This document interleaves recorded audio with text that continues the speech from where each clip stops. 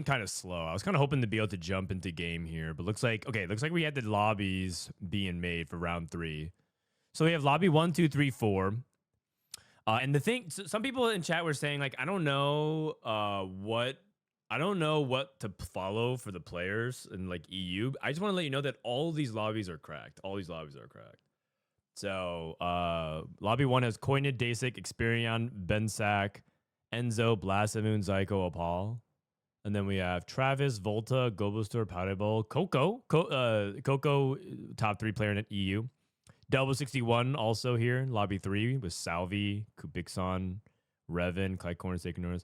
Lobby 4 looks pretty good. It has Sologesang, popular German streamer, and I think one of the best players in the EU. Canbizz, who's double 61's kind of counterpart, his cousin, really strong. Elia, good, strong German player. Tarteman, Jedusor. I think Jedusor right now is the #1 player in EU. Snoodyboo. That's like pretty good lobby. Let me see if I can join that lobby. Just gonna join it. I think that's a good lobby to watch. Is it my imagination, or is Frodan stream always very quiet? My mixer has browser turned all the way up, and I'm at 100% volume.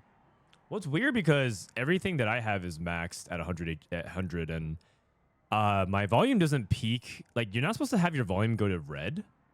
If your volume goes to red, that just means that's like critical, or like you don't want to peak. And so most of my sound, like, I don't know, I guess I maxed out my sound stuff, and I don't have alerts very loud. So I'm not sure why. But some people have said that my stream is a little bit on the more quiet side. It could be because of my compression systems. No, it might be something on my thing as well, but pepoglad is #1 on ladder, is he? I mean, that's actually pretty impressive. I think that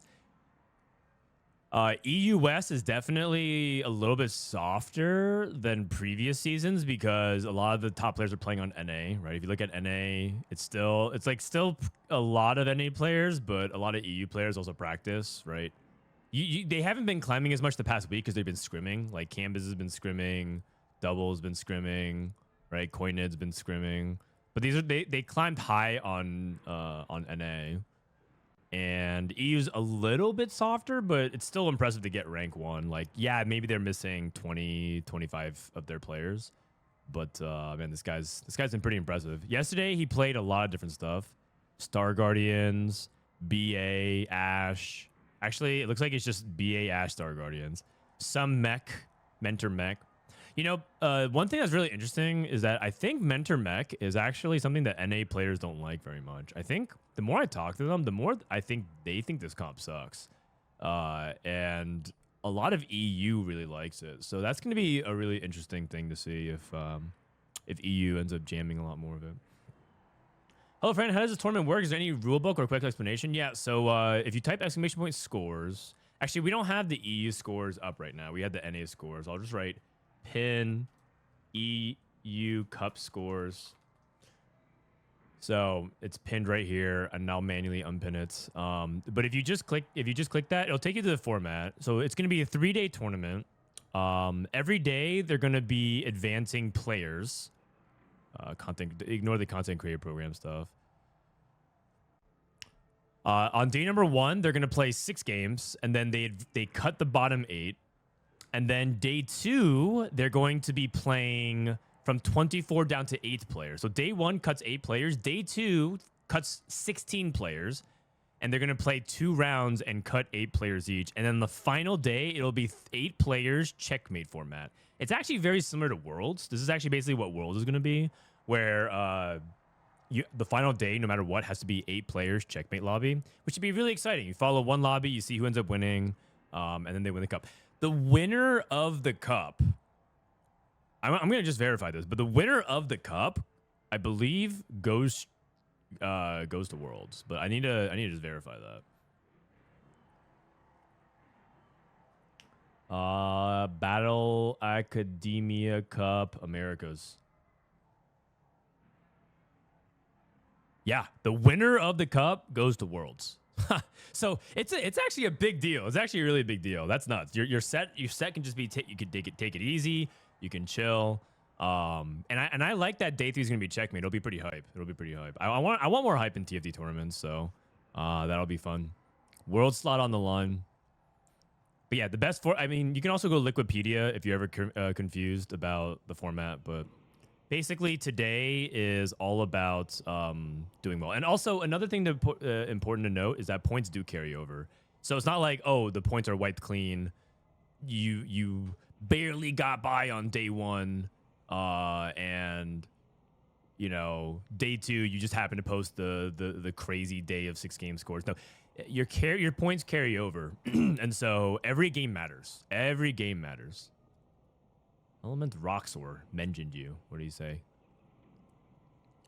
Paid chatter. You're a great streamer. I mean, he is. It's true. I think this format makes a lot more sense than the previous ones. I agree. I agree. That is cool, though. I like that they do qualify for Worlds. I think that's going to be a good change. I think it's going to be a good change. I guess what I could do... Actually, let me just add a bunch of these guys. See how their games are going. See if anyone has their match history. I just want to see how some people's like games have gone so far. Star Guardian, 6th place. Kaisa, 2nd place. That's about right. Just scouting around and seeing like what's being played at the moment. Battle Academia. There's the new Protector Sniper reroll. Protector Sniper reroll. That's... I mean, basically, this is the new way to play crew that a lot of people are playing. And you don't actually play for more than 2 crew. You basically just, like, abuse the fact that 2 crew gives you a bunch of free gold and reroll. And so that gives you the excuse of, like, rolling for 3-star everything.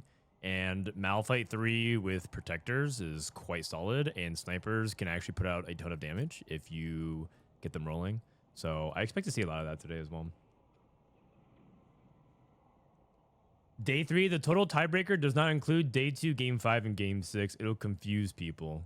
Yeah, fair enough. Fair enough. All right, because it took a long time for the stream to get set up, sorry about that. Well, let's run ads real quick before we get started. BRB.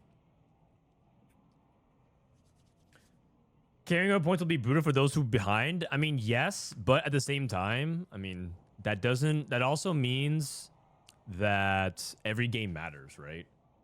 Every game matters. And if you play through the entirety of the entire thing, you have 12 games to play through. I think that's plenty. 12 games should be enough to determine who should be like the top 8 going through, but you do need to have some pretty high AVP. You do need to have some pretty high AVP.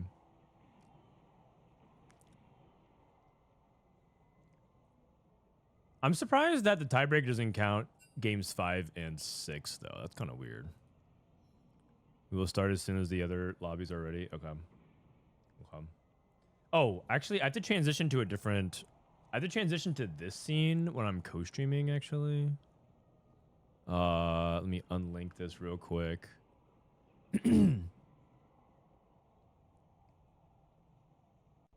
I have to use like a fancy new overlay thing whenever I'm co-streaming. It's just like a mandatory rule. Okay. All right. So who so far is the top point earners? Let me actually look at the EU score sheet here. EU. Day 1 leaderboard. Kojnid with a 1-1. Do I have his profile? What's he been playing?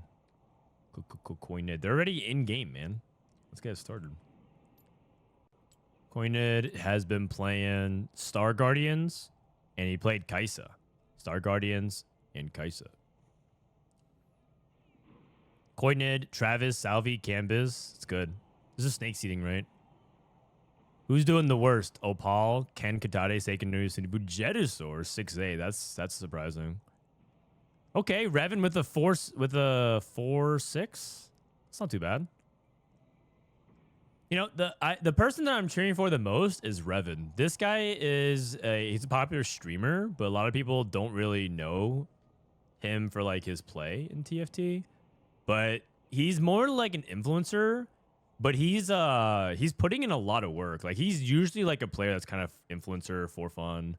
But he's been trying super hard, and I mean his viewership is pretty good, right? Because a lot of the Spanish community wants to support him. All right, here we go. It's the grand finals. Let me link up the overlay that I have here. Canbizz. Save.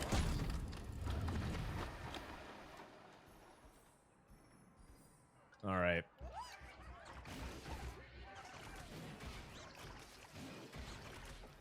Boom. Wait, is it not showing? Refresh. Eh? Oh, okay. So I have to manually refresh it every single time. Okay, so this is me pilot testing the thing, so sorry about that. Okay, so we have Jedusor. Jedusor starts off with the early Viego. Viego, by the way, is a unit that people are willing to play around. So this is actually be interesting already to see if Viego reroll will be a thing. What nice saver? Did Frodan talk about the CN drama? Oh, I didn't actually. CN drama. Gold opener. Elia sells. Elia's holding crew. Jedusor is playing around Viego. Tarteman also holding crew. Pepoglad holding Katarina pair. He's not even fruiting to check the Katarina yet. He's holding onto Rakan. Rakan pair with Janna. Interesting. Janna pair, Rakan pair. Wow, there's already kind of an interesting lobby in terms of what people are holding. Sologesang optimizing Golden Edge. We have a GP opener as well. I'm most curious about the Viego opener. Do you think we'll see any prismatic augments? Yes, absolutely. 9 lives Viego. I wonder if he wants to go Pandora's, but I think 9 lives Viego could be good because 9 lives tend to encourage you to reroll since it gives you a lot of early game resources. Ooh, Caretaker's chosen. Oh, Duelist Crown. Okay, so he just ends up going for Caretaker's chosen. I'm pretty sure this augment... I believe this augment's one of the best augments to play around generically. We haven't like made it S tier or anything on TFT Academy, but I think I personally would give it top scores. Pandora's items can because Radiant Stone play. This probably usually means that he's going to play into Prodigy or he's going to play into Ash. Elia took Prismatic Ticket, found early Kaisa, so we have some reroll commits. Radiant Relics rolls Radiant Nasher's Death Cap on Janna. Okay. He has Heart of Gold, Janna 1. But I don't know if this is strong enough for Janna to actually win fights and farm gold. We'll see. All right, Kapusta, how you doing? Star Guardian's also Radiant. Yeah, Radiant items in general are just really good this set. Okay. So he's going to farm the 2 gold, Heart of Gold. Pepoglad is number 1 on EU right now.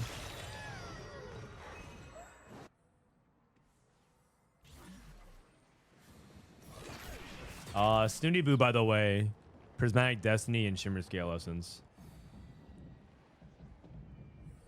I'm doing fine. Thank you for asking. I'm hyped to just chill this Friday and watch you cast. You the best at it. Damn. Thank you, man. Thank you.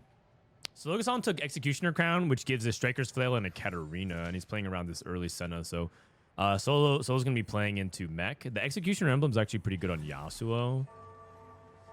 I'm not sure exactly how many Executioners are supposed to play. I know that a lot of people, they just literally put Executioner Emblem on Yasuo, and they view it as an Infinity Edge. And you're like, okay, I'll just put this on Yasuo, set and forget. I've also seen some people play Lee Sin and Akali and really try to go into like 4 to 5 Executioner. And I don't know if that's actually good versus just, you know, like, because the Executioner gives you more crit and more damage, which is great.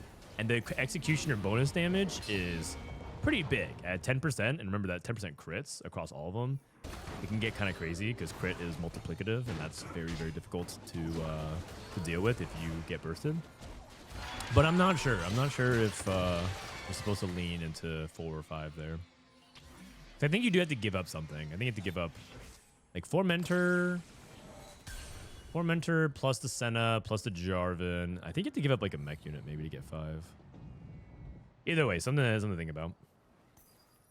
Why does it look like some people have a headliner?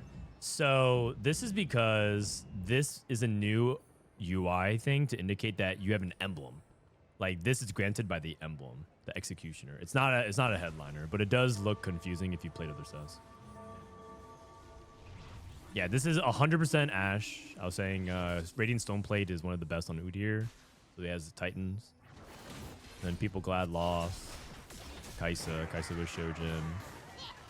Snoodyboo with a generic opener. Prismatic Destiny to Shimmer Scale Essence. That's a ton of gold. So Snoody, in the best case scenario for Snoody, he is going to try to go for a fast 9. Try to play around Varus. He also might play Ashe. Ashe is decent with Gambler's Blade. Not amazing, but decent. And then Mogul's Mail is solid on Udyr. Not amazing, but solid enough. And Ashe, Udyr in combination is just a good comp. So, is the tournament today, Saturday, and Sunday? Yep, 3 days. It's 3 days. Looks like Jedusor is also playing into Ashe. He just has Stoneplate and he has Viego. There's 2 variations that you can play of Viego. You can play Duelist variation or you can play Soul Fighter. But I will say that he might just be trying to play Ashe as a basic because I don't know if his Viego setup is that good. I don't know if his Viego setup is like that good right now. So, wow, man, they have this autopilot feature now to like basically automatically change things like the carousel and streaks and whatnot. Amazing. Amazing. It's great. All right, Katarina. Nothing too crazy here. I am curious what he's going to play. What does Radiant TG fit really well in? Radiant TG fits it really well in compositions where you have a strong like melee unit or something else that just ends up like wanting items, but you don't want to like for example in Executioners or sorry in Mech Senna, giving TG to Yasuo was great. So that way you can focus on itemizing Senna and Rise. Taste says on Cassante. Yep. Yeah, you could put on Cassante, for example, and Yuumi. That makes a lot of sense. Just like a unit that wants items, but it's kind of hard to go out of your way to make items for them because they perform really well. And TG is also really good on units that like melee units because they tend to benefit from a wide range of tank units, tank items, AP, and AD. Because sorry. Clear. I'm a little congested right now, but there's a lot of units that who are melee that because they are melee units, Riot compensates the fact that they're more vulnerable by giving them better AP ratios. So yeah, Sologesang currently streaking. I think Sologesang went bot forward in his first games, so he needs some help here. But I really like his start.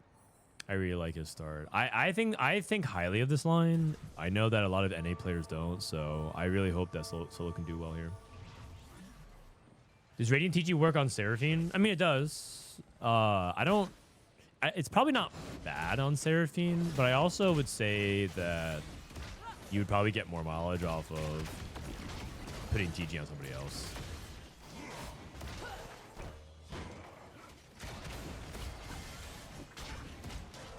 I don't know who though. Like I guess you wouldn't necessarily want it on Nico, right? Because Nico's not that amazing. I mean, Nico's okay in Star Guardians, but Poppy is like the real tank. The difficulty of Star Guardians is that there's only one tank that's reliable in the comp, and that's Poppy.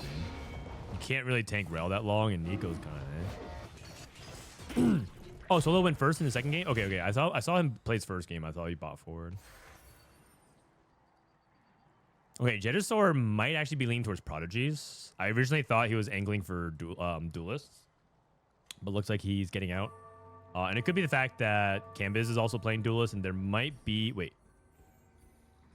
Oh, yeah, no. Canbizz is playing Duelists. He has Titan Slam. There's no way he's went Radiant Stoneplate Titans, and he's like, I'm Prodigies. That's just not a thing. He has Udyr Pair. That's good. And then it looks like pepoglad is also playing Prodigies. Lyyyress is also going for Ashe, and he has Rageblade Kraken. Snoody's also going for Ashe. Looks like three-way Ashe at the moment. 3-way Ashe, 2-way Yuumi, 1 mech, 1 Kai'Sa. Bullet Hell got nerfed, so definitely worse for Kai'Sa these days. Might want to take Sky Piercer instead. I mean, Bludgeoner also got buffed, so maybe you could justify taking it as well. A lot of NA players don't like the center Rise line. Yeah, they don't, surprisingly. I'm surprised to hear that. I was talking with some of them. But EU likes it. EU likes it. So that's strange. Poppy's a better tank than Nico. Yeah, in the Stargard line for sure. For sure. Poppy's the only. She's the only reliable tank, which is why, because like a lot of times if you don't hit Poppy 2 and you tank Nico 2, you end up struggling. I don't know if you guys have played a lot of. I don't know if you guys have played a lot of Star Guardians, but every time I'm taking Nico, I'm pretty sad.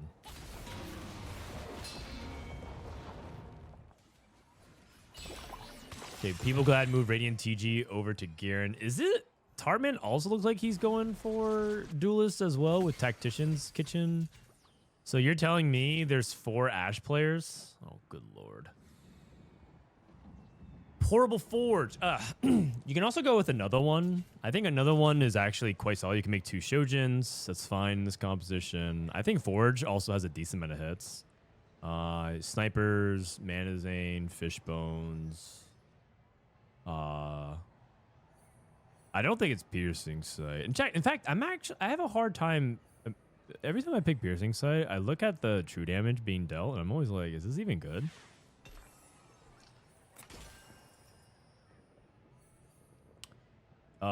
So I think the safe play is to make Shojin. I think what he could do as well is go double Deathblade. Yeah, I like this. I like this. Because he can also put Deathblade on the GP and put that as a Yasuo item. Yeah, this a lot of this makes sense. I think this is smart. And I think the other thing too about this is that it makes his board stronger and he's win streaking. And I think the one thing about Center Rise that the more I've come to realize is that this is not really a lose streak. It's not really a lose streak comp.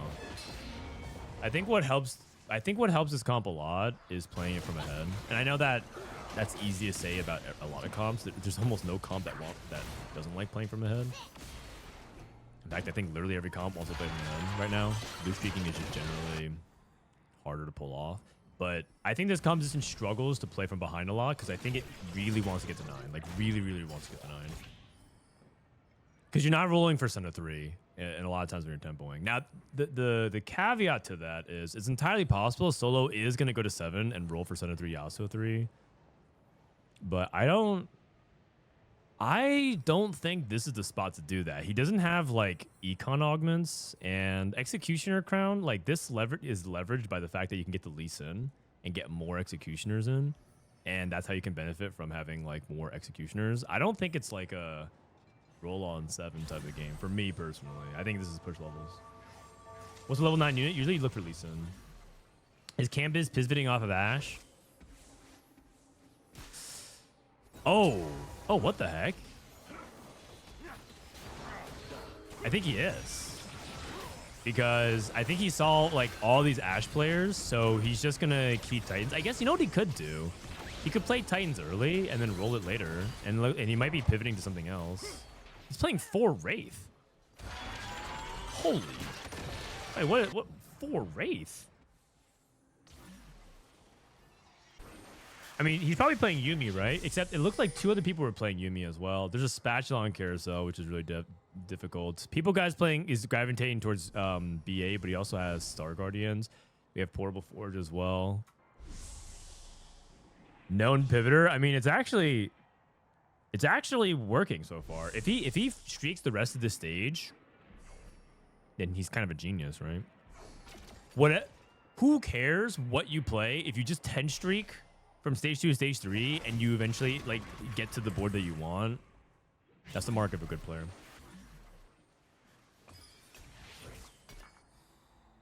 I was watching Unique stream and found out that over 9,000 is called over 8,000 in French. Oh, Canbizz found a Yuumi. He's saying blue buff though. Blue buff Void Staff.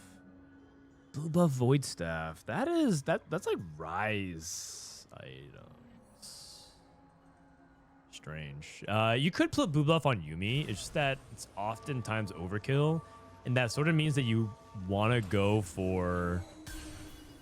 That often means you want to go for a different power up like Super Genius, but they nerfed it, so it's worse.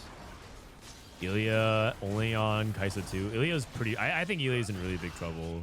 He does have Prismatic Ticket, but he's not really doing well on the Kai'Sa count. He's also getting majorly stat checked. And the difficulty with Kai'Sa is she's a snowball champion. The more kills she gets, the more likely she is to get more kills. So when you're starting to fall behind, you just fall further behind because you're not getting the kills.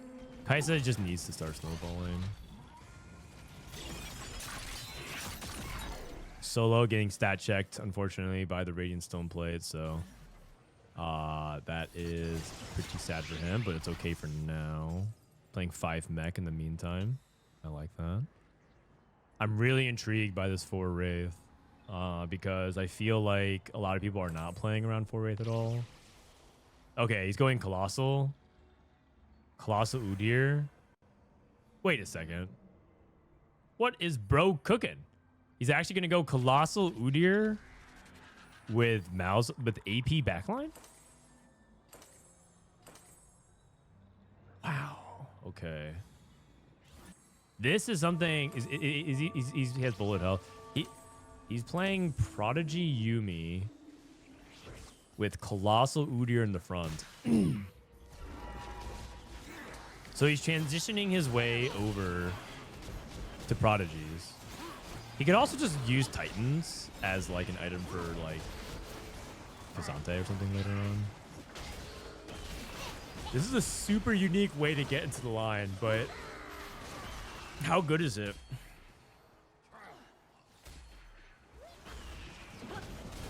Man, maybe Colossal Udyr just that busted. Man, I'm starting to think Canbizz might be a genius. Elia, I think, is going to be in really big trouble here. Then we have the duelist player for Tarteman. Tarteman tried to play a little bit Crystal Gambits. Lyyyress also looking for Ashe and Udyr, so we have 3 Ashe players. Holy cow. Archangels, Radiant Archangels. Oh my god. Jedusor.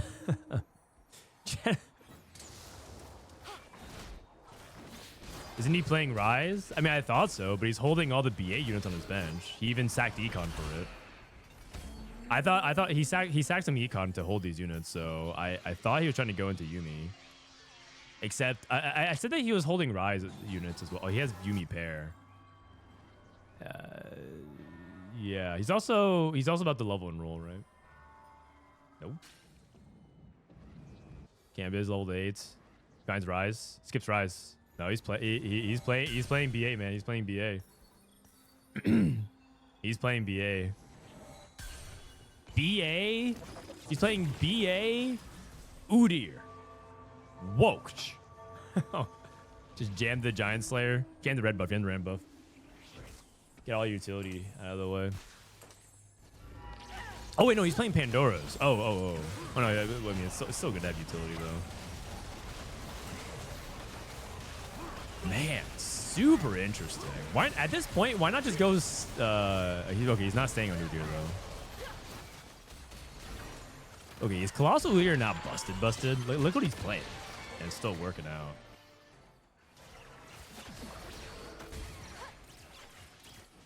EU is cooking. Yeah, I mean, Canbizz might have the most interesting setup right now out of everybody. I'm just looking at it right now. Jedusor went to 8 immediately. He's rolling, but he's rolling late because he didn't take an Econ augment. Seraphine's is decent, but like it's not the spike you're looking for. When you're rolling for Prodigies, you hit a Seraphine. It doesn't mean you're stable. Finds a Yuumi though. Yuumi 1 is pretty stable. With these items, triple Radiant? Oh, sorry, triple Archangels? Surely it's got to be stable. Also, we put items on Yuumi for sure. Also, I think we fruit as well, right? Solar Breath. He has no anti-armor. My God. It's going up against Canbizz, who has Yuumi 2. Yuumi 2 with Colossal for Udyr. I mean, is anything going to outscale the Yuumi here? Dude. Canbizz finally takes a loss. Elia gets an important win. Elia's still on Kai'Sa too. Pepoglad also has Yuumi too. Going for a Reforge. Gets Edge of Nights. Okay. So 3 Yuumi players. Snoodyboo going for a fast 9 into the Lyyyress, as we talked about. Trying to go fast 9. And Solo did roll on 8. Finds 1 rise or 2 rises. DB Last Whisper, and then you can go Guard Breaker, Archangels. He ends up itemizing the Akali. I agree with this. A lot of times I think Akali 2 actually can do a lot of work. Especially against Ashes. A lot of people who play Ashe, if you position correctly, he's on the wrong side. But Akali can actually get to this Ashe. And if Ashe doesn't have Edge of Night, you can actually just kill it with like the Sun of Laser Beam plus the Akali. This is a positioning diff from Solo though, which is like really frustrating because it just feels like the matchup's a coin flip if you're like on the right side of those units. Doubly frustrating when there's one Ashe on one side and one Ashe on another. Oh, we know it. Edge Knight diff. Hold on. My game is lagging a little bit. I think it's my because I have streams in the background also running. Sorry. Eon div. Dude, Eon is so good, man. Eon is so good in every... It's actually crazy because the way fights pay, like the mid-fight combat pacing, Edge Knight ends up just being so disruptive to damage flow that it just swings things because everything ramps up in so much power that if you can get one additional cast, you can make a big comeback. It's actually, I mean, if anything, it's very anime-like, right? How fights are going so dominantly one-sided, and then at the very last second, they get like one final cast and they swing the fight the other way. I mean, it's very on brand, is what I'll say. Okay, looks like he's selling the Udyr and he's transitioning. Do you just roll the Titans now? I really don't like Tangzilla. Standalone. JG. Utility on Malzahar, probably. Oh, I guess he doesn't have a third item for Yuumi right now, so he just puts Void Staff. And then he'll move it. He has another remover later on. Udyr isn't that good without Duelist. I mean, I agree, but it was good enough to get him this far into the game. Oh, sorry, we missed Snooty's partial roll down. He got to 9. He rolled a little bit of gold. The big stabilization point for this composition is Varus 2. Once you get Varus 2, you are really good. The reason why Varus is so good in the meta is that he basically can randomly snipe backline. Varus is cool in terms of animation, but he's one of the most frustrating units for me this set because he just shoots randomly. That's it. He just shoots randomly, and sometimes he kills backline. Great. Sometimes he misses, and not great. Unless you're going against him, which is great. And I find that dynamic very difficult to deal with, personally. Shadow Clone, Gather Force, or Bludgeoner. He takes Gather Force. Actually, does Gather Force work with like the additional mana that you get? Gain mana when units die. Let me see actually real quick. So he casts.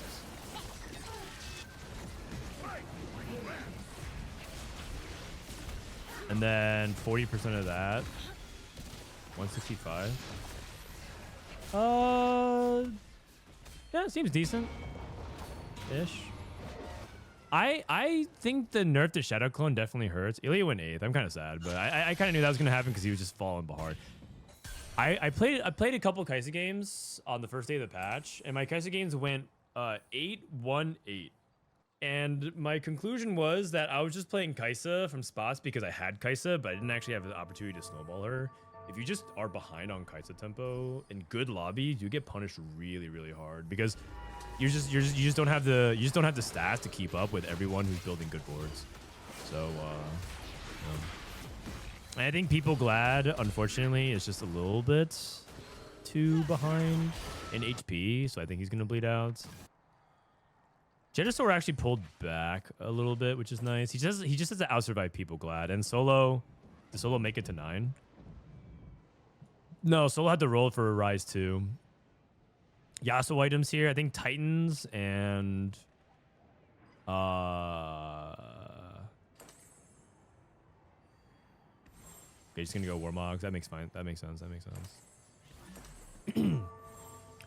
I was thinking, actually, couldn't you just make, couldn't you make Guardbreaker, actually? The Striker Slay on Yasuo? He already has Executioner Emblem. It's basically like putting, he already has like IE on him, so. I think 3-item Yasuo actually does matter here. And then, I actually think that with Vow and Stoneplate, J4 should be able to cast twice anyways. I don't think this 3rd item can make him cast a 3rd time. So, it's fine. It's definitely not bad. It's not a bad item he made. It's just more like, did he need to do that? I think he could have made another Guardbreaker and gotten away with it. The purpose of J4 in this comp is not actually to tank. He's just there to cast twice. And you'd be surprised. He actually can cast twice pretty consistently because the CC from Kabuko and Akali and all, Kabuko and Yasuo and everything with the comp actually kind of stalls enough for J4 to cast twice if you have a Vow on him. I wonder why. Oh, it's because Udyr's is anti-heal, so he's trying to have Udyr stay safe. I like that, actually. That's smart. Okay, J4. J4's gonna murder Canbizz. Not even close. Oh, a little close. If Yuumi cast it again on the low, he could have actually came back. Snooty has Braum too. I'm surprised he lost the fight. Oh, he lost a solo previously.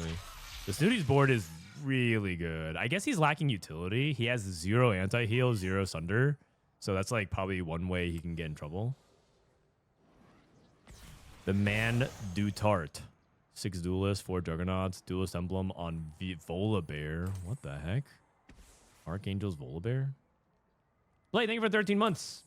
Happy sub day. Thank you. How you doing, buddy? I saw you're doing well in the first half of your climb. Hope the rest of the climb went well yesterday as well. Whoa, he's trapping his Udyr in the corner. What the heck? What is this tech? To try to keep the anti-heal alive?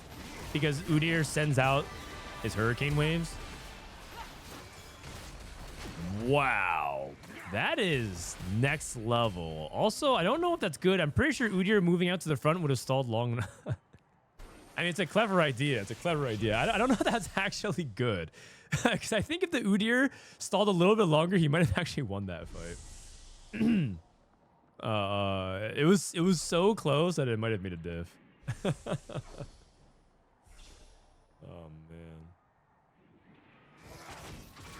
These EU players are kind of smart. Yeah. Because if Udyr dies, your anti-heal dies, right? Because the hurricane disappears or whatever.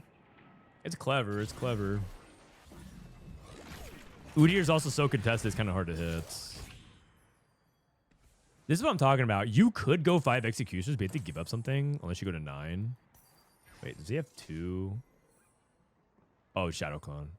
Shadow Clone doesn't show one of them as the clone. It's like, does this guy just have 2 Send of 2s? How did he get 4 Death Blades? Why did he build 2 Last Whispers? Jedusor probably has to be happy with this 5th. I think Jedusor's spot was looking really bad. He initially angled Ashe and he pivoted. And then there's 3-way contested Yuumi, so he's probably happy with this 5th. I think he's dead.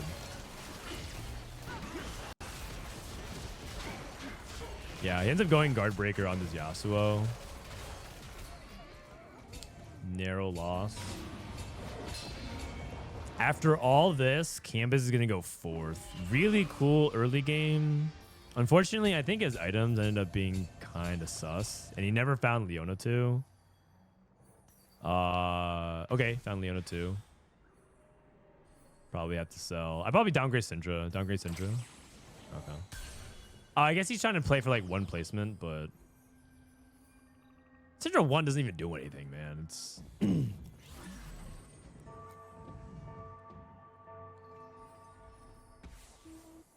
he's three-way boxing in the Udyr. This man is committed to the bits. On the left side, you need 3 units to box in versus the right side, you only need 2.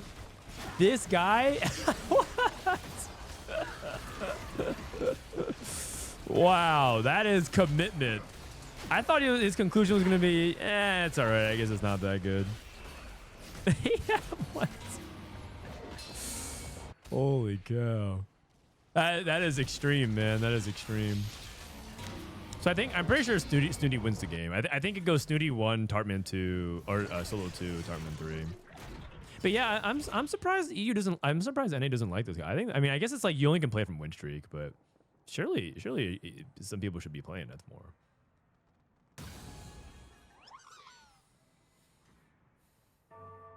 And now he's going to 9. Why does he need a box of Udyr? So Udyr is your anti-heal. His passive says you summon a storm that burns and wounds, but that is a passive. So if he dies, it disappears. And I think the way he's viewing it is that some of the fights, especially against like Udyr, like Colossal Udyr, they can last for a really long time. And so if you lose that anti-heal for any reason, all of a sudden the Udyr is going to start healing up and you're going to be in trouble. So now because he made Udyr tier, maybe he releases him into the wild. But I think the way he views it is that if Udyr dies, he can't get past frontline. I think this is kind of extreme, personally. But I mean, Sologesang is the pro, and I'm just a chatter. Giant Slayer. Hodge is fine too. I think Giant Slayer is actually really good against Udyr. I actually think that Giant Slayer should go on Rise. So I think Giant Slayer take down the Udyr is like even more important. But I guess he crushed him, so it doesn't really matter. Because Rise is like big single target burst, and if you like Giant Slayer down the Udyr, because it's actually just like a ton of DPS. It's all good though. I don't. The problem with this is I'm pretty sure Snoodyboo just completely dumpster this comp because Senna 2 is very vulnerable to just the Varus arrow, and then you just lose half your DPS.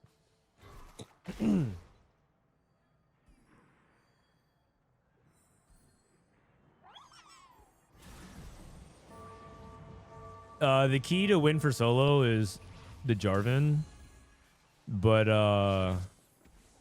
if Jarvan doesn't like, sometimes Jarvan trolls here and doesn't even go on the Varus. Sometimes he jumps like right here.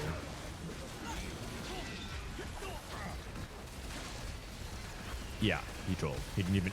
Yeah, what? Come on, man. Oh god. Like, what else can you really do? Like, what else can you really do in this matchup? It's so sad. I'm like, sometimes I play this comp like a good amount, and I'm like, I am on the same side of this freaking Varus, and I just can't get it. He's not even like trying to bait the Jarvan anywhere else. He just can't. I guess like the smart thing is he's frontlining the Rise to die, so that way it leaves a small gap in his front line. But yeah. So it was looking good so far. Yeah, I mean, I think he went first last game, so top 2 here is really good. Snooty hit Lee Sin too. I think he's just holding it on his bench to stop the executioners. Oh, actually, wait. I reset. I think there is something that Solo can do. I think that if he plays around Akali, he might be able to cheese the Varus, because I don't think Snooty's positioning around it. He's positioning corners, and Solo hasn't really been exploiting that with Akali.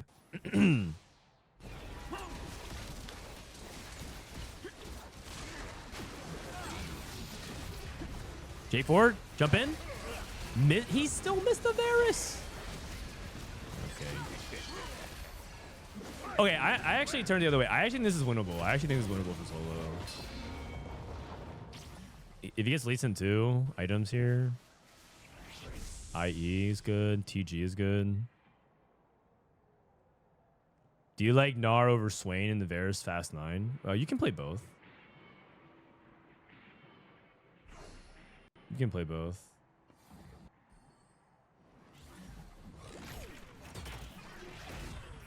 Okay, solo rolling. He's gonna try to move items over to Akali and Lee Sin. Double Akali. Those are good Akali items. Executioner Buko. Snooty just trying to close it out here. He's playing the best comp in the game when you can hit. He has Indomitable as well. Okay.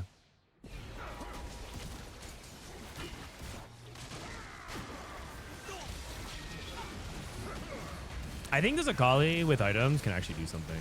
Look at that. Oh, Sanj. Okay. Comp is too OP. Snooty's at level 10.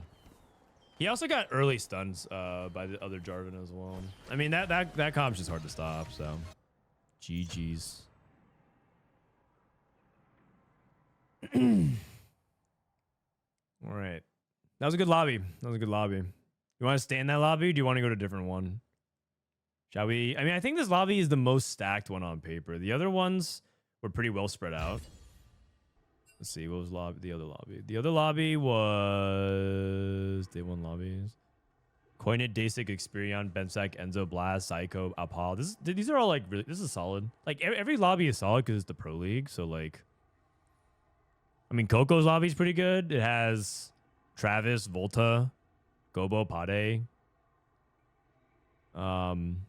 I consider Rico to be a slight underdog. I think Kitade is an underdog. I don't know much about Tomino, so I can't really say. This lobby with Salvyyy, double Kubixon is pretty fun. Sacred Norris, the top Russian streamer as well. Hey, you know what? Let's just join this one. Let's just join this one. I'm down to see some double 61 action. And Solo seems to be doing well, so happy for him.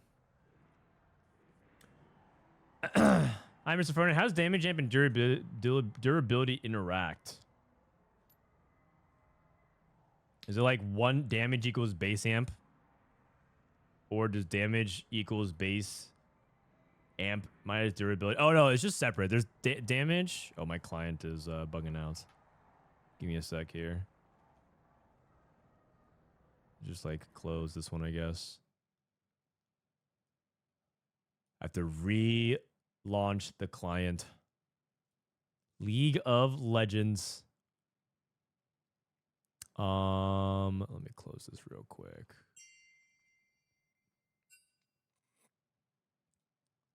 League of Legends. Okay, I'm in.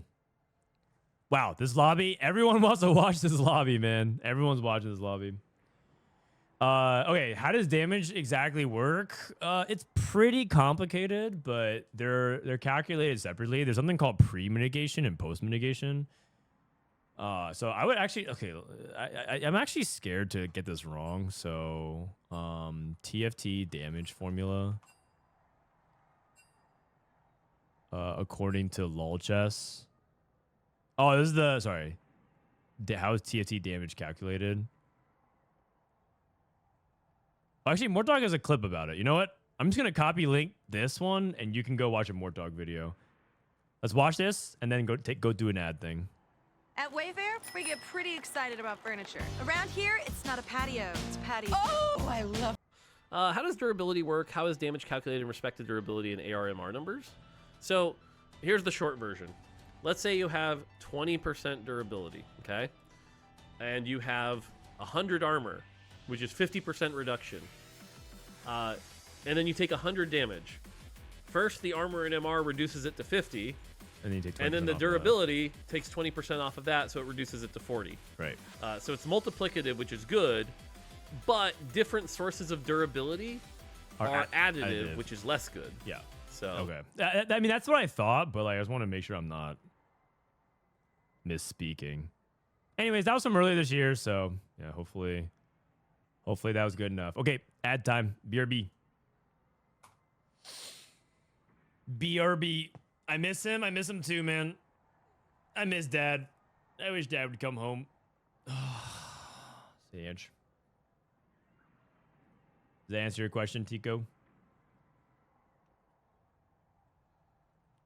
So the durability works post mitigation, which is, I was gonna say that, but I was like, is that actually true? And then thank God for Mort Dog, man. Mort, don't leave us. Don't leave us. Because then people are gonna ask me, and I don't know most of the time. And then people are gonna be like, does this TFT Academy guy even know anything? Can I even trust his website? And then I'm homeless. It's terrible, man. It's terrible. All right, here we go. Prismatic finale.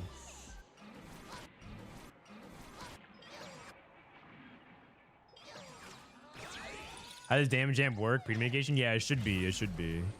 Because basically, all damage is calculated in one burst. Like, it calculates all your crit and your damage amp and your base stats, so on and so forth. And you present one source of damage. And then you mitigate that with all your defense.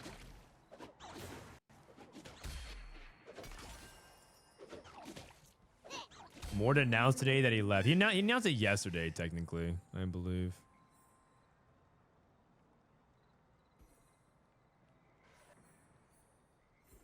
I mean, did he announce? I mean, he announced on his channel, right? Yeah, he announced yesterday that he's done. He's done. He's dunions. Okay, let me get this overlay updated real quick. Give me a sec, guys. Unlink. Go with the Sacred Norris. Double 61.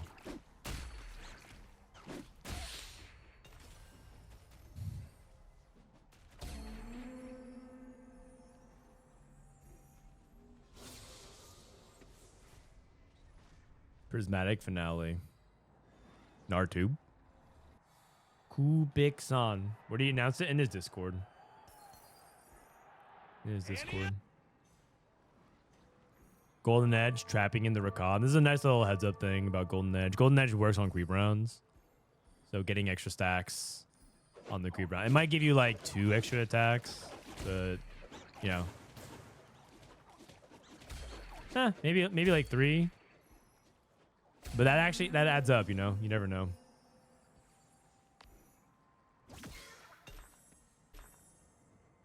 Double trouble. I think this guy's gonna take Cluttered Mind. Cluttered Mind. Seems pretty good. This is double 61. Solo leveling. Is he about to take solo leveling? Solo leveling Malphite. That's probably good enough. He also has Neferi pair, so you can take solo leveling. Wait to see if you get Neferi 2. He did get Neferi 2. You can slam Hodge. Wow. Okay, now here's a question.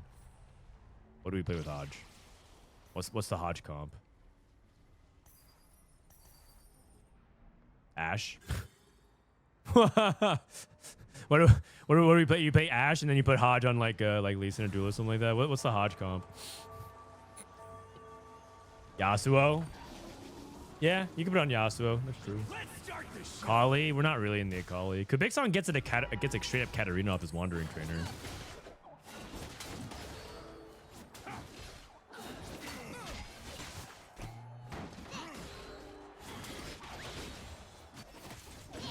Yes, my question is that will 100 damage, for example, be 1.4 equals 40% amp times 0.6 equals 40% durability equal 84 total damage, 16% reduction, or 1.4 equals 40% amp minus 0.4 durability total damage 100 unchanged?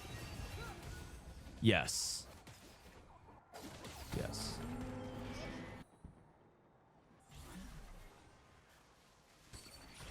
Okay, Vomendeath has Raining Gold. Hard bargain with early Udyr. Reven usually just plays the standard meta comp, so he's probably thinking about prodigies right now. But his items are leaning towards AD, so a little bit awkward. Bow can be kind of tricky to use sometimes. Destiny into investment strategy. Oh, wait, he's gonna play crew, investment strategy crew. Okay, he's gonna play crew snipers, protector sniper.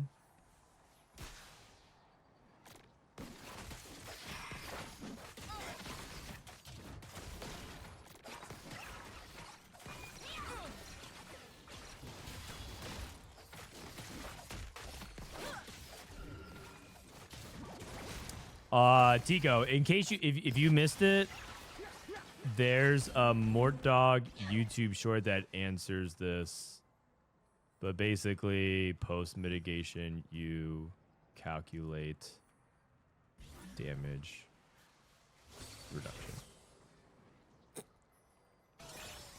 reduction. Worth the wait into Rel. Okay. So he's going to go for Star Guardians then. So you have 1 Star Guardians, 1 Ash player, 1 crew player. This person probably is going to have to just play Battle Academia. And then we have Stoneplate Rod. That's probably Ash. I don't know what Kubixon, or I don't know what Double wants to play though. That's one of the big questions. Solo leveling into, I mean, it could be Ash. He also, oh wait, he's holding on to mech units. So maybe he's going to play solo leveling into Senna. And then that's what I was saying. You can put it onto Yasuo, right? You also can just put Hodge on Senna. It's not like the worst thing ever. Is it? Let me look at the stats, actually. Intuitively, it's not the worst thing ever because it's a crit item, little mana regen, a little bit of base stats. It's not the best, but it's also like it's delta neutral. And delta neutral means that it's playable. It's literally positive 0.01, so it's delta neutral, which is fine.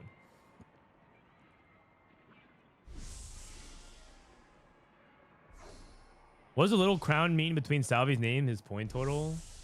Yeah, it's it just means the points, I think.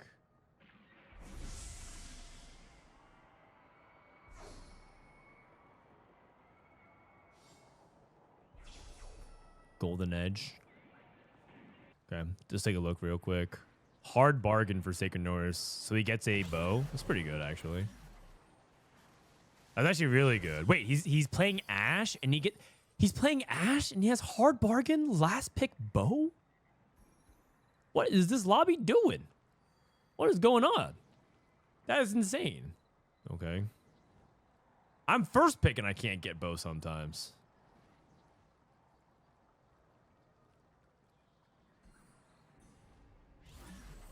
Can you explain how delta stuff work and what's delta and positive, negative mean? So delta is the rate. It just means the rate of change of having it versus not.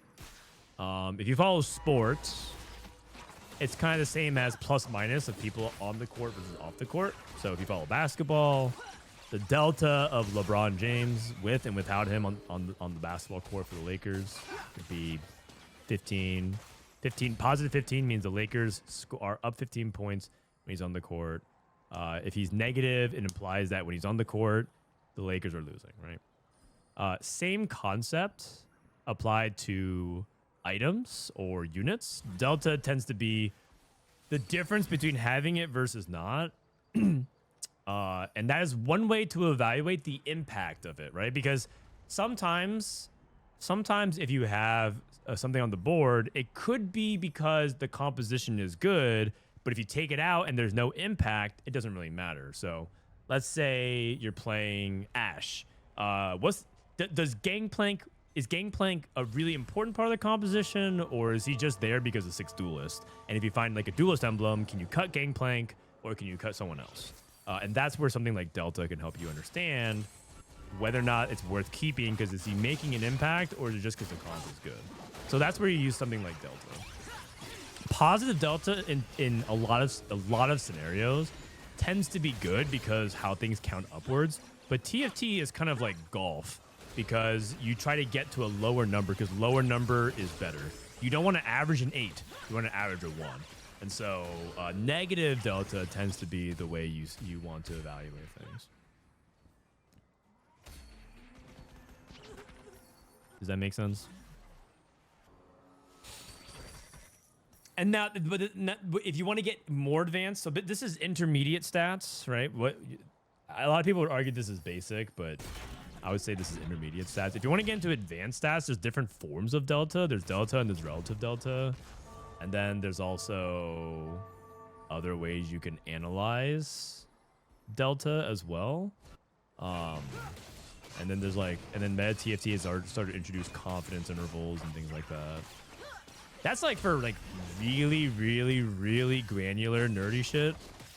that I don't think really matters unless you're at the very top. And when I mean the very top, I'm not talking about the difference between like me as a average, like a low to mid challenger player top. I'm talking about like dish soap relative to Greg.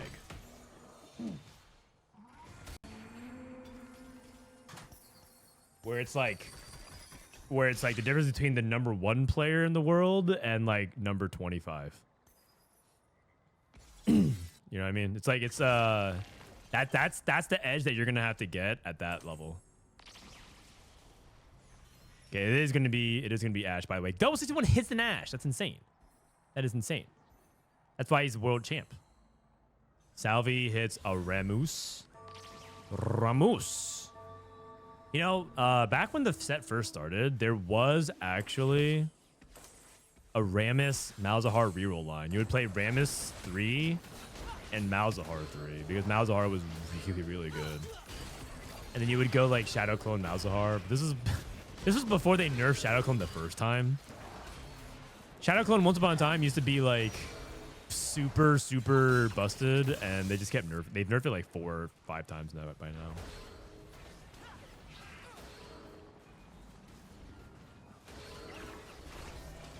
Greg's #1, right? Yeah, exactly.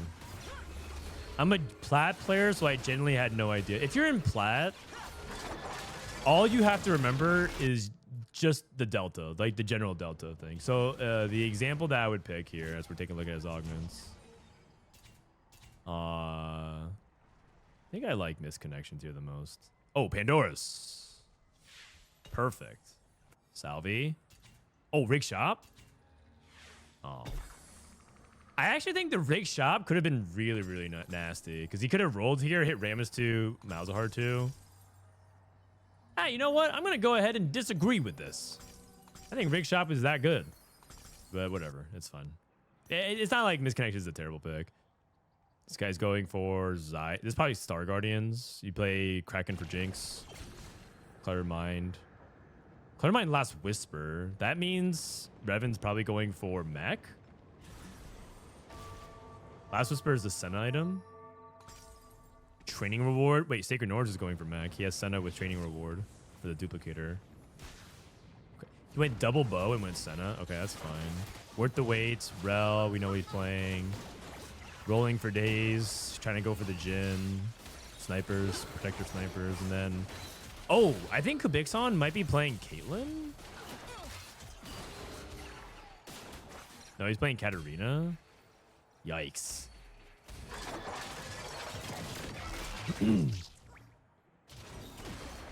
The problem with Rig is he has no Mal's items. JG is pretty bad.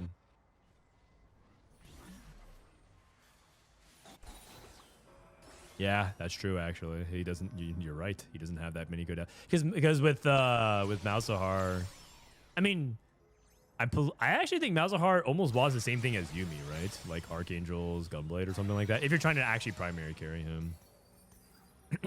Is JG that bad though? Let me see. Let's go with Malzahar 3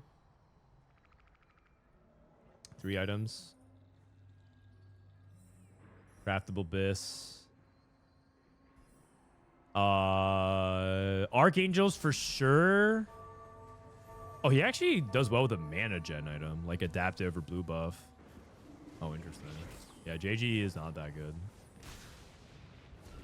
That's actually interesting, huh?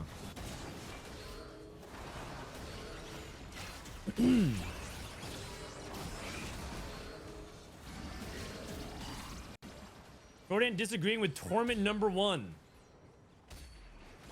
Yeah, I mean, like, believe it or not, TFT players don't, like, the best performing TFT players make mistakes. I think TFT players make a lot of mistakes, myself included. Like, everyone makes mistakes. I actually think the accuracy score rating of TFT players in general are a lot lower than people think. Like, I would say that the best played TFT games of all time, accuracy scores are like when I talk about accuracy, I'm talking about chess. I imagine that, like, there's probably been times where people have hit something like 90, but that's because the game was like so straightforward that it was easy to play. Like the accuracy score would just directly be correlated to how hard they high rolled. But I feel like most players on average is pretty low. I'd probably say somewhere between 50 to 60% for the average pro player. Because I think that they like take a lot of line deviations that like people make mistakes on, and then from there you just keep making repeated mistakes. Because a lot of what TFT players do is they try to simplify the game, right? They have one Senna, they have a bow, and they say, I'm just gonna play Senna here, and they do that so that they can make the best possible decisions that they could. But like the reality is, that's something that's ripe for failure.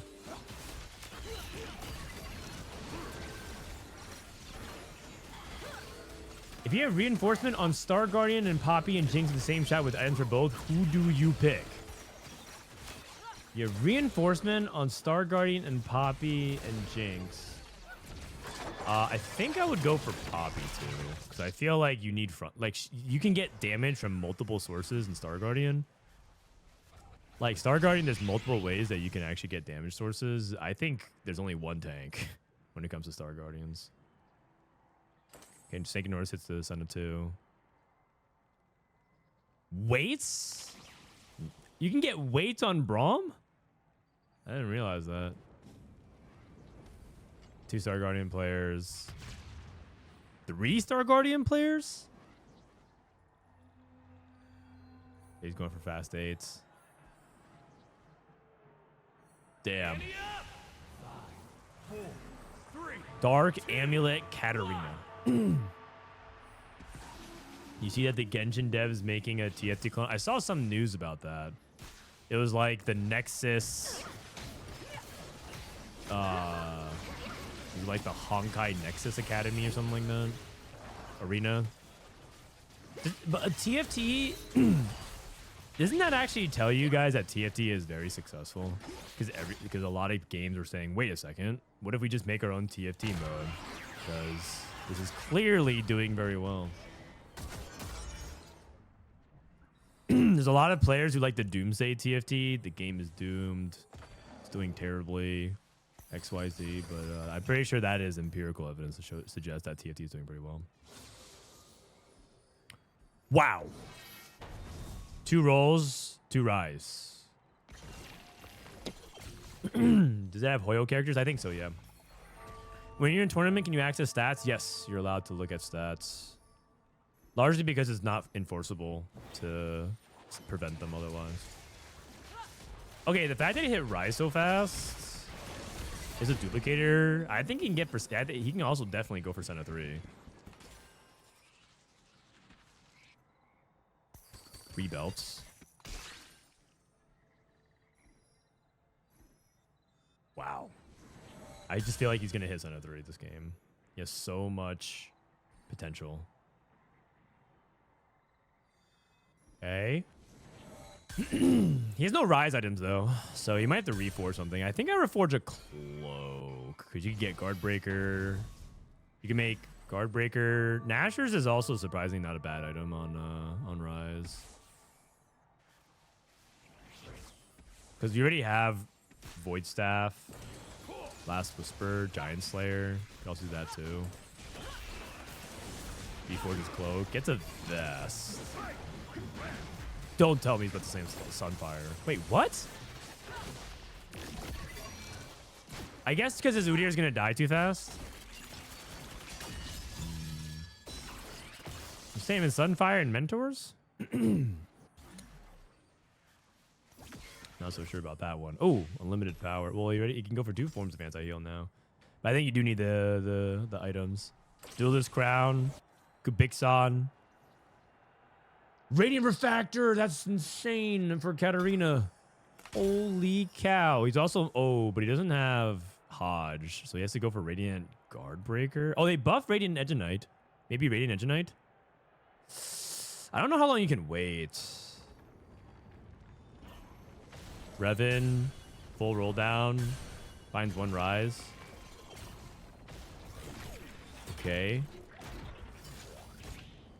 Rise pair. Needs to put J4 in the front. Needs to reposition. No Sennas. A little bit slow, but it's all good. Vow on J4. Going Icebender. Icebender is pretty common. Radiant Gunblade. Radiant Gunblade does not seem very good to me. I wonder what his Radiant Range choices were.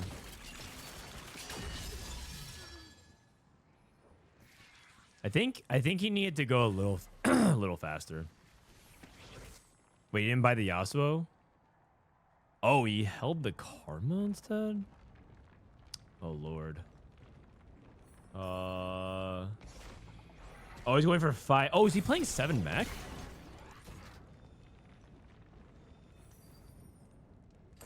Oh, he's actually going to play for 7 mech. He needs to find Senna, though. The problem is that I think this guy... sorry, Sacred Norris has all the Sennas. In fact, he's playing 3 Senna beams. What the heck? Wait, it's actually kind of sick, though. The triple Senna beam. Pew, pew, pew, pew, pew. If he was on the right side, this Ash would already be dead. It's actually so funny.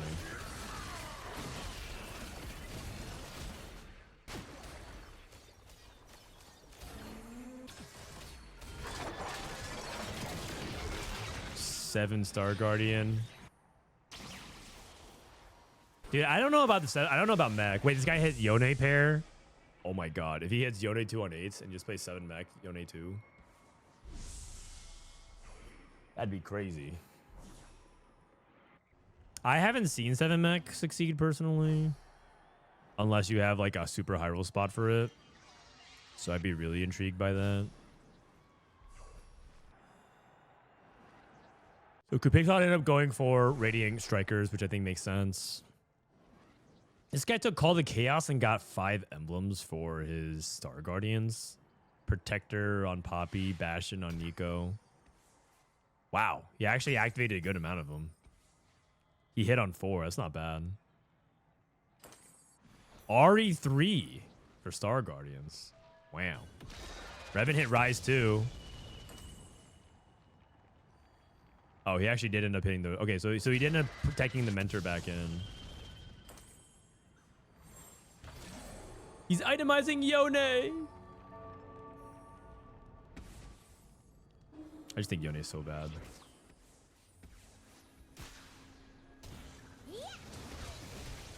Like, Yone can do well. I'm just so biased against him. So I just feel like he is not dependable in the slightest. He got buffed, yeah, but the thing is, he's not that dependable. I'm pretty sure Reven's 8th.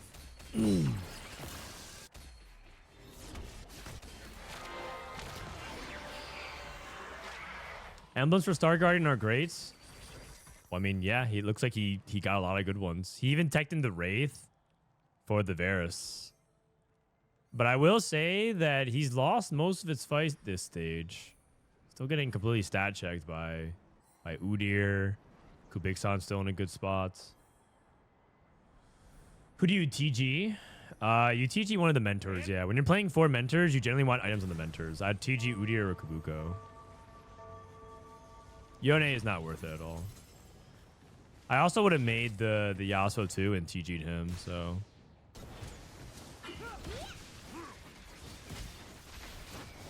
In this matchup, I don't think you want Icebender against Katarina either. I actually think he has to change it. Icebender is much more of a support. But I think that like the early freeze at the beginning of the fight is actually a disadvantage versus Katarina. So I think Icebender is generally good, but I think because of how much emphasis he is on solo carry rides, I think he needs a different power up personally.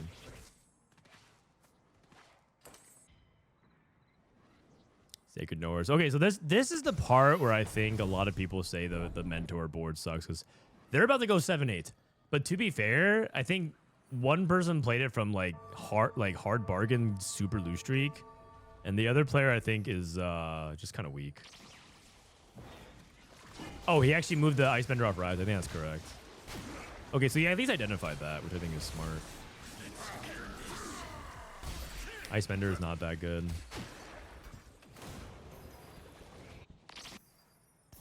Double. Looking a good level 9. He's holding 5 Ashes. Morello on TF. Kubixon with Katarina 3. Kubixon's board is quite good. I'm actually impressed he pulled out the Katarina. Senna 3 for Sacred Norris. And then he ended up getting good items on Cat. Kubixon's spot is really, really good.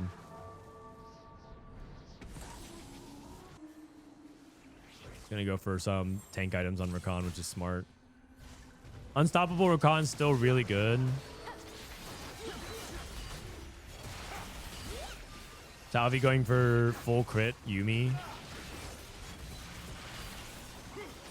This Leona is unkillable. This because Katarina is just stuck on it. I think if you position it a little bit differently, Kubixon would win this fight. Oh, it's close. Oh wow, that was close. Sadly, Reven went 8th. I had higher hopes for this Ahri, but it's looking like without Seraphine, this composition. Oh, huge. This guy's at 6 Ashes, 7 Ashes. TF2 in the shop. Okay, he ditches Ash. It's probably for the better. Why did my jungler not get picked for the TPC? I don't know. You have to ask Riot about that one. That one was pretty confusing to me. Oh, wait. I just realized we took max vitality on Rel. 1100 HP. That's a lot. That's a lot of HP. Okay, looks like Kubixon loses to the RE3 player. I mean, RE3 should be better. They buffed it this patch.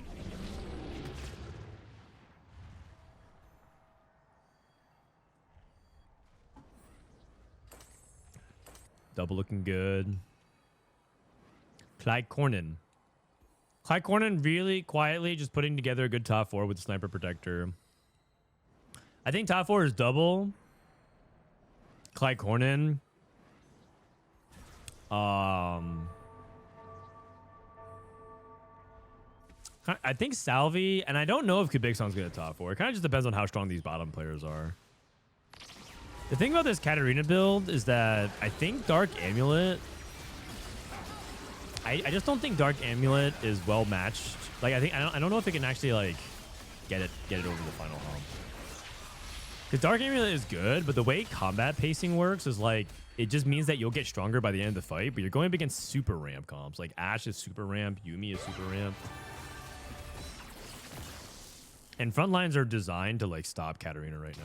Like most like Katarina's worst enemy is solo frontline super tank, because then she just keeps dashing and casting on the super tank like Udyr and stuff. So I always worry about Katarina late game unless you have the super scaling like over 9,000. Dark Amulet's like, well, if you give me time, I'll be strong later in the fight, and that's exactly what Ashe does.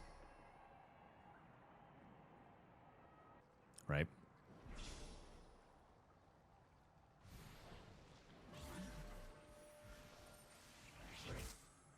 However, you do have to say that some of these other boards look okay. This guy hits Senna 3.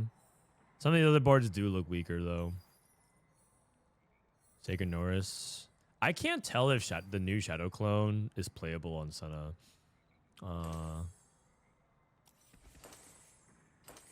1100 damage extra bonus. That's not that great. I think you could get more. Like if you just got Stormbender on Senna, that's just more damage. So I'm starting to think Shadow. There is other benefits of Shadow Clone, like for example, he has 2 forms of Last Whisper. But I'm just generally not that big fan of Shadow Clone in a lot of situations. I think there's just like they just nerfed it a lot. Carbon Fox next to the front. Salvyyy. Stormbender betrays you half the time. It could be, but like, I guess I'm just thinking about like, okay, I think efficient's a lot better, especially with no mana gen. I think precision is pretty good as well, but he already has a bunch of AD. But either way, I just don't think Shadow Clone's like that much damage personally. Does Cat still have Hemorrhage? I think she does. Seraphine too. I mean, it's a close race. The top 4. Double's actually not winning any fights, which is surprising to me, considering that he has Twisted Fate 2 and Lee Sin 2. But I guess if he can get Udyr... Oh, he has TF. He has Lee Sin 1. This matchup actually can be surprisingly tough for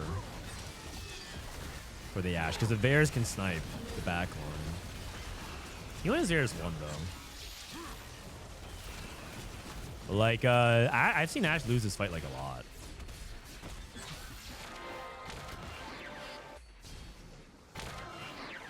Okay, Norris went 5th. Kubixon. Battle Academy Executioner. Top 4. Protector Sniper. I mean, I think this guy can actually even go as far as to win the game. If he has investment strategy still stacking, Radiant Stoneplate on the Malphite, he can go for Varus 2. He has a really, really high cap. Wait. Where did he get all these free rerolls? Oh, it's crew. Sorry, I'm like, did he not use rolling for days? He definitely did. He definitely did. It's the crew free rerolls.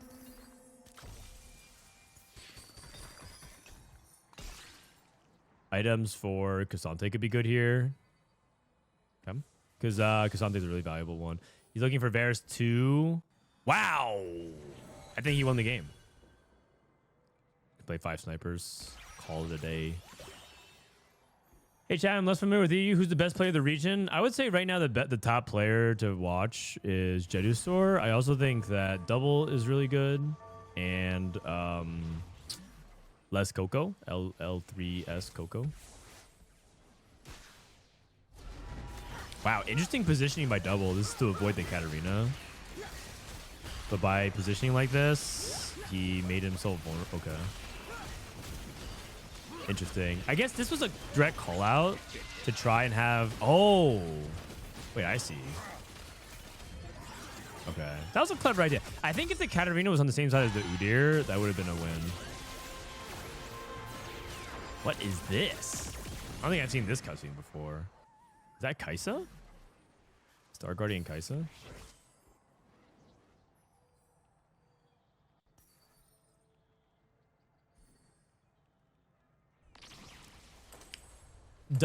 Casey Double is the first ever TFT world champion, and he's gotten second at Worlds. He has second Worlds pretty recently as well, and he's made 5 or 6 world championships in total. So he's largely considered to be EU's best player ever.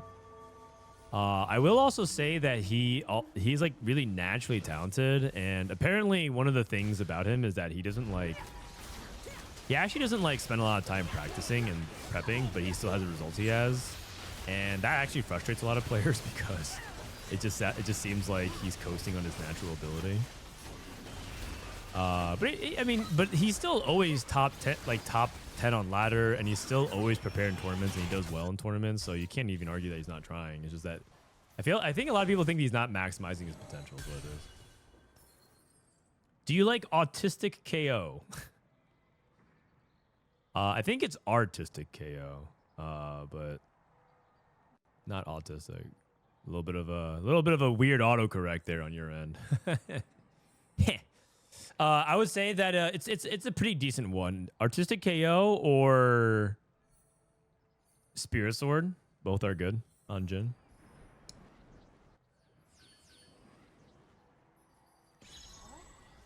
I actually think KlicorneN's going to win this game. As long as he positions in a way to stop Katarina from getting to his backline.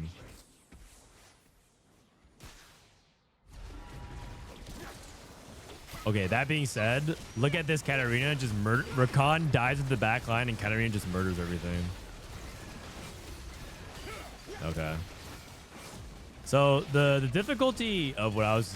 So I said that Katarina would struggle, but I said that it only depends on whether or not Katarina, if she gets stuck on super tanks.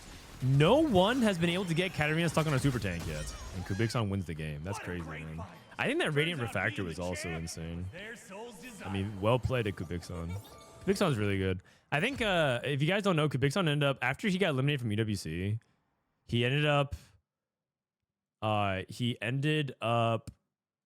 coaching Evos, and Evos got to the top 8 of EWC, and I think that's largely because Kubixon is a beast and coached him that way.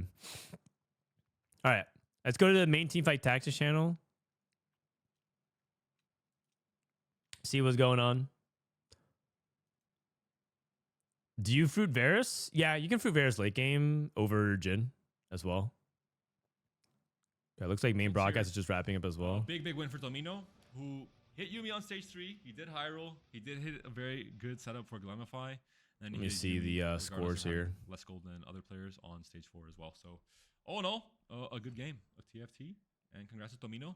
He was one of the players that was in the Apollo, Elia, Solo. bottom Oh, Solo's still in the game. 6 of the standings and the kind of one of these underdog players I mentioned. And that's a big win for him. He needs to come back. Here we go. Sologesang. Solo is 4th over Snoodyboo and Lyyyress and Tarteman. So you have Duelist Ash, Yuumi, Polska Grom. Are there any female high-level TFT players? Yeah. But I don't know too many of them though. I imagine there are though.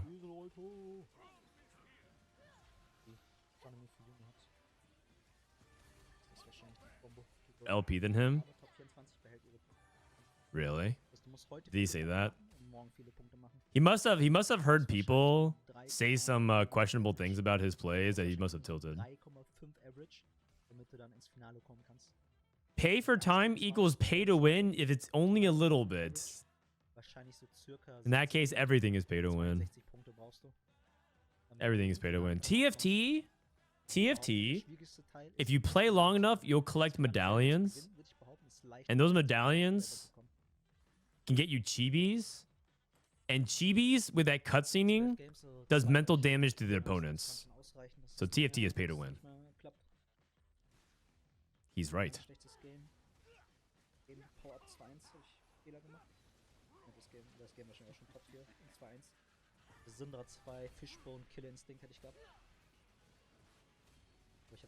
Also, if you really want pay to win mechanics, some people love pay to win mechanics. If you really want pay to win mechanics, there's a lot of them in other similar games to TFT. Colossal Udyr does mental damage to me. Same. It's my #1 most complained about thing in this patch. I actually think that this patch, if they just nerf Colossal Udyr and they nerf Yuumi, I think the patch would just be a lot better. Because the reality is that alone is just stat checking so many people on 1-stars that it's just ridiculous. It's not the fact that it's powerful, it's the fact that it's powerful for so cheap. All you need is Yuumi 1 on stage 4 and any reasonable front line, but at least you kind of want to hit the front line. But with Ashe and Udyr, it's just like your board could literally be all 1-stars. It could be 1-star Udyr, 1-star Ashe, 1-star Kai'Sa, 1-star KO, 1-star GP, 1-star Viego, and you're stable. Your gold literally costs less than like a 2-star 4 cost, and you're stable. It's just ridiculous.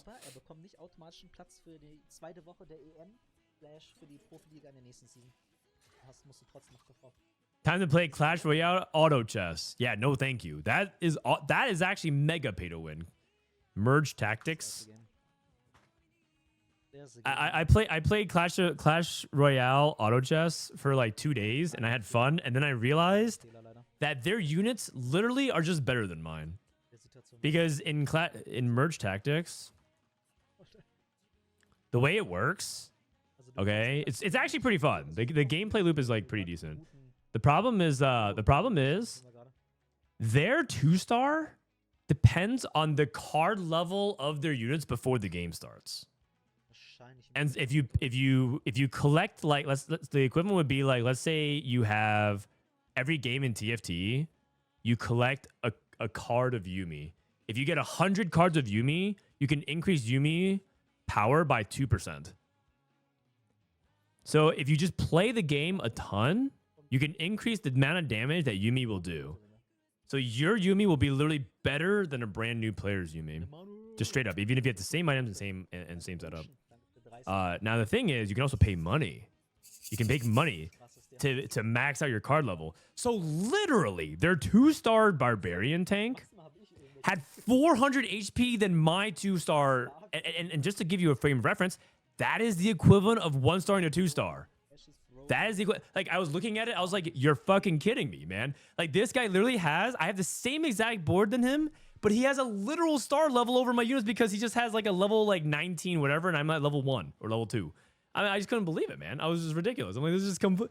How is like the gameplay loop is actually kind of fun because the nice thing about Merge Tactics is that the game was 5 minutes. It's actually a 5-minute auto battler. It's like 4 player battle royale.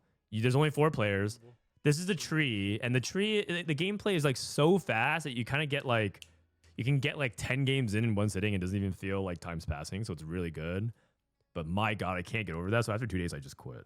It was just complete BS. I just couldn't handle it. Also, the best build in the game was Assassins. This trait, wait, where is it? This trait was Assassins. The best trait was Assassins, and no one knew how to position around Assassins. And the people that didn't know how to play around Assassins, you could bait it out as well. You could also just play like opposite side. And it was there was no counterplay to corner aggroing, so it was crazy. You just basically shit on everything. Crack open the wallet? No, thank you. Here's the crazy thing. I actually sent support ticket. I actually had a Clash Royale account from when I played years ago, and I spent something like $500 in my lifetime, $600, like a lot of money on it, like way too much money. And this is over the course of years, though, right? I didn't realize how much money I was spending until I looked back on it. So I spent a lot of money in Clash Royale. This is like 11, 12, 13 years ago. And I sent support tickets being like, hey, here are all the proof of my receipts and everything like that. And they didn't even restore my account. So I had to play with the brand new free-to-play account. I actually had a lot of these cards upgraded from the past, but they didn't even give it back to me. They said, nope, sorry, gotta grind again. We can't prove that it was your account. And I'm like, I literally have all of these emails and receipts I'm emailing to you. It's in my inbox still. And they said, nope, can't give you their account. So, yeah. So I'm like, okay, you're not even going to give me back my account. So I super quit. You spent too little. I mean, isn't that actually a bad business model, though? Because if I spent 500 in the past, doesn't that mean I'm likely to spend 500 in the future? Yes. Yes. Okay, let's go ahead and refresh and see this is the last lobbies of today for EU. Salvyyy, Solo, Xperion. This is a great lobby. Wow. This is a great lobby. Lobby 1. It has Jedusor, who I think is top 3 in EU. Coco, top 3 in EU. Sologesang, top 5. Salvyyy, also very strong. So just need to join. What other lobby is there as well? There is lobby 2, Volta, Dasic. Lobby 3. Lobby 3 is probably the softer of the lobbies, and lobby 4 is pretty good as well. I think I'm gonna go lobby 1. Lobby 1. Not able to join the lobby. Uh-oh. Uh-oh. Should I ask Solo if he can invite me? Should I ask Solo if he can invite me? No. I actually do want to join this lobby, though. Can I join another lobby? I guess maybe I'll join this lobby then. I mean, it's okay if we do. Not a big deal.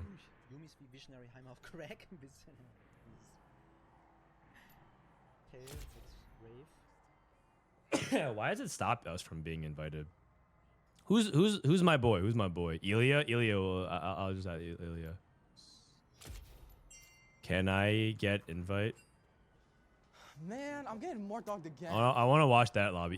Me and Elia are cool. We're homies. Ron Burgundy, thank you for 22 months.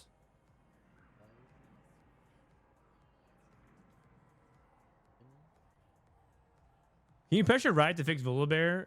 Yeah, Riot, please fix Volibear for Frost Oxygen 1. That's the best I can do.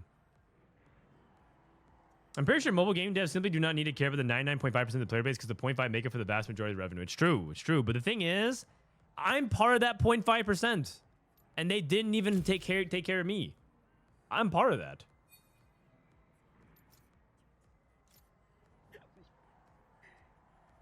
I'm part of the 0.5%.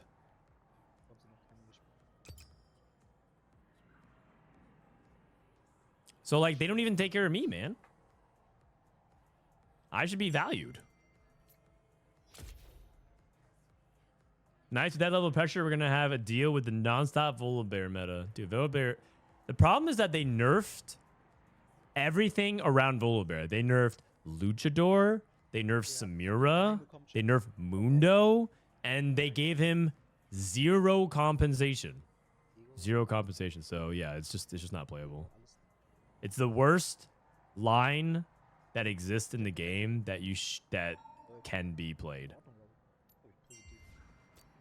Like there's a lot of comps that aren't here because, quite frankly, there's a lot of just bad comps in the game. Oh, I'm in. Hackermans. Sorry, why do I have solos in the background? Sorry, I'm just talking over him. There's a lot of bad comps in the game. So in reality, C tier is probably like C tier, if we were to actually fill it out, is actually like this big. Or sorry, it's probably like 2 rows. It's actually like basically this big. We need a D tier. That's what we need. We need a D tier. But do you guys even really care about D tier comps? Who here actually wants to see the D tier comps of the meta? That's where like all out Cassante is, you know. The thing about these, like, C tier actually means something now. C tier actually means that these comps have potential if you have a spot to play it. Like Karma Sorks is not great, but like sometimes you open up Manazane and you just have a Karma spot. You can still play that. Akali is generally unplayable, but if you hit Dawncore, you can play Akali, right? These are like spots that surely there's no like if it's C tier actually, believe it or not, C tier is actually kind of respectable this set. In the previous set, C tier was just completely untouchable. But like D tier is like you just shouldn't be playing it. It's something you could play if you really just do not care about LP. But like the problem is we want TFT Academy to fit on one screen, nice and neat, you know. We want TFT Academy to just like fit nice and neat on one screen. We don't want it to be cluttered, because if you look at all the comps that that basically are not in the meta right now, what are some, like, I mean, we still have Sniper Bastion. That's not even a real thing. We have to consolidate a lot of Juggernaut comps. We have to consolidate the crew stuff, but we took out like the Fast 9, Twisted Fate, Zyra, Sorcerer reroll. Darius primary. Well, I guess like we have Fusion Dance, the mech version of stuff, Callista reroll, GP reroll, Janner reroll, Alec Hasante. Like who's playing these comps? Nobody, right? Nobody. So like why would we even include them? Like why would we even include them? These are just terrible comps. And like including them just for the sake of like, well, you know, we have all the comps. It just clutters everything. So that's kind of where we're at right now. I have a friend who loves the bad comps. Yeah, but you know what? You can still, the C tier are generally like the bad comps. There's just an exercise in creative title naming. Yeah, it's true. We have fun naming it as well. Is the second Sniper Varus outdated?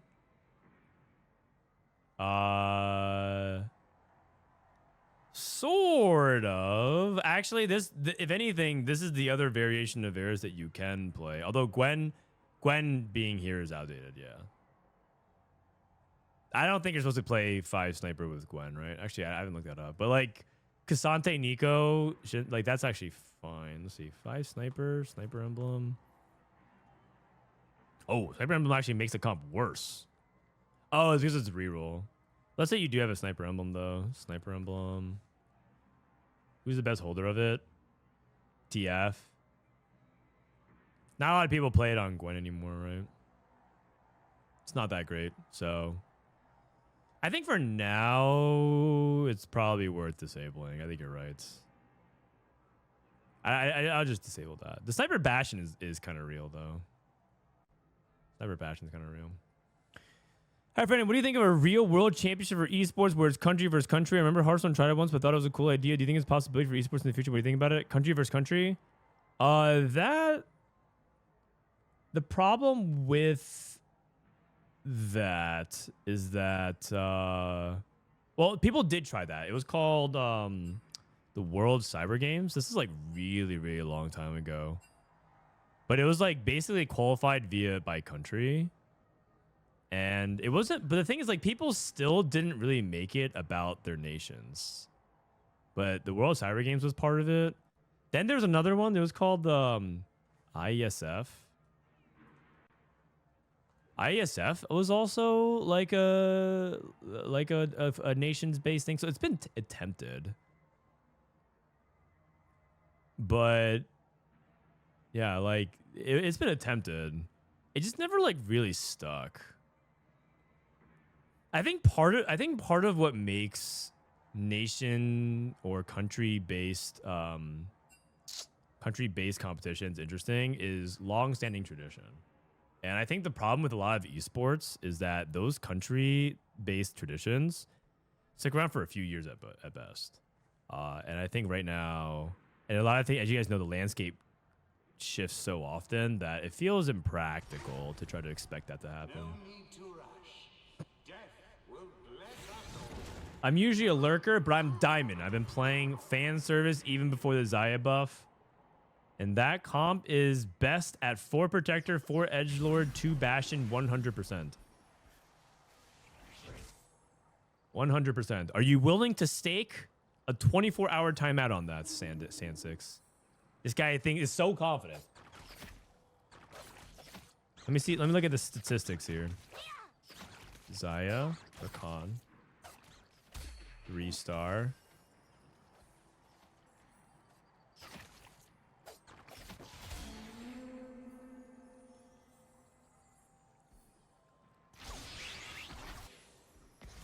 Okay, so I look at Xayah 3, Rakan 3, and the difference between 6 Protector versus 4 Edgelord, 4 Protector, it would imply that I mean, maybe if I take out Protector Emblem and Edgelord Emblem. Nope, it looks like, in fact, the only reason why you would ever play 4 Edgelord is because you have the Edgelord Emblem.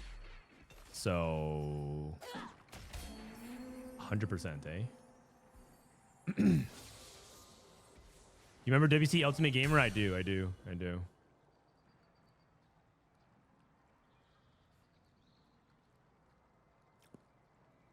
Absolutely, it's anecdotal for me. Uh-oh. Okay, well, I actually didn't think you were gonna do it, but you know what? I'll just make it 10 minutes. That'll be your first warning. The next time you come at the king, you best not miss. That's a 10-minute warning shot. I was bluffing. I don't want you to leave for a whole day.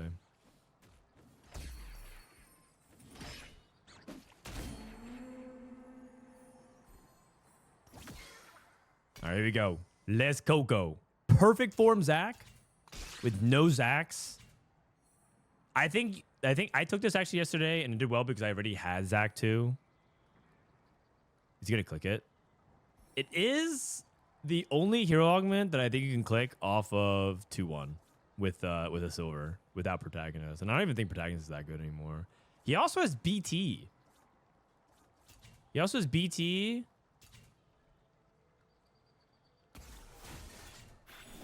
He's not gonna do it. I think he's gonna take something else. Isn't Kennen pretty decent? Yeah, all right, you know, right. Kennen is pretty decent. Oh, he's taking AFK. Okay, Sag. He doesn't have any copies of Kennen. If he had copies of Zac, I think you take it, but unlucky. Unlucky. Kennen can do okay, but protectors are... Cassante is really contested a lot this patch. So hitting your top end is going to be kind of hard.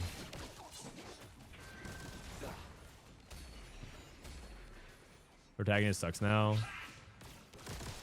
I mean... Okay, does Protagonist suck? Or was Protagonist so OP because hero augments were really, really good? And now it's just meh. Right? That's the question. Is it actually that bad, or is it just meh? I think that's what Protagonist is. I think it's just meh. It feels like Build the Bud. Pandora's. Is 6 Juggernaut, 3 Sniper good this patch? Depends which 3 snipers you're playing. Are you playing Varus 2, Jinx 2, Jin 2? Then probably, yeah. If it's like Gnar, Sivir, Jin, probably not. Probably not. Juggernauts in general got nerfed pretty heavily because Mundo got nerfed really heavily. So I think in general that line is just a lot weaker right now. They nerfed Juggernauts and they nerfed... Well, they didn't nerf Juggernauts itself. They nerfed Mundo, which is like a big part of Juggernauts. The only bad protagonist is Kennen. I actually think he's one of the better ones. I think the bad protagonist right now is Garen. But like even then, it's not that like he's like terrible, because playing Garen at least forces you to play into Yuumi, and that's not even a bad thing. Also, it just means that you're not supposed to play Rageblade on Garen. You're supposed to just build something else different. Like, it's just not Rageblade Garen now. That's all it is. And by the way, this is what I'm talking about. Like, Kai'Sa with the early game start. Now he's actually getting kills with Kai'Sa early. So this is the good Kai'Sa start for Jedusor. Level 5 from Elia.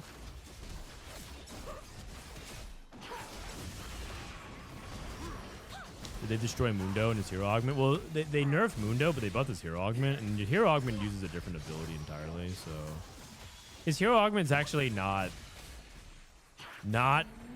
completely useless if and only if you have Biss. You need to have like the problem with Mundo's hero augment is that anything besides literally best in slot for Mundo. Let me pull it up here real quick.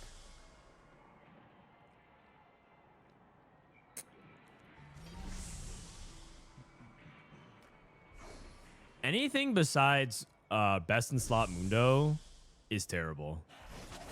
Like, if you have best in slot Mundo, it's like playable. But like, even if you, instead of having these specific items, you have something like Kraken, double Rageblade, it just straight up averages a 5. But you actually have like a semi-play. This is gold rank though, so you obviously have to like take it with a grain of salt. But it's, you have to have like actual Biss, and then you can play the game. But if you don't have Biss, everything else is just straight up unplayable. Like, not even close. That's the problem with Mundo's hero augment.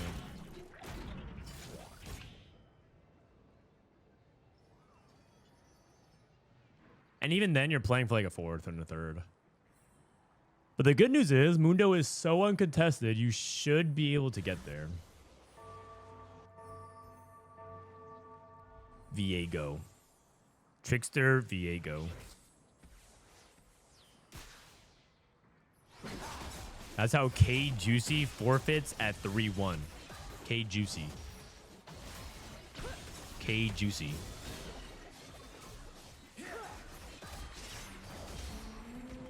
Oni Pixel. K Juicy.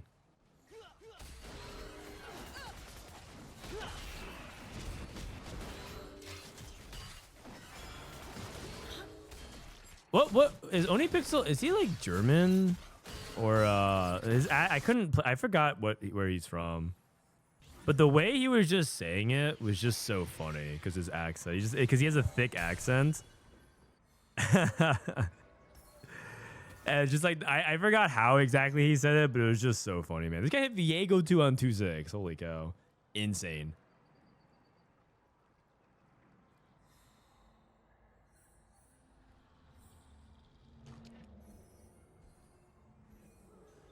I can't do the German accent. It just sounds bad when I try to do it. Like the German English accent. Clip Peas. You just have to look it up on YouTube. There's like a clickbait YouTube video where it's like the drama between OniPixel and K3 Soju. And it's Soju rating OniPixel, who's like a CSGO gambler streamer / just like watches tournaments and stuff like that. And he gets rated by Soju because Soju like Vitality was playing in the finals, and Soju wanted people to watch Vitality in the finals, so he just rated Oni, who's like watch partying. And then he didn't know who Soju was. He thought Soju was rating him with bots because, as you guys know, Twitch has like a view bot problem for the top streamers. Thankfully, I don't think that's like a problem with TFT. It would actually be really shocking to me if that was the case for Soju, but I don't think so. Like his viewership tends to grow pretty organically, so I don't think he is. But across Twitch, there's a lot of view problems. So I think he just assumed that he was getting botted. I think he just assumed that he was getting botted, and so he was like, "Oh yeah." He's like, "Oh God, the bots are coming! The bots are coming!" And he just thought Soju was rating him with a bunch of bots, and he didn't know. And it was like, "No, you actually got rated by a real streamer." And then he's like, "Oh, thanks, K Juicy, thanks for the raid, man." He didn't even read his username correctly. Not even close. Called him a clanker.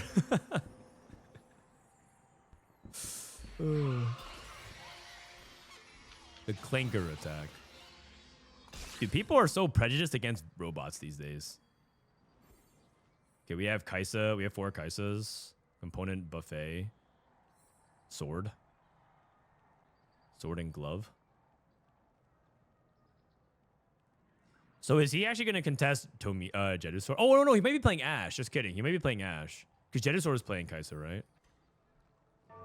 Oh, he could take sword for for Sterix anyways. Good. Wait, what? Am I the only one here who doesn't mind the robot takeover? Because I just want to say, man, I think humanity is kind of cooked, and if robots are taking over, I need to be adaptable.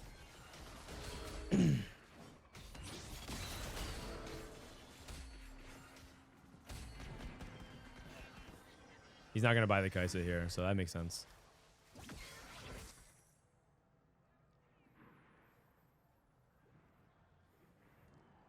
I mean, I would say, generally speaking, life is pretty good, but I would also say that robots taking over,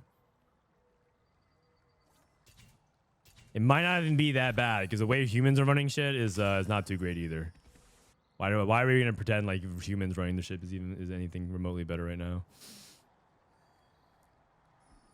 Cloning facility, interesting. Okay, we went NAR 3.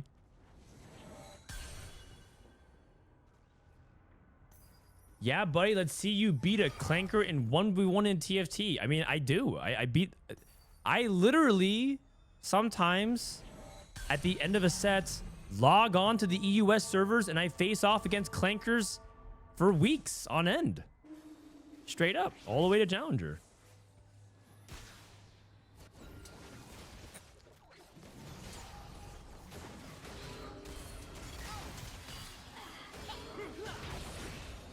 His items are really good. Wow, he has Pandora's bench and Pandora's items.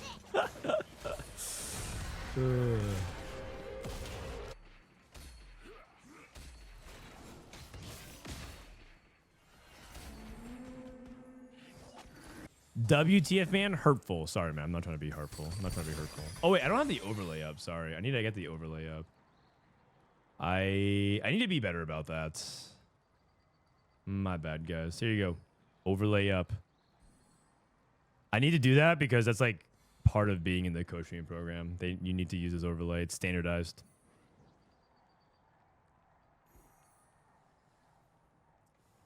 Yeah, turn on the fan. It's getting a little warm in here.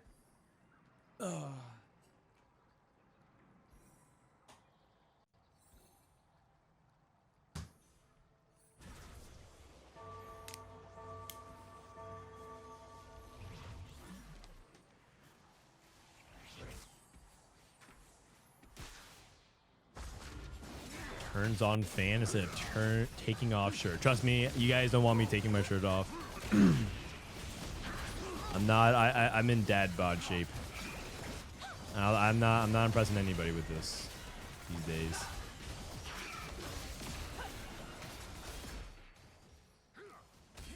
So he's gonna be playing Ash. We took keepers. He skipped the Kaisa because Jedusor is playing the Kaisa. He has 5 Kaisas. How's Solo doing? Solo took Pandora's and explosive growth. He's going for Ash as well. Okay. So we have 2 Ash players. There's an Ash with a sword for Sologesang. And Enzo takes it. Oh, that is brutal. And Enzo's playing Star Guardians right now. Damn. Rat. You think Chad doesn't like Dad's bod? It's more like I feel like knowing where I used to be before it feels bad, I guess, because I don't feel like I'm in shape. Like sometimes do you ever guys wonder if like LeBron feels bad about dunking? Because he remember like this guy used to literally defy gravity and do incredible feats of human athleticism, but now he like elevates a little bit and goes for a dunk, and he has to remember like where he used to be. I don't know. It probably feels a little bit like that. I mean, I'm not comparing myself to LeBron, but I'm also not comparing myself to LeBron. The thing is, he probably actually still could do something like that, but then he would feel it for a week later. The difference between someone doing that at 40 and someone doing that at like 28 is that you do it at 28. You could do it 10 more times later that day and you feel fine. You do that one time when you're 40 and you feel that pain for a week.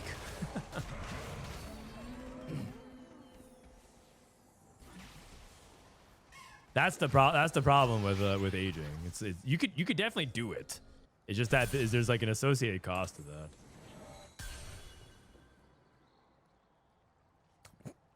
Double Rammus. Sivir 3 for Xperion. I think the Xperion spot looks really good. Pandora's bench into Crew Force seems pretty good.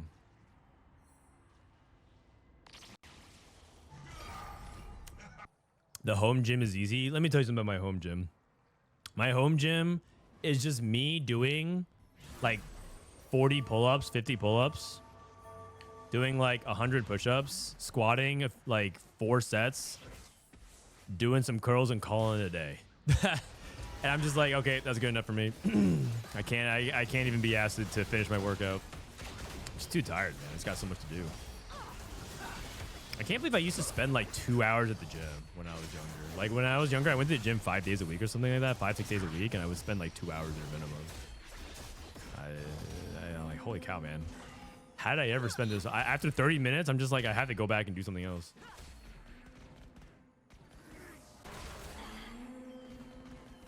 Wow, perfect items for Ash. I feel like there's 4 players in this lobby that want to think about Ash. Ash for Salvyyy, Ash for Tomino. I think Elia was thinking about Ash, but I think he might be Star Guardians now. Yeah, he's Star Guardians. Snipers. Oh. I missed his Latent Forge. It is Spectral Cutlass Darius. Okay. Another Ash. We have 3 Ash players. Jinx. Okay, so it's not 4 Ash, only 3 Ash. Then we have VA. Do you do cardio? Well, I go on walks every day with the family, and we walk a couple miles. If that counts as cardio, it does. I mean, my watch counts it. Look, if the Apple Watch counts it, I count it. And I also carry my son for a big portion of it so that he feels loved and he enjoys it. So physically carrying him, I mean, I'm out of breath. Malphite 3. Okay, so then what you do after this is you don't even have to go for Shen 3. You can just go for Protectors. And you just roll for Jhin 3. Although, does he even need to roll for Jhin 3? I actually think Jhin 3 is pretty good in this setup because Protectors stall for a long time, so your Jhin will just burst everything down. But because he's playing Pandora's bench, he might be able to justify pushing and playing for Jinx and Varus instead because he has the Pandora.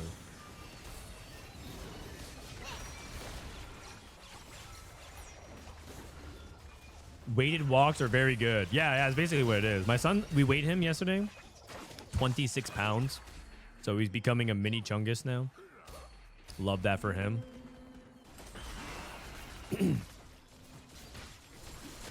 Slowly but surely getting there. Kind of like Chibi Chungus. All right, I want to see Jedusor spots. I think the Spectral Colorless Darius could be pretty hype.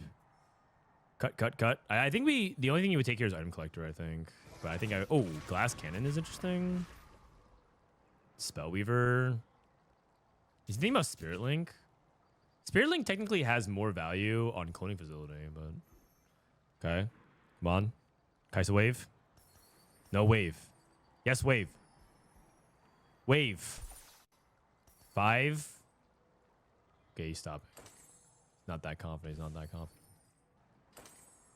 Bludgeoner, Unstoppable. Is Bludgeoner still good on Kaisa, or should he be doing something else? I guess he doesn't have. Oh, he doesn't have Sunder, so he's keeping Bludgeoner so that way he doesn't have to worry about the lack of Sunder. Is 26 pounds average at his age? Yeah. I mean, he's a little bit bigger, but I think he'll be taller than me. He'll probably be like almost 6 feet tall. Taylor's side of the family, the men are generally like bigger. They're like, I think her dad's like 6'2", and his brother is like, the men in his family rather are also above 6 feet tall. So, and contrary to how I seem and present, I'm not 6 feet tall. Although, you know, my wife loves telling tall European men that I'm 6 feet tall because it gets them really upset. Because that's you know how like NA and EU has this rivalry. EU men love shitting on NA men for being shorter. And so when my wife just says that, it like gets them really, really mad.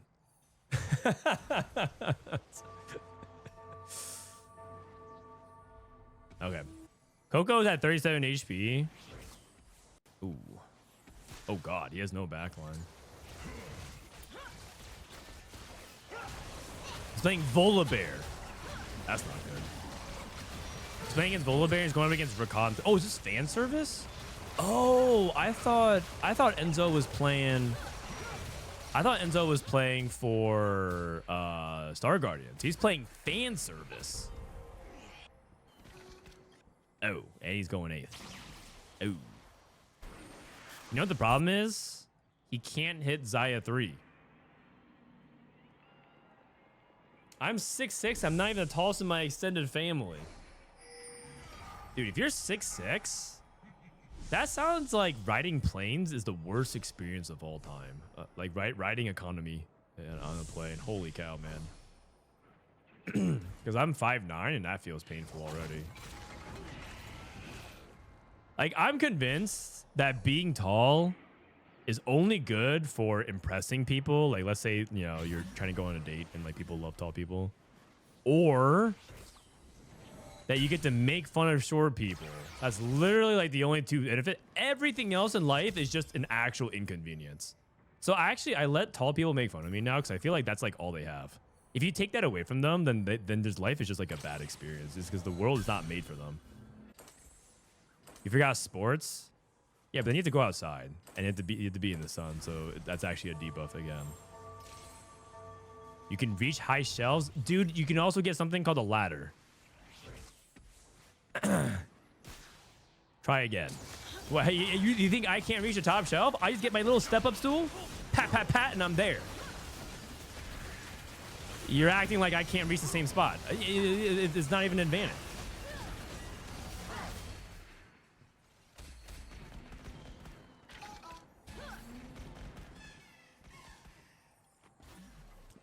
Concerts are also amazing. Yeah, we'll see the note above. You have to go outside. Also, Jedusor can't hit anything, so I think he's 8th. Sage. I had high hopes for this setup, but no wave. No wave. You know what the difficult thing about Kaisa is? If there's like 3 Ashe players, they all take Kaisa 2 out of the pool. They're not even trying to grieve you, but they are.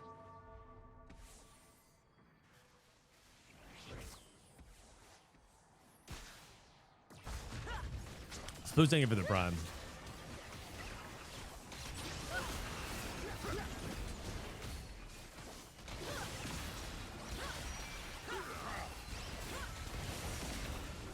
Wow. Oh, never mind. It's against Jedusor.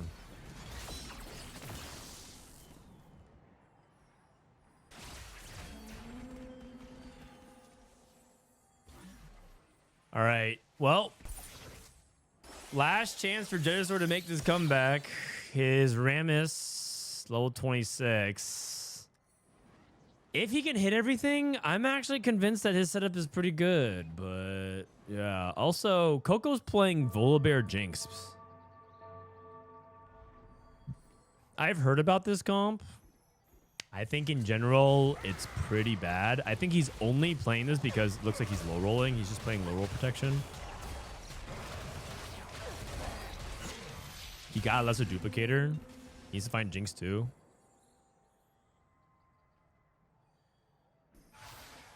Thrill Seeker. TF pair. Jinx 2, come on. I mean, he has a Nard too, I guess. Volibear. He doesn't have Rel though. Yeesh. Ash. I guess you could dupe Nard too. Might as well.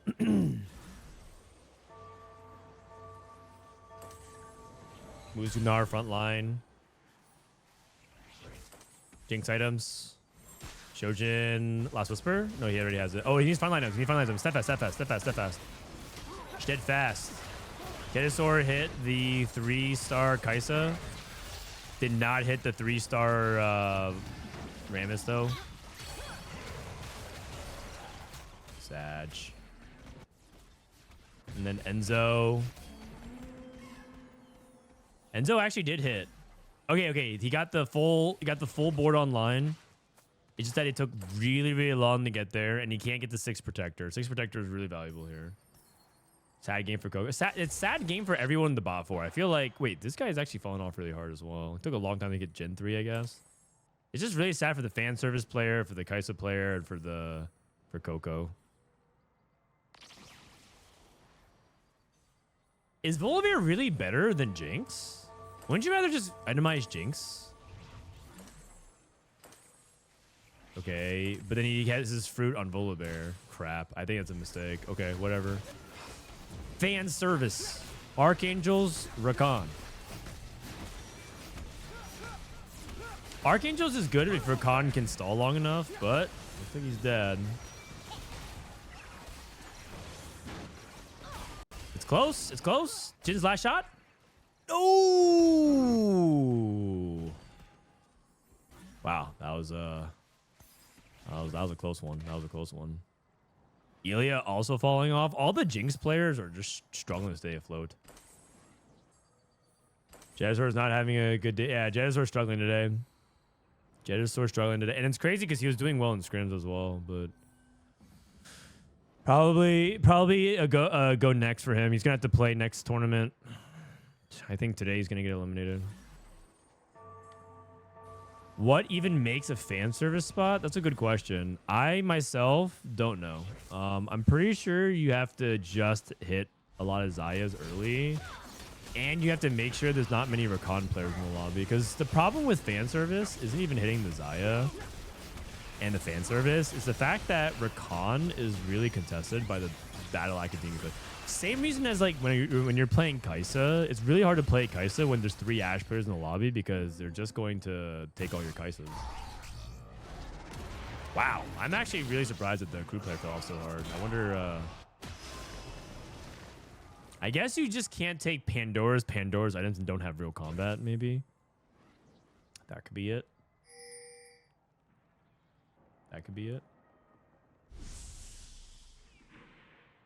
Why are there 2 Jinx Flex players? Well, they buff Jinx. Theoretically, Jinx Flex is better, but it's not working too hot so far. But hey, Coco might actually top 4 with Volibear Jinx. He might actually get there. Salvyy's BA. It's Ashe. Yuumi, Jinx, fan service.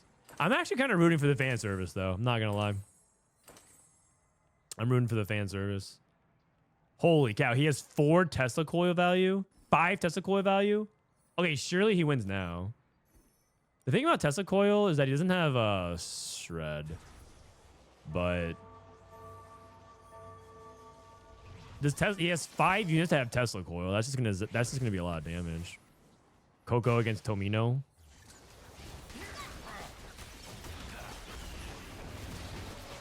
Does Coco drop here with his Volibear build?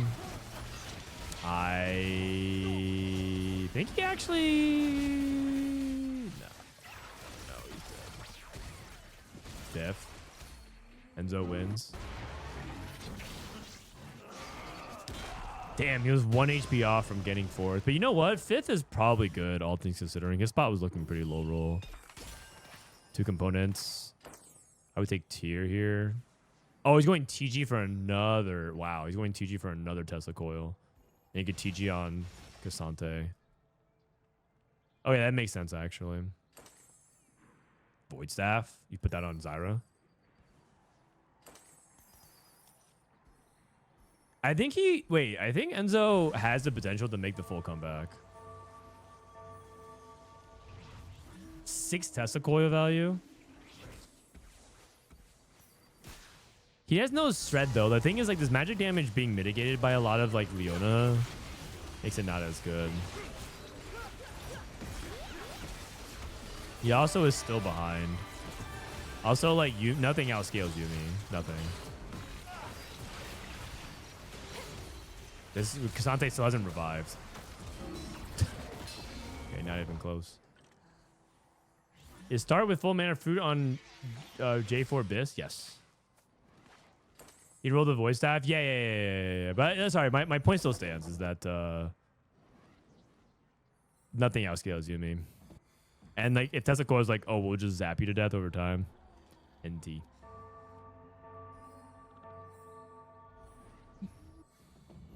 Ash looks pretty good.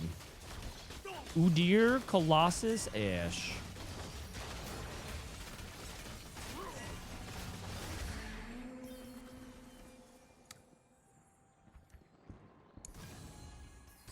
Where did this build even originate from? I think it was from the Korean ladder, right? We saw this from Korea.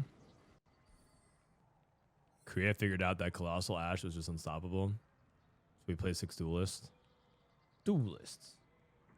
Hey, buddy. Going down for a nap? Mwah. Have a good nap.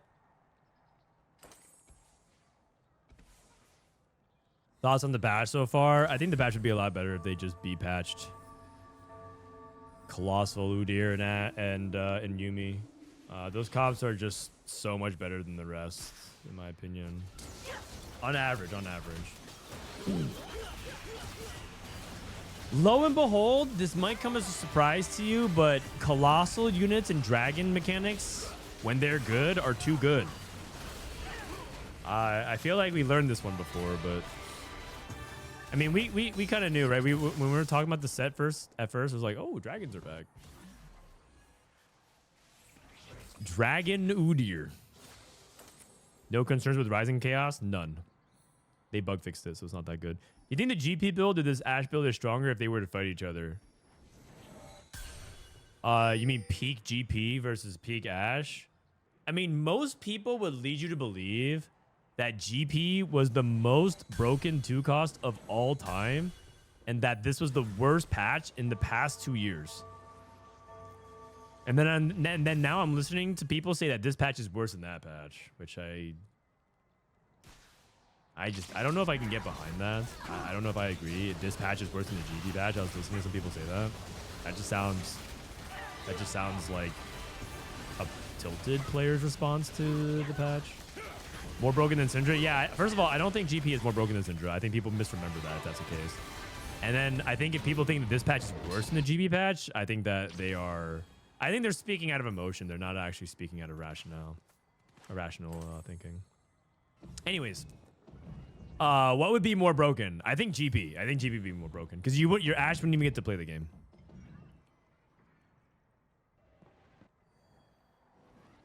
Ash would just die. She would just get shot. You could not stabilize on Ash 1. You cannot stabilize on Ash 1 because everyone with not to mention, by the way, that the GP players would be rich enough to be printing gold and leveraging it, and you would be struggling to hit the Udyr. But I think the gold game from GP was problematic, though. I think the gold game from GP was pretty problematic. But you guys have to admit that it was pretty fun. Like, if GP didn't have the full package, I think he's a pretty fun unit. I actually like when GP farms gold. It makes me feel happy.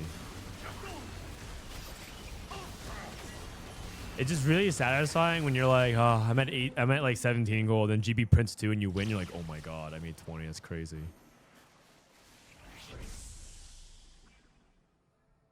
This patch is pretty good. Pro players are actually climbing now, not swinging back and forth means the patch is decent. Yeah, I mean, the patch isn't perfect, but I also think the patch is not it's not the worst patch of all time. Let's just put it that way. I would say that overall this patch is probably like a B-, C+. And that's not a bad thing, right? Because I think there's some patches that are truly like whatever's below F tier, G tier. I think there's been like absolute unplayable patches. And there's definitely been some pretty good patches, even recently. This said, I would say that this patch is probably better than the previous patch.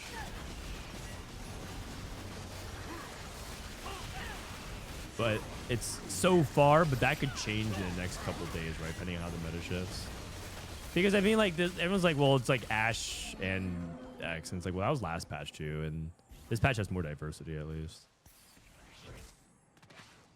What do you think this patch is lacking? I just think that like they need to bring down.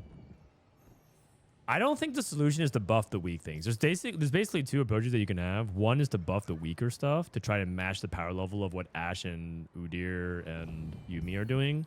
But I think that'll basically kill Flex off entirely, because that just means that you have to have Exodia to beat the Exodias. And I think overall the power level in the game right now is just too high, just straight up.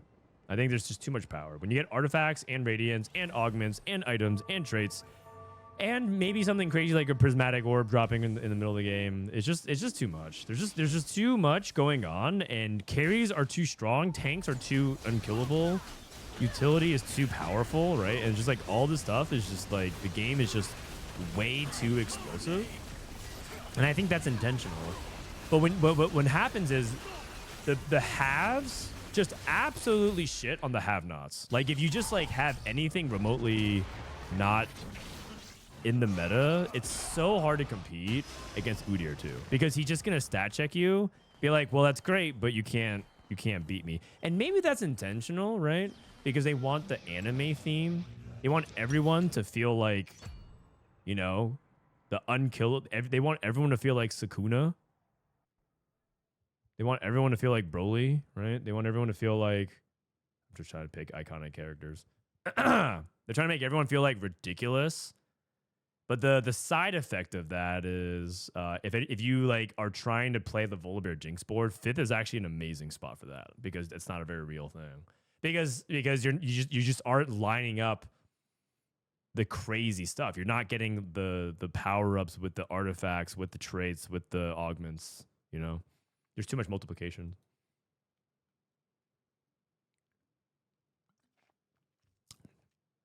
You're Krillin. You're Krillin, and everyone else is literally fighting at Ultra Instinct level, and you're just like visually trying to see if you can keep up. Forget about even trying to enter the fight, man. You know what I mean? You're not even like that weak. It's just everyone else is just literally fighting at God status. Have you watched Lord of Mysteries? That's on my to-do list. I'm actually really interested in it. Also because I want to use it to improve my Chinese again, so I'm down. How do I watch it? Is it on Netflix, Crunchyroll? How do I watch it? Krillin won some fights unlike Vegeta. Yeah, but if it came down to a 1v1, Do you know why Vegeta has such a bad win-loss ratio? His KDA is terrible is because he always challenges the very, very best. And that you got to respect that. You got to respect that.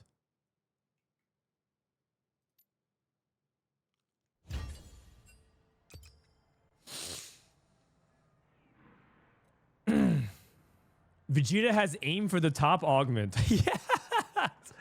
Yeah, that's actually funny. That's actually true. You're right. Aim for the top.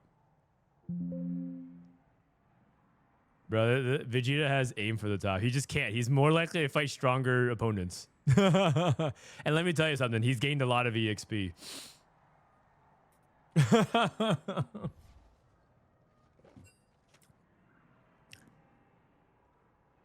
Hasn't more said forever how crazy things would get if there's a 4th item slot? Isn't that basically a set mechanic? Yeah. Yeah, that's sort of what happened with anomalies. And I guess this set has the same mechanic as anomalies.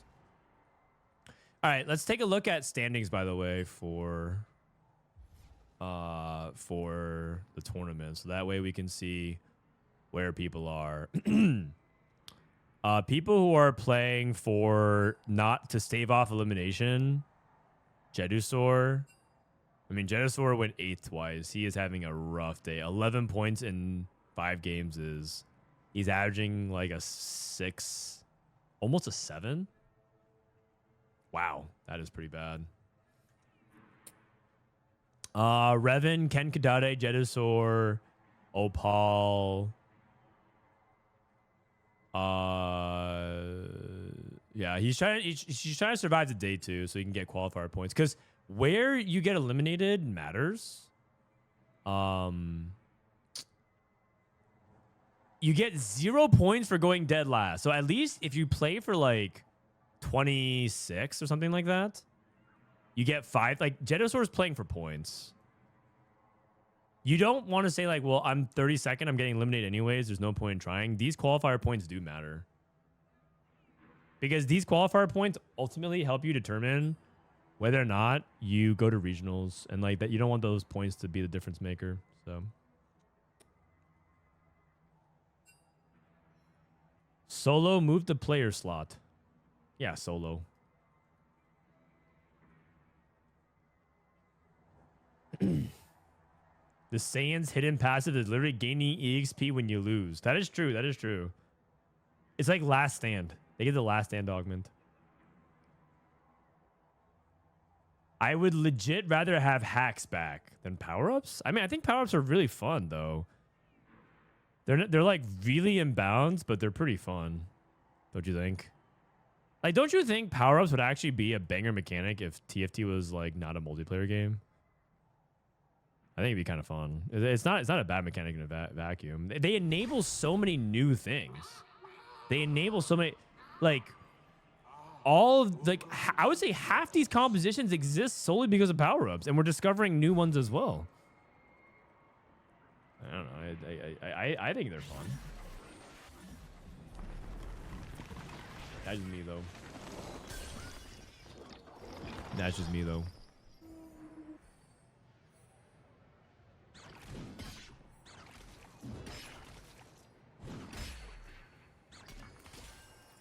Senna and Viego.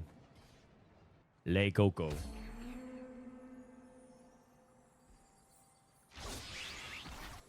The duck shenanigans are pretty sick with power-ups. Yeah, exactly. If you didn't care that much about your rank and competitive and stuff like that. God, my bear.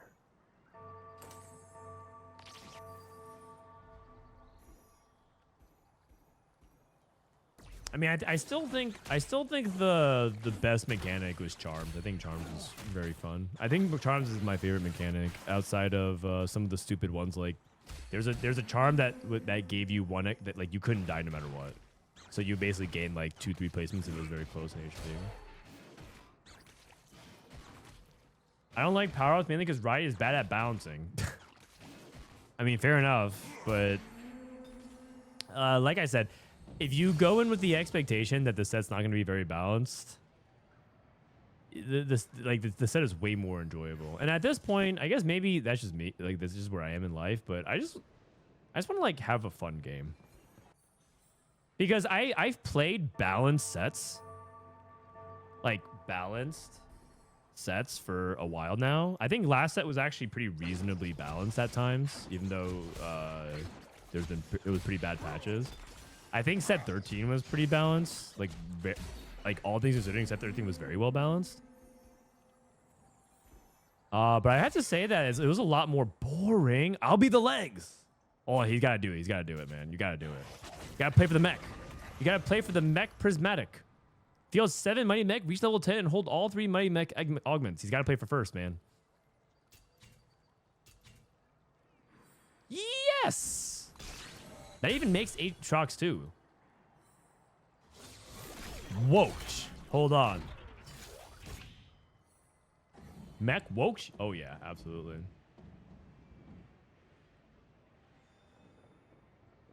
The balance set could be really boring. A lot of times, believe it or not, a lot of people do think balance is boring. Because you know what balance is in modern TFT? It means conditional.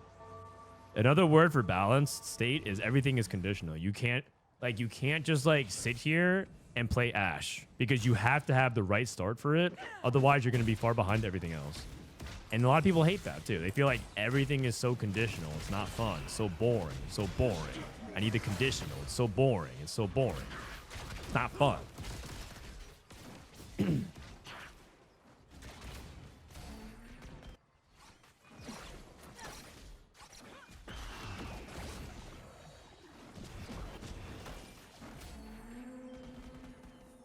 I'm starting to think that the TFT is better when it's not balanced. 6 KOs. Okay, 6 KOs. If you're Elia, sure, you just play KO3.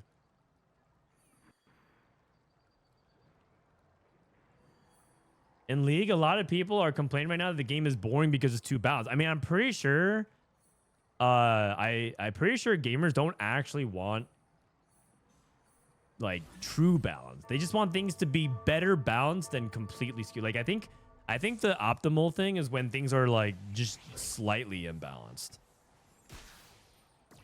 Because then it's like more fun to try and beat the meta, you know.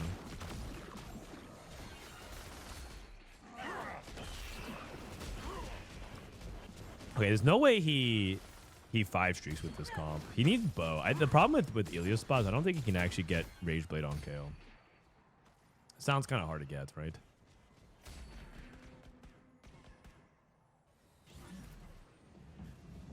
Solo has Stars Are Born. Looking for crew. I think he's looking for Jhin. He doesn't want to buy Shen, right? Because a lot of times when you play crew, you can buy Shen here. But the new variations of crew don't buy Shen. They buy snipers, Malphite, Sivir. So I don't think he's going for that. Tomino is Open Fort. Scoreboard Scrapper. Which usually, based off this setup, is either Prodigies or Ashe.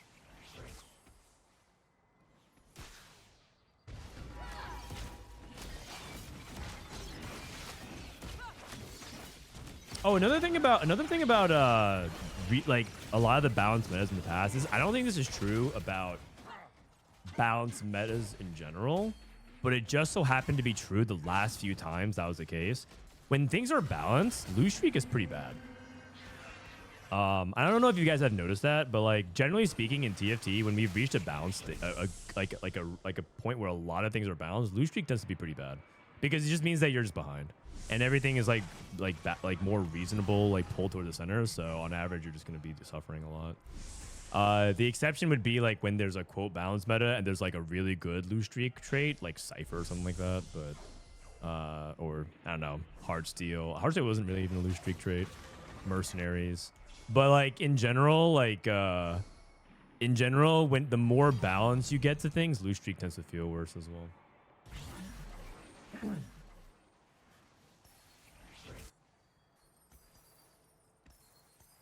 Okay, he sells more.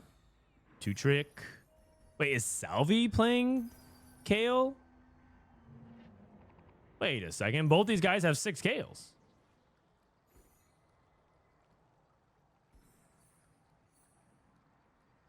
I mean, if you're Elia and you have heavyweight sorcerer, what else are you gonna really be thinking about? He doesn't even have bow though. I don't know. Malzahar too for Xperion to try and push tempo. He has early power font for mana gen. Going against Enzo. Enzo has Bullet Hell, Kaisa too.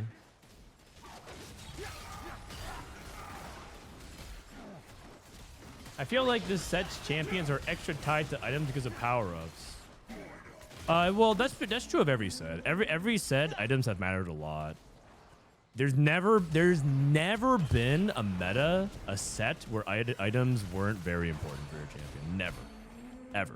Not even going back to set 1, when everyone was really bad at TFT and things were completely unoptimized. There's never been either. If you're saying like it's extra important now, it still hasn't changed. It's been extremely crucial in the past, and it's still extremely crucial now.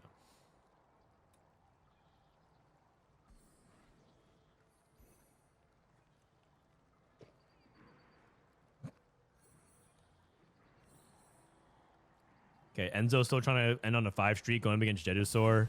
Jedusor has I'll be the legs. I don't know if you guys have played this, but apparently I'll be the legs. They changed this so that you should be guaranteed to take out to be able to get the other mech augments. So if Jedusor's having a bad day, he's the lowest in points. He's at 11 points overall, which is he's averaging a 7. But he's trying to play for as many points as possible because points matter, right? If you go 32nd, you get 0 pro points. If he goes 27th, he gets 5 pro points. So going first, he won't advance to tomorrow, but he can still get a handful of points. Which, I mean, if you guys follow any pro circuit stuff, right? The Formula 1 Dutch Grand Prix is going on. The points matter; they just add up over the course of the season. So he's trying to fish for a first. However, I was told that there is a bug where you can actually miss, so that you're just down an augment.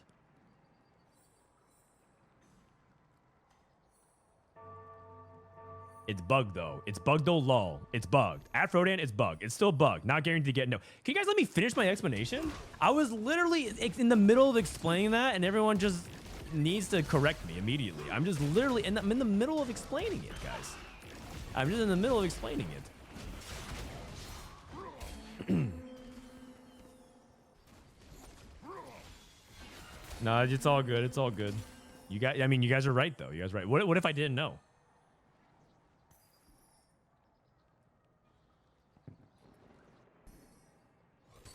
I just need to talk so fast that you can't even understand me like XQC. Salvyyy has KO3. And Elia is abandoning ship, right? Yeah, no bows, no slammables. In fact, he has good prodigy items, so he's going Vow.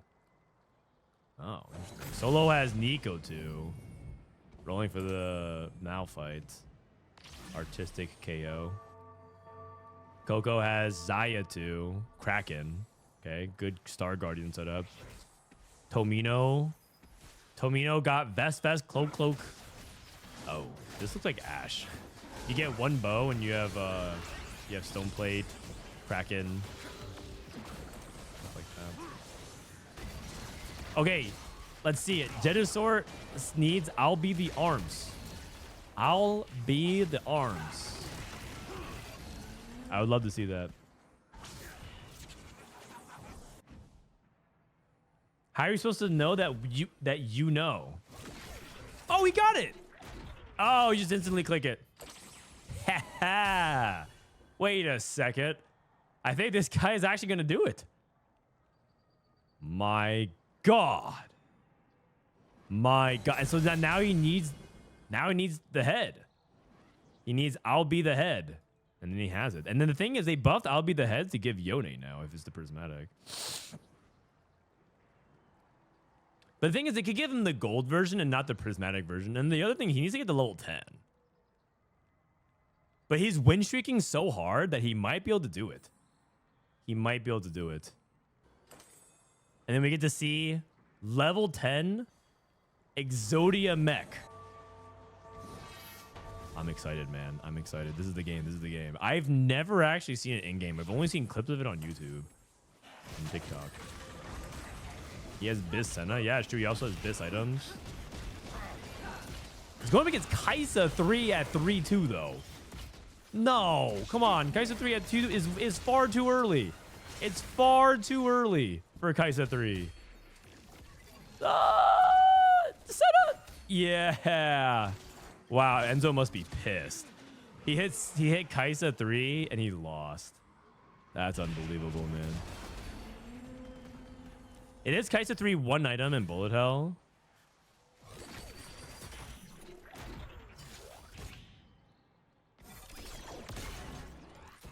Five mech. And now the mech grows stronger. What does the actual augment do? 10 armor and magic resistance and 100 HP. And you get 45% attack speed. Okay. So it just becomes tankier. Attacks now cleave in a cone. Champions heal mighty mech for 12% of damage. Okay. Okay. Gain 555 shield for 4 seconds. Deal magic. Okay. And Solo's not that strong. Coco's going for fan service. Fan service Xayah. We got some fan service going on. 5 Xayahs. Jedusor going up against Sologesang with his 1 item Malphite. That's not that scary yet. If Malphite has 3 items, it's kind of really hard to beat. Also, the angle is good. He's beaming down the back line. If Jedusor 10 streaks, I think his win rate is like 40%. If he can 10 streak. And if he streaks all the way to the end of stage 4, I think he won the game. So he's actually dangerous. He's halfway there. He's dangerously close to winning the game.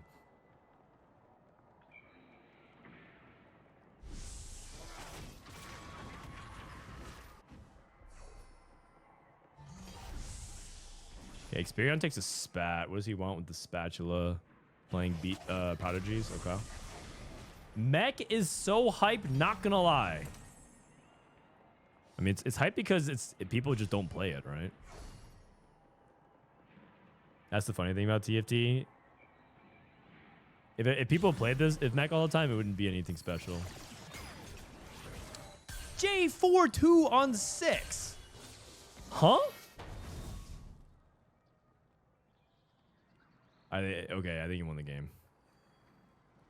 I think he won the game. Rageblade for Salvyyy. Salvyyy trying to get to 9. So then Jedusor. Okay, the thing is you can't take an econ augment. I was like, what? Don't you just take an econ augment? But he needs to actually be offered that last augment and he needs to get to 10 somehow.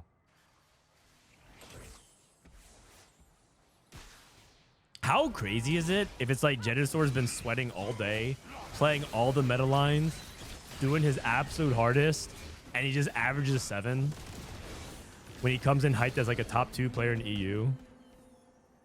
And in the last game, he just sends it and says, yeah, whatever, I'll just play mech or fun it, and then he just gets like a giga first. It's so funny. I experienced this phenomenon a lot in TFT. Wait, Enzo lost again? Does Kai'Sa 3 just suck? I guess he only has 1 item Kai'Sa and he's still playing bullet hell. They nerfed this. I feel like I'm not going for Kai'Sa very often, or bullet hell on Kai'Sa that much these days. Socialite. Socialite actually sounds pretty good if he could go for that. You going Colossal? Okay.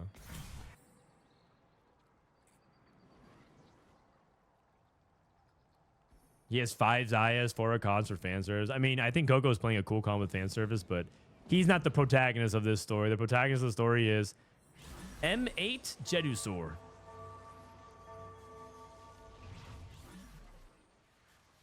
Five Xayahs still. It's okay. It's okay. 5 Xayahs is about expected. You hope that you get a little bit more, but Enzo is really far ahead because he hit Kai'Sa 3 super early, but he's not even like streaking. He just win, lose, win, lose. Dude. He's doing it, man. He's doing it. And now all of a sudden, Jedusor is like 4 wins away from winning the game. I don't even think he needs to full streak all stage 4. I think if he just gets to 8. I mean, he's naturalling everything as well. He's naturalling Hoodier too. This guy hasn't spent a single gold and his board is fully upgraded. He spent 0. I have a button for this. Hold on. Gold spent on rolling. Check this out. Check this out. 0. Look at that middle. Look at that middle number. Look at how much gold has been spent on rolling. It's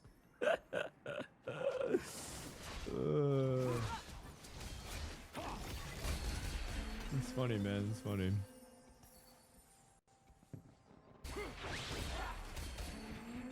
Yeah, I spent 0 gold rolling and just hits everything. GP2. He like what the hell? He actually hits everything. He actually just hits everything. That's crazy, man. It's actually crazy. 6 Rakan, 7. He's riding the mech wave. That's not what the wave is. The wave, you have to roll to see the wave. Now this is a wave. Wait, what? 8, 8, 9. Okay, you roll. It's the Xayah wave. Well, it was okay. Now that's wave riding.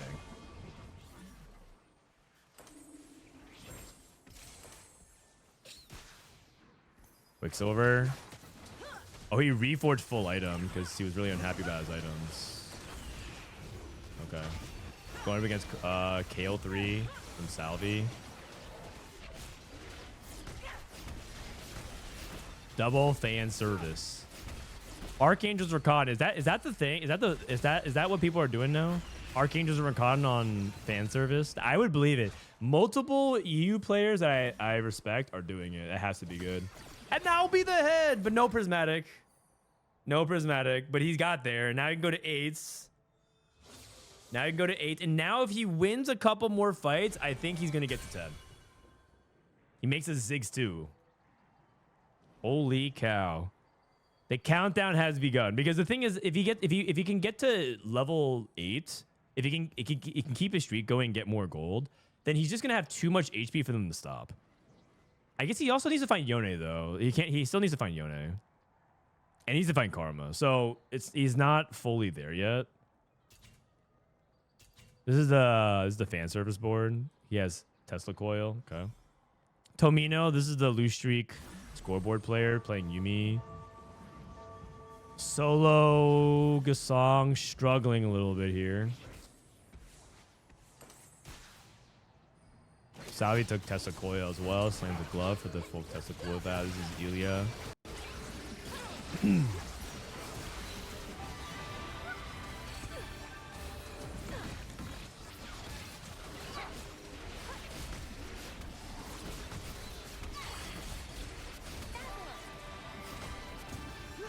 Jedusor wins again, by the way.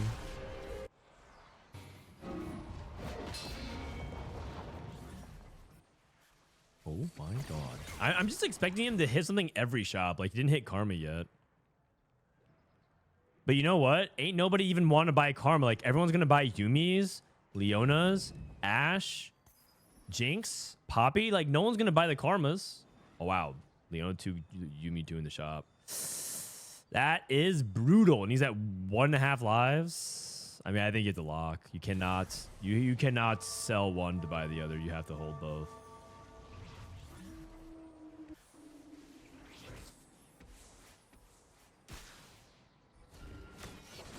Dude, imagine if he loses by 5 here and he's just dead. I don't think so. Salvyyy doesn't even have 3 items on his KO. But he also is trying to get to 9 for this KO as well. KO reroll. He's not even really rerolling. He just played 2-trick and got KO.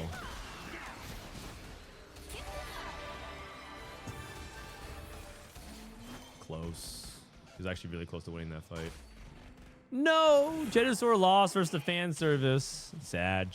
That's okay. That's okay, though. Yone! You think he's going to get Yone? Nah. No one's going to let him get Yone.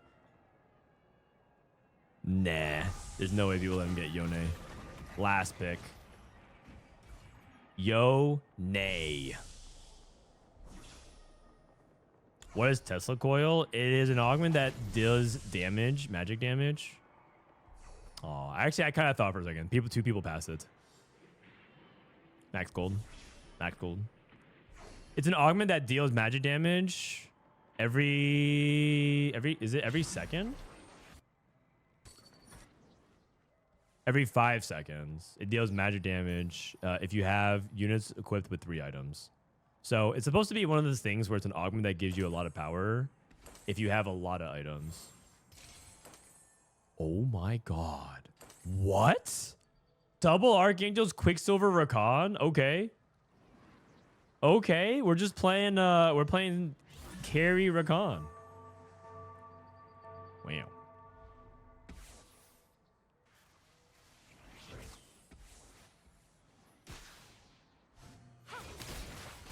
This Rakan with double Archangels actually scales like a lot.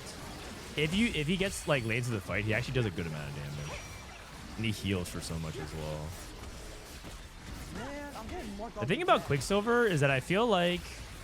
Oh my god. Oh my god. 8k healing?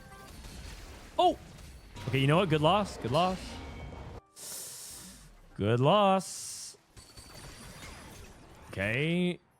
He found a Karma, by the way. So he's just missing Yone. If he naturals a Yone, all he has to do is get to 10. And the thing is, I wonder with this mech is like, can he sell Ziggs? Can he sell Udyr? Can he sell Katarina? So he has gold banked up, right? Can he sell all of that and win anyways, right? I assume that if you just get to level 10 and you play 7 mech units, that still should be enough. I assume that should be enough. Kind of like the old Prismatics where all you do is just get the units in and just win. He has 8, 5, so he has 21 gold. DP wrapped on the back line.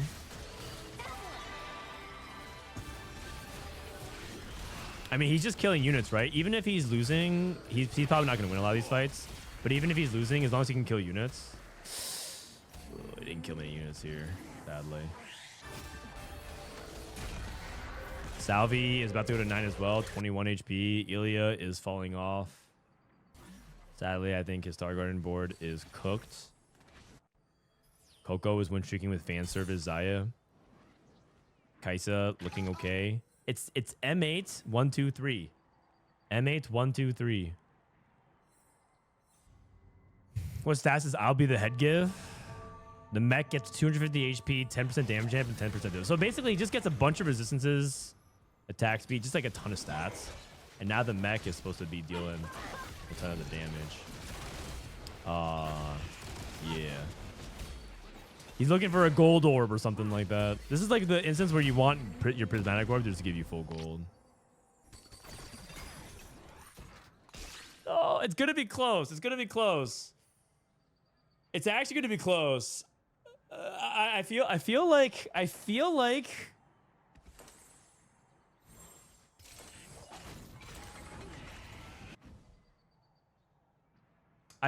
in the ideal scenario, he obviously naturals it. He can get to level 10 at 5-5, I think. But I don't think he's going to have any gold to roll. And I think that if he loses 4 times, on average, you lose like 13 to 17 HP. If you're taking bad losses, especially if you're running against Udyr. He can lose 4 times. I think he can lose 4 times and stay alive. So I think 5-6 is going to be the period of which he needs to actually find Yone naturally. And like up some of it, like this is a bad loss, for example. This is a very bad loss, right? Man, I'm getting more dog again. That was too much damage. He actually can't lose like that every time.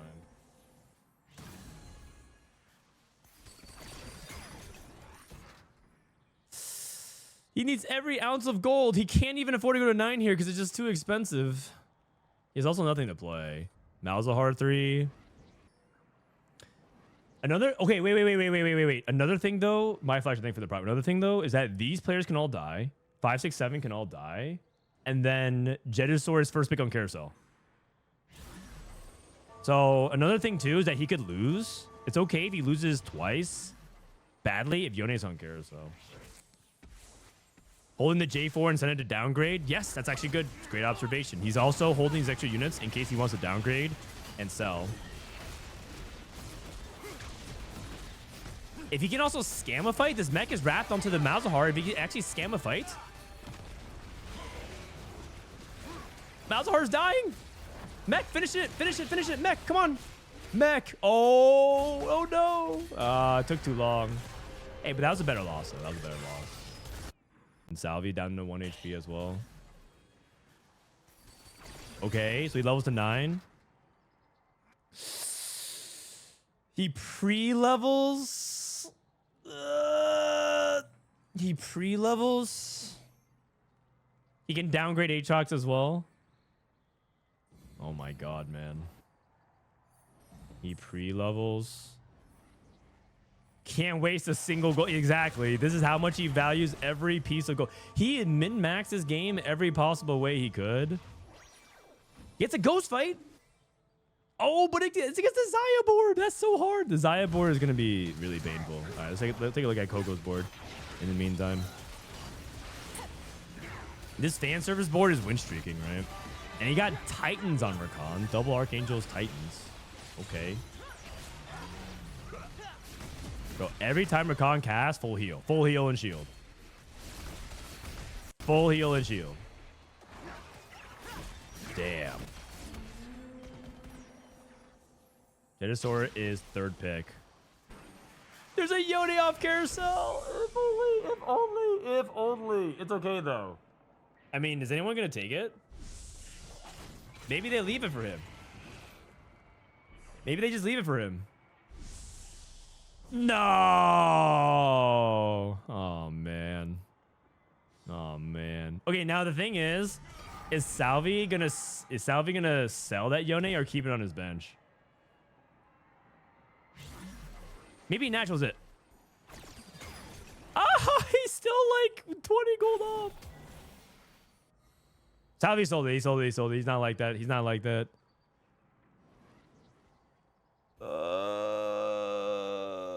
Okay, and now he's gonna lose one. So I said he can get there at 5-6. Oh my god, it's gonna be. It's actually so close, man. It's actually so close. Are you more likely to go to 10 and roll for the Yone odds, or is it better to roll at 9 for the Yone? I think he rolled a little bit actually. He looks like he may have rolled once or twice. Gold spent. Nope. 0 gold spent on rolls, guys. 0 spent on gold. Okay. This is it. The last chance. This is the last chance. Is anyone holding Yones? No one's holding Yones. Last chance. Last opportunity.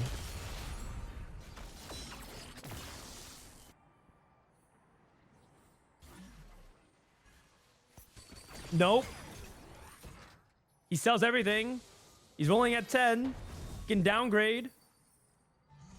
Oh, 5 costs. The Yone. Where's the Yone?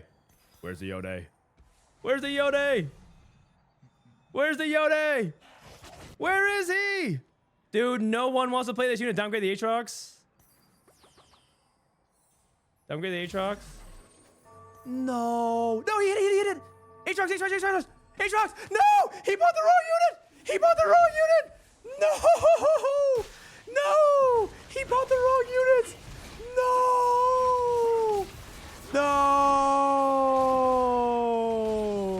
He bought the wrong unit. Oh my god. Oh my god. No. No. Oh my god. He actually had it. He actually had it. Oh my goodness.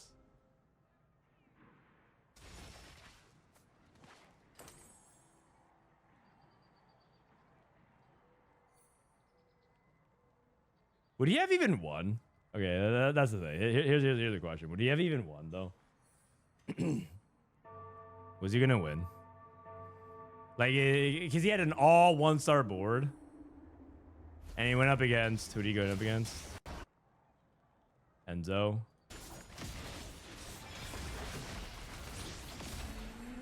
Oh, my God. That was crazy. That was crazy. It was actually so close to making it happen.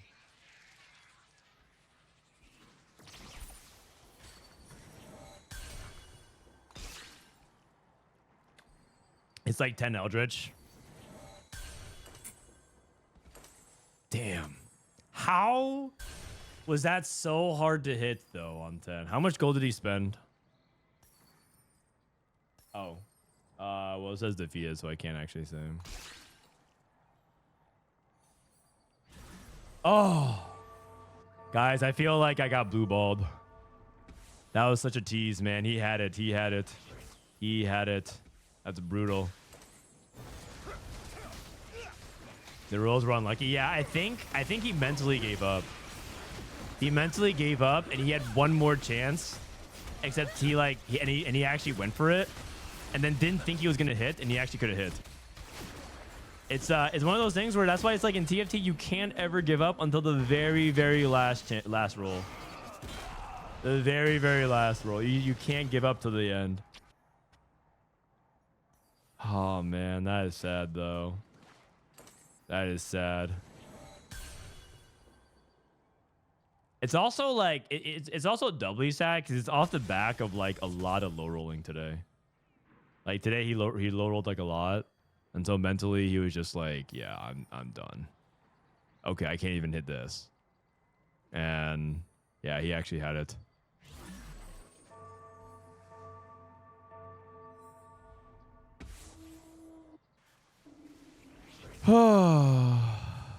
Brutal. Man, I'm like, I was so ready for that. I was ready to freak out. I was ready to pop off and make some gorilla noises and everything like that. And now we're just sitting here like, what do we do now? Just twiddling our thumbs. Like, what was that?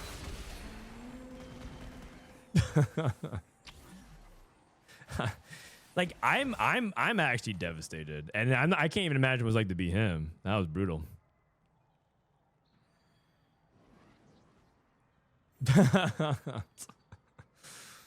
Sag. Yuumi, by the way, I think wins out here for Tomino. The scoreboard scrapper value too good.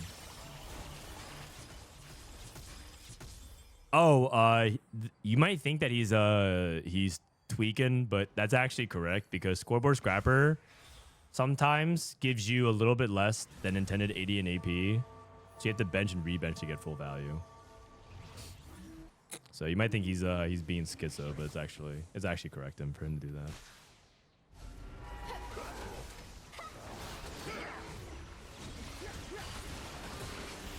You need a Power Rangers theme song? Oh, I was actually ready, man. I was actually ready. But alas. Nothing outscales the Yoomster. Good second for Coco.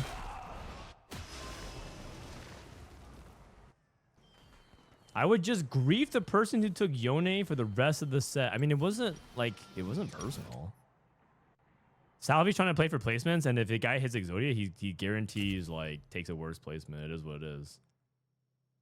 I don't even think he blames Salvyyy there. Salvyyy immediately sold the Yone. He didn't even hold it, you know? It just be like that. It just be like that. Okay, Snoodyboo. Snoodyboo. Let's take a look at Snoody's POV. Snoody not doing too badly at the moment. Actually, I think main broadcast might have the better POV here. Oh no, he doesn't. Was his last game? Yeah, EU's done, and then we have like an hour and a half, or an hour and 15 before the NA Cup.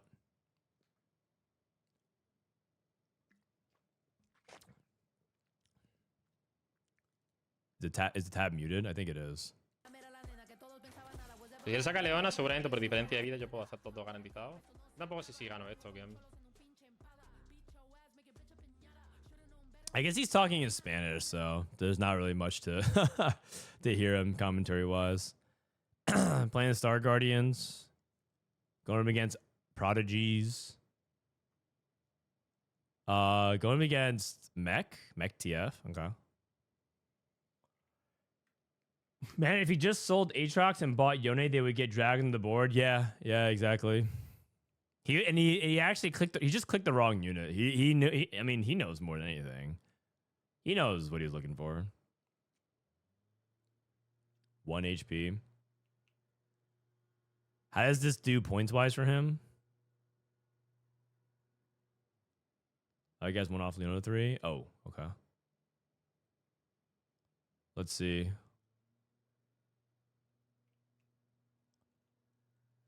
Star Guardians. Star Guardians. Frontline is Syndra.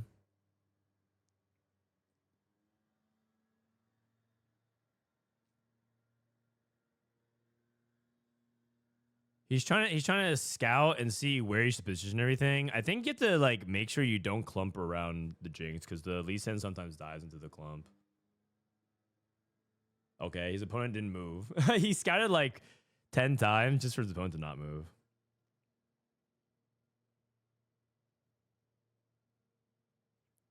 You know, I will say that a player of Jedusor's caliber making a mistake like that, though, I mean, it's very relatable. These players are human after all. You assume players never make mistakes because it's just like straightforward, but it's hard, man. TFT is a hard game. TFT is a hard game. All right. So this is the end. Oh, that guy hit Leona 3. Lyyyress hit Leona 3. So that should be it then.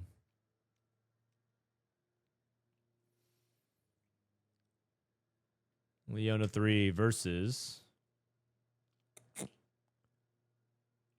It was not a mistake. He didn't have the gold to buy Yone. Oh, really? Oh, really? Let me see. Let me rewind. Man, thank God I have technology. Okay, so you're saying... So right here... We don't have to watch the end of this. Right here.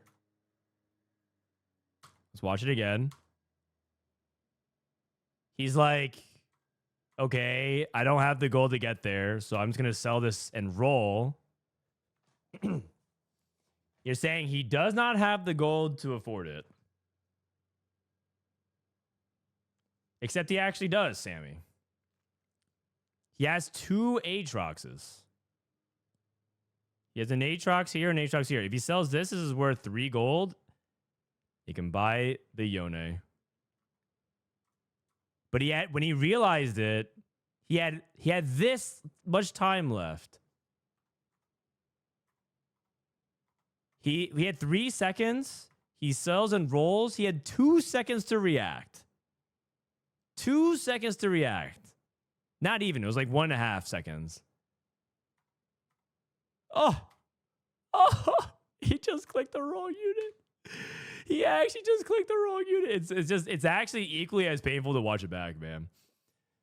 Oh my God. I can't believe that. Just missed the flick. He just missed the flick.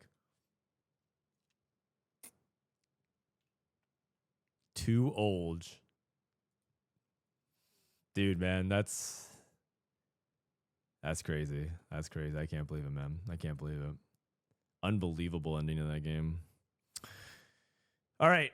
So that's round 6. So that's the end of EU. Is there any other games going on? I think that's it. Any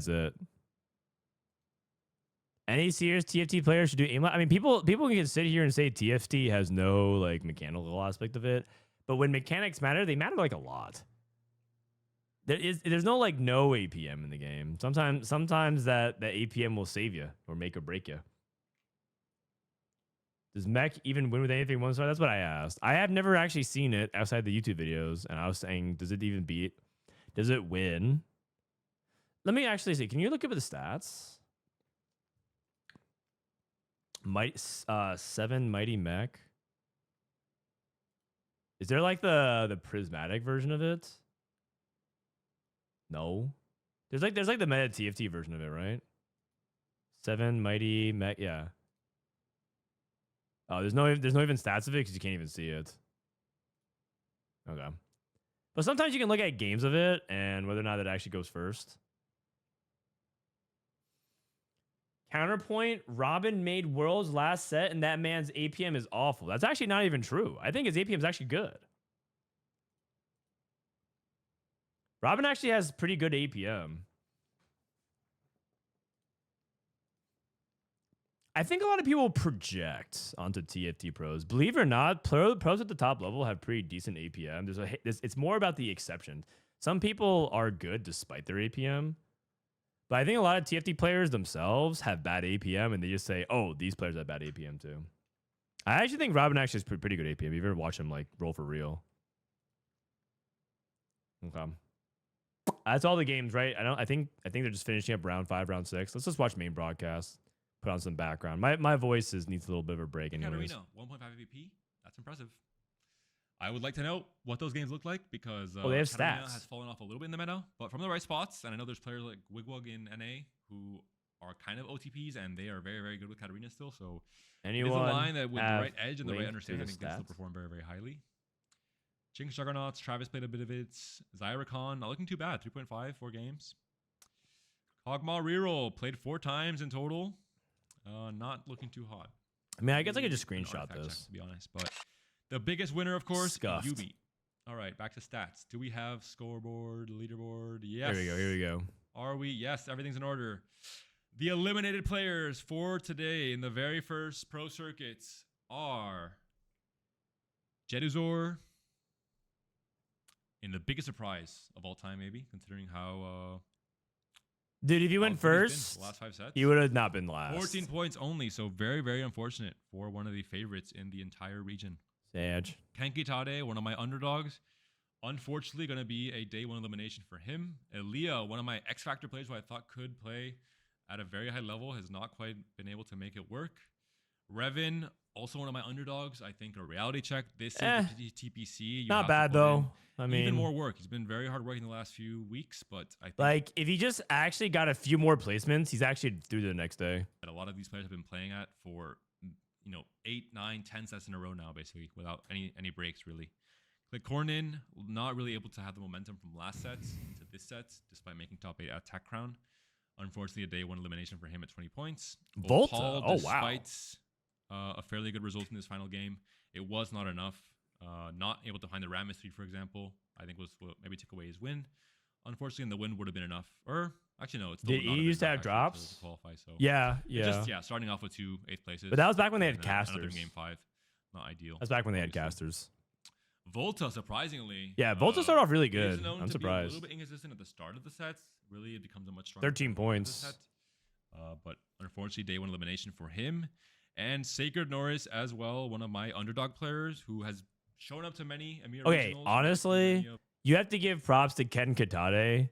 He went 8-8-8 and he didn't finish last. That's actually not even bad.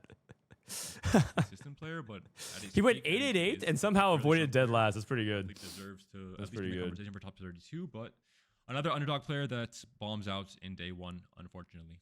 pepoglad just barely making it through despite being at rank 1 at US right now, or close to Is it. everyone underdog? A lot of the players in the Snoodyboo, bottom are, yeah. Vomendeath, the 2 underdogs from my list that make it out. Survive Because day 1, not so everyone congrats to them. is And the the rest, favorites. I mean, like Coco, a little bit surprising to see him so low. Here's a big surprises. Kojnid with the 1 first or 8th special. Wait, he went 1-1-1, 8-1-8. 2 8th places. The heck? I mean, he is having fun. That is 100% for sure.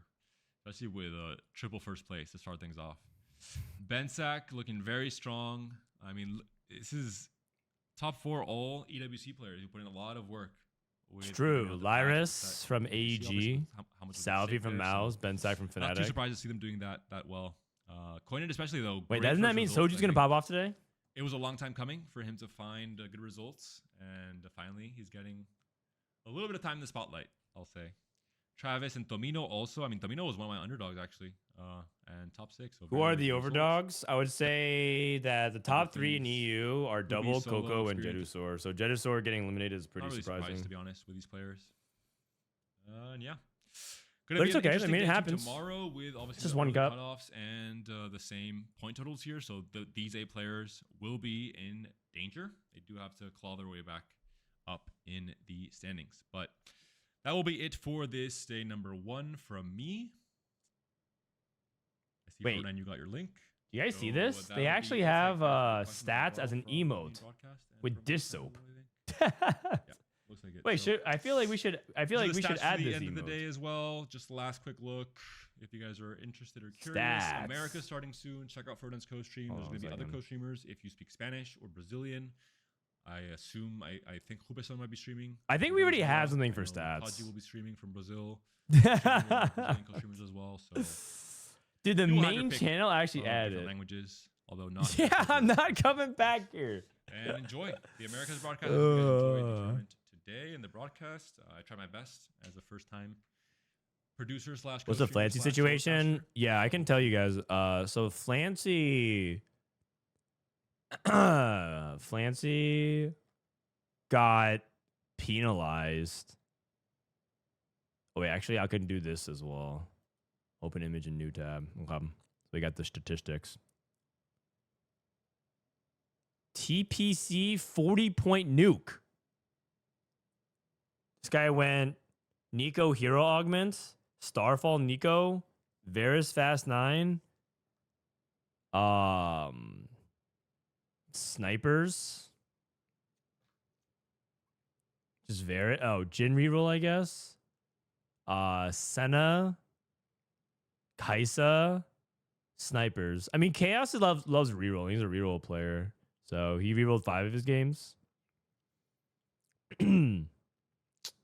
Okay.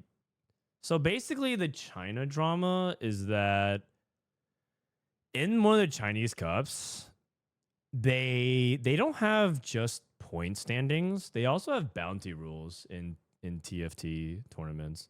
And so what that means is if you go for a 3-star 5 cost or you get like a big cash out with your loot streak mechanic, you actually get 2,000 Chinese yuan, which is like a few $100s. 2,000 CNY to USD. That's like $300, which is kind of a lot. So if you have an opportunity to go for the 3-star 5 cost, you should kind of go for it because if you do that and you win, you get plus $300. So what ended up happening was Flancy was in a position to try to play for a 3-star 5 cost. So he actually played a weaker board to try and hit the 3-star 5 cost. But then DYZ won a round against Flancy, who played a weaker board, and he lived for one more round. And that lost Li Chuan a tournament point, who placed third instead of second. And Li Chuan complained. He said that he reported Flancy for match fixing and rejected to play the next game until Flancy got punished. He also titled his stream channel "Punishing Match Fixing is the Bottom Line." Bro, Li Chuan is he's saying he's actually trying to get another CN player in trouble and saying match fixing. Flancy argued that if he didn't play for one more round, he would have lost the bounty. So if he gets punished, he will quit playing as well. So what do you think? So both players threatened to quit. What would you guys do? What would you do? Tanner adds more context. They paused the whole competition for 2 hours after game 1. Really? This may happen to TPC as well, since the lobby winners also wins the bounty, so someone can live one more round, some losses. Competitive TFT rules are supposed to be complete over time and practical gameplay. Oh, there's a TLC. It's on Reddit. It's on Reddit. Dude, Tanner is posting drama, man. If you're looking for a clip, check this out. All right, I'm checking this out. 川是觉得 Flancy 那波打第一支放水了，所以发问号是吧？应该是直接死的感觉，像是被入很多的样子。那个确实太难赢了。对方有点难。That's just a Chinese word for that, by the way. He wasn't saying anything else. 他这是想强行秒石头，他这个站位。On 6-3. 石头没拍波比，其实有点亏啊。电出来，但也不够呀。波比现在还满血。第4了。Okay, so this round. 他这个能赢 Flancy 一波啊？走位差一点。So Flancy is going for 3-star Varus. 啊？什么情 And 况 he downgrades his 卡了 board. 我死了，他出来了。赢在赚米啊！又要成就奖了，牛逼！操 ，Flancy 输给他一波还真有点搞了。其实还可以这把第4，但第一支不知道会不会防守。这把开局算劣势局。确实是。Okay, so they're like watching someone else, but Flancy did not hit. 一个95，一个拉10级95到一个10级新手。Wait, this is the weaker 还有一 board? 个 It's not even that bad of a board. 删了很多的那个 I mean, it's definitely not gonna win, but it's like it's definitely. I thought he like sold everything but the Varus, you know. 靠，早怎么没这样带走啊？哎，他还是输了。还是未定赢什啊？么情况啊？他没装备这样啊子赢，两经济一个头他不会，等下踩新手了吧？哦，没有，天生带不走。 Right. So Lyyyress is mad because he thinks that he should have 踩新手 won 人 this 家 fight 3星5 or what? 独裁者 这把上午发信号加打字。 Oh, 我 he 插着 removed the items. Oh, I see. I see. I see. Oh, I see all this. Okay. 第一次警告，第二次判负，我成功晋级前3。 But did he hit? Did he hit? 这个他没有 Isn't this justifiable if he's trying to hit? 上房了吧？吧，他卖对子啊，你自己看。 Wait, so he hit Braum 3. Wait, no, so like it all 他 worked. 很多对子啊，你自己看，还是那全是对子啊，他 Wait, what? So like I mean, one thing if he like missed, but he actually hit the Braum 3, and he won the 有点 game. 没办法了。 OK，那就误会结束。我这边至于我不知道他怎么过新手呀。他第二个海克斯黄金命一出，魔像化怎么办啊？ I don't think he should get punished for this, man. Seriously, the original intention of establishing the bonus in the tournament was to encourage players to perform brilliantly without affecting the normal outcome of the game. Flancy's behavior has a substantial impact on the outcome of the game. So the penalty for Flancy is 0 points will be given for game 1, and the scores of other players will be calculated based on the rank at the end of the round. Huh? Background about the TOC achievement prize. TOC's only been doing bounties in set 12, so set 15 is a 4th set doing so. There are a lot of bounties won by players previously. There's no such conflict-related issues. In the following image, set 14 is not updated yet, so you won't see many. Set 12 is a set you can see 4 cost to 5 cost with charm, so you see a lot of bounties there. This is all the bounties that people got. 3-star Diana, 3-star Milio, 3-star Smolder. Those are 5 costs. Sugarcraft get the 600 stacks. So they awarded a lot of money over this. Dude, really? I feel like they should say that like he's clearly playing for his own best personal interest. It wasn't against you. Like he would do it against anybody. It was not match fixing. Bro, this guy not only lost all of his tournament points, he just lost $200. If you're giving a cash price for hitting 3-star 5 cost, you have to expect people to either play weaker boards or hit them or straight up sell the board. Yes. I mean, I think that like they should. They can't punish match fixing. This is not match fixing. I think they are misunderstanding what match fixing means. Match fixing means he intentionally tried to help DG beat Lyyyress. I don't think that's what happened. Is there any justification? What is this guy? Oh, the hidden comment. It's still against competitive integrity to intentionally lose a round for that. But I mean, that's not what that's not messing with competitive integrity. They're just helping. He's still playing for first. He's playing for first and the money. He literally win traded around. Damn. I just can't stop reading the downvotes. As per Riot game rules, it's not about intent, and intent does not matter. The unlawful or undue influence of alteration, including failing to give best efforts directly or indirectly, by an act or omission, or of course result or any other aspect of a match, spot fixing, or a competition, irrespective of what the behavior is committed for financial gain, sporting advantage, or any other purpose. So you're just straight up lying, by the way. The complete rule you say here is about manipulating the outcome of the game, which is not actually the case. The cash prize is about manipulating in order to get the better cash rewards in the end, which is a very different situation, not related to bounties at all. Damn. And these guys keep going on and on. I think that this is a mistake from China. I think they should not have punished him. This is ridiculous to me. That I can't believe they punished him because he still won the game. Like he played for his best possible thing. Like it's not like he's trying to specifically give placements to anyone.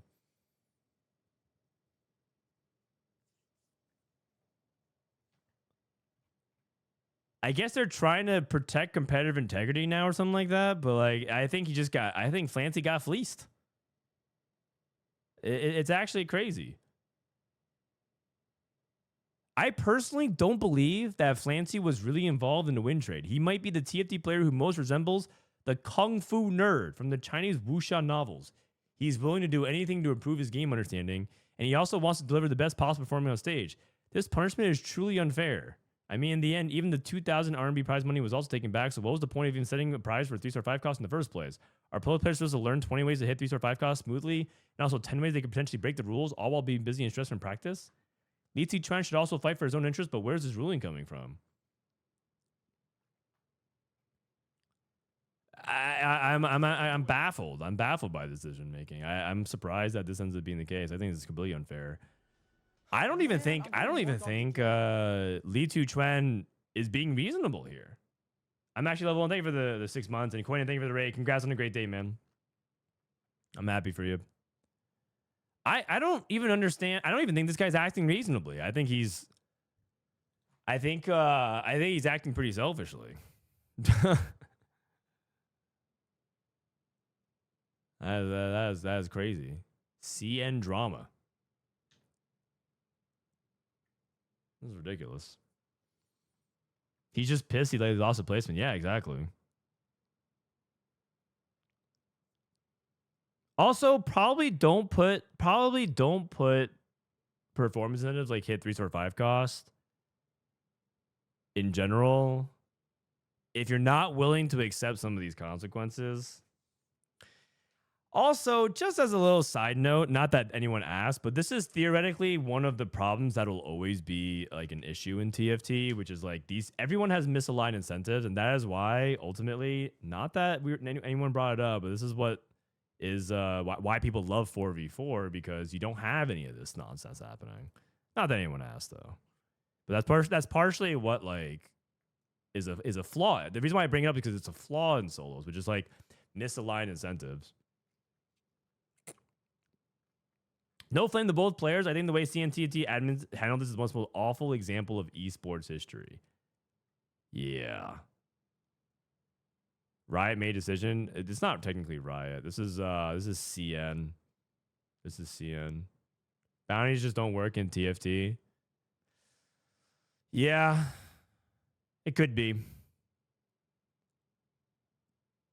Probably just no bounty then. Probably just no bounty. This is just ridiculous. I can't believe that. Is there anything else? I mean, what did Flancy say? Did Flancy say anything?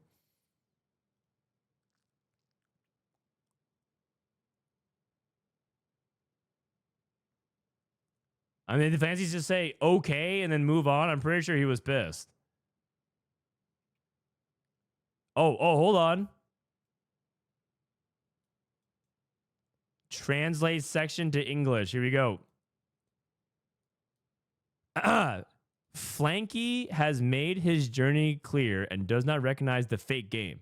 And when the official asked him whether or not he made the fake game, he denies. So the official canceled the score and confiscated the prize money. Lyyyress contested at the end of the game in live with the headline, "Fake is the bottom line problem." I guess that's what he's saying. Guiding a lot of big anchors with rhythm. The volume equivalent of Soju and Setsuko on Twitch. And the contest is hosted here by Huya. Flancy is Doyu Live, similar to the relationship between YouTube and Twitch, resulting in the network rhythm has hit Flancy. Thank you very much for your understanding of Fancy on Reddit. I see. So he's saying that this was basically them favoring their streamer because Flancy's on Doyu and it's hosted on Huya. It's like Twitch versus YouTube. And Lyyyress just complained like Soju and Setsuko would. Bro, I can't believe they brought in Soju and Setsuko into the mix. That's funny. All right, this tournament leaderboard real quick. I'll just go here for now. I'll go here. Okay. Lyyyress and Kojnid are dominating. Yeah, I looked at the leaderboard for EU, and it looks like it's doing really well so far. 52-50. And these guys are 5 to 7 points ahead, which is just kind of crazy. PasDeBol, Salvyyy, Bensac, Travis, Gobosteur, Kubixon. And so what's going to happen is after 2 games, 4 players are just cut and qualified in. So basically for Kojnid and Lyyyress, they just need to play 2 reasonable games. I think they're far enough ahead where they go like 5-5. For Lyyyress, probably 6-6. Then they're through. They qualify and they don't have to play the last 2 games. Meanwhile, the bottom 4 players are cut. And so this is where Snoodyboo, Vomendeath, Rico, and Zaiku, I was going to call him Zaiwu, they have to start putting on good performances. They can't take middle of the road stuff anymore. I don't even know if 4th is good enough. They have to start getting like 3rd or better in order to survive the cut. Sologesang, yeah, it looks like he went 7-8. Dasic is out. Coco is out. Blast at Moon's out. A lot of the folks that we've seen do really well recently are out, but it's okay. That's just the way it goes. That's just the way it goes. All right. It's the grand finals. I think this format is really good because it just makes it so it feels like all these games are really impactful. The first day is kind of like the slowest day, but these games, everything really matters. Everything really matters. Let's go ahead and drop this overlay. Okay. So they told me for the cam, they said that I can't go in the bottom left. So I think the best compromise is that I'm here and then it gets a little bigger and I cover this. Is that okay? Is that okay? I think this is fine. It sounds weird. It looks weird a little bit if you're not used to it because of the cam stuff. But yeah. The second thing is I want to change the key bindings. I need to experiment. If you guys are okay, I'm going to experiment on changing my key bindings because I'm so used to scouting the way I do in TFT. I was going to check some early fruits.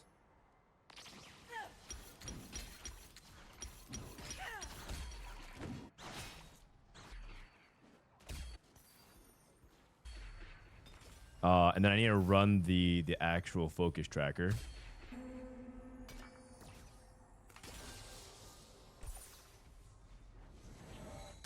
Can now close this terminal with Control D or press Enter to restart.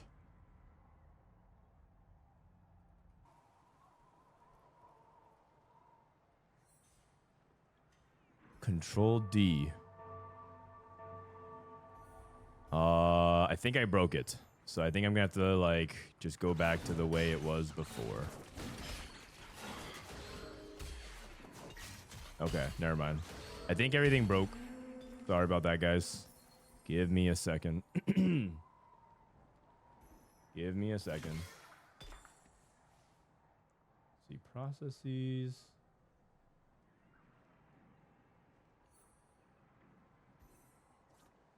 And then console window host.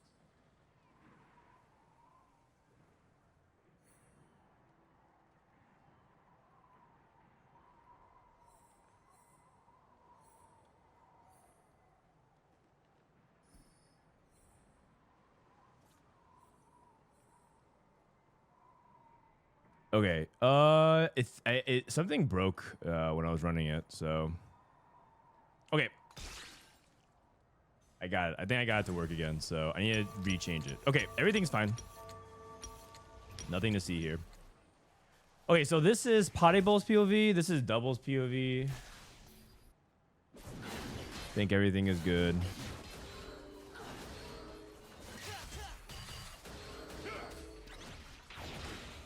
And I think I restored everything. Okay, great. Big Disc guy, thank you for the 8 months. We want to see Frodan more. Well, this is the biggest I can make it, short of just covering the player cams. But the player cams are kind of important, right, for the experience? I think people really want the player cams. All right, taking a look at opening, we have Aura farming from KC Double. Look at this, Aura farming with Zyra. PasDeBol replication. Gobosteur took Gold Destiny with Deadlier Blades. Okay. So that usually means, I mean, you can play snipers with all this gold. You can play into crew reroll. We have Caretakers with Archangels. Snoodyboo probably lean towards Prodigies. We have Pandora's items with Stairs Gauge. Stairs Gauge probably lean towards Ash. Stairs Gauge for the front line. Supreme Cell, Sniper Emblem. Supreme Cell Sniper. What do you play with Supreme Cell Sniper? Maybe this is one of those games where you might just play around vertical snipers. You play around like I've seen people just like starting to play around that more. Yesterday, for example, Bintum and APAC just play a lot of like Jinx, Varus, Jhin, and then you just play like this as your front line. The nice thing about this Dark Dummy having sniper is that it actually adds front line to your composition, and you can just play anything in the front. A lot of times you play like Cassante plus Nico, and then Nico ties to Jinx, and you have some flexibility with the rest of the units. I saw like one set of units played like Zac and Poppy, so you have 4 Wraith that way. So you could go for that. Another could be just leaning into Supreme Cell and just having the flexibility around Supreme Cell as well. So we'll see. This is like a harder position to play from. Another downside is that he has open tier, but if he gets sword, he can make Shojin, and then he's kind of back. Maybe around Bastion Sniper. Yeah, you can play around that. I don't know if you can play around Crew Sniper with this though, because it looks like one person's going to be playing Crew Sniper. And then we have Cooking Pot with Prodigy. None of the Cooking Pot Shadow Clone synergy that I've been seeing people do. If you guys have Shadow Clone on your power up, you actually get double the Cooking Pot synergy, which is pretty fun. Oh, is that Max Vitality Cooking? Oh, it is. It's Max Vitality Cooking Pot Rammus. Holy cow, that's crazy. Your augments must be awful to be taking Wandering Trainer in competitive. Wandering Trainer, I think, as the gold tier is not that bad. Although a lot of emblems these days want to be on the champions. That is one thing. That is one thing about the new change to emblems, is that a lot of times you just want it on the unit because they give additional benefit. But sometimes it's not bad. Like, I think, for example, a strategist emblem on a Wandering Trainer is really good. It's basically like getting a miniature locket. The locket, the old locket, not the current locket. There's 2 lockets that existed. There's locket, the Iron Solari, and then there's intervening locket, the artifact. But like, if you get like strategist emblem on it, it's good. But if you get, you know, an emblem that wants to get specific power, like, oh, I don't know, let's say the Executioner emblem, that is like something you want on a champion.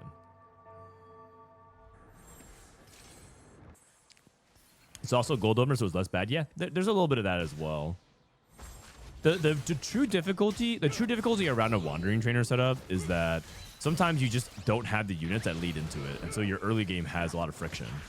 If he, like right now, he has no Supreme Cells and no Sniper Emblem. Right now, his augment is just gain a 700 HP training dummy, which helps his combat a little bit. But you know, he has no synergy built into it. That's the real downside of Wandering Trainer. But you do get like a little bit extra tempo. But if you have synergy with it early, it's really, really good. Syndra 2, that's pretty nice. Travis has Xin Zhao too as well. I think Travis' setup is quite solid. Like, this is the best case scenario for Wandering Trainer, where you just win streak early game anyways, despite not having any synergy with it. Replication to blue buff. Blue buff got buffed, so it's better this patch. I also saw that blue buff's getting reworked next patch. TFT Clips, Disco made a video about it. I watched it. Apparently, blue buff is going to be giving you bonus AD and AP based off your trait, so it should be a lot better for something like Soul Fighter, for example, or maybe Sorcerers. Just like if your trait gives you stats, it'll give you bonus stats. I wonder what blue buff is going to angle for, though. Blue buff is not exactly a Prodigy item. It's also possible that he does play Prodigy and just goes into Super Genius Yuumi. We've seen a couple of those where it's just like, okay, if you are forced to make mana items for Prodigy, then just play Super Genius and just use the mana gen for ramping. He also could just play Star Guardians as well. Blue buff is fine for Star Guardians. Also, there's a couple of other compositions that don't mind blue buff. I saw, for example, people say like blue buff is preferred to Shojin on Senna, but I don't think he's necessarily angling that at the moment, just at least based off the units he's holding. We have Gather Force here for Kai'Sa, Supreme Cells. This doesn't look like a good Kai'Sa setup to me, just because he lost so many of the early game fights. He did actually kill a decent amount of units, though, so... I think the thing about Kai'Sa for me is that it feels like it needs to snowball early. And if you don't snowball early, then you need to decisively spike by stage 3. But if you lose stage 2 and you lose stage 3, I feel like with Kai'Sa, you're just going bottom, too. Oh, Gold Orb. Oh, full item? Oh, wait, Cooking Pot guy. Where's the Cooking Pot guy? Oh, he got... Did he get 3 costs? No. What did he get off his Gold Orb? Dude, if you got another spat, that would have been crazy. Giant Slayer here. If you want to go Kai side, if you go Giant Slayer, Last Whisper, I think that's fine. You do want the crit though. Maybe he's thinking about tank item instead and going for Rage Blade. No, but he already has Shojin. I don't think Giant Slayer is bad inherently to play on Kaisa. Assuming he wants to play Kaisa, he could also just pivot into something else. He could be thinking, oh, just take tank item, play a different line entirely, right? Oh, a little bit of decision paralysis from Kojnid. Blue buff's already better than Shojin, which is weird to buff it more. The thing about Shojin is that I think that it's just more versatile. The thing about blue buff that'll forever be attacks on items like that is that blue buff costs 2 tiers. And double component items are just harder to make inherently. It's just harder to make. So it's one of those things where you can't just compare items in a vacuum and just compare to each other. It's like the value of Shojin versus blue buff. Shojin is far easier to make than blue buff. And so having blue buff be slightly stronger than Shojin is actually fine, I think. Like, just when I say slightly stronger, I mean like 5% better. I think that's totally fine. Pipeline here for Snoodyboo. Snoodyboo is playing Prodigy, right? So he's just going to take items, more items. Prismatic ticket for Kojnid, so he's rolling. Rolling, not really hitting. This is Ryko. Ryko with the Ash, Belt Overflow. Belt Overflow with Pandora, so he can actually roll anything he doesn't want. Unlimited power for the Prodigy Rammus. And the way Xperion is probably going to go for is he's going to try to play for Rammus 3, Malzahar 3. And Malzahar 3 is so strong, even with utility. Or Malzahar is so good with utility that even at 3-star, you still want to have items on him. So Xperion can play 5 Prodigy and then lean into the Malzahar. Getting run over by Ryko, though. Ryko just has too much front line. This Gnar unit is just so ridiculous. Golden Edge. Ryko's winning with Golden Edge, which is kind of nuts.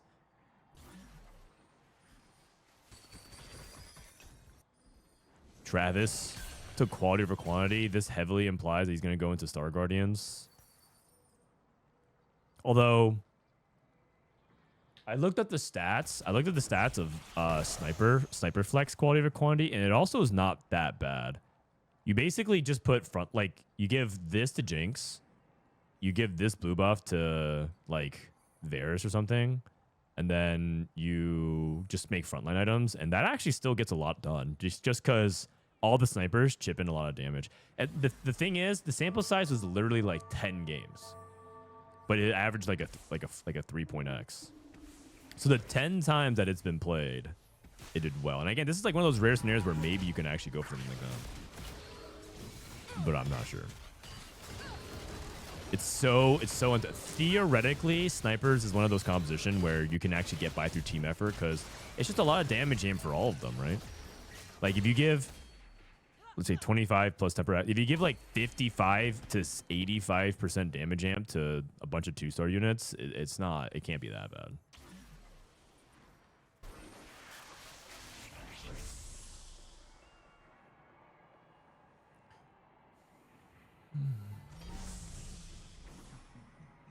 Added emote 3 mentor. 3 mentor. Is that like the new 3 bruiser? I feel like 2 mentor is also fun though, because like a lot of people play 2 mentor. Like 3, I feel like 2 mentor is a mistake, but 3 mentor is like deliberate a lot of times, isn't it?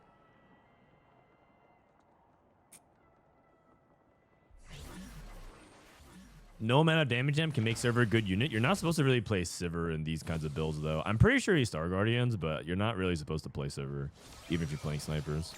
Okay, Prodigy, Ashe, Kaisa, Prodigy, Star Guardian Prodigy. We'll see. Flex, and then the crew took Prismatic ticket. Gobosteur, and then double 61 with Blue Streak Executioners. Oh my gosh, he's gonna play Executioner Zyra. He's gonna play Executioner Zyra. I personally think this line is not a Blue Streak line. I've seen double play Mentor Mech from Blue Streak, But I personally think it's not that good from Loose Streak. Only because I played it myself. I played this comp. I'm not really proud to admit this, but I actually tried to one-trick this comp this patch off stream. I think I played something like 5 games in a row with it just to get the reps in, because I was just like, I really don't understand this comp.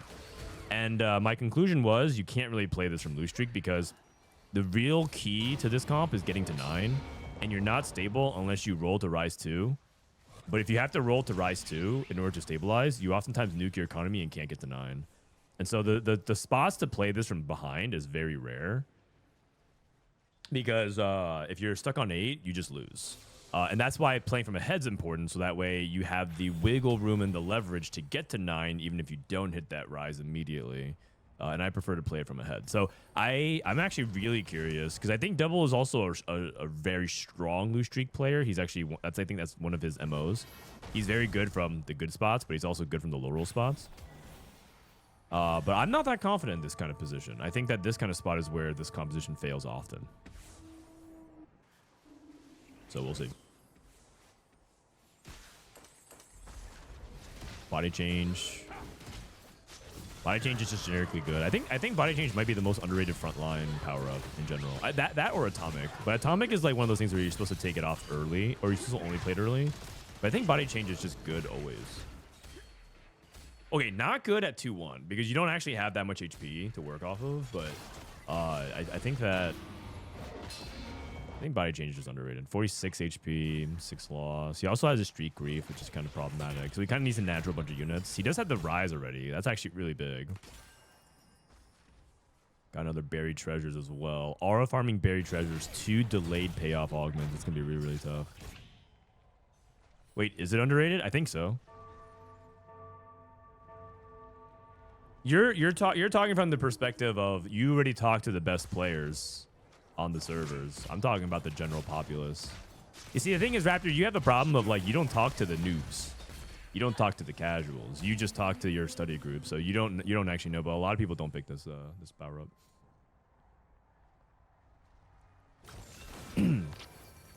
Giant amount of gold and support plus a pan for Snoodyboo. Gobosteur rolling. Double not rolling. PasDeBol with a fast 8 looking for Yuumi. He is holding on to Star Guardians, though. He's Star Guardian Flex. He has the Poppy 2. He had the Poppy 2 and the Seraphine, so I think he has to commit to Star Guardians now and play AP Star Guardians. Very, very interesting dynamic where you roll down for Star Guardians and you roll down for Prodigies at the moment. He's still making Prodigies, actually. Sold his Poppy 2. Or did he play it? No, he sold the Poppy 2. Wow. You mentioned Zyra. Is she under your camera feed? Oh, she is. Oh, yeah. You guys can't see it. Here you go. Do you see it now? Zyra is right here. I don't know where else to go, guys. Where else am I supposed to go? Maybe my cam goes here, actually. No, but that covers the enemy bench. Dude, I don't know, man. I don't know. Mace as well. That's a good item for executioners. Go right in the middle. Okay. How about here? How about here?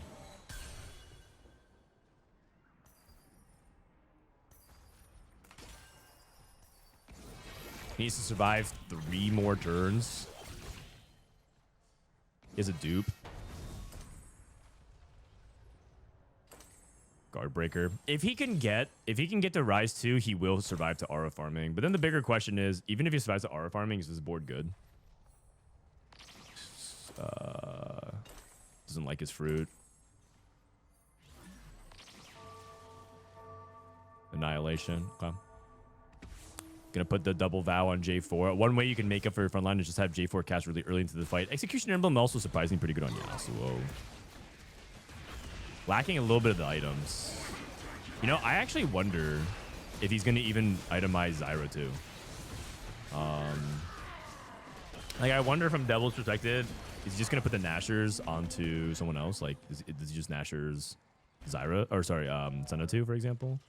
Or put it on Rise 2 and then move something else off of Rise? Xperion. Oh, Xperion ditched the Prodigy on the Rammus Sage. That would have been really cool. Finds Yuumi pair. How many people are playing Yuumi this game?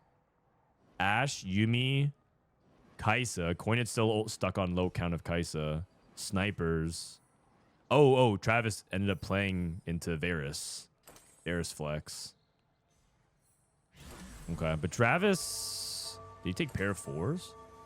He took pair of 4s, and he's playing around 5 costs. Oh, so Travis took pair of 4s because he thought he was going to play around Jinx. And now he's playing around Poppy Cassante instead. Some pings going down. What's the pings? I think there might be 4 Yuumi players. Oh no, Snoodyboo pivoted off into Jinx. And you can see that's like, it's causing some awkwardness with his items. He's playing Stairs Gauge Jinx. But Rico's trying to fast 9, so a good time to play him.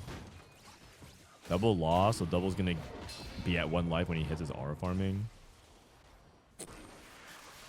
The interesting thing about a lot of the Star Guardian Prodigy thing is that I feel like they're contesting each other. They're like bleeding into each other's lines. They like a lot of the Star Guardians and Prodigies are just playing each other's the half of each other's composition. Why are you not upper left? What's upper left? It's a camera feed. Can you squeeze on the reroll buttons without covering the level? Yeah, but you don't see the amount of free rerolls they get. But like maybe I could. I mean, I think maybe the free overlay. Let me ask real quick. Maybe the shop refresh / level button can be where the sponsor square goes.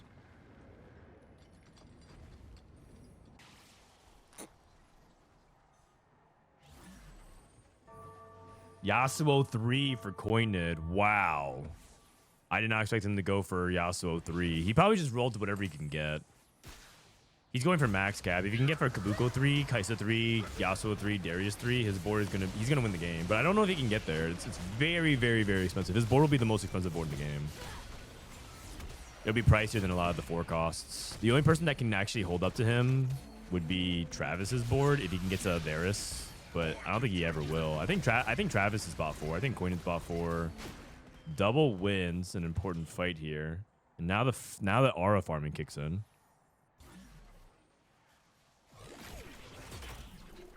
Zyra. And I wonder if he can... Oh, I guess you just keep the Nashers there because he already has the tier onto the Senna. Executioner on the Zyra, so he's going the opposite direction. I think that's smart. It's almost to the point where I wonder if we should just also fruit the Zyra. Oh, we don't have a remover. But I was like, if you're going to do this, I feel like fruiting the Zyra is pretty good, especially if you can get her best one, which is Mana Rush. I think Mana Rush Zyra is game-changing. I think you can just win the game off that way, off of that. It's so powerful. Starting your entire team with 90% attack speed buff is just crazy.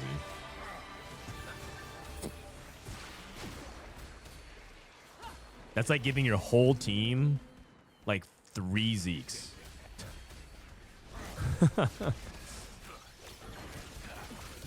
It's just an insane power spike. Because remember how attack speed scales everything in the game. Your ability cast. Jarvan. Oh, he already has Jarvan too. I think Double made it out.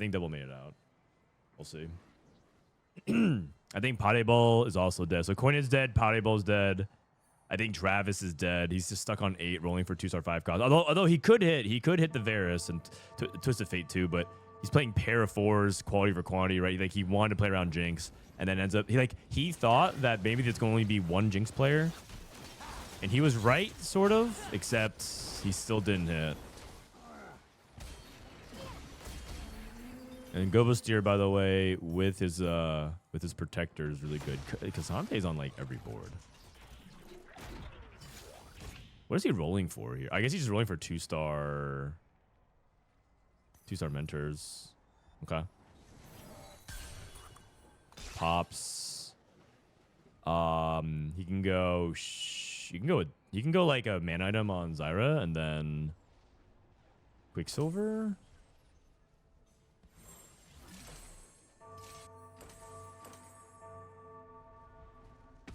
He went double. He went for Senna instead. I think it's fine as well.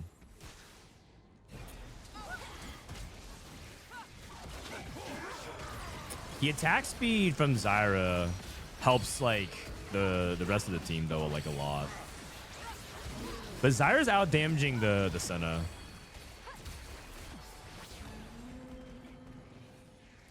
Does that okay? When you see that, you guys can't see it, but when you see the Zyra out damaging the Senna, does that mean that you should he made a mistake with the fruit, or is it fine? Will Nashers be better than Shojin next patch? I think it just depends on who's holding it. Right now, Nashers has like a difficult identity to fill, and I think what they're trying to do is make Nashers a little bit more of like a specific role that they have in mind for some of the champions in this set. Because right now, it's just basically worse than a lot of other items. Travis hit Poppy too. Oh, Travis actually hit Twisted Fate too. Okay. How many people are playing Cassante in the board? Cassante? Cassante? No Cassante. Cassante, Cassante, and then Star Guardian. This it looks like Snoodyboo found the Star Guardian emblem. Down to 1 life. He threw the Zyra? Did he? Oh, he did. Oh, I'm stupid. Oh, he got Stormbender. Oh, I thought he had Stormbender the Senna. Oh, in that case, yeah, he's a genius. What can I say? Snoodyboo's dead. So that probably functionally eliminates Snoodyboo from the tournament. He's gonna play for just qualifier points. PasDeBol. Travis pinging PasDeBol. Bro, PasDeBol just disconnected from the game. You guys can't see it, but PasDeBol just disconnected from the game before the cutscene even finished, man. Is there some bad blood between these guys? What's going on?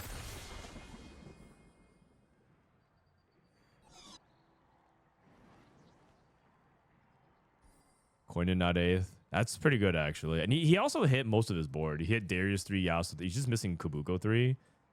He's actually kind of strong. He's actually kind of strong. 220 on the AD. 48 AD. It's not the most, but he can actually even top 4. His board is good enough to top 4.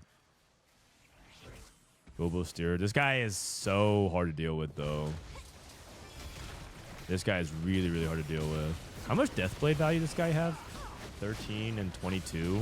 This guy has 400 AD. By the end of the game, he might even reach 444 AD.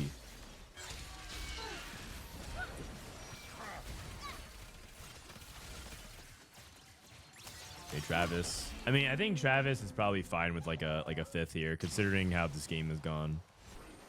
I think Double made it out though. Supreme Cell Emblem. That's pretty good for Kojnid, right? Supreme Cell Emblem. You could put that on the Yasuo. And then Double is looking for... Oh, he doesn't have a Sunder. Okay. Man, this guy is such a beast. I feel like this Rise line, the Rise Center line is just hard to pull off from Loose Streak, but he just sees it.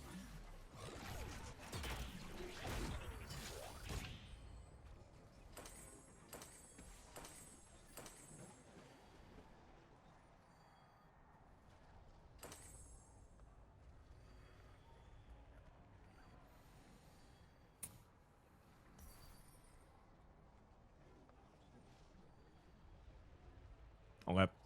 Gobosteur. I think Gobosteur is probably top 2. I think that Double will eventually outcap it though.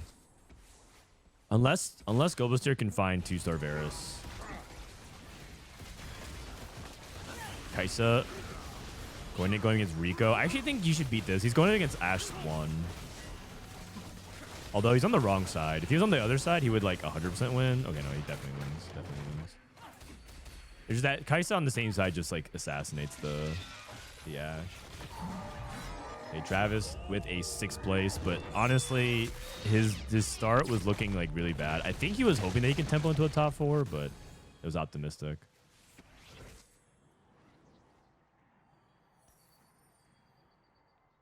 Rico was uncontested Ashe and never found Ashe too. That's brutal. That is brutal. For some reason, the thing resets, so give me a sec.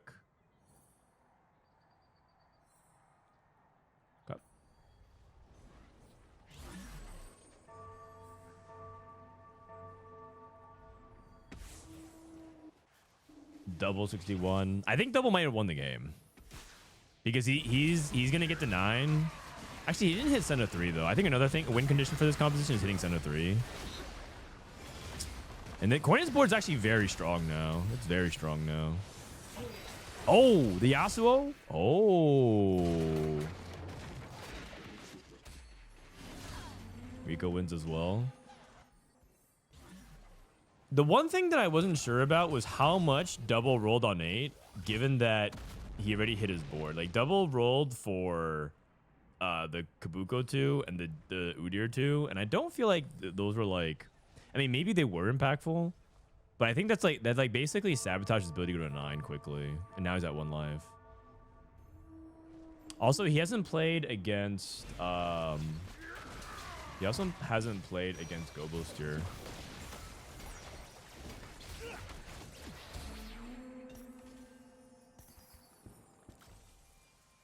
He hits Supreme Cell, so Yas is an actual unit. Well, no, I mean, Yasuo with 4 Mentor is actually quite good.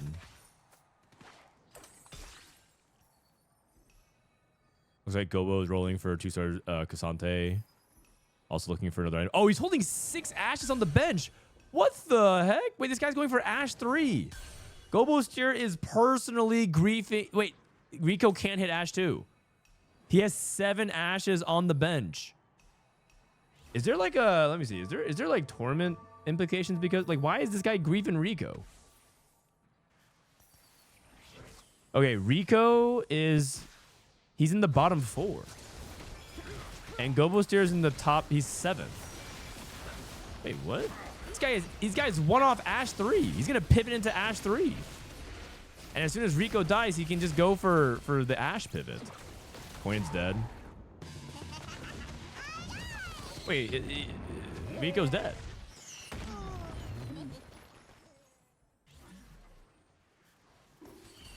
Holy cow! Now he rolls. He has prismatic ticket. He can roll for Ash 3. Wait, 3 people are. It's just him and versus Double.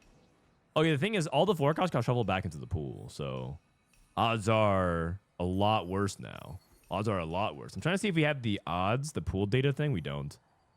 Okay. He's trying to pull all the forecasts. He's rolling a ton. He's not even positioning because he's rolling so much. And Double 61 gets all the time to position in the world. I mean, but Gobo has 56 HP, so it doesn't really matter very much, so... Stacking right side.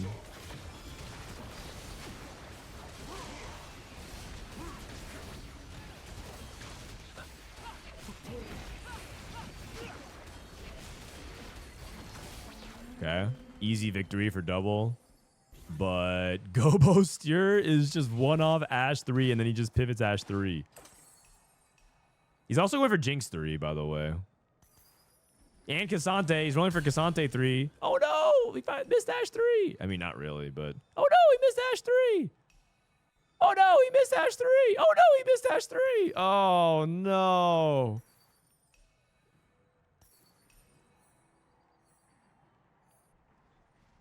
You know, the crazy thing is, Double actually found a Jinx.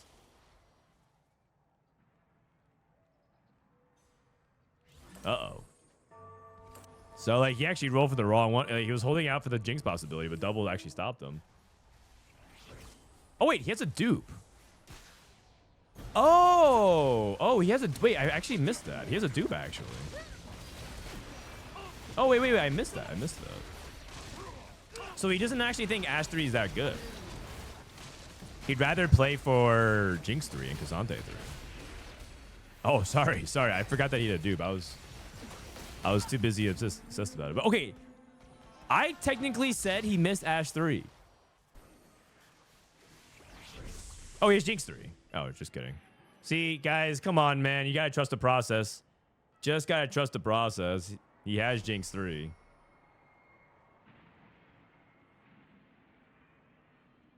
Okay, now if he doesn't use the duplicator, then he actually didn't know. But you guys just don't trust the process.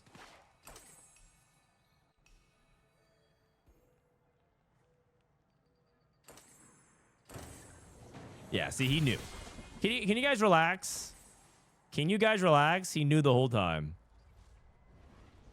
You guys just don't trust these players. That's why they're there, and that's why you're here in chat. Because Jinx 3, because Ashe 3, as we know, is super fake. Yup.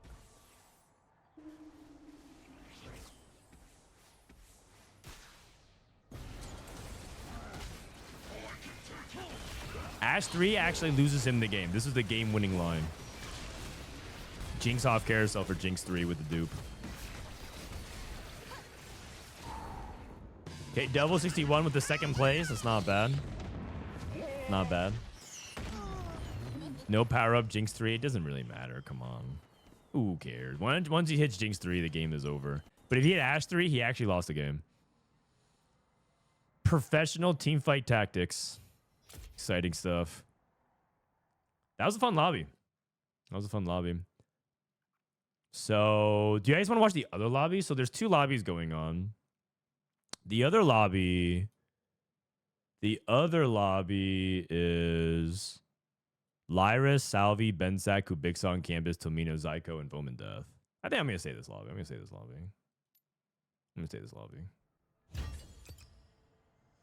And then, how does the leaderboard look after that game? The implications of that? So, 5th for Kojnid is good. And Lyyyress, I think, also did pretty well. So I think... Actually, no, sorry. He was doing pretty well previously. I don't know. But Snooty going like 7th is like really bad, right? I think he's just functionally out. Rico, I think, also was bought 4. Or I think he got 4th. That might be okay to survive to round 11 and 12. Who went 8th that game? Oh, no. Oh, no, my tournament realm bugged. This is Riot Games client. Oh, yes, I do. I want to leave the party.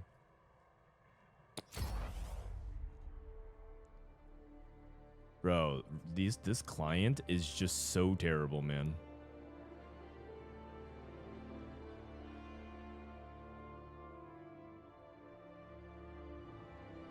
Okay. I'm going to join this lobby. Was he BMing Kiyun? Who? Who we talking about? 8+1 ashes? Oh man, that is an underground meme. Man, that is from like ancient history. That was from set 4. You're talking about 4 years ago, man. No, that was the first time someone's referenced that. Like you know what's gonna happen next year? By set 17, we're set 15 right? By set 17, that would be half a decade ago. That's what you're referencing. My God. My God. What happens if you didn't hit Jinx? Let's not talk about that. He knew he was going to hit it. The Jinx was an inevitability. He had Prismatic ticket. Never mind the fact that, you know, double 61 who was holding a Jinx. He was always going to hit a Jinx. It was also about a 4-cost Ashe. Yeah, it was. It was. That is a deep cut. That is true. Okay, let me unlink this. Get ready for the next game. It looks so silly when I take the overlay down because I'm like right here. Also, I will say that they're moving pretty quick today. They're moving pretty quickly today. Everyone ready? They already played 3 games. They've only been playing for like 2 hours. So we'll see.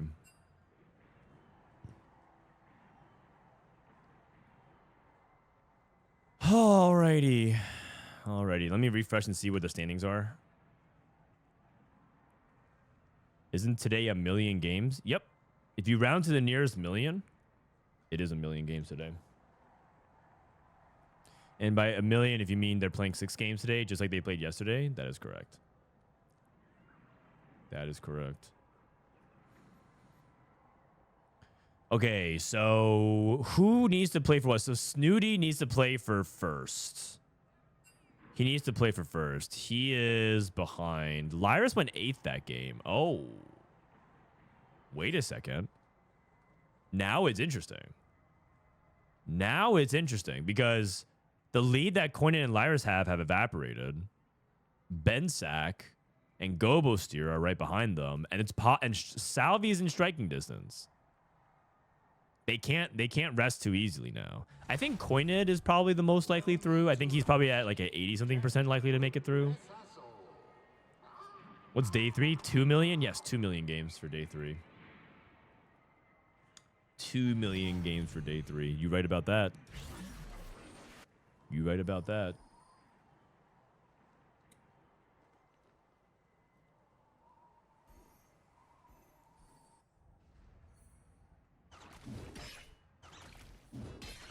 Golden Gala. All right, who's the player that we need to see a big game out of? We need to see a big game out of Snoodyboo. Need to see a big game out of Snoodyboo.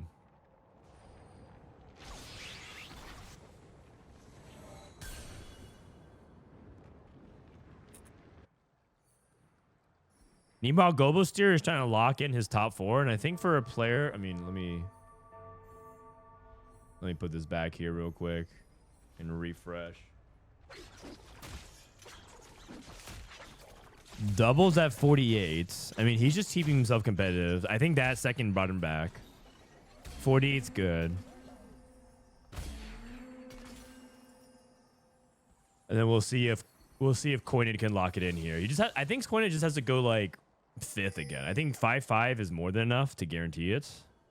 I think 6 is probably also good enough to get him through it. If he goes 8th, though, that's how disasters happen. So he just has to avoid like an 8th. All right, welcome back, everyone. The crew from Double 61, Europe's finest. All right, let's take a look at Snoodyboo. See a big play coming out of him. If you guys watched North America, Snoodyboo was Snooty was the guy that was on the Costream with us. Give us a wild prediction on who's winning America's TPC. K3 Soju. Calculate Loss, Hustler, and Psychic Forge. If I'm him, I'd probably take in something like Calculate Loss. Hustler is not a win-out comp. He needs to play for highest placement. And I think Calculate Loss is the best out of these options. All Hustler and Psychic Forge are top 4 oriented. He could be thinking about like, hey, I can't even make it, so maybe I just take something safer. He rolls it. I mean, rolling is also playing for highest placement, I think. All those other things are playing for like 4th. Unless you like super high roll, of course.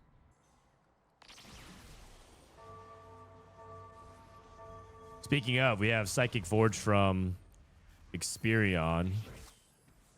The thing about Psychic Forge is that it's basically like worse Pandoras, but you have it's like lower ceiling than Pandoras, but a higher baseline because you should get on average items that you can use.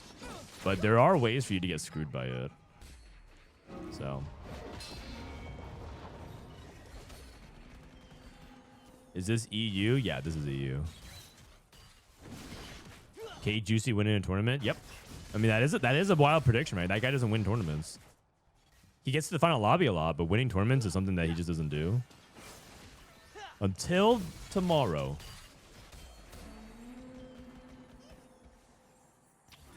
How's Travis doing? Took Mace's will. Travis is playing at 48 points. They still haven't sorted the scores. This is really annoying, but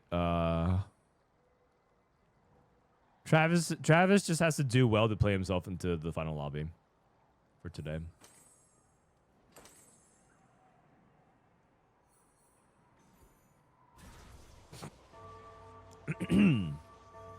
Okay, so we have Prodigy. This is Pilfer. Oh, wow. Pilfer from PasDeBol. PasDeBol is sort of like a player that just plays his own style. A lot of people believe like these augments are bad. This line, he does weird things from time to time. I like it. Independent thinker. Usually, what we like to say in TFT, if it's a person that plays like that makes choices that are perceived to be non-standard or weak, like weak augments, something like that, we call them independent thinkers. It's like a euphemism.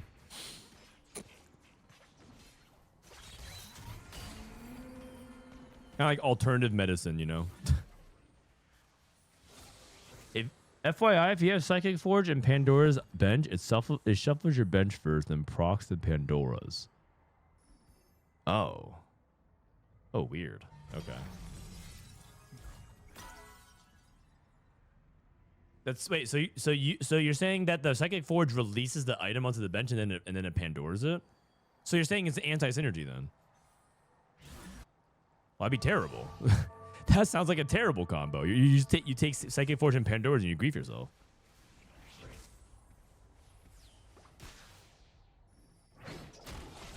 Mogul's Mail for Rico. Pretty basic stuff. Rico, I consider to be more of a streamer influencer type category. Him and Snoodyboo are like the same. It's like they are players who are quite good and they're competitive, but they're not necessarily like considered to be the top end, top tier player. Funny enough, both of them have won a Tactician's Cup though, so they are tournament winners, and so it's not like they didn't earn their spot being here. Well, Snooty was an invite, I believe, but it's not as if they don't have competitive history. Unlike K-Juicy. Guys, can we go 10 minutes without flaming Soju's tournament history? I'm starting to think you guys are kind of mean.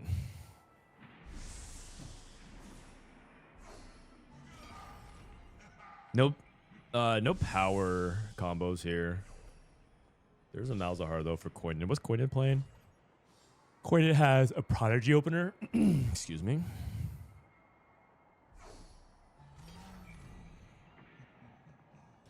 Set 7 Worlds participant K-Juicy. Huh? That's actually an incomplete description. It's set 7/15 Worlds participant K-Juicy. Soju popped off yesterday. He said that he actually played bad though. He thought that he high rolled a lot and didn't.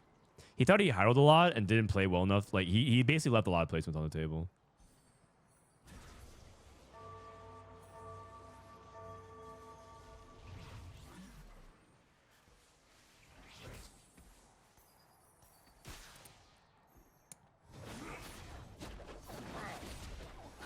So it just means that if you want to Psychic Forge something, you should do it on a non-Pandora's bench slot so you don't forge into some random champ.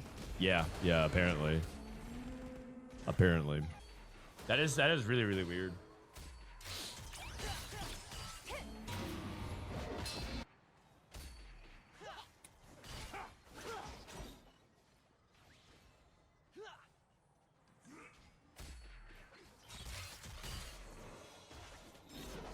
What about Weijin? Has he said anything about his play? I didn't talk to him. Weijin's a player who tries so hard and puts so much like effort that he's a player that I think, you know, give him space after he loses.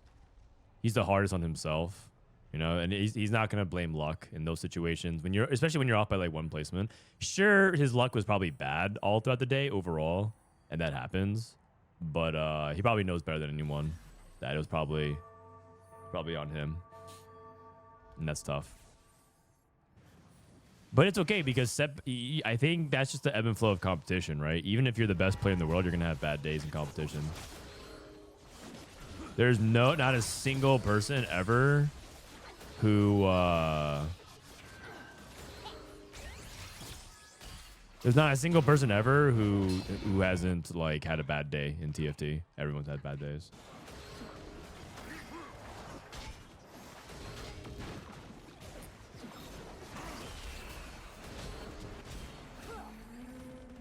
Man, I'm getting more dogged again. Sorry, Dishel messaged me something. I just need to read it to make sure.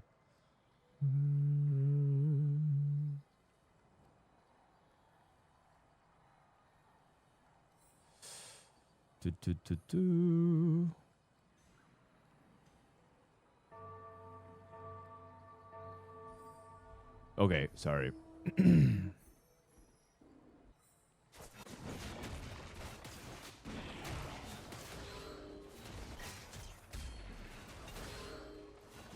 Okay, sorry guys. It was just about TFT Academy. I was just wondering if Dishel sent me anything about TFT, but he was just talking about, we were just talking about business stuff. Light, thank you for the 4 months. I'm back. He's also been sick all week. He'll bounce back. Oh, is Weijin sick? That could explain it as well. Setsuko's also been feeling not well, but I mean that guy is just I actually feel like Setsuko has been feeling like physically not at 100% for like the entire year. It's almost like I don't even know what this guy is like healthy, if that makes sense. You know those like famous athletes in whatever sport you follow where it's like they're constantly riddled with injuries, but you kind of wonder what if they could play at like full capacity.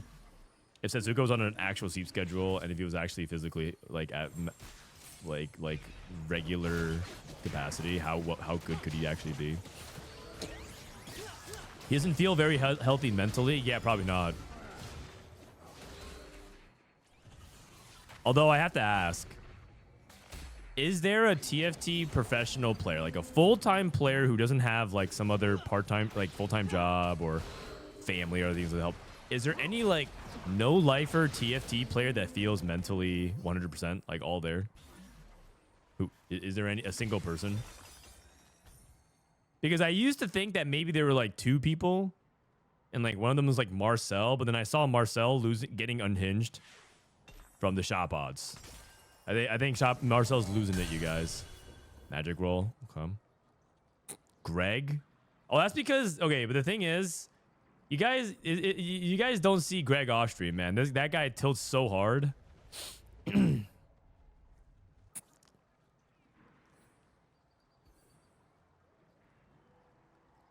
mean, Greg, he's definitely more, but I would say that he's the closest to healthy for sure. Bro is so cute, he never crashed out. All right, don't tell him about Greg lore. Before he became Greg, let's not talk about pre-Greg lore. Title is always chill, but he doesn't stream much. That's fair. I don't know much about not international. How about NA players though? NA players.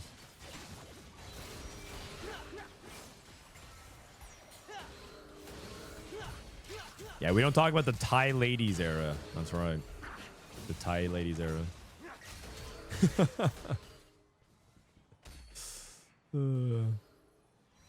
I will say that in general, T-Lights is like one of the more like uplifting, positive guys. He's just good vibes overall. That's why I think that's why people just naturally gravitate towards him. Plus, he's like one of the only like angry Asian dudes in North America. I mean, we can say what Kojnid disconnected. I feel like NA TFT is just like angry Asian men about to turn 30 or just graduated college.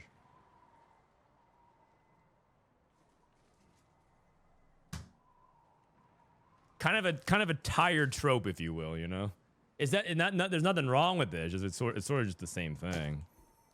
So Rainplosion, she's spiritual. Yeah, but the thing is, it's easy to be chill when you have a life that isn't TFT, is what I'm trying to say, right? Like when your life isn't TFT, you're like, well, you know, this isn't even my main squeeze. I have a job, I have a family, I have my own thing going on. BRB, says Double. Who is it that read his name as Thai Ladies? It was Precedent. Precedent gave T-Lights his first nickname, which is Thai Ladies. And then Milk gave him his second nickname, which is Greg. Both happen to be on my co-stream as well. It's so funny. They both happen to be on my co-stream when they said when they gave him those nicknames. It's pretty funny.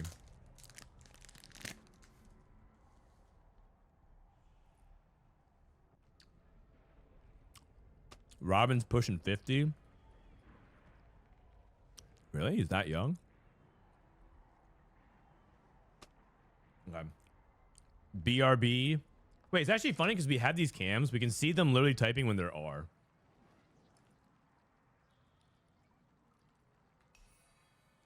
You know, I can get used to this player cam thing. I think it's good. I can get used to this player cam thing. This might be my favorite new thing about the tournaments.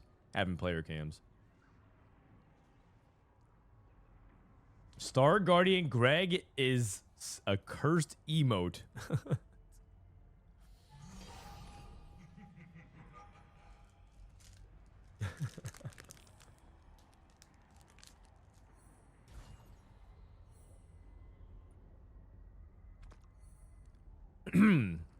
Except when they don't use cam.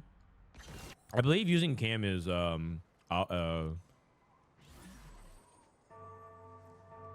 mostly an obligation, I think.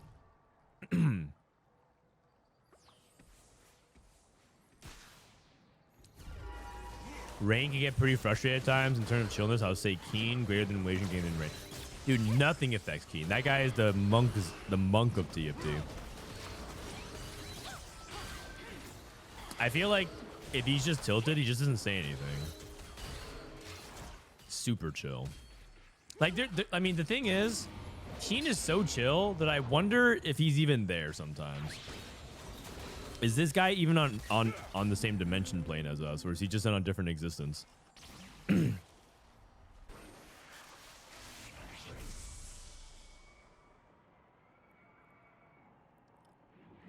I can't be that chill. I can't be that chill. I think that the difficulty with me being that chill is that I think that makes commentary a little bit too one tone. So I have range as well. I like to think that I'm like somewhere around the middle. I probably skew in terms of the chillness. It's like on the who's like the least chill TFT player. Who crashes? Probably Soju, right? Soju's the least chill probably, and then there's like Keen. And I like to think that I'm like somewhere in the middle. Setsuko, but not really. Setsuko actually only does it for like. No, I think Soju's worse. Soju just like, because the thing is, Setsuko doesn't actually talk that much. If you actually watch his stream, he actually doesn't even say that much. It just happens that when he says something, he tends to be crashing out, but he doesn't actually say much. He's usually just like playing the game.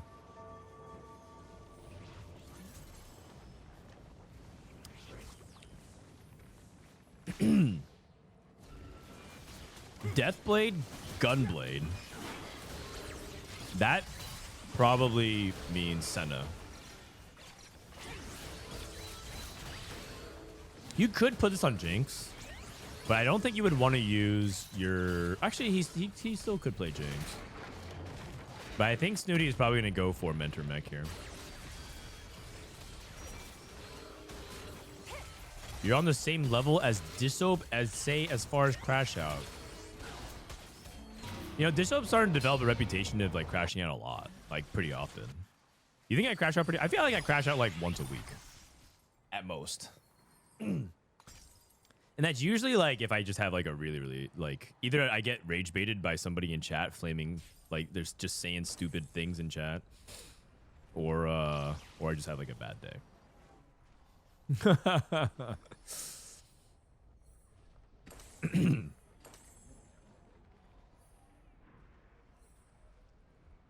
Soju streams for 20 hours and it's crashing out daily. Yeah. I think in terms of like, in terms of like yaps per minute basis, I think no one beats the YPM of Soju. That guy is uncontested GOAT. Dank memes. Oh yeah, dude.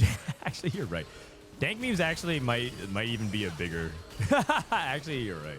And then you also add the fact that this dude still thinks sending Hydras is hilarious. So he just he actually got banned for sending Hydras in chat, which is just like, I mean, just buffoon behavior, man. He needs to stop doing that. He needs to cut that shit out.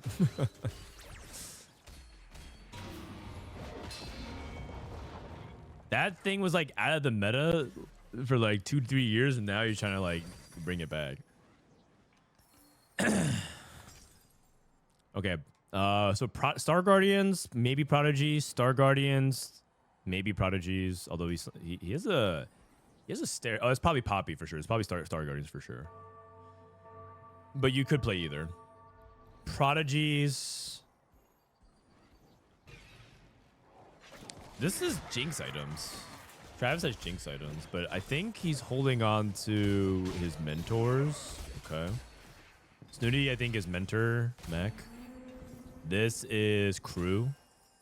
This is also Star Guardian. Wait, why does it look like 5 people are playing Star Guardians? This guy's Ash.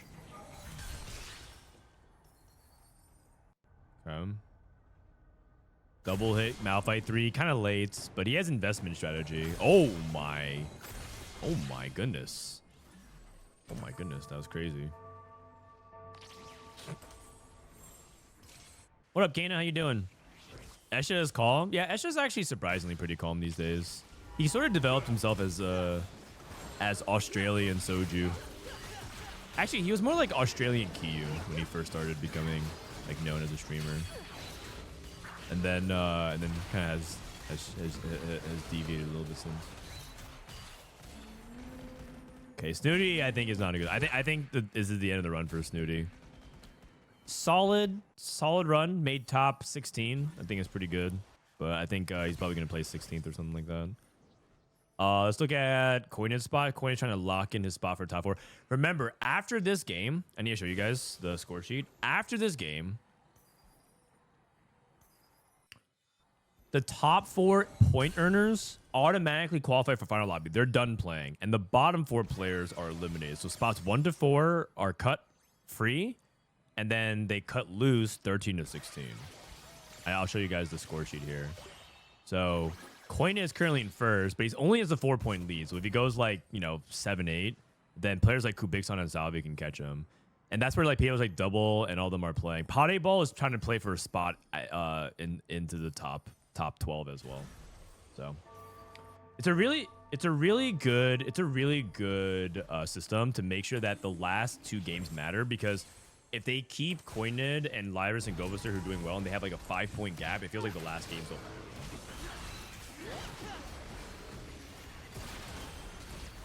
I feel bad seeing Wei Jin after his first 4 games. He looked pretty tilted. Oh yeah, I mean, that's just competition. Like it's, and you have to remember that people's streaming personas, if they're streaming, they have a different side of them that comes out than when they're competing. Just because he is streaming his tournament games doesn't mean that he's in like streaming mode, right? In streaming mode, he's probably willing to like joke more, add more commentary, say more things. And a lot of people interpret that as like, oh, like he must be feeling X. When in reality, it could just be that they're just trying to focus on the competition, and you're like reading much. You're like interpreting their entire personality based off of just them trying to focus on the tournament.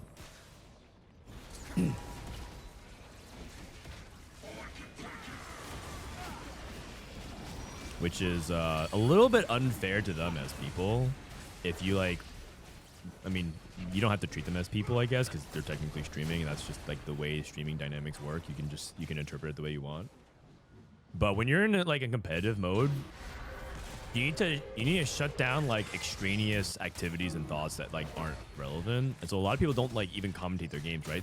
There's an exception. I would say that there's a couple of people who are exceptions to the rule. Like Robin, I can't tell the difference between Robin streamer versus Robin competitor. I feel like this guy is a little bit not serious enough. Like when I watch Robin compete, I'm like, dude, are you aware that you're playing in a tournament, man? Just like just quit your yapping. Focus. Lock in. I can't. It's like hard for me to like tell if this guy's competing sometimes.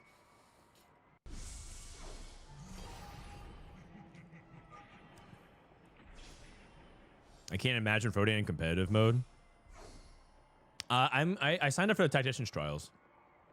So one dynamic about this stream today is that I'm probably gonna have. I think today is going a little bit quicker. I'm probably gonna have like an hour and a half of free time. But I don't feel like mentally like locked to play. If I play, I don't know if I'm like, if I run down a lot of LP, then I'm not gonna qualify for trials. And I kind of want to play in it, so I think I should sit today, because I'm pretty sure like where I'm sitting right now is like perfect. I'm just gonna land very comfortably in the middle and I'll be fine. But but the thing about trials is it always stacks, right? So if I like run down even 50 LP, it could be like one of these I play myself out. So. Would you stream yourself play? That's the whole point. I'm just trying to compete on stream. If they offered you a spot on the pro circuit, would you have accepted? Probably not, because I don't think I would deserve. I don't think I would have done anything to deserve it. Like for me, like for some people, competing on the pro circuit feels like an obligation. For me, it would be an honor, and I would feel like it's disrespect, like, especially if they offer the spot to me over somebody that's like wet jungler type of player, and that means that wet jungler doesn't get in, I'd just be like, no, I'll just Costream. It's not a big deal. Like, to me, competing is not what I do, but for him, that's like what he does, right? It just feels disrespectful on that sense. Now, the difference doesn't mean not criticizing Reven or anything. First of all, that's like Riot making that call.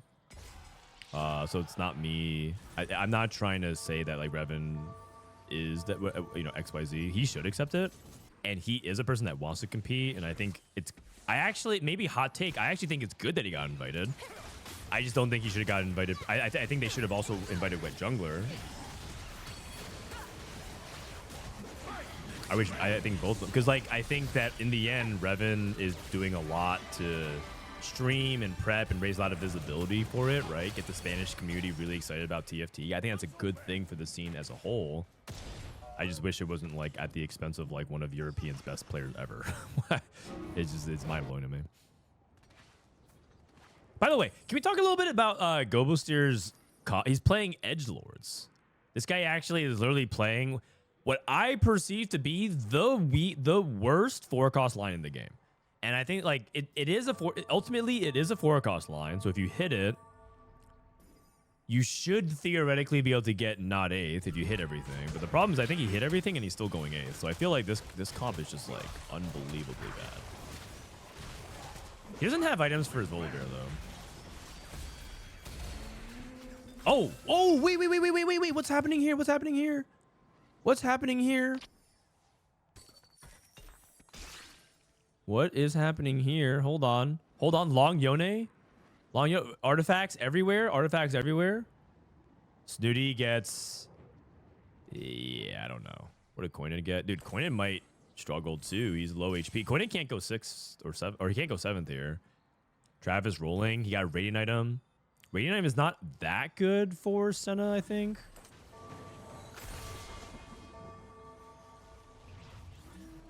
Okay.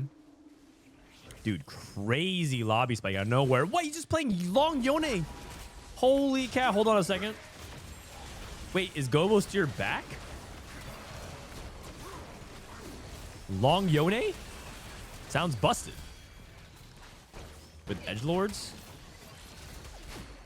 Nope, he's dead. He's 8th.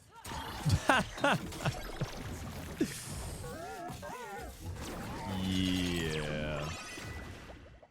Wow, he went 8th. And you know what? That's really bad because Gobosteur was top 4 in points. And I think going 8th there cost him the top 4.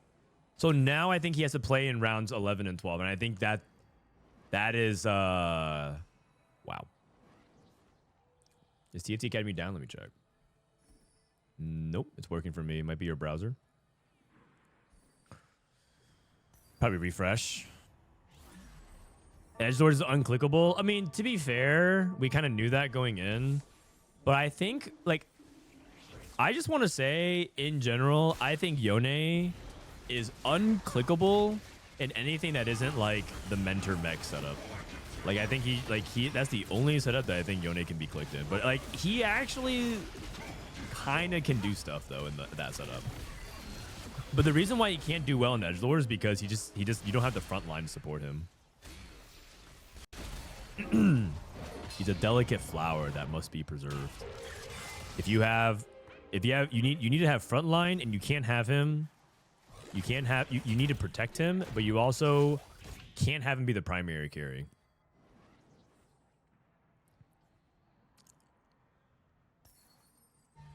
And then sometimes he can do something. Frodan, hope you're doing good. Good luck on streaming cast today. Thank you, Busta. I do wish Yone was more gooder. Feels like he should be terrified. Why is this guy's username Demasian Yapter? For a second, I thought someone unmodded him in my stream. Yone is Walmart J4. He's kind of like Klay Thompson. Just sometimes randomly pops off. But you kind of like can't rely on him. He's not supposed to be the primary.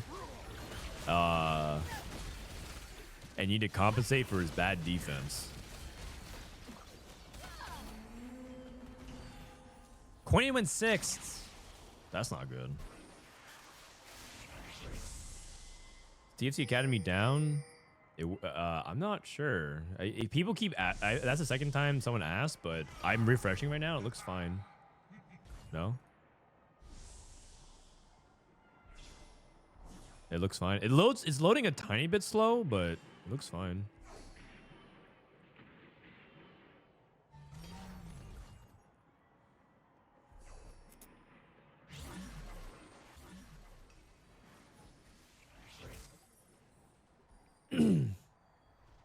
It's loading a bit slow. I actually looked into it. It's a good thing. Part of the reason why it's loading slow is because we actually have gotten more traffic than we anticipated. So that's a good thing. The difficulty is that I think it's not easy to smooth that out right now.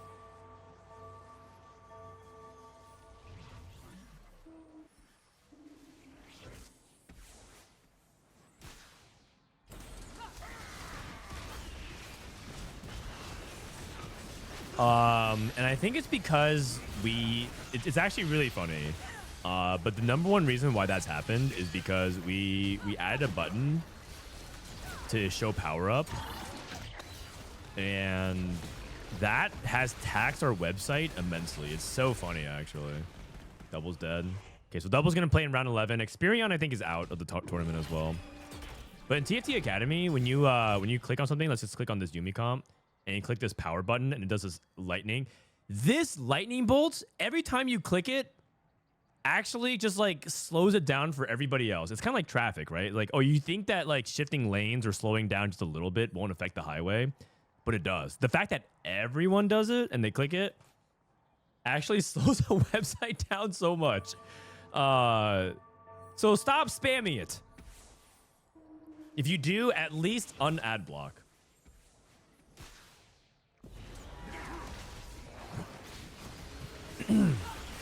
Could you just remove it? Yeah, but then it's less cool.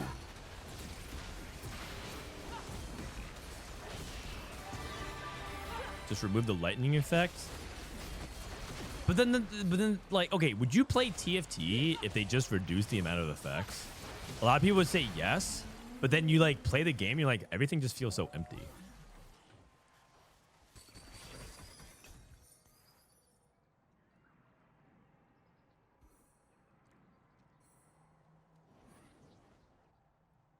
Anyways, it's caused like some delay on stuff, but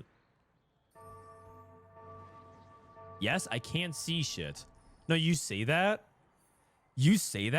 and then at the same time, do you understand how many TFT players say, I don't understand what my unit is doing? Like, for example, a lot of people think their Leona just gets a shield and nothing happens, but they don't see that she throws out an AoE. Like, there's so many times over the years when all the TFT players are just like, oh, my unit doesn't even do anything. Is this 7 Casantes? 5 Casantes. Like, TFT players always ask for more visuals because they just feel like their unit is not doing enough, so. Ads are down on your website? Wait, so you are a person that doesn't ad block TFT Academy? Thank you, man.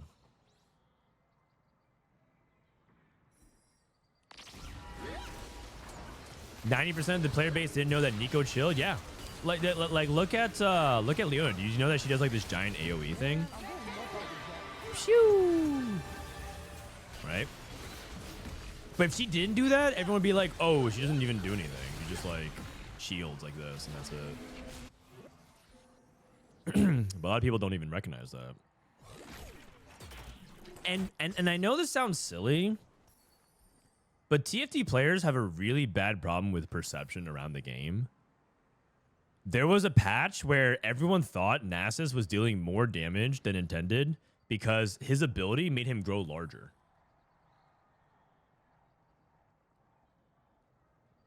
Like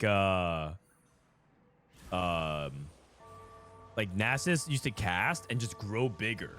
And everyone was like, oh my god, he's doing so much damage. he's bugged. And then Riot was like, no, it's not. It's just that he looks bigger. And then if you gave him a Titan's resolve, he actually grew even bigger. And so everyone thought Titan was Biss on Nasus, but it wasn't. So like the perception of the visual is like really, really important for the player. Yuumi v Yuumi. This matchup is wait. Oh yeah, I was like, is there 3 Yuumi players? No, we have the Son of 3. Only 2 item on Rise. I think Rico. Wait, Rico. I think with Oh no, Rico guarantees himself into round 11 now. Okay. So after this, they're gonna play 2 more games. They're gonna play game 11 and game 12. Rico was basically barely out above the cut because they're cutting 13 to 16. Rico was above the cut barely by 1 point, and he's top 3, so he should be through. Xperion going 5th puts him sort of in danger, but he probably is through. PasDeBol should be through, and then Travis is playing for maybe even as high as a spot in the top 4. If Travis goes first, he might even be able to cut to tomorrow. He might even be able to cut to tomorrow. Does Senna need to be 3-star for Senna to rise to work? No, but it is part of your cap. Like, if you can get it, you can win the game. 3rd place. That's rough. 3rd place. Because I think 3rd place means he won't. Because he'd be at 54. He does have more than Gobosteur, but Gobosteur, I think, is going to fall out. Kind of just depends on the others.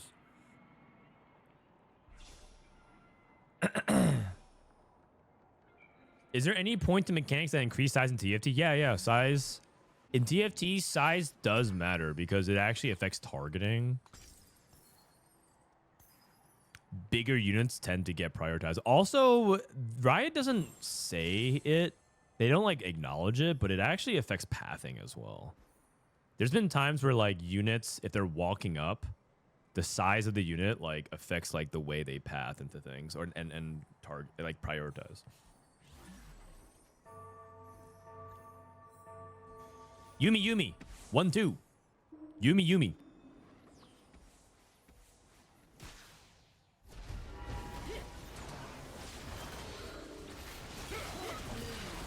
Does it still affect targeting with the new class changes? Well, the class changes are supposed to be for 50-50s if they're like equidistant. But one thing like yes, but the thing is, I don't know if the size actually means that they are 50-50 anymore.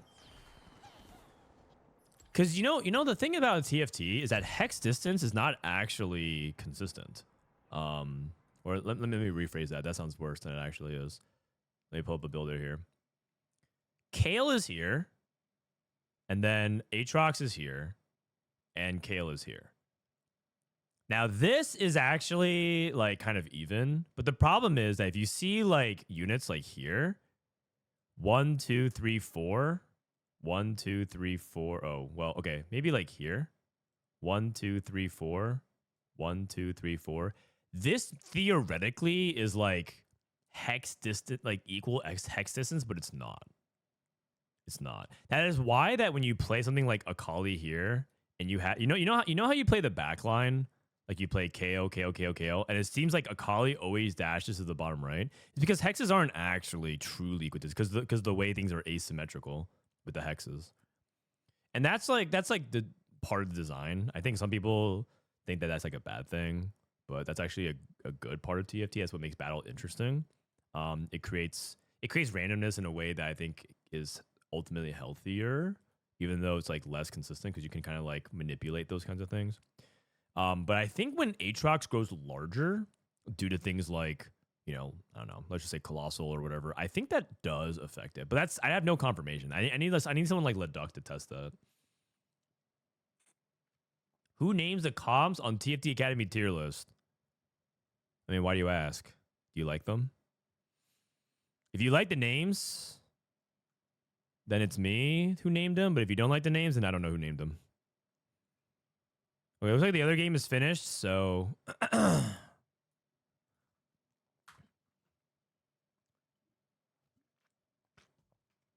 I would be surprised if size affected pathfinding just based on the game dev. I mean, you say that, but there's been instances where that has been the case. Okay, so we do have the top 4 cut. The top 4 cut is Kubixon, who went first, 1-1. Kubixon, top Polish player. I think he's the best player from Poland, and he's been hyper consistent for about a year and a half now. And I think it's not a surprise to see him number 1 after 12 games. He's very, very good. I also believe that he's the reason why Evo's even top 8'd in EWC, because he ended up coaching them. So very good player. So the fact that he was able to go 1-1 to clutch it was huge. He's in contention for like top 5 players in the EU, I think. People don't really talk about him very much, but I think he is. Kojnid second, Bensac, and Salvyyy. Salvyyy made the top cut. So these players don't have to play round 11 and 12. These 4 players, Zyko, Tomino, Vomendeath, and Snoodyboo are eliminated. And they got gapped pretty hard. So that's fine. That's okay. And even if Snoody went first, even if Vomendeath went first, they were probably not going to make it. Now, these 8 players are going to play 2 games. And the top 4 after these 2 games qualify for day number 3. And it's a 4-point gap, so it could swing in any direction. Remember how I said Gobosteur was like 1 game away? That's actually brutal. 3, 4, 4, 4, 4, 5, 3, 1, 1. Messes up on 1 game and he misses the top cut. And who knows? If he goes like 6-6 or something like that and gets overtaken, he might not even make the final cut. You tell me he bot 4s twice and he would miss the final lobby cut. That's brutal. It's a pretty crazy format, but it's also pretty exciting. Salvyyy hype. I'm happy for Salvyyy. I found out that Salvyyy for EWC did not play. He played literally 1 game of solo queue. I don't even know if he finished his placements. He didn't even play any solo. This guy literally just sits. He's full-time TFT, but what he does, he just sits here and he just look at stats for 10 hours and watches streams. Like, he just wakes up, watches TFT streams. He has like 5 pulled up. He just goes through stats, and all he does for 8 to 10 hours a day is just look at stats, and like maybe he'll play a couple games. Maybe he'll play like 1 tournament day of games, but that's it. The computer fans in Rykomastery looks like glowing boobs. Okay, well, I don't know if that's true, so I think that's slander, and I need to confirm for myself. Otherwise, I just can't take chat's word for it.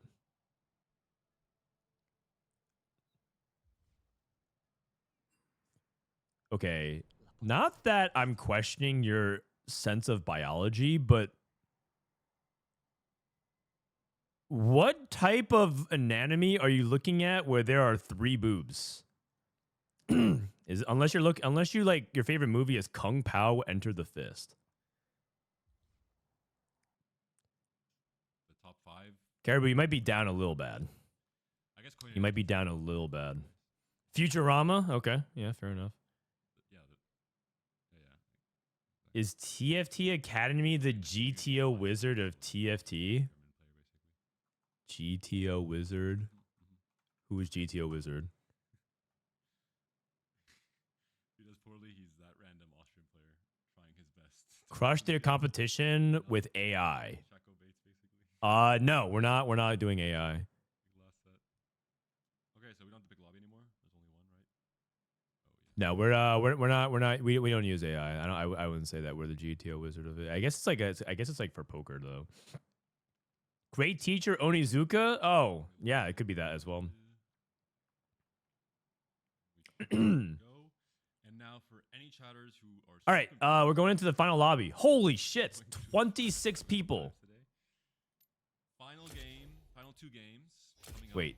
5 and 6 of day 2. This is the final. And I get invite to Shigers. And the I'll ask Solo. Solo's got me. Players from the 5th position to the 12th position. These 8 players. Get me in the lobby. Get me in the lobby. For 4 slots. The points are not resetting. The points are all the same. So someone like Xperion has a lot of work to catch up. Oh, you mean the optimal way to play? I mean, not really. The thing about TFT Academy is that it's never going to be the optimal way to play, but it's like a quick way to learn the game. Like it's a shortcut. These 4 players who have already made it. And it's a pretty good list of 4 Can players. I get and one invite is a little to? bit surprised. Posh chain. Oh wait. Oh, he got me. He got me. Thank you. Thank you. Thank you. Now the thing about TFT Academy, the comp tier list, is that it only shows you how to play at a high baseline level based on like understand. Like if you don't know how to play Kog'Maw, the new player will learn about the composition and try it out for themselves. The good player will look at it and say, okay, I understand what makes the comp good, and now I can like I can deviate off of it and like understand, right? So the best version of it is that it teaches people the core concepts, and from there it either helps the new player get up to speed quickly, or for the experienced player, they understand what is important and then they can, you know, figure out themselves. Right, we're in game. Let me get the. We're not gonna like teach people and hold their hand on like how to like play everything like turn by turn, because it sounds like GTO Wizard is like teaching you how to play every turn, pre-solved solutions to do things.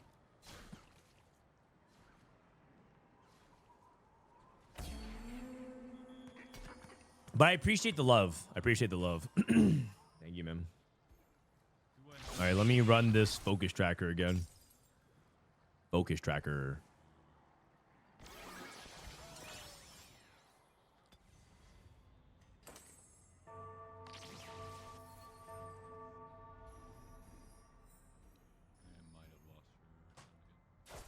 Does that mean Frodan is the greatest player on Earth because he watches infinite games? I mean, your words, not mine. Oh, I know what happened. Okay, this is earlier snacks. TFT Flow is interesting. Have you seen it? Yeah, I think that kind of website is really good for people who like thinking about the game that way. And if TFT Flow is a website that really helps you understand the game, then I would recommend it. I think that it is a little bit abstract for the average TFT player to look at. Like, it's something that if I show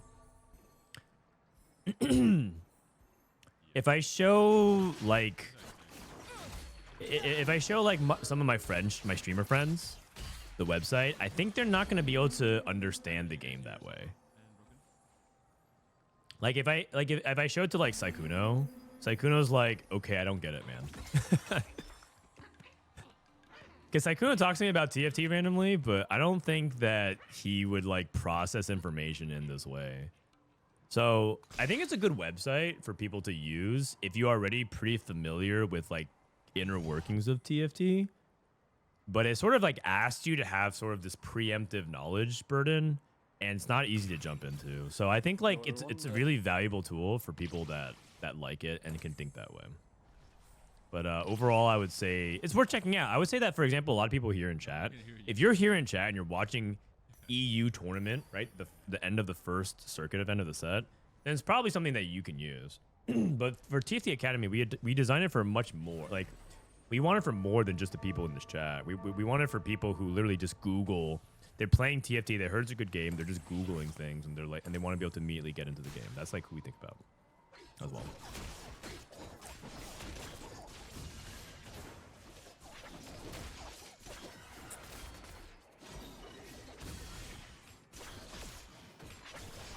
Okay, Deadlier Blades on Kai'Sa.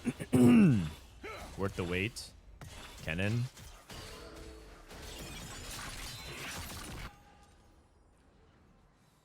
Pandora's. Evil Beyond Measure. Pandora's again. Salvage a bit. I like early comp section, but I think it'd be better if you showed you transition boards for different levels. So that the difficulty of that is, first of all, it's hard to present that in a very clean way, because the difficulty of some of these other websites. So I can just, for example, use the website that you guys are talking about. Is that we don't want it to be like the point where you just like scroll and you have to just like see so much information. As if you just click this, for example, where it's just like there's just like too much of this, and there's like different variations, I guess you could play of that. Like it's just there's like a lot going on, and people don't really want that. Like you would say that I want that, but the reality is people don't want that. So that's what the thing about it. It's like the longer you get to scroll and click and dive into things, people don't really want to use tools in that way. They just want something that kind of straightforward and helps them get to their destination generally. Imagine a map. Imagine a map that you're navigating. Like you guys use like Google Maps, Apple Maps. Imagine a map that required you to tap to like truly get the optimal route to your destination. Like you want to drive from point A to point B, right? I want to drive to my friend's house. But in order to unlock the real app, you have to keep clicking all the alternative routes of everything like that, and you can scout around. I think people don't like that. They would just rather just let it kind of sit there and then give them a general reference of auto, and they can just pilot. So that's the first problem with what you're describing. The second, in my opinion, is that that you're describing the mid game, and that's like also to take another analogy. That's like saying chess openers should also tell you how to play the mid game, and that just completely depends on like what happens on the game. It's almost us like underselling what TFT really is. The mid game of like how you play your transitions is almost the entire nuance of like how to learn a composition, how to learn the game. And if you just like say like, well, these are your ideal transition boards, what that tells players is that you have to play these units instead of just like helping them give the guidelines to figure them out. And so you can't just like, it's almost like saying like, well, the chess engine should teach me how to play the mid game and tell me the optimal move. And I mean, yes. Oh, sorry. I think the stream is still up. Sorry. So I don't think that's like health. One, I think philosophically that's like really not something that I think we want to go for. Two, it's also really hard to implement that. And then I don't think that's actually accurate.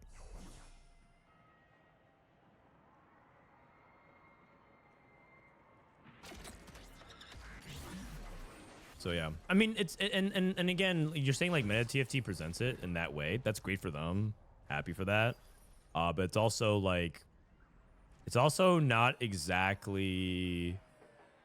They're using like data-driven stuff, right? Like for them, it makes sense because they're saying statistically this is the most popular version of things and all things like that. But we're like a curated website. It's different because then we tell them like what you should be doing. Anyways, that's just like a different discussion entirely.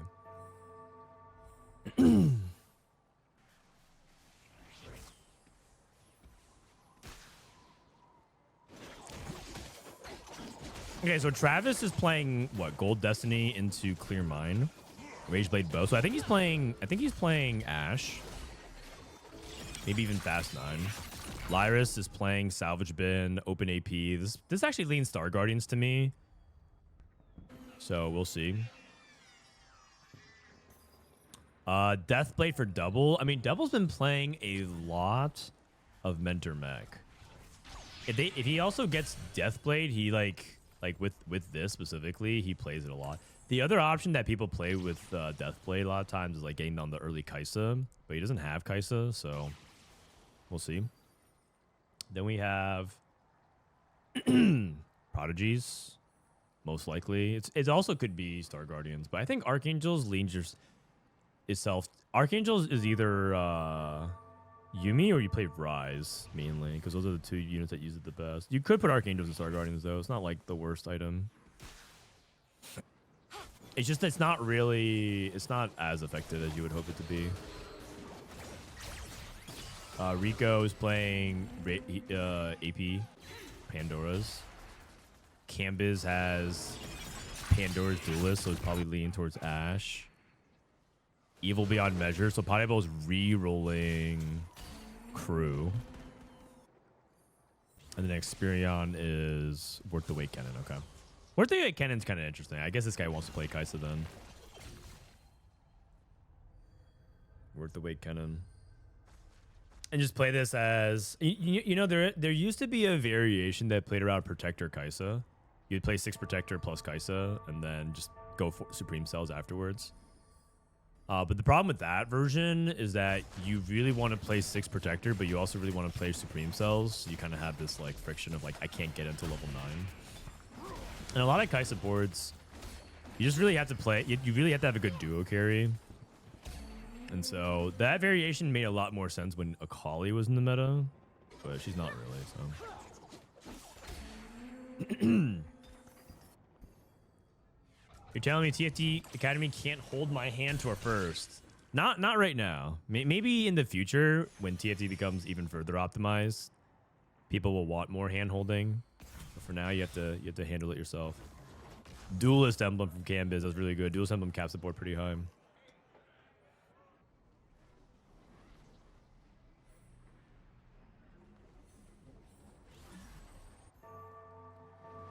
Sterix gauge. It looks like double is uncontested on the mentor line. Is he holding another Kalista 2 on his bench? He is. Oh wait, is he re-rolling? Why is he level 4? Wait a second.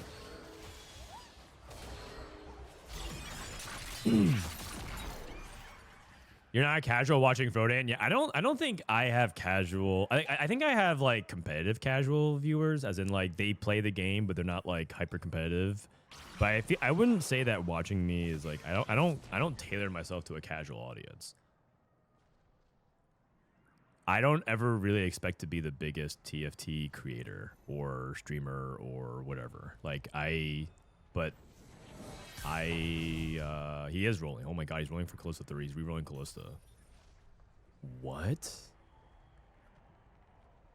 I did not think this was still a comp. Holy cow. Is there something? Is there a power up that he's fishing for? I basically have like one thing that I care about, which is just doing what I'm passionate about. That's just sort of my North Compass, or my North Star, my compass. So I find the competitive part of TFT the thing I enjoy the most, and the thing I'm most passionate about, and like and helping people learn the game. That's all I care about.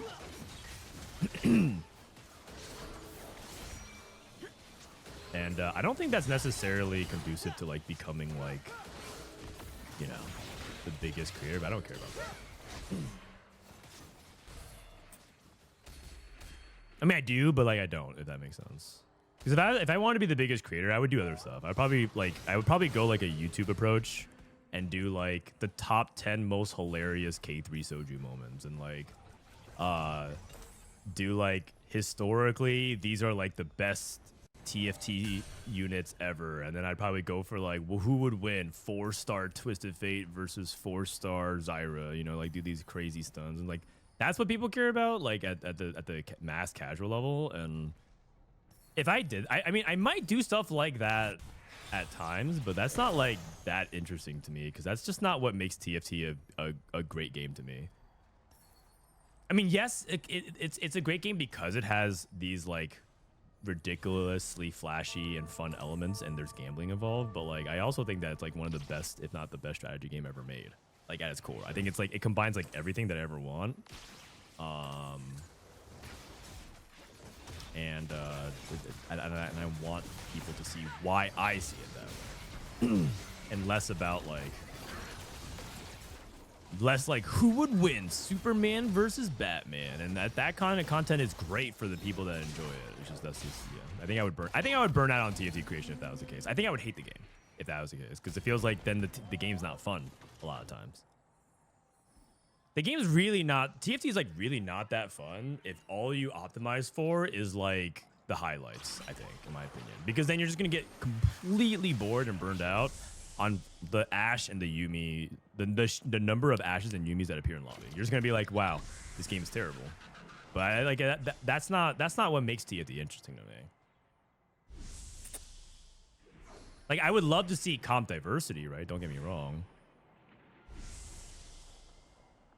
But there's way more that goes into it than just like what comps are doing well, right?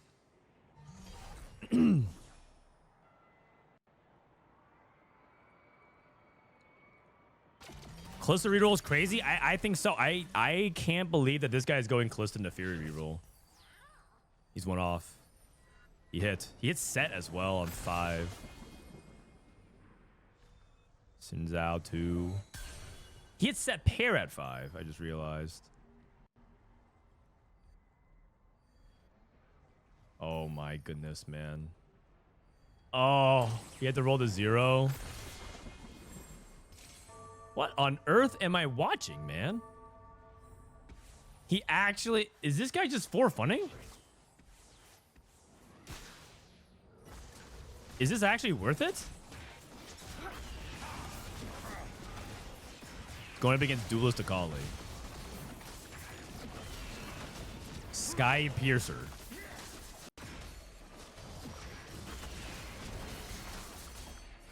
Deadlier Blades, Callista reroll. I think this guy, I mean, this is part of what makes him sort of a genius, right? Like, is he, because part of the curse of genius is that you look like an idiot sometimes. like everyone else out here, completely within the realm of expectation. Crew reroll, understood. Ashe,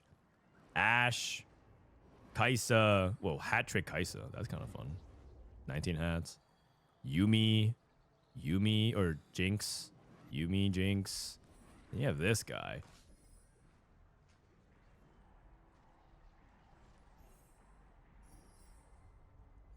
I think if he was at like 30 gold instead of 10, the spot actually wouldn't be bad, but like I feel like he's just so economically far behind now. It's going to be hard to catch up to everybody else. Unless I'm missing something and this can win versus a lot of people. Like, maybe it's good versus Ashe players. Because a lot of the Ashe players are just like not positioning in a thoughtful way. Maybe there's something about Sky Piercer that he understands. Or maybe he's fishing for a different power-up. Maybe there's a specific power-up he's going to think about, like Precision. I think Precision Callista is really good, but he has Shojin. Like, don't you not want Shojin if that's the case? Also, didn't they bug fix one of Callista's damage points? I think they bug fixed like Callista's damage. She actually did more damage than intended during overtime. Do you position like Caitlyn Jace? Yeah, you're supposed to as well.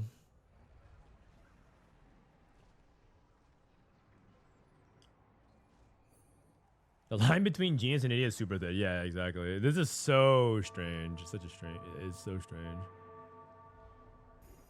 Is this crew sniper combo win out or top 4? Usually you get like a top 2, top 3 if you're ahead. I would say that he's not ahead though. He still doesn't have Silver 3. He actually has a lot of copies of Jhin though. I can see him make a comeback to top 4, but I would say that this is probably going to be like, oh wow, that's pretty good actually. Okay, actually, I think he can top 4. I think he can top 4 from here.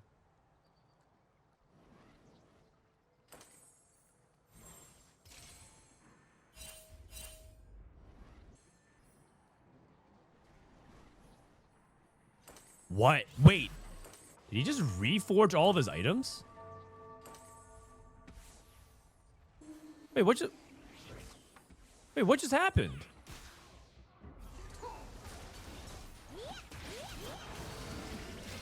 I think he meant to power remove, and I think he reforged his items.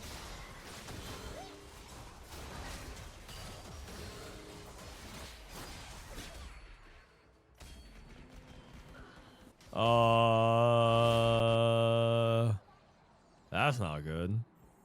That's not good. Okay.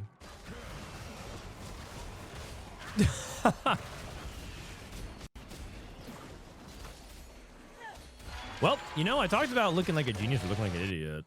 Sometimes these moments are unforced errors. Max cap.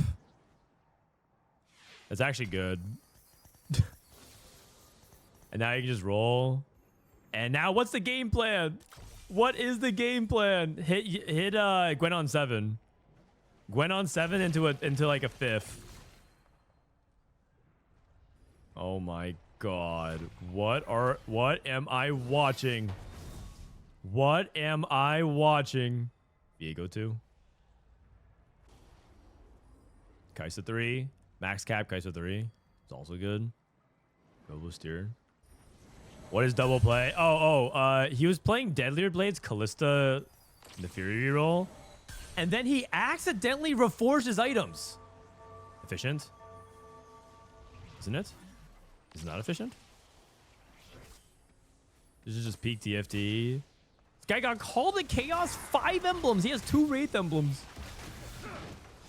He has 2 Wraith emblems. I think he reforged and then got 2 Wraith emblems. He reforged Deadlier Blade. I think he did it by accident. His items. Okay, his items were Shojin, Deathblade, Striker's Flail, on Callista, which is like theoretically the best item set you would want to her. He accidentally reforged it, and then he got JG, Gunblade, and IE.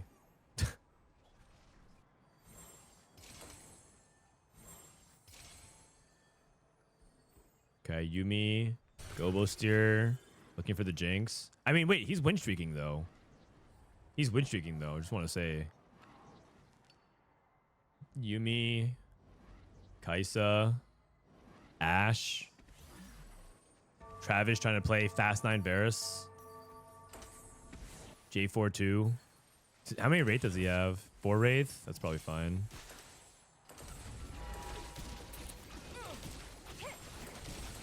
Who would Wraith want to theoretically go on? Frontline, I guess. Wraith is also damage as well. Rough turn from Travis. This is looking a little dicey. That Jarvan did get another cast off, but kind of a turn where I think it went a little bit messy here. I think the 5 emblems really messed them up, sadly. Hey, double one again. Who's this guy beating? Beating Rico. He's beating Travis. He beat Lyyyress. What's Lyriss's board? He beat the Yumi player. He beat the Yumi players. Is it like Callista exploits the fact that so many people just like AFK corner their Yumi? But like, if you just put Yumi not in the corner, what is Callista gonna do? Deadlier Blaze scale check. Oh, I'll give you a guess on how much his Deadlier Blades has scaled. I'll give you a guess. Wait, Travis hit Twist of Fate too.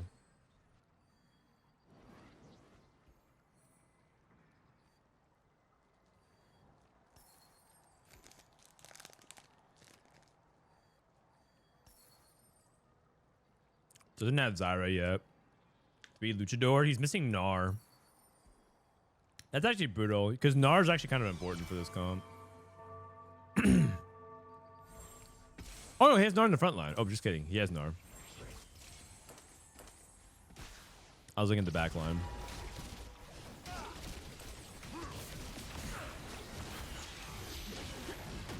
So don't you just want 4 Luchador then? If you have a Luchador emblem, or is it not worth anymore? I feel like it'd be worth. You know who sounds good with Luchador? J4. Wait. Oh, I think he has Luchador on J4. Okay, you know what? Never mind. Just ignore me, guys. Just ignore me. I'm sorry. I'm sorry. Just ignore me. Just ignore me. But like it makes sense because he cleanses and jumps out of the way so he can cast again.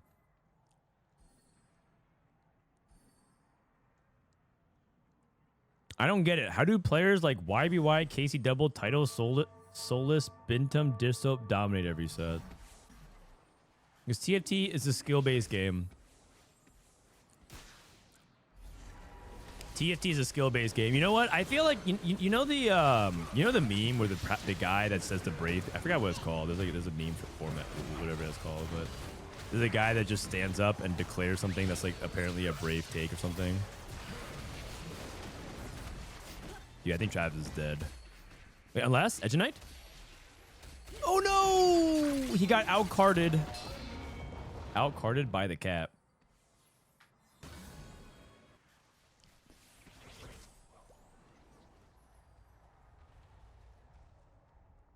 Dude. Double might scam a 5th. If he didn't reforge his items, he actually could have done this. I actually think he could have done it. But oh well. Jinx 2. PasDeBol. I said PasDeBol probably top 4. He natural Gen 3. And then he got Sword Overflow. I said he didn't have items for it, and then he got hit Sword Overflow. Man, that 3-round sequence for PasDeBol, he was 8th, looking like he was gonna struggle, and then he natural Gen 3, and then he got Sword Overflow. My God. That Ram is 3. That is Ramus. He doesn't have anti-heal, so I think he probably has to go Sunfire here. Oh. Oh, he wants to go damage items on this guy. Bullet Hell. I don't know. I feel like anti-heal is kind of important, but maybe his goal is just to kill everything too fast.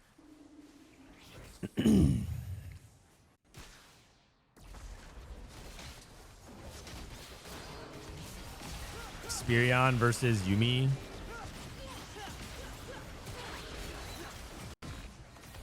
Okay, he's past Leona. Rammus is holding. Rammus is holding. Nope. Travis. Wraith on Twisted Fate.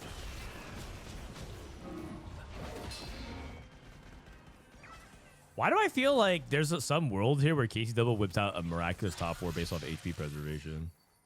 I don't know. Travis's board is pretty good. The moment he hits Varus too, does he just win the game?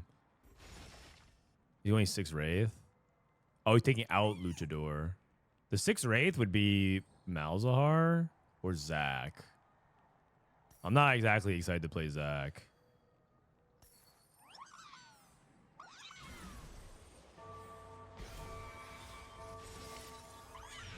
No sniper for Varus.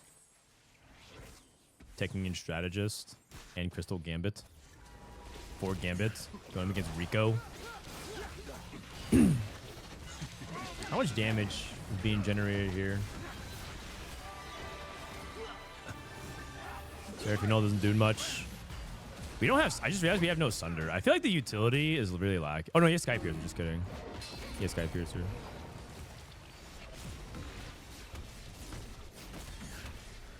Rico is dead. Double. Uses again. Varus. Duplicator. Oh, he's not bad. It's gold.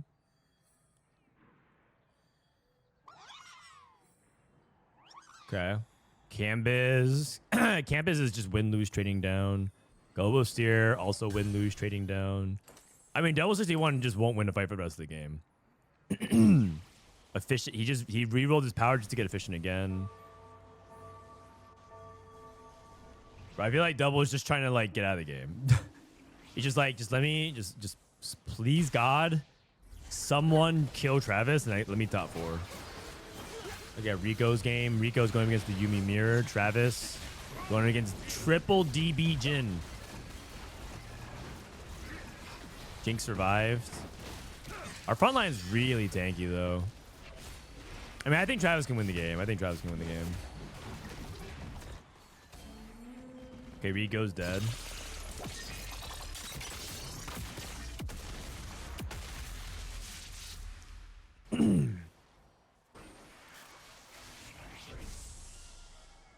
Twisted Fate. Another Shojin. Shojin for the Varus if Travis wants it. You can also go IE.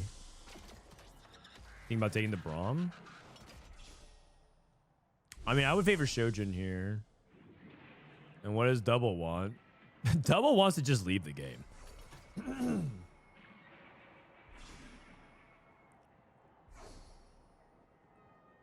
Are you close enough to him to ask what happened to Double? No. Me and Double are like, we're like mutuals, but we don't really talk about TFT.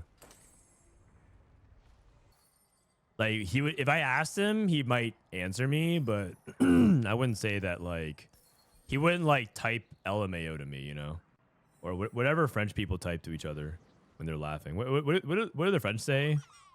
They probably don't type LMAO. They probably type something else.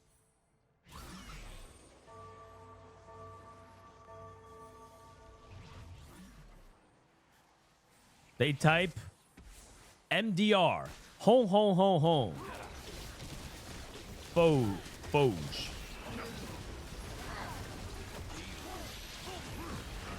We say baguettes, baguettes, baguettes. Understood. Wait, Travis dead?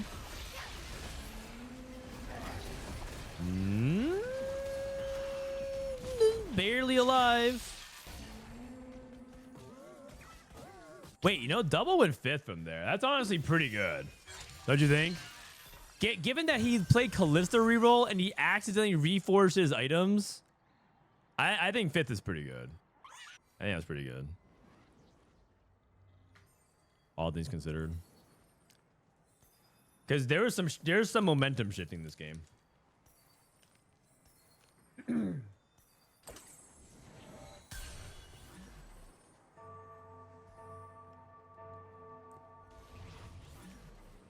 Travis actually won. Hold on. Have you forgotten about our Lord and Savior? Yuumi. Still win streaking.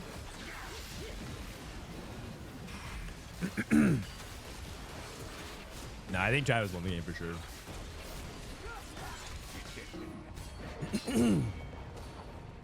Yuumi can't do it. Yuumi can't do it alone against this. There's too many threats. Travis has like TF2 and Varus 2, and Braum's also difficult to deal with, and he's gonna, and the J4 is tanky enough to survive and cast maybe even 3 times. It's just brutal. So point tournament standings. Travis. Oh wait, let me refresh. Tournament point standings. Travis. Probably. So it's a 3-way tie for first. Oh, I just realized Lyyyress was in their best spot possible to qualify for the top 4 cut, and then he went 8/8. So now that's why he's playing in this lobby. So like, wasn't Lyyyress in the lead? He was in the lead actually after round 8. And we went 8/8. That is brutal. But Lyyyress is back in the top 3. And then this is really huge for Travis. What's his rate damage? It's his top damage. The Wraith is doing the top damage. It's doing more than Varus. 6 Wraith does a lot of damage. It's just that it's hard to get there because you need to play around Varus too. Or you need to play around Zac Hero Augment, or you need to play around Kayle 3, but Kale's like really impractical to get to, so.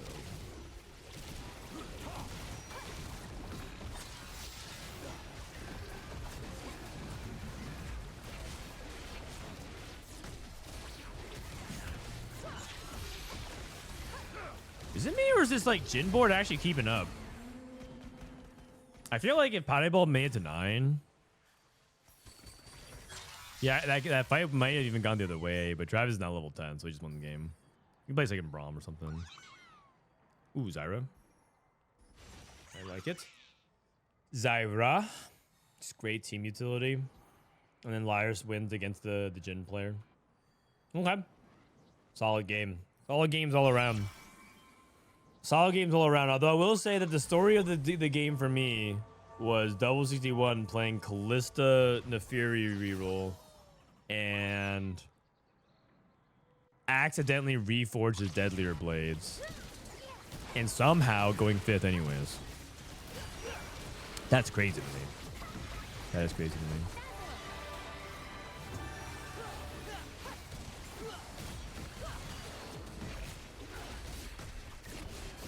Okay, Lyyyress. All right. Travis gets the win here. Can PasDeBol find a way to compete? I mean, he was I think he was a lot closer to killing Trav. Oh, I don't think he can though. As soon as he hits Zyra 2 though, it's like 100% over. Zyra 2. All right, and that's the game. So Lyyyress.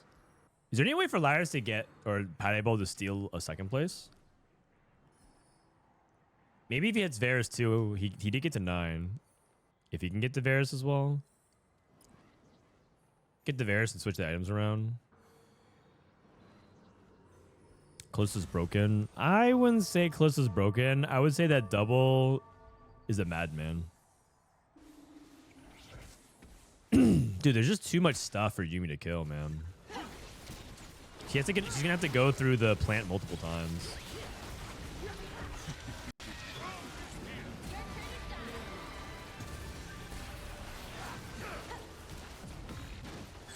Okay, here comes the Varus ult. And Yuumi sustaining. Wait a second. If that Varus didn't have Edge Knight, I actually think... If that Varus didn't have Edge Knight, I actually think that he might have been able to kill the Varus, and who knows what happens. Maybe we need Edge Knight on Yuumi. The Dehua tech. Edge Knight Yuumi. So that way you can edge their edge.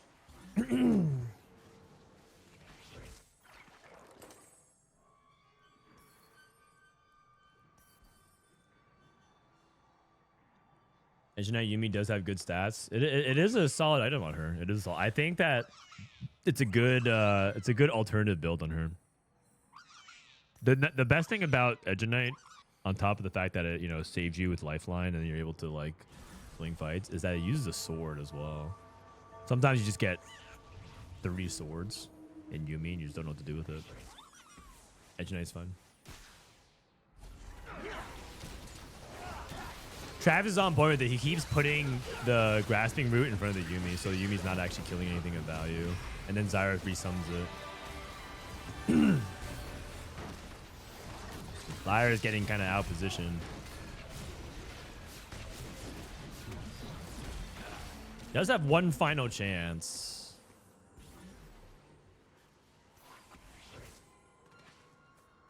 Does have one final chance to change it up, but I don't think he can do anything here. Man, I miss Gunic. What, you mean like you missed the players? You missed typing in chat? I mean, you can type it in chat if you want. You miss cheering for Onic? Is that what it is? You miss Goobums? Phoenix is still around.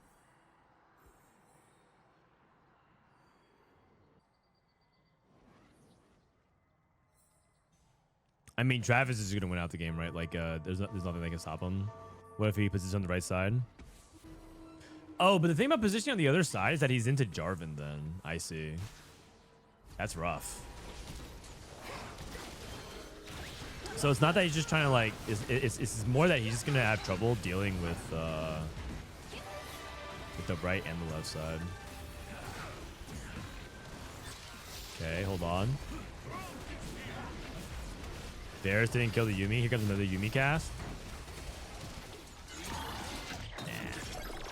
Nah. Oh, he put him in the washing machine. Damn. All right. Well.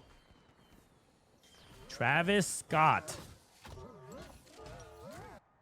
Not bad. Poland having a pretty good day.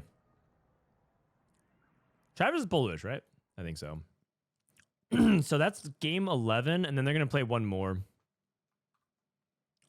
They'll play one more after this. And then the top 4 cut advance, and the bottom 4 get eliminated. When does NA start? It starts at 1 p.m., so it starts in 2.5 hours or so. Starts 2.5 hours from now. I can do a countdown timer because a lot of people are just going to keep asking, right? Here's the thing, though. I'm going to put a countdown timer. People are still going to ask what time it starts. America TPC Battle Academia Cup Day 2. Starts in August 30th. Oh, wow. Wait, it's already September? That's crazy. At 1 p.m. 2 hours and 20 minutes. 2 hours and 20 minutes. Give me a sec. Countdown timer. Boom. And then unlink. When does World start? When does World start? So it's October 14th, 2025. And concludes on November 9th in Chengdu, China. In the Dong'an Lake Sports Park Multifunctional Gymnasium in Chengdu, China.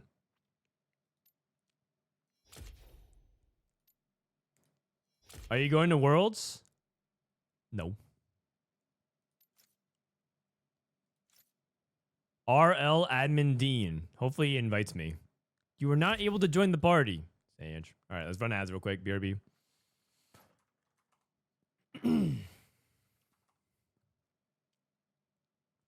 Is T1 in Worlds 2025? Yes, T1's expected to participate in the League of Legends 2025 as the defending world champion. Their participation strongly implied by the articles discussing the upcoming tournament. When Worlds LOL 2025? All right. In the meantime, how are some of the warm-up games going? How's Soju's warm-up games going? This guy decided to stream for 6 hours before the tournament again. Is he just gonna exhaust himself? I guess only 3 hours. Uh-oh. He's down 100 LP, 150 LP already. The tournament starts at 4. Which league team do you root for League Worlds? I root for NA teams. I still hold hope. Trainer Golems. Wait, how come his tracker's not working? Oh, it starts in... How come his tracker's not working? That's weird. I'm tired. I'm tired. Time to give some pep talk. I mean, what should I even say? Good job, man. You're still 4 digits for now. Oh dear. I high rolled. A GG. Oh, he has Duelist and Juggernaut and Soul Fighter. Oh, wow. So he's just going to play Ashe. I don't think there's any hope since TSM disbanded. All right, well, I got to tell you something, Ringo. NA never had hope, even when TSM was a thing.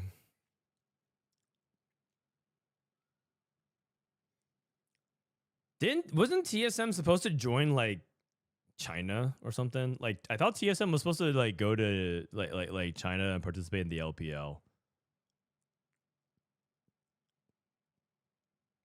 Philip is in a Ticking Tactics normal game. FlyQuest has gotten further than TSM. I mean, I like FlyQuest because it feels like they still care and they're still trying. I also think Papa Smithy is a G.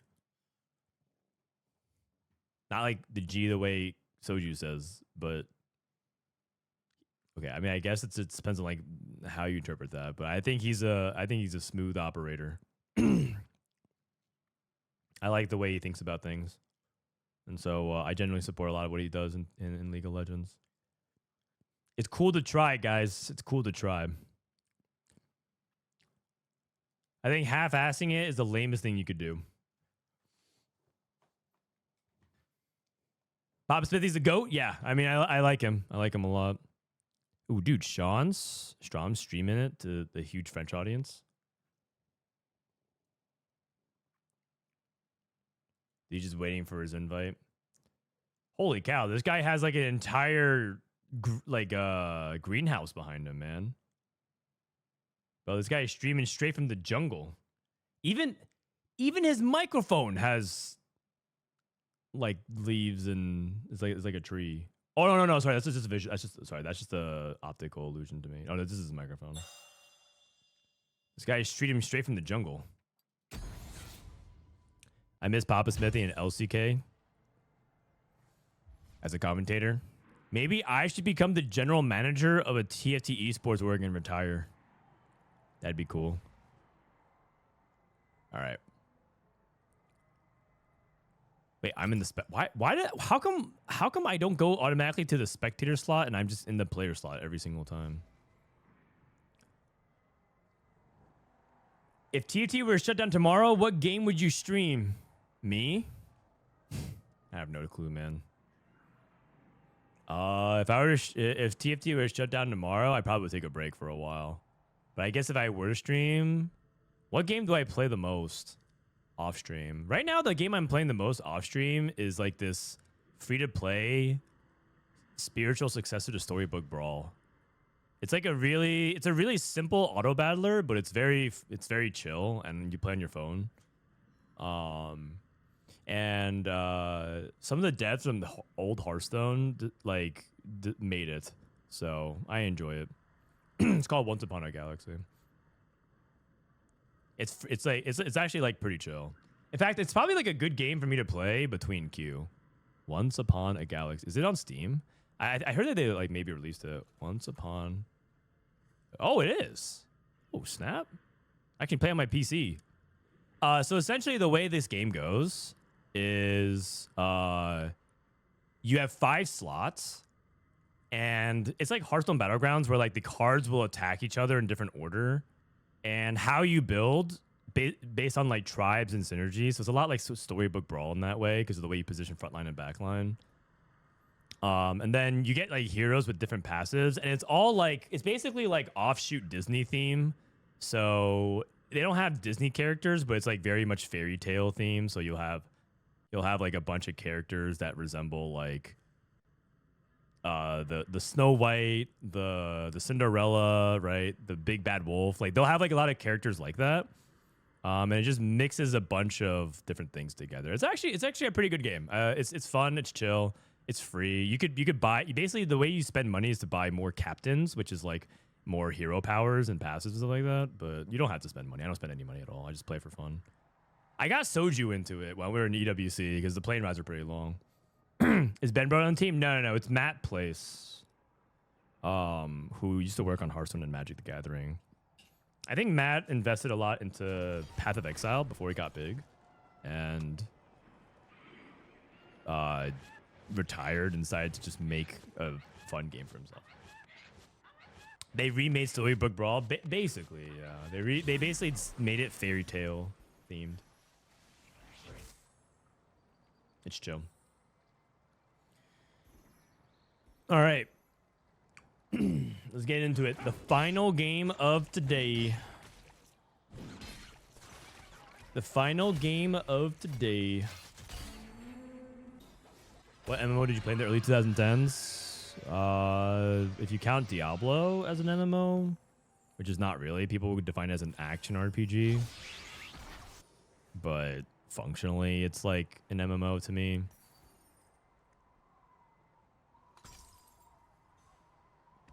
I played a lot of Diablo. I never could afford World of Warcraft. World of Warcraft was for the rich people.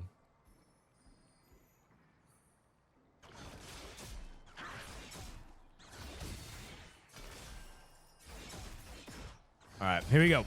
Last game, and I guess we should do an update on points real quick. Sorry, I was getting a little off track on the subject. Where is it?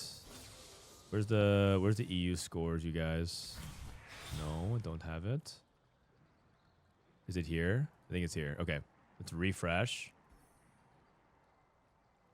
Okay, so Lyyyress, Travis, Canbizz, and PasDeBol are in the lead. Xperion is... He can't make it. He's the only person that can't make it. He's playing for points. But everyone else is playing for like a top 2, top 3. So the only person that can't make it right now is Xperion. So I probably won't watch much of this POV.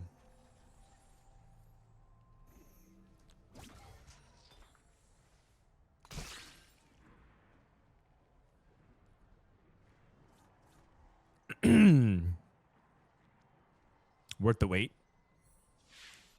2 trick. Okay. That's also fine as well. Xayah 2. That's really good. Xayah's I think one of the best 2 cards you can get out of 2 trick. Especially with Rageblade. Oh my god. That's insane. Insane start. He can think about fan service if he wants. Archangels.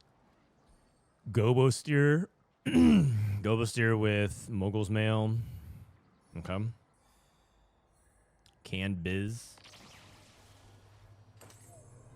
High voltage. Did they turn off cams for everybody? I think they turned off cams for everyone. Sanj. We only have like 3 cams. Is Rageblade still good after the nerf? Yeah, on Xayah? Yeah, Rageblade's still good. I would say that it's basically like one of those things where Rageblade is just, it's like less good, but it's still good.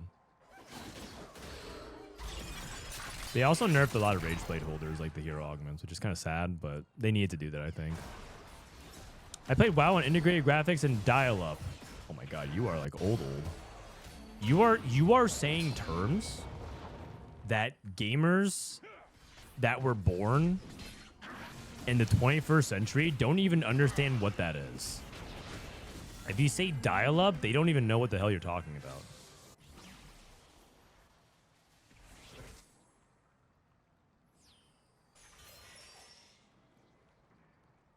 You guys are old. AOL, American Online. AOL. Oh my god. You Got Mail. Love that movie. And then AOL came out with the ability, it's like Discord before Discord became a thing, like way before Discord became a thing. AOL created instant messaging, AIM. What's your AIM username? Holy cow, that was crazy.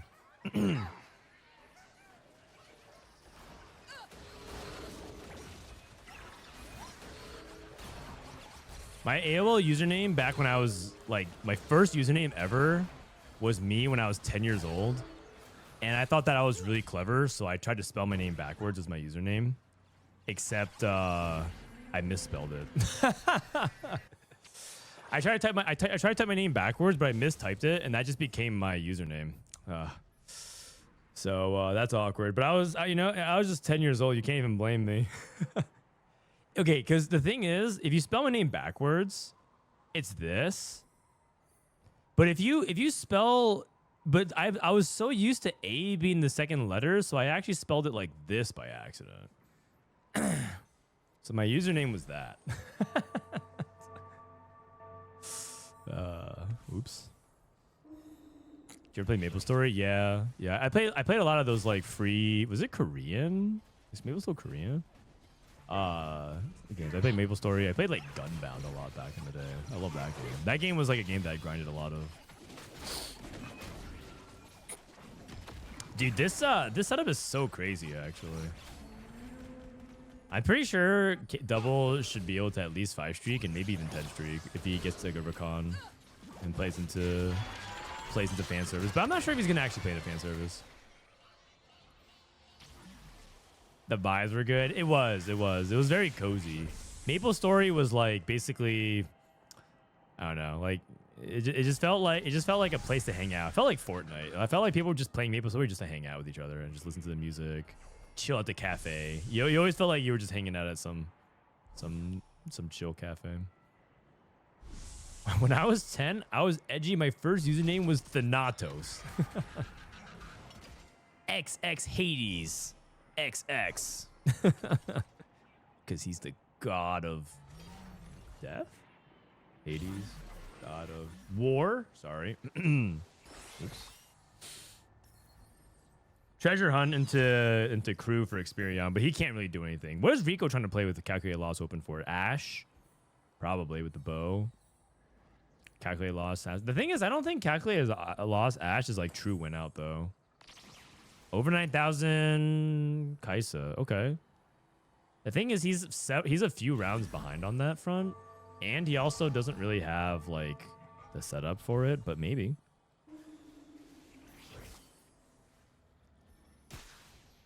RuneScape will also begin. You know, remember how I told you some friends came over, some new friends came over, and they forced me to download Pokemon Go to become friends. They don't even want to stay in contact on Discord. They download Pokemon Go. They also, the other thing they tried to get me into was RuneScape, because RuneScape actually came out with an expansion recently or something. That's what they said. They said, oh yeah, like, we're getting back into RuneScape. I'm like, that's all you, man. I can't go back to RuneScape. I actually could maybe vibe to MapleStory, because I feel like MapleStory could be something I can show to my kid. And I feel like, oh yeah, like MapleStory, it's cool, right? By the way, my son Levi, he's very much making leaps forward and understanding what's happening. A lot of times when I'm like here co-streaming, they'll put on my stream downstairs, and he's actually like actively watching and saying like "dada" on repeat. He's actively understanding things, so it's actually pretty cool watching him like understand the world. OSRs is really good right now, is it? I think the thing is about, to me, is like I feel like MMOs these days just feel like I'm just doing a lot of chores. And everyone's like, nah, man, it's peak. It's peak. And I just feel like I don't know. I just feel like I'm just doing so many chores. And I have a long list of them to do every day. Okay, Travis ends up losing here as well. Double ends up streaking. I mean, we expected as much with the Xayah. Okay, so okay, so this guy I think was thinking about playing into Kai'Sa. I wonder if he's thinking about Ashe. You can play IE Nash, but it's less likely. Then we have Archangels on Malzahar. Generic opener. This is probably Prodigy. Probably another Prodigy. And then Treasure Hunt. Okay.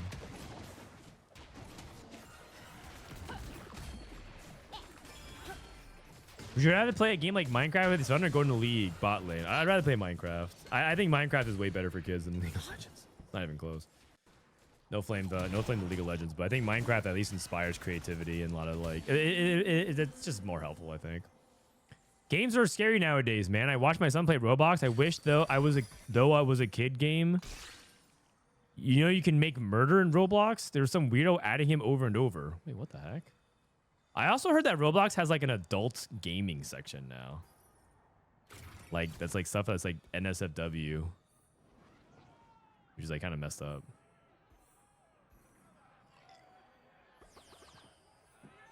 Archangels, hats, Malzahars. We're gonna see some Malzahar hat tricking. Okay.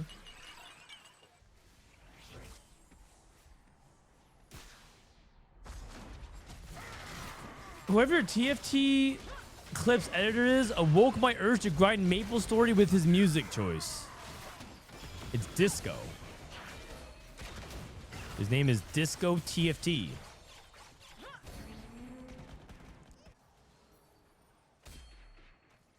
Aren't they catching pedos on Roblox?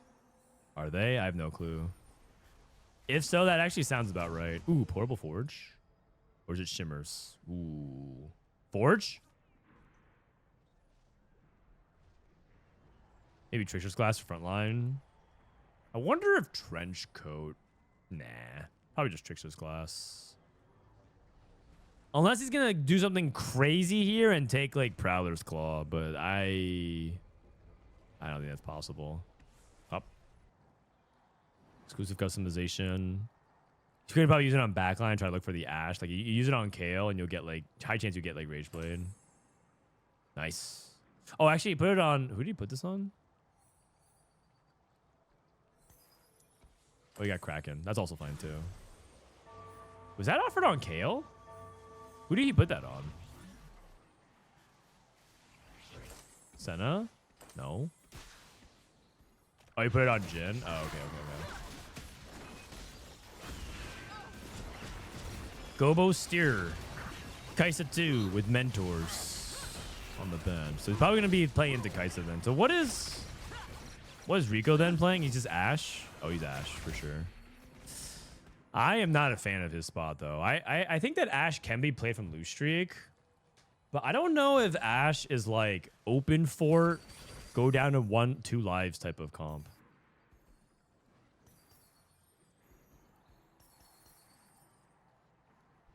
Kyun and Soju's editors also use Maple Story music in videos. They might have the same editor, man, but that makes sense. Get your kid on gacha games ASAP so he learns that money is the rule of law. No gambling until he's 3. And right, he's actually halfway there. Believe it or not, I keep making that joke. Because at 3 years old, you're allowed to play FIFA, and FIFA is now a casino game. But he's actually getting up there. He's almost 2 years old. It's wild.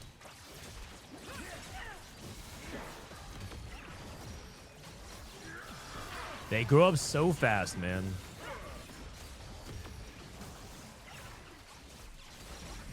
Okay, double. Double just like tempoing. You know, it wouldn't surprise me if double just fast 9s from here as well. He already leveled to 7, so I don't think he's rerolling. He also could just go straight into Jinx. There's actually a lot on the line for this, because making final lobby means that you have a chance to play for the world spot tomorrow. Tomorrow, if you guys haven't been tracking, if you win the lobby tomorrow, you go first. You get an automatic world spot, and the rest of your season is just free rolling. So it's a really big deal.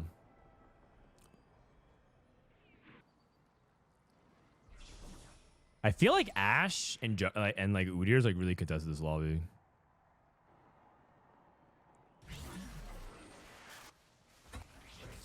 Kaisa, Gobosteur, Travis levels, has the Rage Blade, Kraken Jinx, but it's very likely still to be Ashe. Lyyyress, how many hats has he stacked since he started picking this? 17 hats? I have to say this is probably one of my favorite power-ups this set. I think Hat Trick is just so funny. Especially when he like bobbles his head and the hats just start he just starts head-banging. It's so funny. It's stuff like this that actually adds so much charm to the set.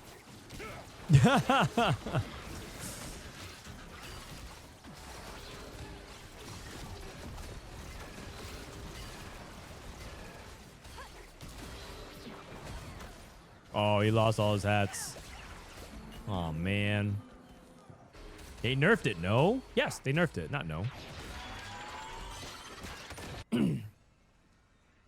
They nerfed it. Yes.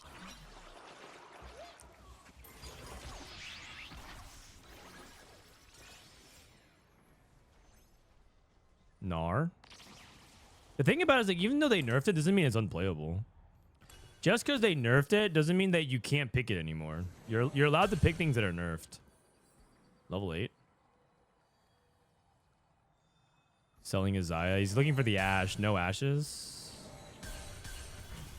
He's playing like a crystal board right now. I'm surprised he made Swain 2, Janna 2. He's trying to play 5.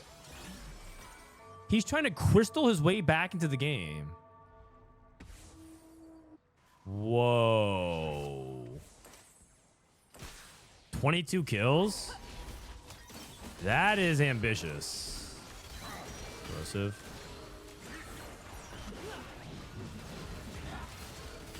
Sky Piercer and Corrosive.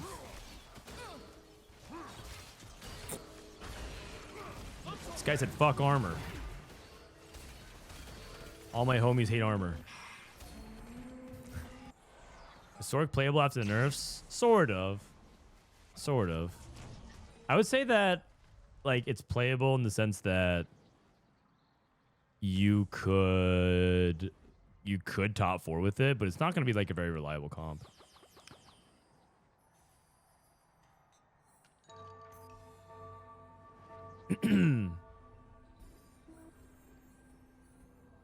Okay, Canbizz is going to be level and rolling for Yuumi. He already has a Yuumi as well. Gobo looks like he's lovely. Is he rolling for Kaisa on 7? You heard T-Light's flaming this play yesterday. He's not a big fan of it.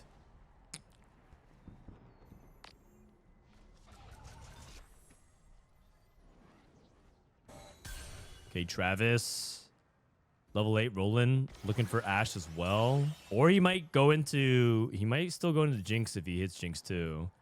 Volibear 2! Wait, he can actually play the Volibear Jinx line. He has Sterix Gauge as well. Oh, he has Kabuko. But he doesn't have Poppy. You're supposed to have Kabuko in the Poppy.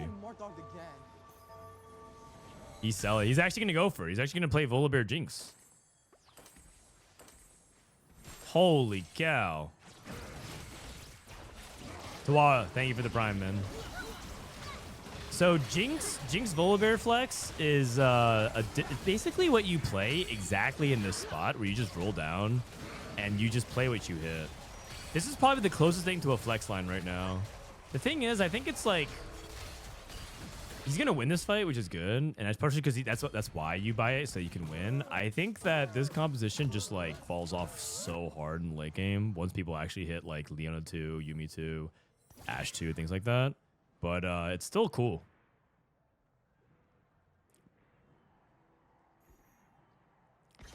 Okay, Poppy. I mean, yeah, he has the board. It's a double 61 salvage bin. And he's pivoting the Jinx too. Okay, so he's Star Guardian. So 2 Jinx players at the top right now. Fishbones Kaisa. How do every Kaisa player just rip the Portable Fortune 4-2 and hit the Fishbones? It's actually just madman behavior. It's just if because like if the thing is if he misses, it's just such a bad augment to take. It's just straight gambling. It's just straight gambling. Yuumi 1 for PasDeBol. Wait, PasDeBol's in a pretty bad spot. If he because other people will hit, and if he dies, if PasDeBol goes bot 4, I think he misses. Pade's at 59.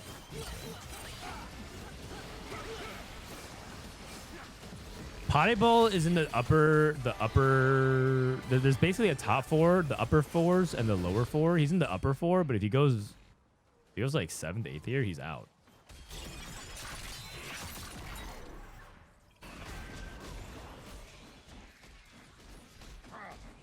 Rico still playing the Crystal Gambit. He's 1 turn away from cashing out. Open chest.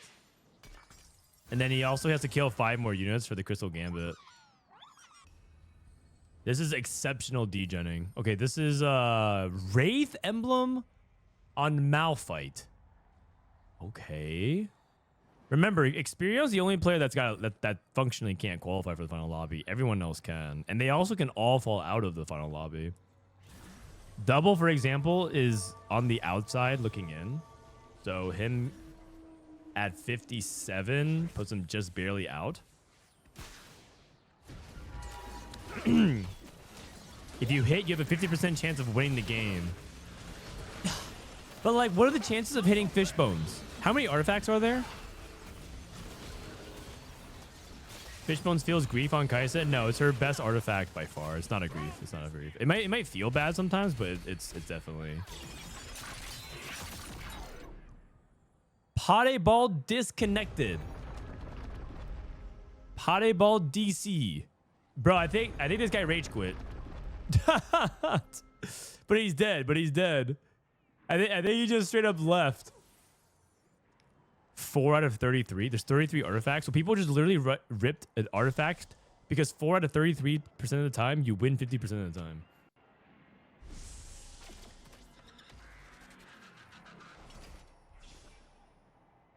Rykomastery cashed out lucky item.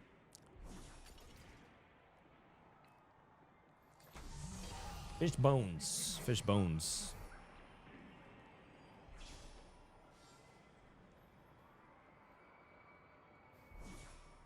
You know what's crazy? Gobosteur still has lost every fight since he found it. There's a realistic chance he never stabilizes, even with Fishbones, because he never hits Kaisa 3.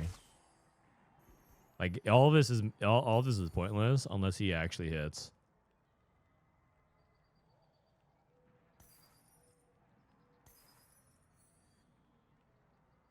From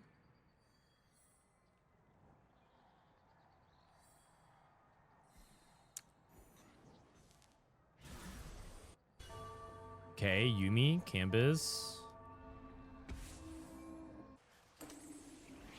He's off the wave, yeah. The lucky item gave him, I guess, a frontline item.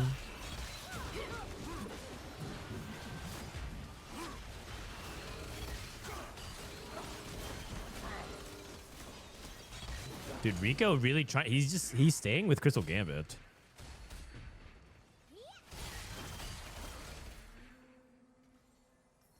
We got Rise and he got Volibear. Is he just gonna stay on Crystal Gambit for the rest of the game? I don't know if he can get away with this. I think it's gonna go well in stage 4, but I don't think it's gonna go well. Oh, what? What is happening? Wait a second. And then, oh, well, the thing about Braum with power up is that a lot of these power ups are not very good for him. Okay. Maybe he thinks he can outscale. Dude, you have to win so much to outscale. I feel like he has to win streak all of stage 5 and get to 9, and then you can think about outscaling. But 5 crystal is just not worth. You're just down 2 units. You're just down a fawn. You're just down 2 fawns. But he did hit Braum too.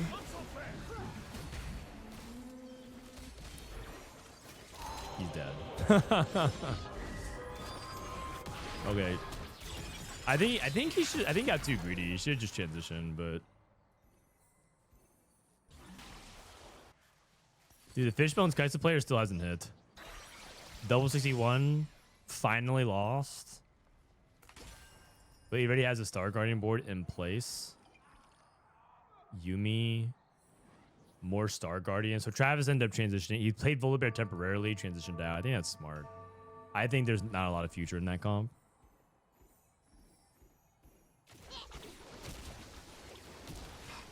Okay, so based off of this, PasDeBol is out.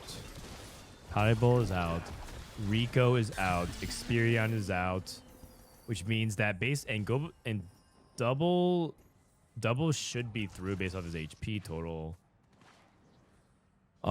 So it comes down to Canbizz, Gobosteur, double are the people playing for the final spot. So if Gobo hit this, Canbizz probably is the player out if Gobo outplaces Canbizz by 3.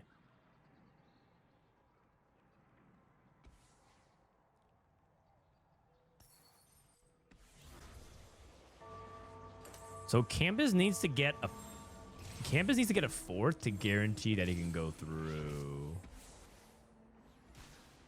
Because Canbizz is the 3rd highest in points right now. But if he goes 6th, he can get jumped by. He will be jumped by double, and he can get jumped by Gobosteur.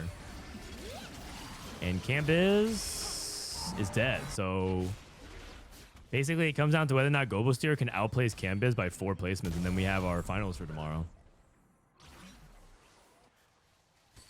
We have our finals for tomorrow. So Gobosteur, if Gobosteur gets a 3rd, from here, then he's going to tie Canbizz. And what's the tiebreaker? He hit Kai'Sa 3, and he also has an artifact on Yasuo. What's the tiebreaker? Tiebreaker is top 4 finishes and 1st places. Which I guess it would have to be I'm not going to calculate that right now. This is the last game? Yeah, this is the last game. We're going to end pretty early. We're going to end pretty early.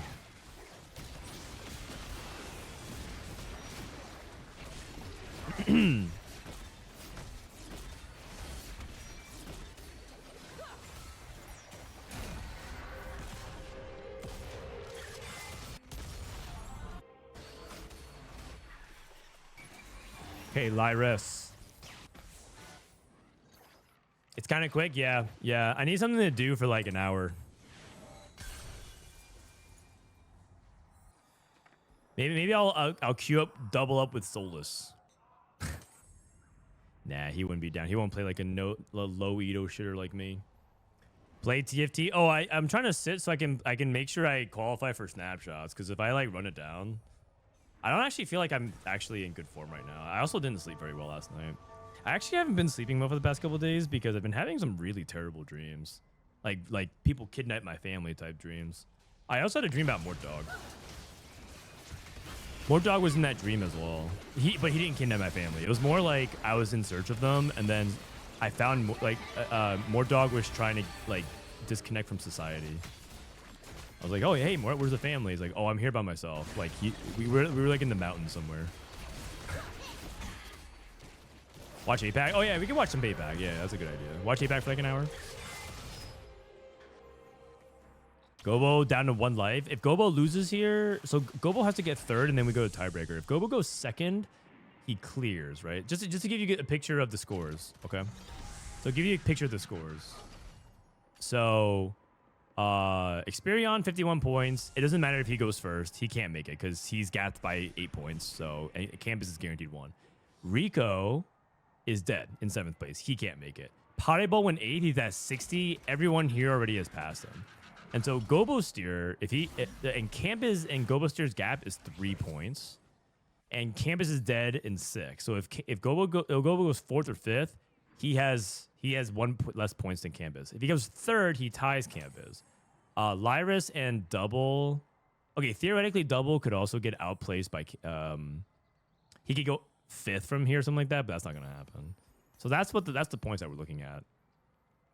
Travis with the 4th or with the 5th, I think is guaranteed through, because he can't get outplaced by Gobosteur. So it's whether or not this guy actually wins or loses.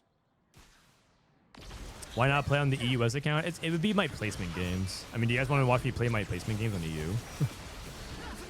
I could play my placement games on EU, but I don't know if you guys would get bored by that. I would try to play my placement games off stream.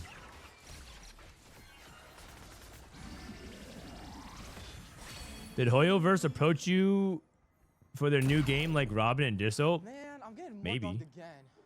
C Chow 97. Thank you for the 10 months. Would you think less of me if they did? Maybe it's a sign Mort will hit the bottom and shut down TFT. Nah. Mordog loves TFT. I think TFT and family are like the two things Mort cares about the most. And his Final Fantasy collection. His Final Fantasy MTG collection. Well, this guy's playing silver for life. 4 sniper, 4 protector, 4 wraith, 2 crew. Play double up with Greg. Do you guys remember when I duo queued League of Legends with T-Lines? Good times. And then he hit gold. They grow up so fast. Okay, Gobosteur wins again. Dude, Canbizz is biting his nails. Lyyyress. Dude, you know what's crazy? I think this is gonna be yet another game where someone like Hail Marys the portable forge on 4-2 and they get the fish bones on the Kaisa and then they like make the full comeback and they like steal the spot. Yesterday it happened to Weijin and today it might happen to Canbizz. I didn't think you played League. I played League a long time ago, but I'm terrible now. If I were to play League, I think I'm legitimately an iron player. Maybe bronze if I like set my mind to it. But how far is Casey double away from the prismatic? It's pretty far, man. Pretty far. Pretty far. Play the new Doombots? What's Doombots? Man, I'm getting more dogged again. There are League players who play for 12 years and they're still iron. That's crazy. Because the thing is, I basically play 2 to 5 League games every 2 years. But I haven't really played since like season 3.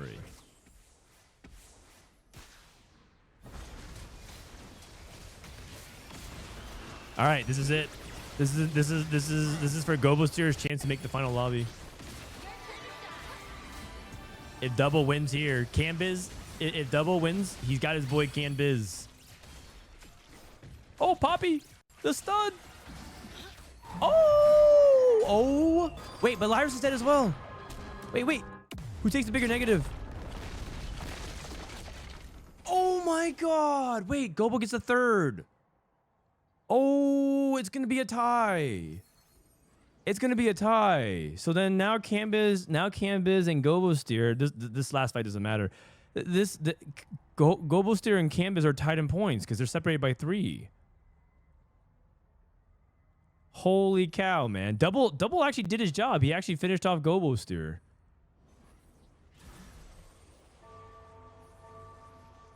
I guess the winner of this gets $100.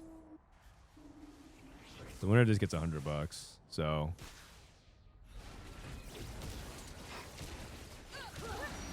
But double, so it's going to be Travis, Lyyyress, double, and then either Canbizz or Gobosteur.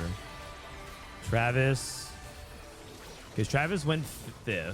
He has 65. Oh, sorry. He has 67.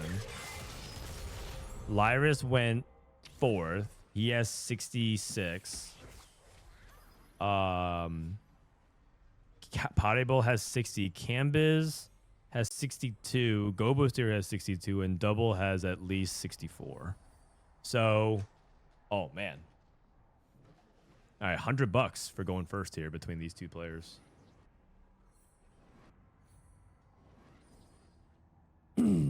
Double had to clutch up after reforging his Deathblade. I mean, this guy's just a sicko, man. This guy's just a sicko. Callista reroll while reforging his Deathblade by accident into making it anyways. Do we have any way to see ourselves what each player has played throughout the weekend? No, I think they should change that. I think my feedback to them will be that they should increase that kind of visibility into TFT. That's a really big deal. I think like because like imagine like you try to follow a Magic the Gathering tournament, but you don't get to see the deck lists and you don't get to see like what happened during the tournament. You only just see the Swiss scores and that's it. I think that's like a lot worse. The production has looked so good. I know they this overlay, dude. This overlay thing is pretty cracked. It used to be like all these buttons, but now they just simply made autopilot mode and they just like basically automatically click these based off the stage numbers and they just help you figure it out. They also have a post-game stat screen here that I can also look at. It links to like this, and then you can like it'll like show you some post-game stuff as well. Will you upload your take to the CN Cup drama to YouTube? I haven't. Just because, like, it doesn't feel like YouTube worthy to me, but because it's like a 5-minute video.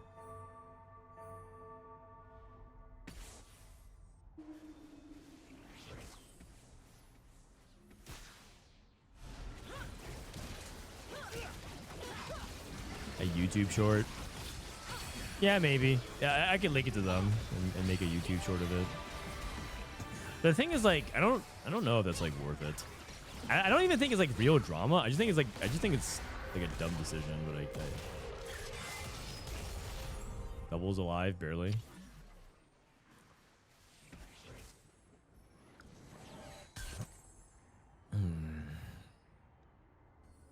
KC Double Xperion.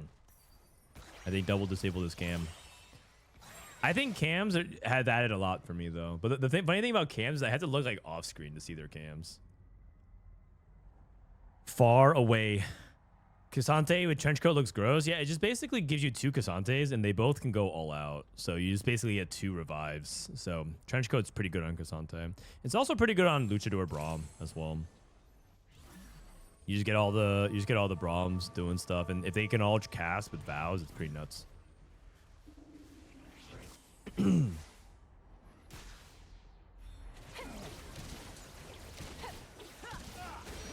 Indomitable. The Indomitable.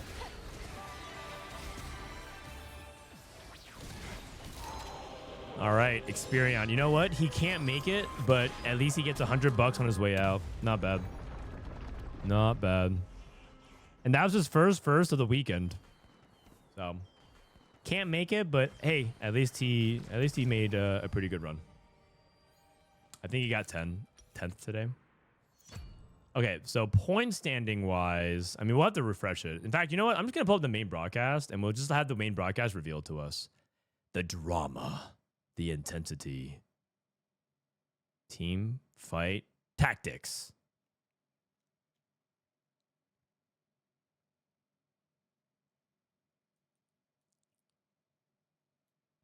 All right. A lot of creativity as well, right? With some Oh, they have for stats. sure. more than I expected, to be honest, on this match. We saw some cooking. That's all you can ask for. What is the stats? I mean, it's not the best patch for Flex TFT, but it has some stuff. So Ryko's out, Xperion's out. Gobo finished 4th, right, with Kaisa. So Double's always ahead of Gobo. Canbizz finished 6th.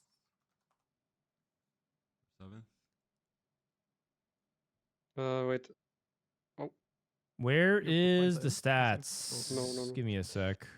Wait, Oh, no, it's in. Sorry. These guys are a little bit loud. Tiebreaker. Tragic. Here we go. I'm trying- Stats. I really do think if Canbizz... Tails on, thank you for the raid. Maybe he could have... That was a crazy finish between Gobo and Canbizz. Look, does Gobo win the tiebreaker? Is that it? Does Gobo, is that confirmed? He just needed one more position, though. I'm not sure how the other HP totals were. He wouldn't outplace Gobo, I think. Because Gobo ended up like 4 streaks. Number after that first fight. in top 4s? But... I'm not counting that. Brian, if you get Radiant Refractor and I Ash guess not Udyr, do you really. make Costream, Gargoyle? Let's couple look it up. points. Maybe if he outplays Travis, I guess. Let's look it up. And Travis looked very weak, right, with the Varus one. Udyr, Ashe, 6 duelists. Scary. Yeah, for sure. All in all, congrats to Gobo, Double, Travis, and Lyyyress for joining Salvyyy, Bensac, Kojnid, and Kubi. Looking at the nationality splits, France. Oh, Gobo France, made it. That's for crazy. Gobo actually made it over Canbizz. Oh, that's brutal. That's brutal. Damn. Wait, you know, that's actually crazy because this feels like a repeat of Vegas. Back in Vegas, let me look it up real quick. I think the Vegas Open was like this as well. Vegas Open, where Double made final lobby. Double made final lobby. And Canbizz was like right outside of it, I think. Actually, I thought he was like 10th, but I guess he got 14th. Milala. Okay. The stats. Battle Academy. Oh, no, they haven't updated it for day 2. Never mind. They haven't updated. Oh, no. Do they have the all version of it? Wait, I don't have the updated stats. They only linked me day 1. Oh yeah, I'm just gonna copy paste this.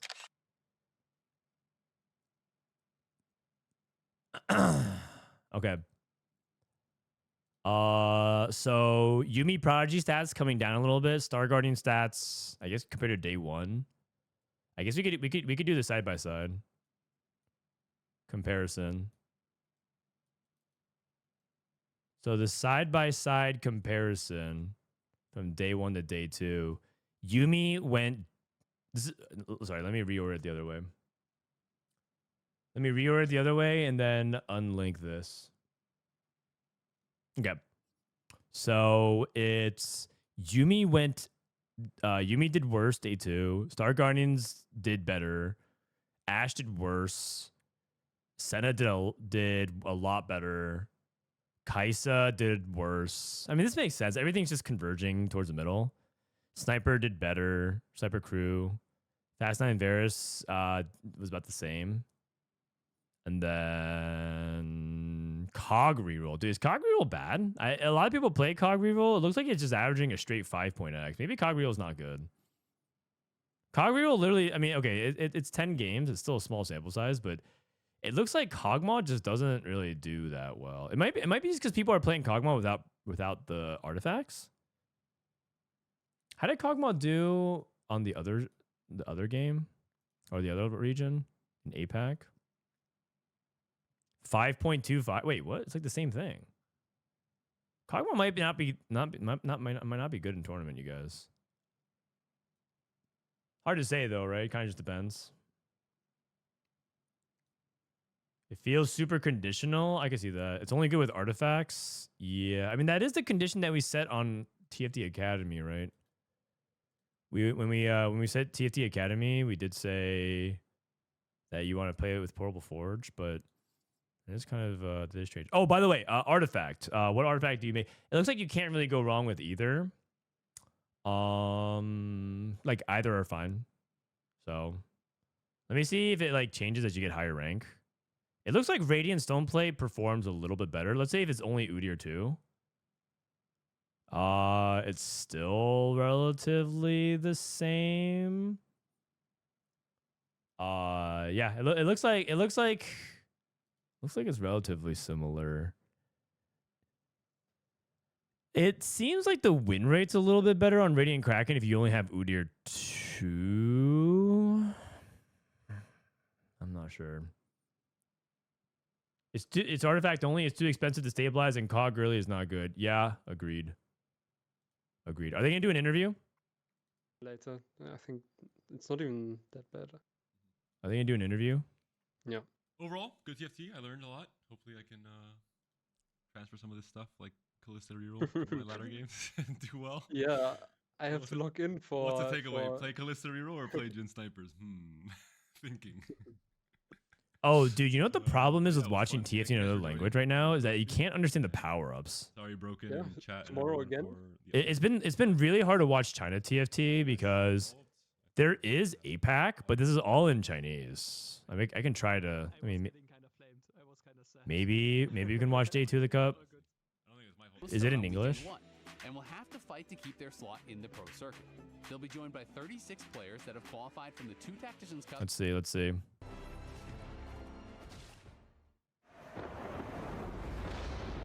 Okay. The region distribution for Vietnam, Korea, and APAC is 28, 19, and 53. Oh, they're talking about like day 1 and day 2 advancing. MJ World Champion Summer Timer. Hopefully it's in English. If it's in English, I'm kind of down. All right. I mean, that's fine. You guys want to watch? You guys want to watch it anyways? They have some good players. How about let's fast forward to watch the last 2 games, 3 games of this. I'll go to let's watch the final 2 games. Let's watch the final 2 games. We have 10 minutes. Okay. So this was the result of game 4.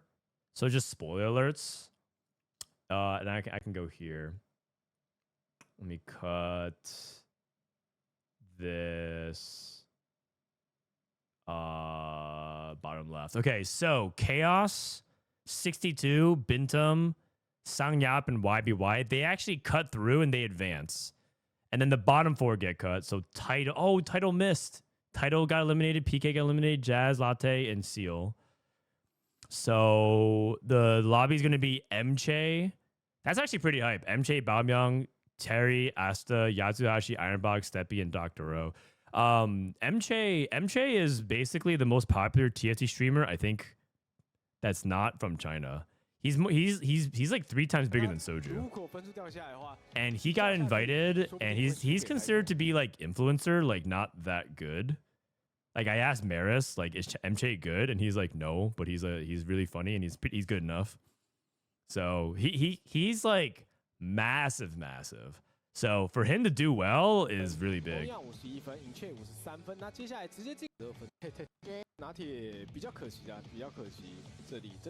Who's the biggest streamer from China? I think it's a guy named Godlike. Godlike and Shendu are the 2 biggest streamers.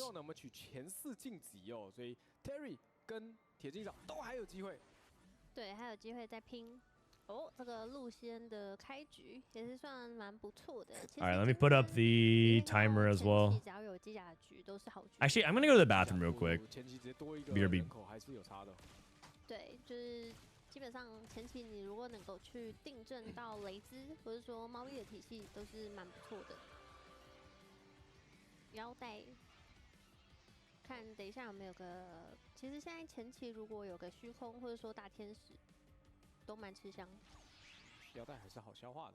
我2张的路线可以留一下2萨斯。对，这里对子嘛，然后也再思考一下哦，希瑞也是对子。 有了路线2萨斯肯定也要留。对，这边通常会报2块钱，那这西维尔还是有机会把它留下来的。不够的话，也可以卖一个瑞空。然后顺便要来看一下，就是这个装备怎么掉，大剑。有，他留了一下飞爱，怕有透镜。 OK。哎呀，机甲有了，超能机甲已就位，融合。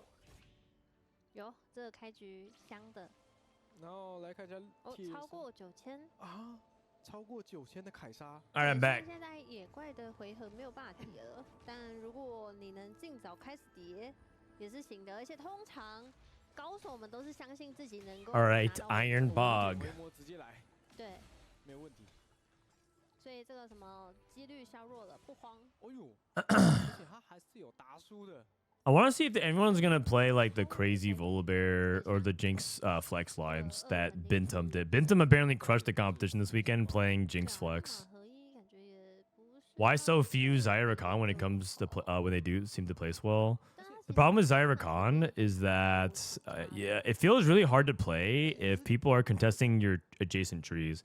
It's hard to play Xayah if there's too many Star Garden people in the lobby. It's hard to play Rakan if there's too many Battle Academia players in the lobby because they're just gonna take a lot of your units.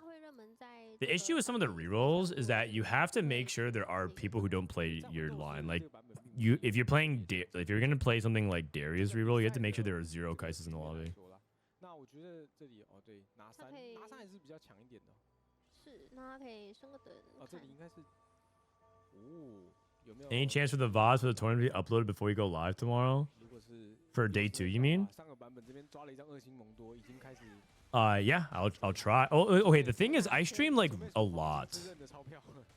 On days like this weekend, I stream for like 11 hours or so, and YouTube takes a really long time to process long VODs.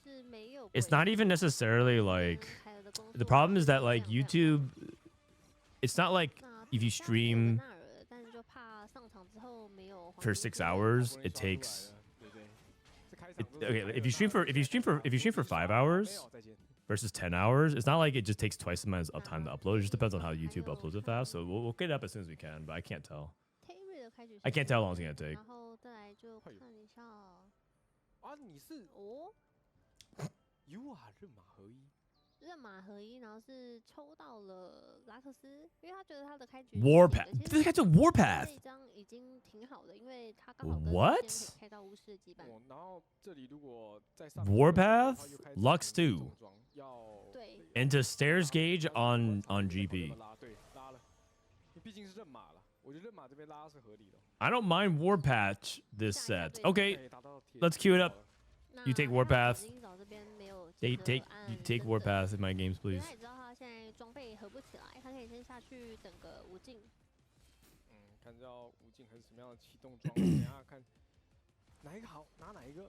这场的话，外面 Every time I've taken Warpath, it's a top 2. Oh my goodness, man. I mean, what are you playing? Are you playing a top end of challenger, Kale, or are you just like are you just shitting on all the Masters players? Ah, that's an RE2. Okay. Oh yeah, I was like, can you play sorcerers from here? That is so expensive to pick this RE. He sold RE2. It would have been cool for him to play into sorcerers here. Did you already talk about the Flancy League 2 thing? I did. It was basically saying this is a terrible decision. That's it. I feel like it's not worth like making a YouTube video about, but maybe a lot of people keep saying I should.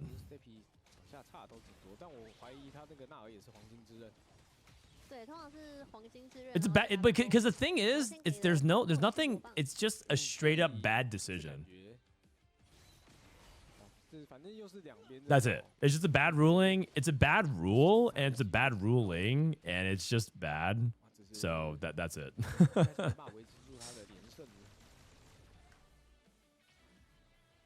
What's with this Warpath propaganda? I think people are saying Warpath is good, so that other people are more likely to click Warpath, and they get free LP. So and I should be doing the same thing. You know what? You're right. Warpath isn't that bad this set, guys. Take Warpath. Warpath ain't that bad.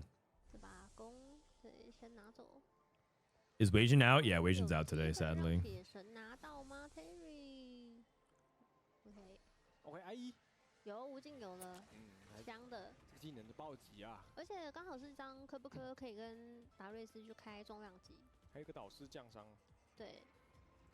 More proved it. Warpath is good. I remember one of the last times Mortdog streamed, I went to his house. I slept over and he ended up streaming really early. I got up and I offered to play stage 2 for him and drop him into a good spot. And I picked Warpath. And I set him up for like a spot where he had Warpath full streak. Was it full streak? I don't remember actually. And then I had him take over and he basically like he had to leave the room and I played stage 2. And I dropped him into a Warpath game, and I think he like Warpath cashed out Braum, and he really needed the Braum. He his Warpath, because I don't know if you guys actually know exactly what Warpath does. Warpath gives you like multiple 5 costs, and it gives you items. But the Warpath literally gave him 3 Braum, so he cashed out Braum too, and it gave him items, which was pretty crazy. So he actually tempoed and did pretty well.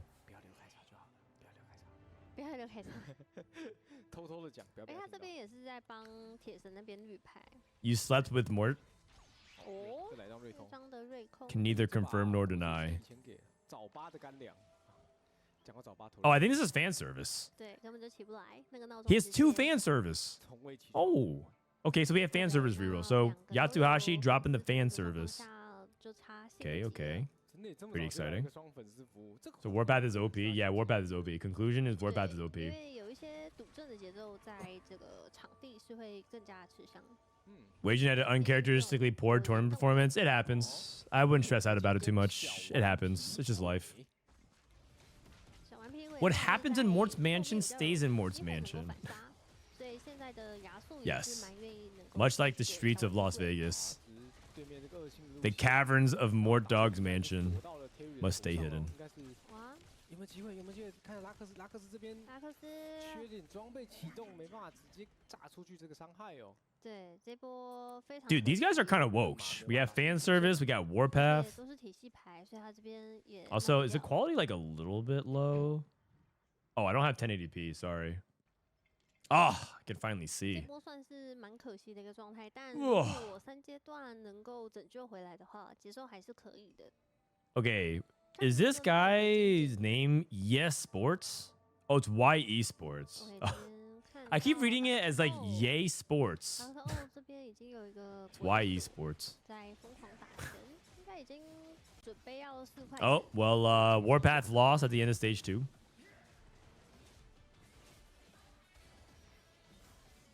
哦 Yes 看 Ports. 开下麦了，哦，可以和一个石像 I 鬼 normally catch Warpath on 5-1, 5-2. 经济 That 奖 makes 黄 sense. 金之刃 It's hard to like cash out 决斗体系去靠，印钞机 on stage 4. 撑得够久就赢了，而且他这边 Dr. 质量 O 是完全够的。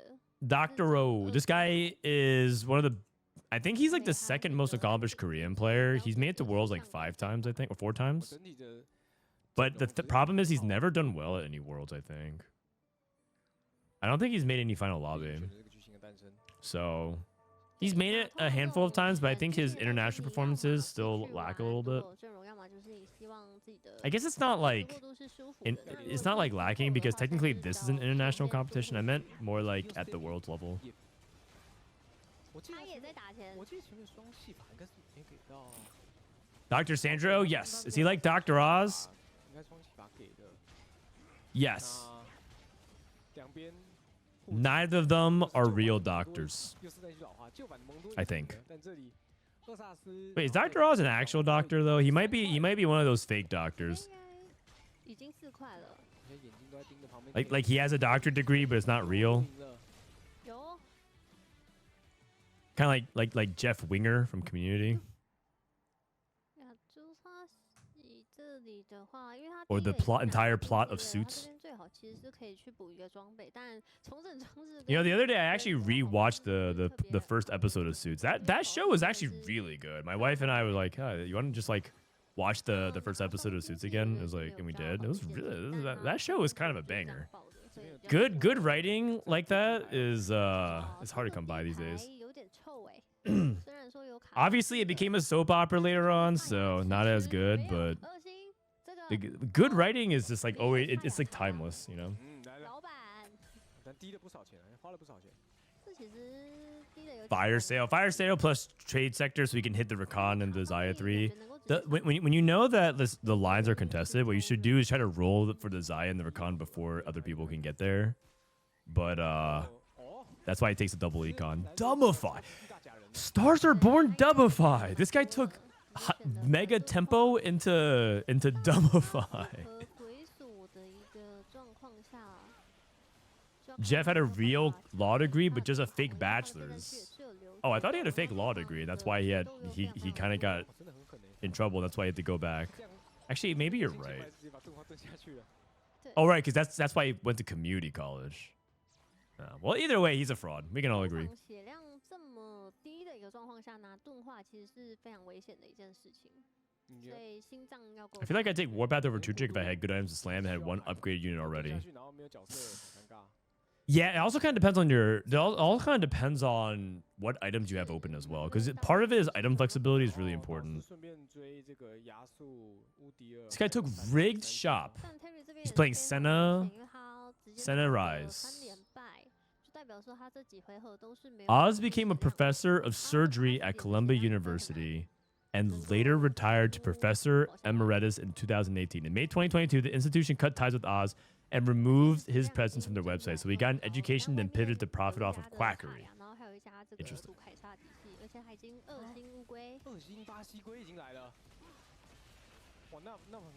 So you're saying Dr. Oz is a fraud? That's kind of crazy. Next thing you're going to tell me is Robert F. Kennedy is not qualified to give health advice. I'm not so sure, man. These people are put in those positions for a reason.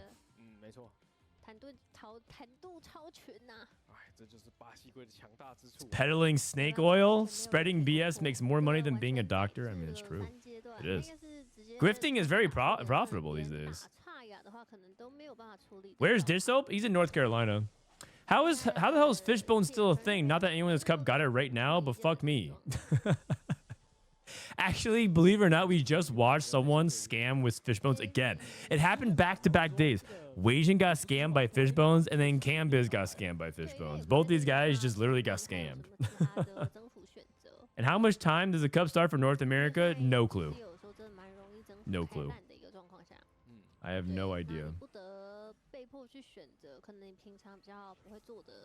I just missed Colossal on Udyr. What the hell do I know? Oh yeah, it happens. I got scammed by Jin Fishbone sniping my only carry twice. Yeah, that happens. Fishbones is kind of a scam item in general. It's basically just trying to, the win condition is just cheesing opponents. This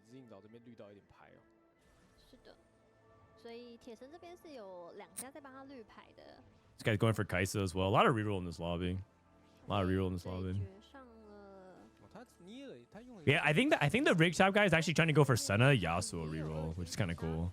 So we have Kaisa, Rammus, Senna Yasuo, Rakan Xayah for fan service, and a crew player. So we have 4 reroll players.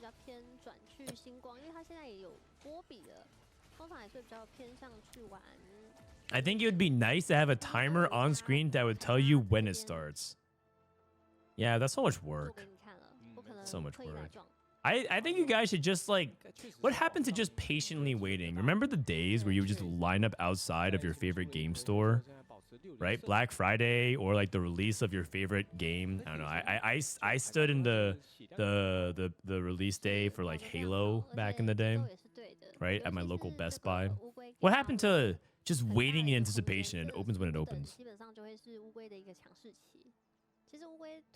Ironbog 4-2 Fishbones. Dude, he's actually going to do it. He's actually going to do it, man.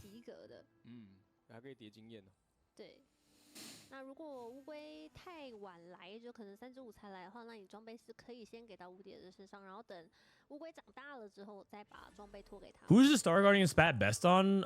Just put it on like your non-Star Guardian unit. So a lot of times you play Kabuko because you want the heavyweight for the Poppy. So you just put it on Kabuko. But on level 9, you could put it on Varus. You could put it on Braum. You can just splash wherever you want.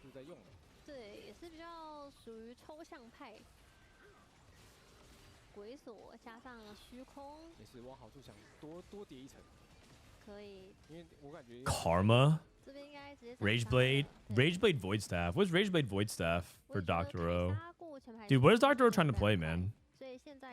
Rageblade Void Staff? Is this guy trying to play Yuumi? He's holding BA on the bench. Rageblade Void Staff. What? Rageblade Void Staff is like... I don't know. Is this Star Guardian, I guess? Like, that's not like the items that matter. GameStop midnight release parties were so good. Yeah, I remember. If there's a Fishbowl scams every day, I am crashing out because it's still not going to be removed. Yep, that's right. Fishbones. Oh, Lisa and Varus. Looking for Ash. Ashta 1. If he never hits Ash 2, that's his username. It's not instead of Asta 1, it's Ashta 1. Samoja Jones, thanks for the prime. Appreciate it, man. Unrelated, but the last meta read is very nice. Oh, did you? I'm glad that it makes sense. I typed it up last night, and I was so tired, man. Because as you know, I basically streamed for like 12 hours. And I was like, I should film the tier list video for YouTube. But the problem with filming the tier list video for YouTube is that that stuff changes every day. With the meta read stuff, people don't mind if it's like a little bit off. Because, or like if things change the next day because they understand. So I just sent it, and it took like 2 hours, and then I just went to bed. My day was like 15 hours of TFT yesterday. It was actually crazy. I woke up, spent time with my son, turn on the stream EU, stream NA, log off, dinner with the family, tuck my son to bed, write up the meta read, and go to sleep. That was like my day. My life is just TFT. What the? Warpath, Rig Shop, Heroic Grab Bag. Once again, I repeat, Warpath, Rig Shop, Heroic Grab Bag. He's rolling for the Yasuo. He's 2 off Yasuo 3, 1 off Yasuo 3. He's missing Rise. He has no Rise.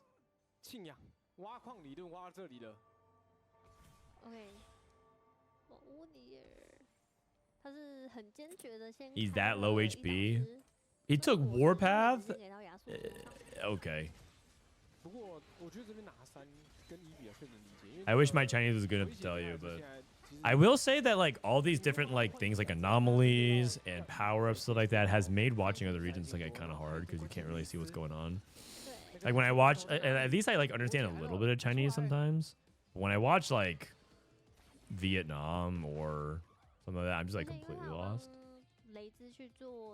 Rolling on 7 and didn't hit. Well, like he's also greeting. He's holding like extra Udyrs and stuff like that. Terry. Nope, missed.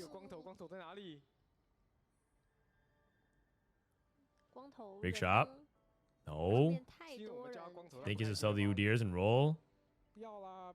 And sell the Udyr and roll. And big shot.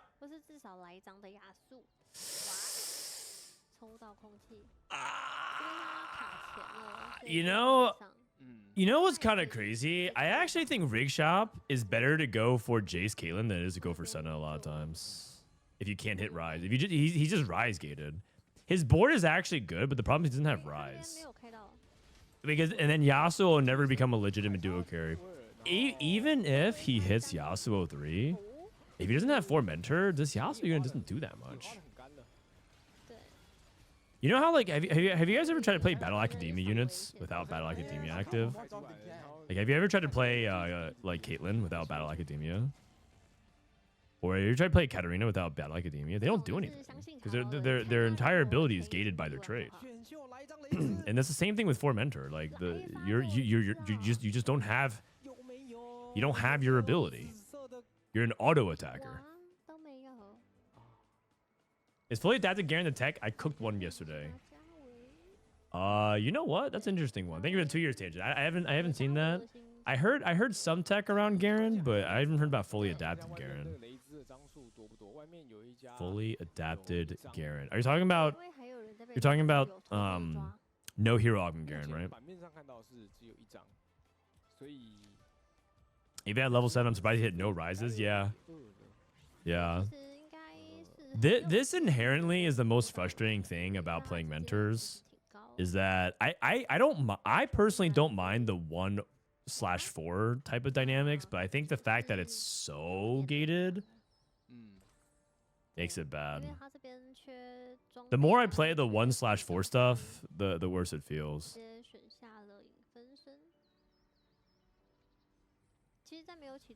I didn't mind emissaries that much, because I thought emissary flex was kind of interesting on set 13, but like this iteration of 1/4 feels really bad because of how important it is to unlock everything else.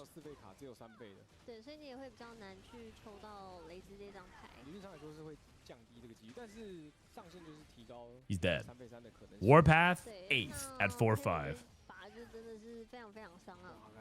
Do you understand, by the way, like how ridiculous that is? The fact that he took Warpath and he's 8th before Raptors. Warpath 8th before Raptors, man. That's crazy. That's actually crazy work.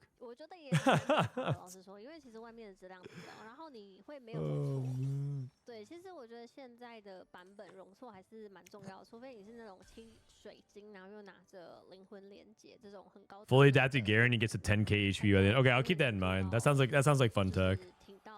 Do you go for a Garen 3? You just go for Garen 2, right? The whole point is just to have him rank back up a bunch of HP. I actually think you might be cooking. I think you actually may be cooking. I can see that. I can see that. These are the best Chinese players. APAC. So Terry is from Hong Kong, I believe. Lil Steppy is from Singapore. MJ is from Vietnam. Ironbog's from Hong Kong. Yasuhashi is from Japan. Asu's from Vietnam. Doctor is from Korea. Bombyo's from Korea. So we have 2 Koreans, 2 Hong Kong, 2 Vietnam, 1 Japan, and 1 Taiwan.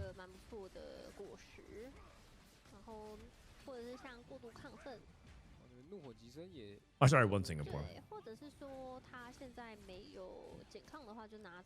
Jinx. Oh wait, this is it. He's playing Varus Jinx. He's playing Varus Jinx instead of Star Guardians. This is the board. This is the Jinx flex board I was talking about. But he's also 6th. Are we sure this comp is good? Maybe Bintum is just a genius, and he knows how to play the line.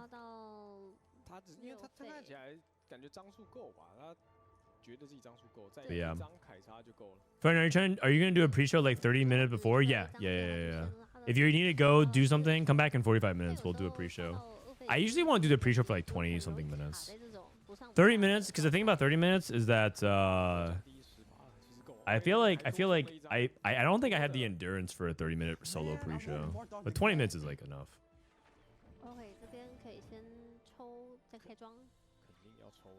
Hong Kong as if it were its own country.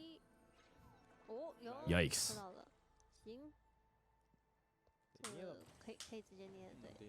Weird champ. Nuxray, thank you for the prime. Okay, you know what's crazy?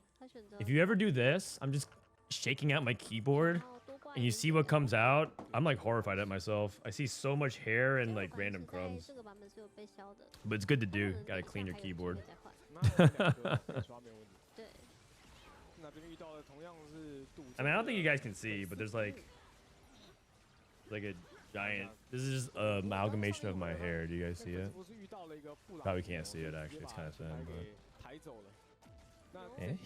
You can probably see a little bit of it.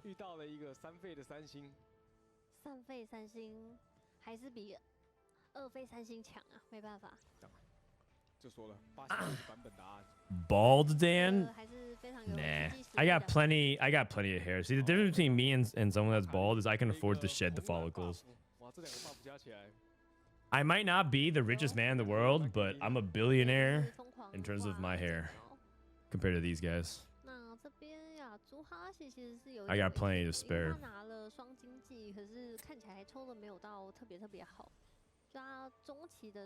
Billion hair. All right, I'll allow it. I'm a dad now. It's okay. You can stay. Wait, this guy is Lee Sin too. He's got a naked Lee with no items though. He'd rather Nash or Scale than put an item on Lee. Because the thing is, Duelist Lee actually has a pretty decent amount of utility. The flat armor reduction is kind of nice. Can you donate Greg some hair? He always wears the hat to hide it. Hey, what? There's no way that this guy is lacking hair. Have you seen the hat not just on his head, but on his lips?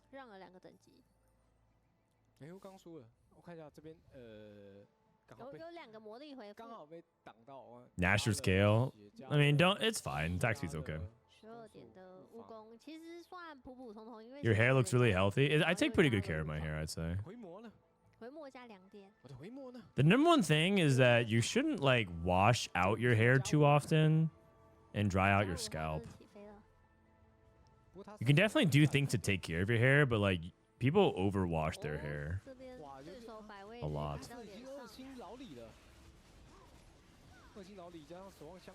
Lee 2 straight up to carry sometimes. Yeah, like you would want to go for like the Colossal and the Lee Sin. I'm a big believer of 2 Colossal Lee Sin. I wasn't at first. I was skeptical for like 2 days. And then I tried it myself and it kind of popped off. He doesn't have items though, so he probably thinks that he's going to just get there eventually, but yeah. Please don't give TFT players more excuses not to shower. Wait, I actually think TFT players in general aren't even that bad. Like, and I say that because I've been to TFT events. I've been to more TFT events than you have. And I've been to fighting game events. I've been to card game events. I've been to League of Legends events. Okay. I've been to Counter-Strike events. And I gotta tell you, man, TFT players on average smell the best. Like, I believe we're top tier. And I'm not saying that to pander. I'm telling you, I've been around the block.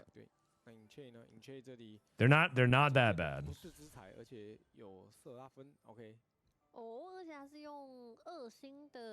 You go around sniffing us? Oh no. I don't go around sniffing. It's more about them visiting me.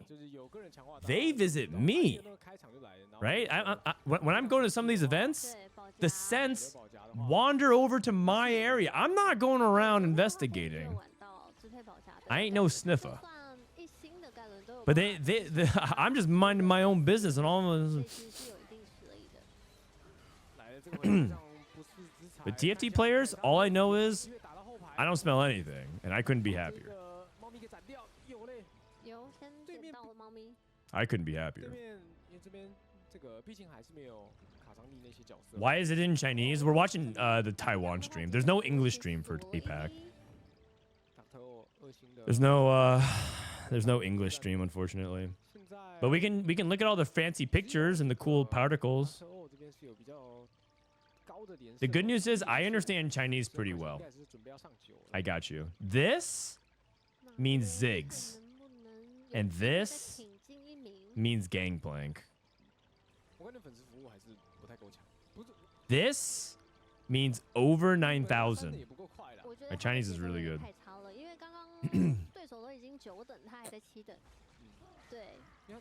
Frodan senses his other game fans approaching him before he sees.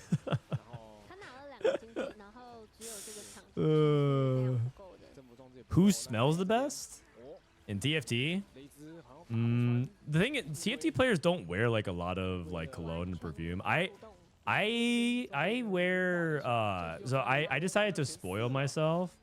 When I went to Macau, I went to a pretty like bougie store called Lyyyress. And Lyyyress is about like making like custom scents for like people. It's very bespoke. My wife told me to get it. And so I don't remember what it's called. I have to like look at it specifically, but it's like one of those places where they don't even have pictures. It's just words. You know what I mean? Like, this is what I got. This is what I got. Like, it doesn't even, there's no like pictures or logo. It's just words on it. And I'm like, oh, that's bougie. Like, they're just writing letters and words that I just don't even understand. And so I got one of these. You go to a store like this, and the thing is, they always have like something local. Like every Lyyyress has like something for the city that they're based in. So there's like a Macau scent or whatever. So yeah, that's what I wear. I mean, you guys can't smell. I mean, if you guys want, you can scratch your screen, scratch your monitor, and you can maybe get a little whiff of that. But that's what I have right now. People who are just coming in have like no clue what the hell we're talking about. Like, what are you talking about?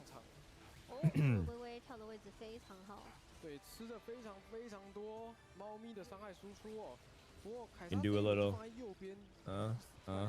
And then they gave me a free hand cream. That smells also really good. 哇，差一点点。我感觉摆在左 Wow, he's 边 actually 感觉 dead. 对，因为摆在 Yumi? 左边的话 Yumi. 这个早就已经把猫咪给点杀掉了。应该就是啊，这就是比较可惜的摆位上面，但刚刚 If anything, it looks like you're walking into an apothecary. Yeah, yeah, it does, it does. But that's like the whole point. It's like very rustic. 可能是他们互相有在骗这个摆位哦，我在猜。 You know, you feel like you're going into like a laboratory. They also make it like there with you see this window, they make it here in front of you. They like you're like, "Oh, I want this percentage of this scent or whatever." And they like literally make it in the lab right in front of you. And they like print your name on it and everything like that. Like I said, it's a very personalized, very bespoke experience. 就是有第一个雏形的话，就还蛮好手写的。 对，比较重要的还是前排。 It's also like apparently like a lifetime membership if you buy one or something like that. I'm like, okay, cool. 2星的盖伦，坦全场。但我觉得不太够。 Where's my Chipotle lifetime membership, 还有 man? 钝化，等于是又多了一个非常强力的坦克啊，对于 Low key Breaking Bad vibes. Oh my god! Just imagining you just look over and it's Bryan Cranston yelling at Aaron Paul. Jesse, we have to sniff. 这边还有在卡一张的猫咪，哇，好伤啊！ If I design my own scent, it would be the worst guaranteed. I believe it. I believe it. 其实就是现在最难受的一件事情。其实这也是蛮特别的理解，就是 Yumi v Yumi. You know what? Dr. O might be a genius. He took Dumbify to play Yumi. 它是配伽罗嘛，对不对？ And then we find Yumi v Yumi. Your advice to damage our screens makes me think of the time you asked for monitor recommendations in your Discord and never responded. Wait, what? I actually did. You know what? I actually bought it. So I was looking for a new monitor setup, and people recommended me the curved monitor. The curved monitor. 到死提不出来也没办法。 伤害完全没得打。 Like the widescreen curved monitor, and it was like not a great experience. I really didn't enjoy having it, so. 然后配上这盖伦，因为它盖伦估计也是开场叠的。 对，有点像是保夹这样子的一个套路。就是假装它有保夹。 The problem with the curved monitor was that it was really bad for streaming because for TFT, it would only take up like the middle part of it, and there wasn't like a widescreen element of TFT. It was like widescreen only to a portion. And I like to play borderless, but it wasn't good unless you like full screened it. So I didn't really enjoy the widescreen. It's cool though. Like a giant ass widescreen is like cool, but it didn't really fit. It's not ideal for streaming, I think. 把伽罗身上偷偷拆下来给射拉芬的。对，看偷到什么。 偷偷，毕竟也是这个射拉芬神装。射拉芬最 A guy walks into a store and gets snipped, and you think that of me? I'm the one who snipped. Man, you know, I never actually watched the final season of Breaking Bad. I heard it was actually one of the few shows that actually ended well. Okay, Yumi v Yumi.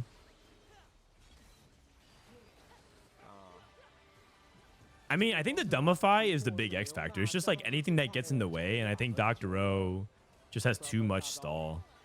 Like he has too much front line, so he just wins the game here. And I think it's actually really smart. Dr. O played this very well. Buy a vertical monitor? Yeah, I should. I actually have I might as well just turn. I should probably turn one of these monitors vertical. I do 3 flat horizontal screens though. Three landscape screens. I don't know why. If it like looks better that way, because it's weird when it's like 2. I use a 3 monitor setup. Which, by the way, just putting out there, if you know how like 2 monitor changes your life compared to 1 monitor, 3 monitor also changes that as well. Maybe not to the same degree as 2 to 1, but 3 monitor is really hard to go back to 2. And so I use 3 landscapes at the moment. That's just I think that's just true biz. I think 3 is true biz.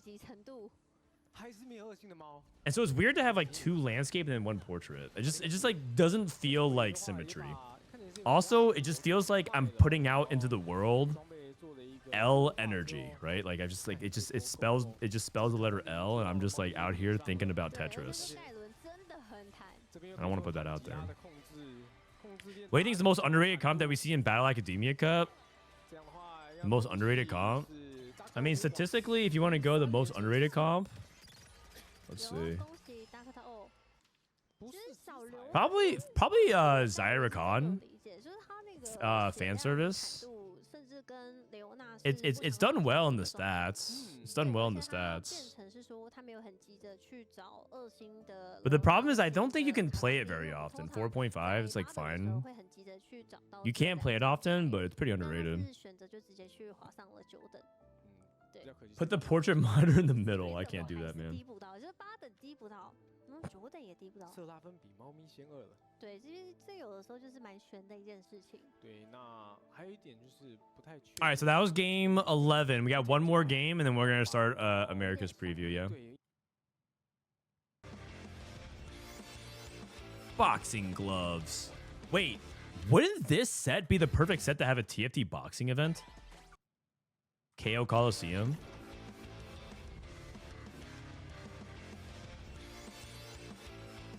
Wait a second.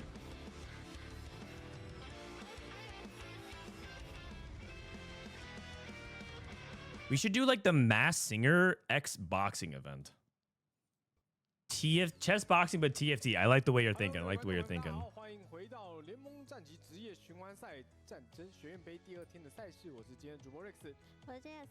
That's why Moore stopped streaming. Ah, he's training. He's training. That's right. That's right. What monitor you getting? Oh, I ended up returning that monitor and just keeping my existing setup. I just didn't buy it. Okay, who do you think would be at? Okay, the problem with TFT boxing is no one would say yes. Soju would say no. Setsuko would say no. Disso would say no. And these are the biggest streamers. Robin would say yes. Emily would say yes. I would say yes. Box. Okay, but didn't Box actually get injured?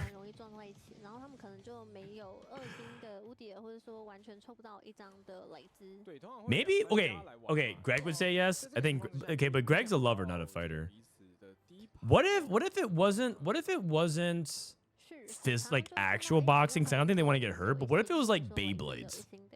Like you would have like small little toys that would fight for you. You know. I mean, that'd be kind of cool. He injured stands. Oh, I thought Box also got injured. What if we did luchador wrestling then? Could you imagine? Hold on, sorry. Luchador wrestling. What if we just did luchador KO Coliseum wrestling? Could you imagine?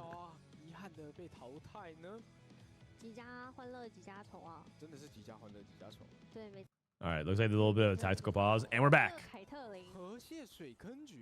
上版本会希望可以留下来定阵容的一张牌，那基本上现在前期都不太会去留凯特琳。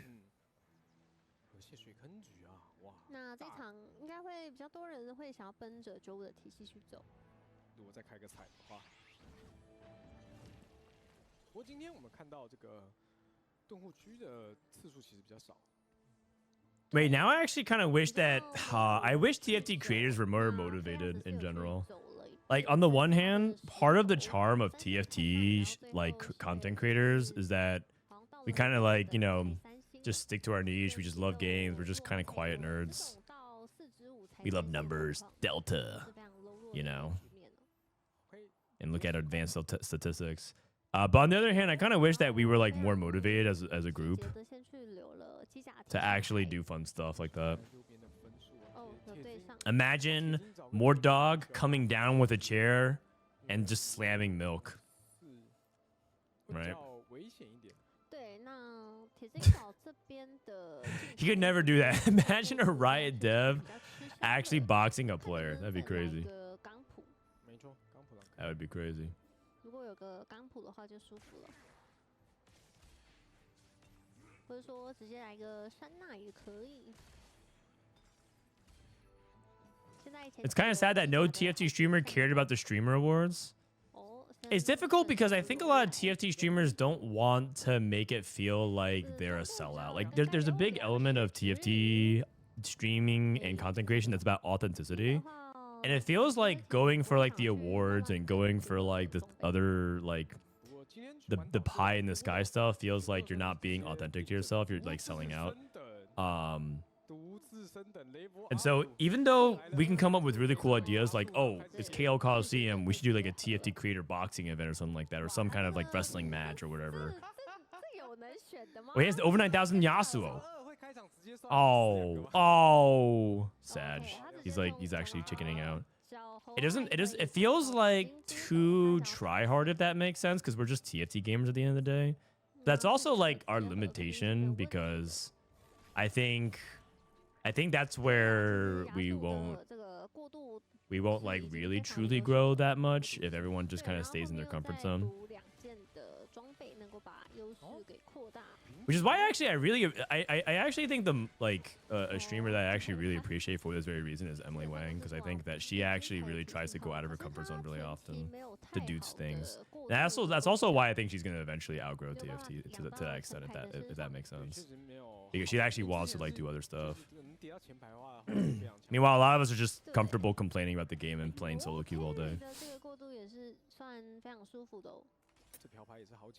You have some wild imagination. I mean, that's the fun part, right? Just imagining things. Greg dating show. Well, the dating show is like is a step up, right? That kind of thing is a step up from what we usually do.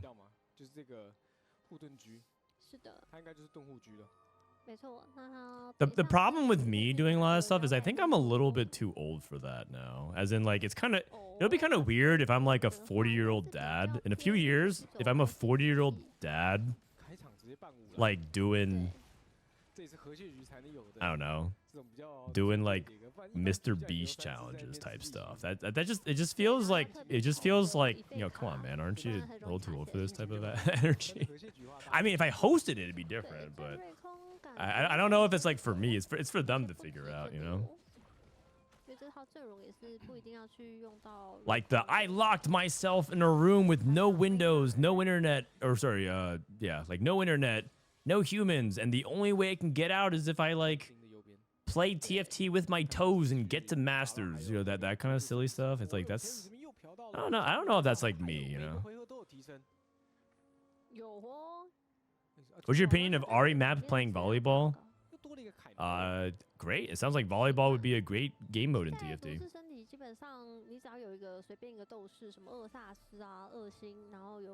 I wanted to stream and create TFT, but it feels like you gotta hit high rank first. Yes, that's like part of it, but that's only if you want that to be your main content. You also can just stream TFT and do something unique.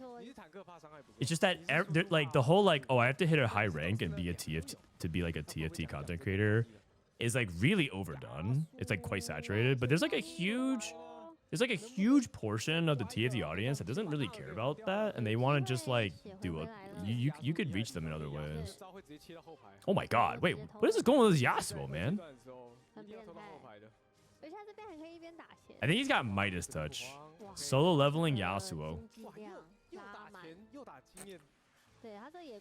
I stuck 1,000 TFT players in their circle last to get K Juicy KO'd wins 1 chibi Tristana. Yeah, exactly.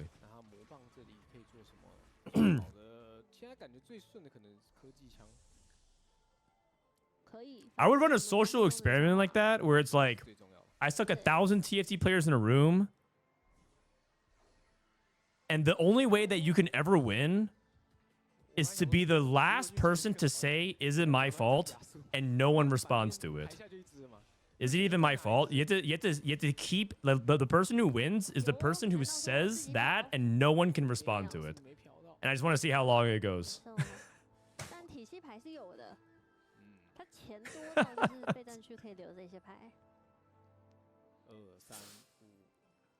The winner gets like $50,000, and we just see how long it takes.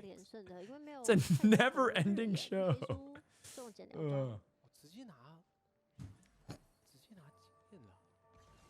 Oh man.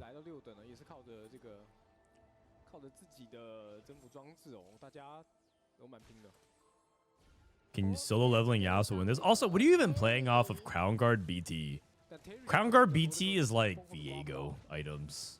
Not even. You don't even really want to play this anymore. These are like pretty bad items, all things considering. I'm very, very curious. Maybe he's like praying for a reforger salvage bin type situation. Oh. You can stream and farm clips for TikTok. That's right.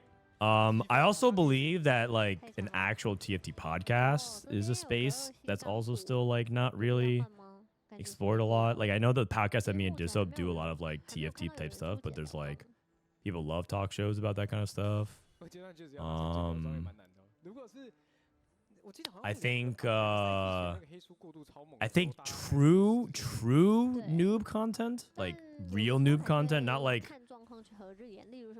the way me or Bunny Muffins or anything, like true like content to help like actual beginners at TFT is actually a really big niche people need to fill. But the problem is I think a lot of people view that as super boring. People don't want to be taught like this is what gold is. This is what leveling is, because like they think that's like the really boring stuff, but that's like really important content niche to fill. No one ever does that. Like the flow of TFT. Oh, Yasuo. Nice. Like, yeah. This is a creep round. These are the type of things that you can get from it. Like people don't want to really go through all that. I don't want to go through all that. Making all that sounds really tedious because that's not the fun part of TFT. But Frodan, we get noob content every time we tune into the stream. I mean, that's not a nice way to talk about the EU pro circuit, man. Those guys are pretty good.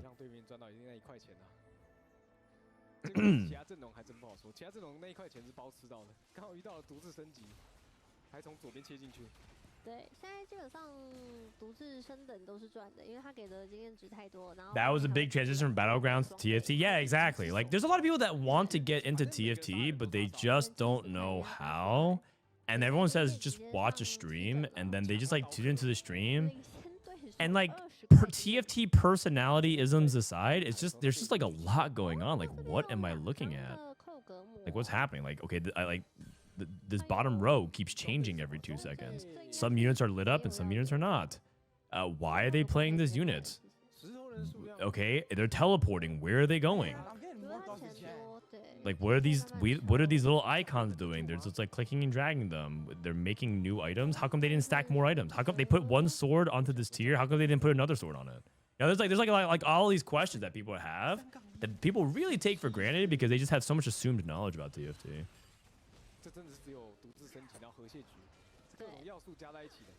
Like, I'll never forget the moment when Ludwig first played TFT and decided to quit for life.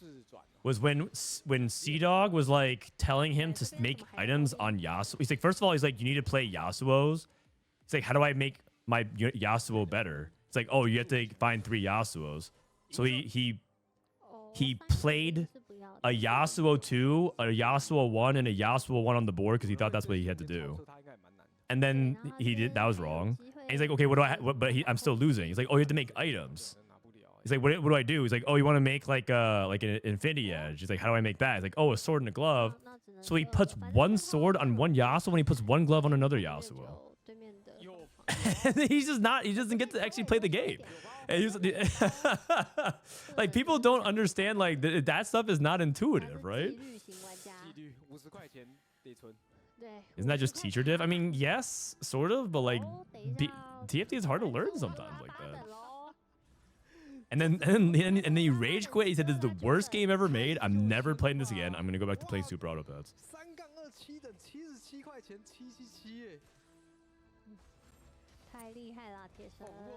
That just sounds like he was farming clips. I mean, probably, but I guess I guess it's never gonna happen, so I don't have to worry about it. But like at one point in time when so Ludwig had a company. Ludwig had a production company called Off Brand that when Beyond the Summit went down, right? Beyond the Summit was doing the Smash Summit, the Dota Summit, the CF Summit, things like that. They did the TFT Summit. They went down. He picked them up and said, hey, like, why don't you guys run events? Not just for like my events, but other streamers' events. We actually got pretty close to getting the TFT Summit back under Off Brand. Or rather, we got it past a certain point. but it never really got a lot of legs, and I don't know why exactly. There's like a lot of small details that I can't really reveal, but like I do know that internally there was like, we're not sure because it's not something that like we like necessarily as much as we like Smash and other games like that.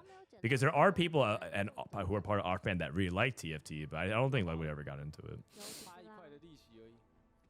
So it was like a big part of like, I kind of like, I'm a little bit sad because I feel like if that moment was actually good, like if he actually really liked the game at that point, maybe the something would have happened. Because if he likes a game, he'll just like latch onto it and make it happen regardless of whether or not it's like financially successful for him. Because he's that kind of guy. I actually really respect that. So.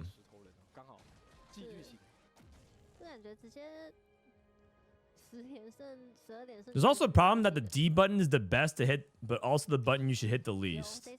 Yeah, fair enough, fair enough.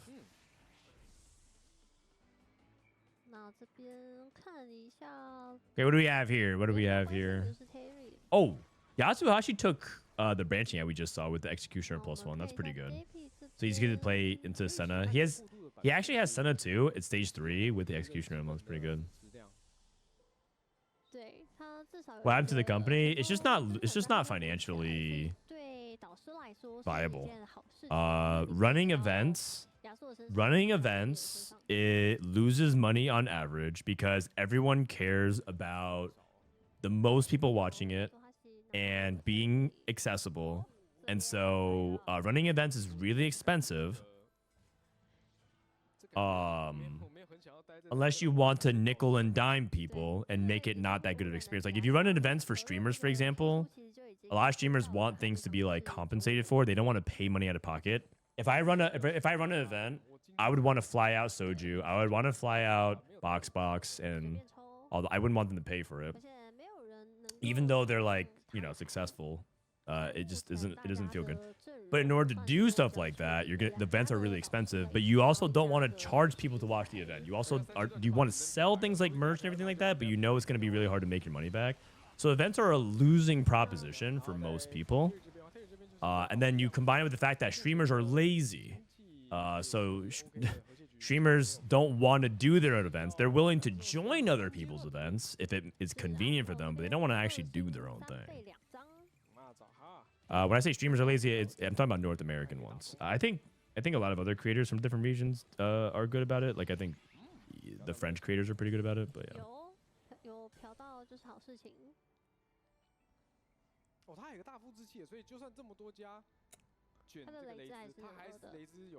Okay, so this guy actually is gonna go into.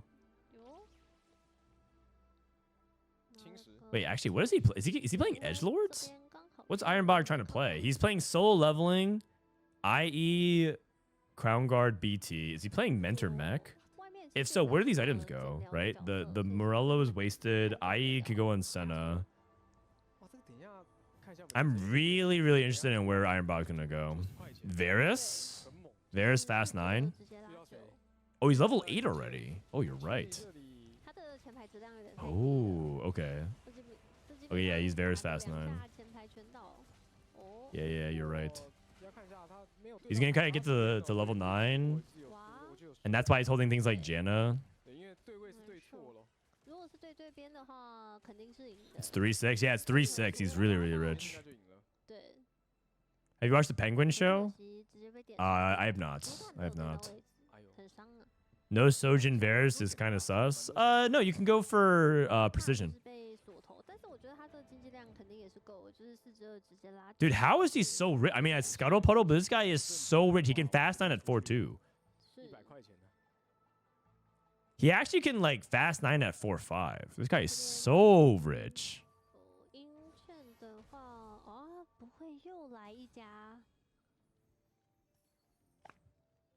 What on earth?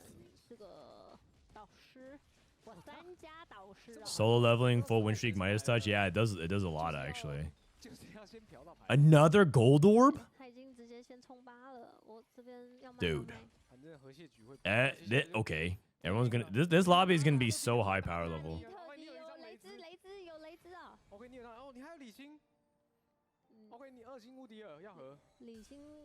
Ashe. I don't know if he's playing Ashe. He has GS slammed.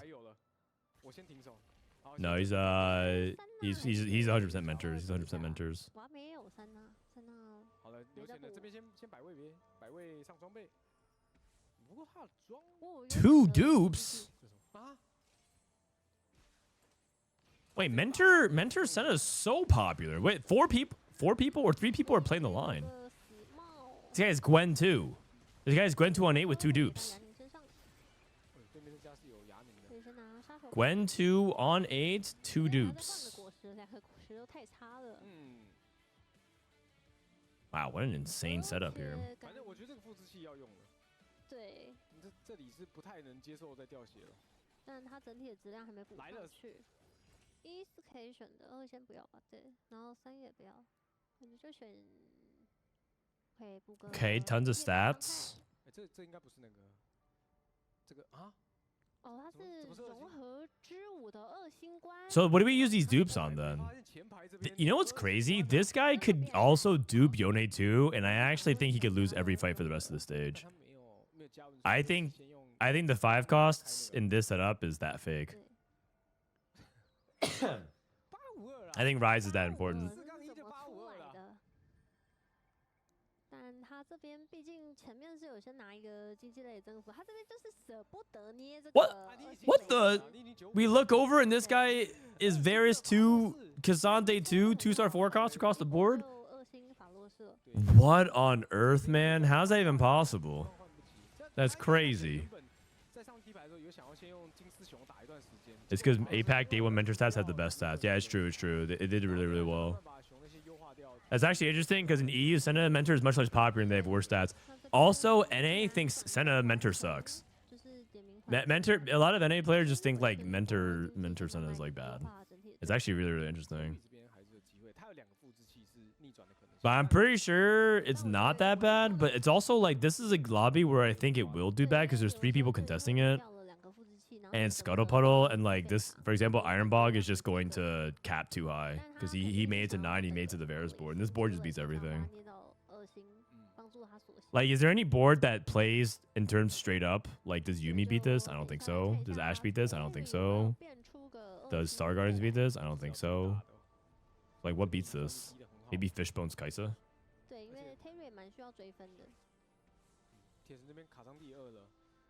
A 2-star Senna Mentor board just went first in my last game. It does okay in APAC. I'm surprised how much meta differences there are between regions this tournament. Usually meta differences at the regionals level is usually minor. Some they prefer like one comp over another and it does marginally better. But it's very different this tournament set. Like what works in APAC is very different from EU and NA. Very, very big differences. And I'm curious about that. I'm not entirely sure why that is.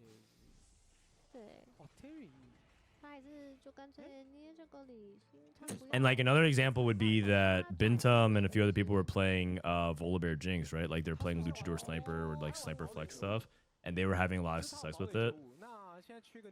And like Dissoap and all them were just saying like it's just straight up terrible. Like don't play it ever.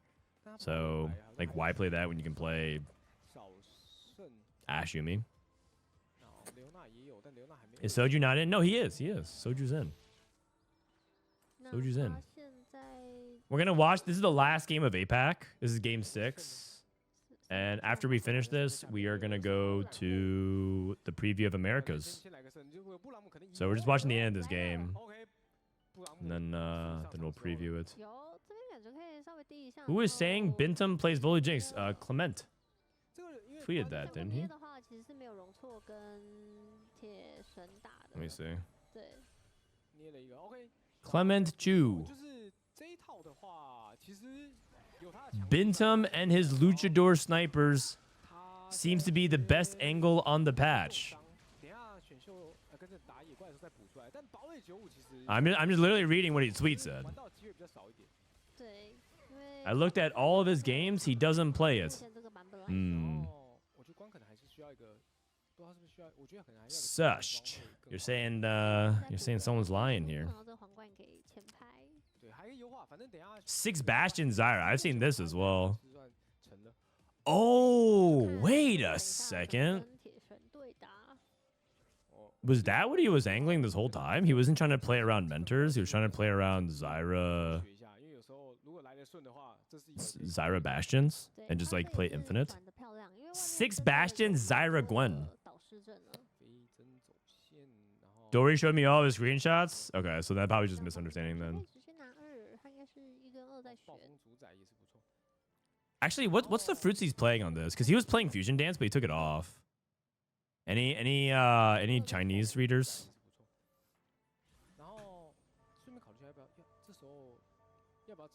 He played this as well in scrims. Yeah, he played 6 Bastion Zyra Gwen in scrims. I've seen that as well. Why esports or Yay Sports? Yay Sports Terry. 5 Executioner, 3 Strategists. This guy got a Strategist +1 and Executioner +1. This lobby was crazy. The power level of this lobby was crazy. There was 2 Gold Orbs and a Scuttlepuddle. Ironbog went level 9, 4-2, and he hit the entire board. That's how rich he was. Level 9, Varus at 4-2, and he hit the board. He was level 870 at 3-6. It's unbelievable, man.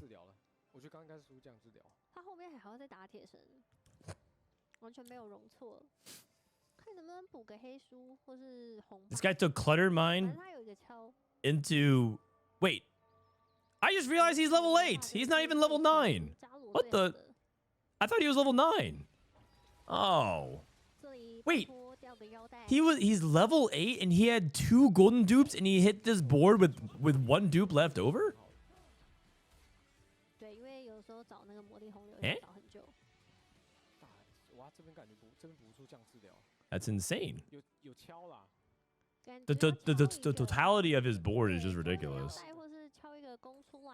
He has Mana Rush. Okay. That's also great. That's like the best one. Crazy.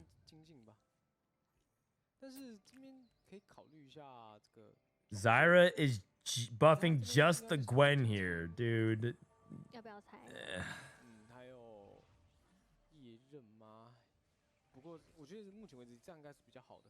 I'm not gonna dignify that with a response. He's giving his entire team like 5 Zeeks, man.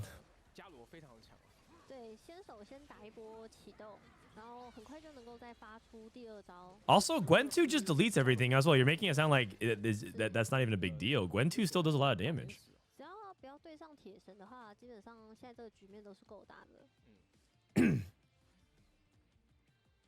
That's your sub, by the way. LMAO.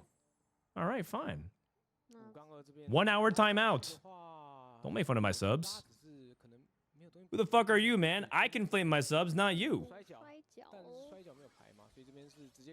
Don't diss my people.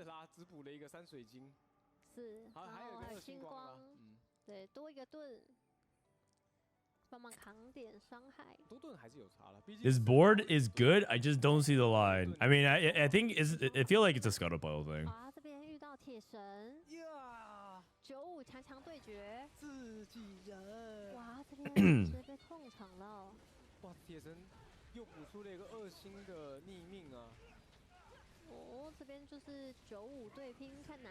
I mean, I feel like this Braum with Shojin is actually kind of a hero because he actually casts so many times. Also, I think he loses to the Varus board, which makes sense. Wait, he's dead. Did he go 8th with this board? 3 people are dead. He went 7th. I mean, the thing is, the Ironbog board just wins the game. So like, you can't even say that his board was bad. It was just he hit with too little HP left. Yeah, 6th. Oh, because he has some Braum HP saved. This is the Yuumi board. Humble fries in the bag, Yuumi. I think every game I've seen of Dr. O, he's played Yuumi.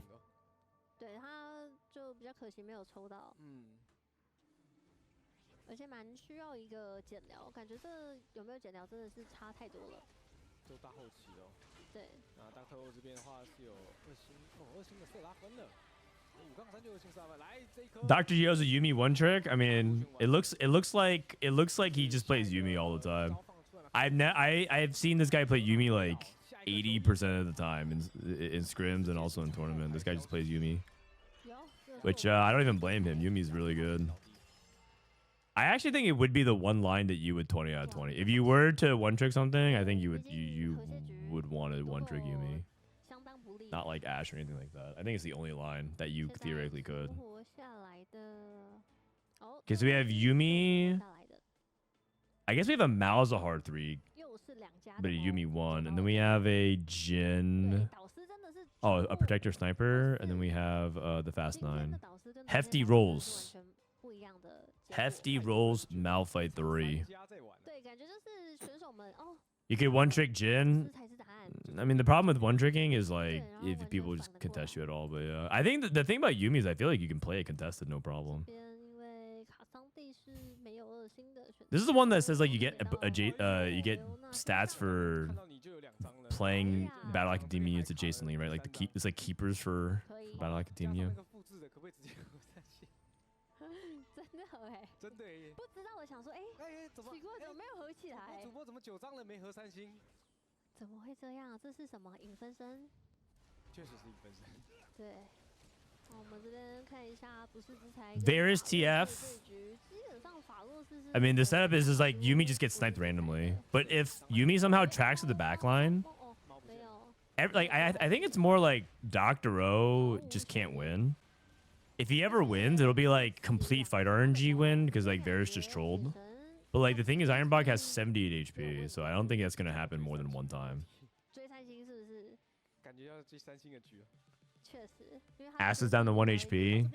Steppy's losing, so it's just gonna be Varus 1, the Fast 9 Varus, Yuumi 2, 3 would be the Protector Sniper, and then 4 is the Malzahar 3. Yuumi 1 board. I mean, never hit Yuumi 2. Ironbog is level 10, rolling for Cassante 3, also denying the Cassantes from the other players.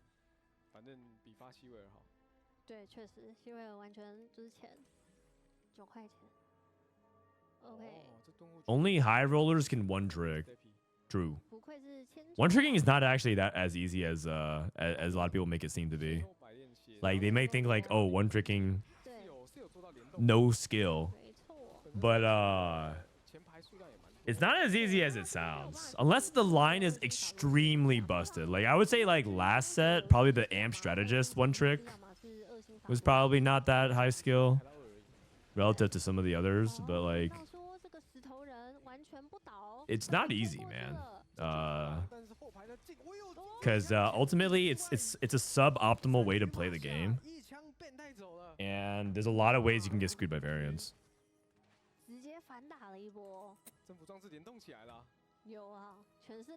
When does Soju play? I don't know. I don't know. There's no way. There's. I wish someone would just tell us instead of making us wait. Is a pro team sub goal for real? Yes. No, I don't know. Maybe. You just got to find out. When's the last time that I lied about that? You think I just scam? You think I'm a sub goal scammer? 7 Cassantes. 7 Cassantes.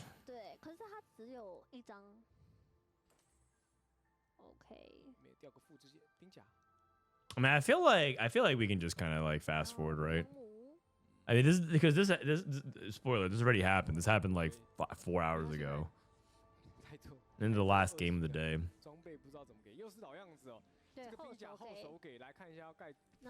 Also for points, it looks like Baomyang 55, MJ at 60, Terry at 52, Yasuashi at 63. Asta is going to be guaranteed 5 points. He's 62. Steppy can't make it. He's at 58, even if he wins. Dr. O will be, if he's like second, it'll be 63, and then Ironbog would be 62. So 63, 62, 63, 62, 63, and then 60. Oh, he ties Mche. So Mche also has 60 points. So we're gonna have a tiebreaker for who advances to the final lobby. And it's kind of a big deal that Mche gets to the final lobby because Mche is the biggest streamer. I don't even think it's controversial to say he's like the biggest streamer in the world that's not from China, because I don't even know the Chinese streaming numbers. He's massive. When people are watching him, he has like 3 to 4 times the size of Soju's numbers. He's really, really, really big. MJ. I mean, Ironbog just destroys Doctor, right? If he wins his last fight, I think we can just fast forward.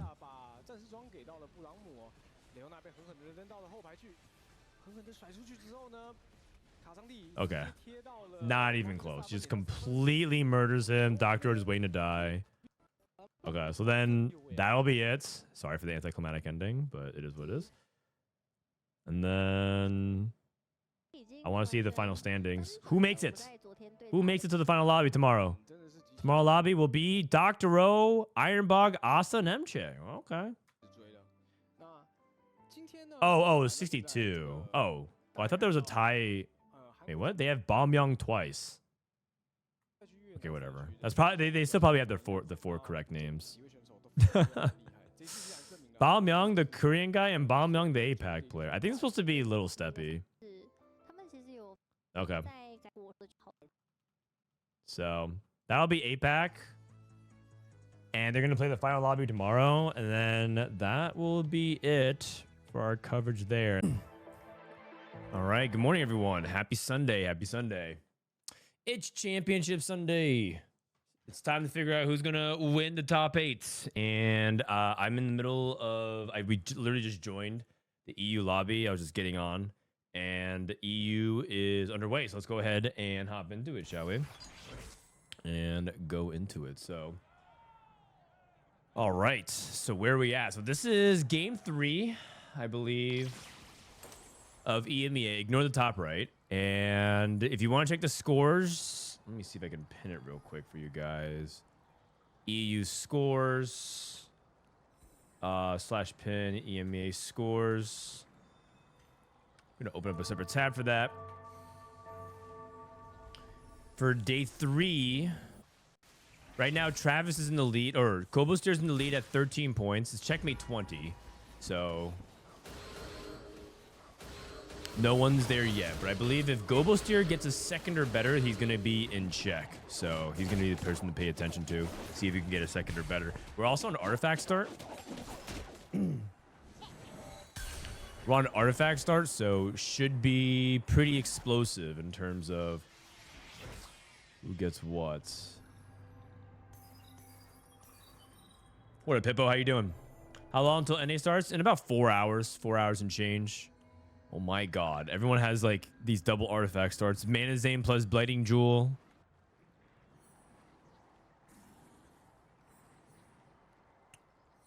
We have Intervening Locket plus Protector, which is really interesting. I think my focus tracker thing broke. Let me restart it real quick. Okay, so Travis. This should be Travis. Okay, Travis with Gold Collector and Tournament Favorites. Okay, Tournament Favorites. I mean, they nerfed this augment this patch, so we'll see how playable it is. But theoretically, it should be a relatively uncontested line. 2 gold. Okay, Kubixon has a Gold Collector, or sorry, a Flicker Base, which is pretty good. What up, Botters? How you doing, man? Does TFT do checkmate? Yeah, we do checkmate. It's very similar to Apex Legends checkmate. If you remember, if you ever watched Apex Esports. Whew, gotta wake up. Might need a second coffee. Otters, how you doing, man? How is everyone's Sunday? You guys excited for the finals today?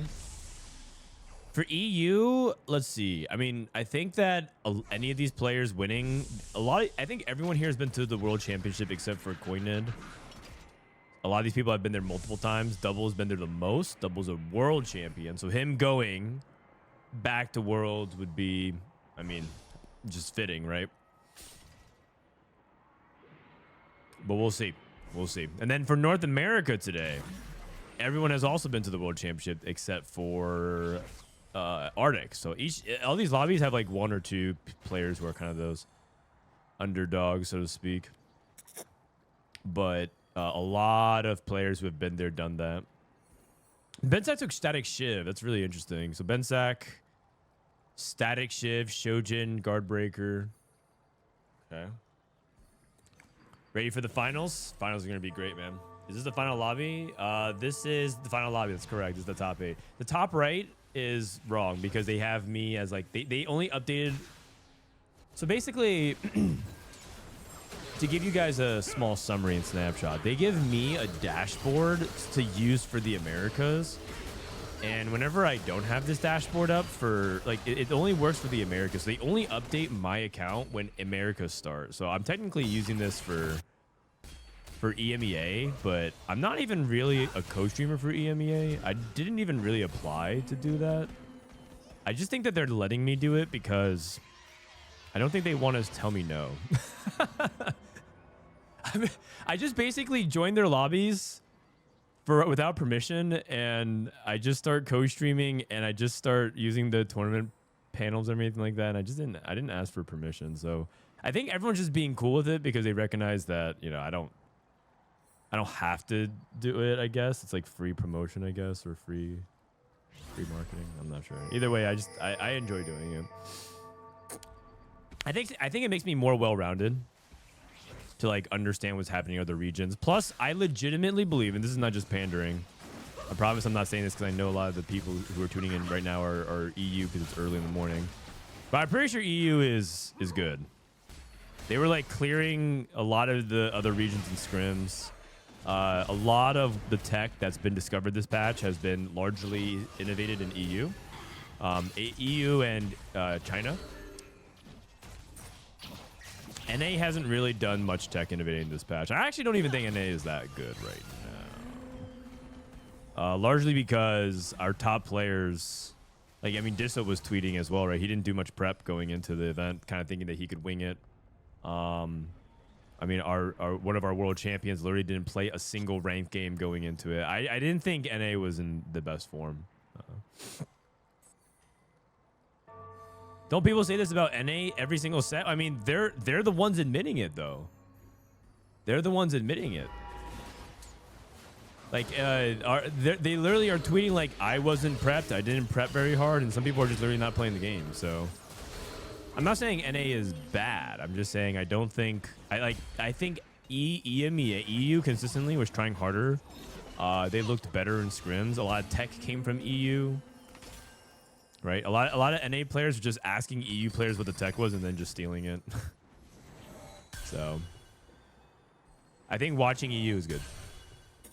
I'm not saying NA is bad. I mean, if push comes to shove, you put our best NA players in the final lobby with the EU. You tell me historically who has done better. You tell me. My eyes work. I can see the scoreboard. To be a good Sunday, I agree. I agree, Kami. All right.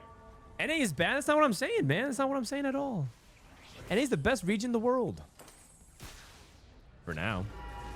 The funny thing about TFT is it's like you're only as good as your most recent set. The cruel nature of TFT is that it can all disappear in a matter of a month. Even less. You're only as good as your most recent set, it feels like. You have like one bad set and all of a sudden people kind of forget, so. Like, yeah, he might be kind of washed. You have to keep the consistency. No joke, I think EU looks pretty weak compared to NA so far this set.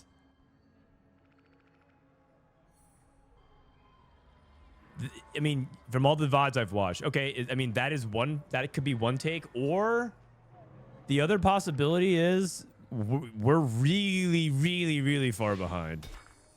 Like, the other possibility is the inverse, don't you think?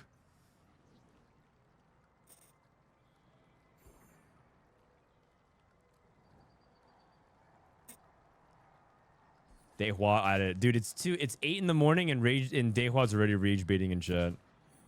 Okay, Static Shiv and Kog'Maw.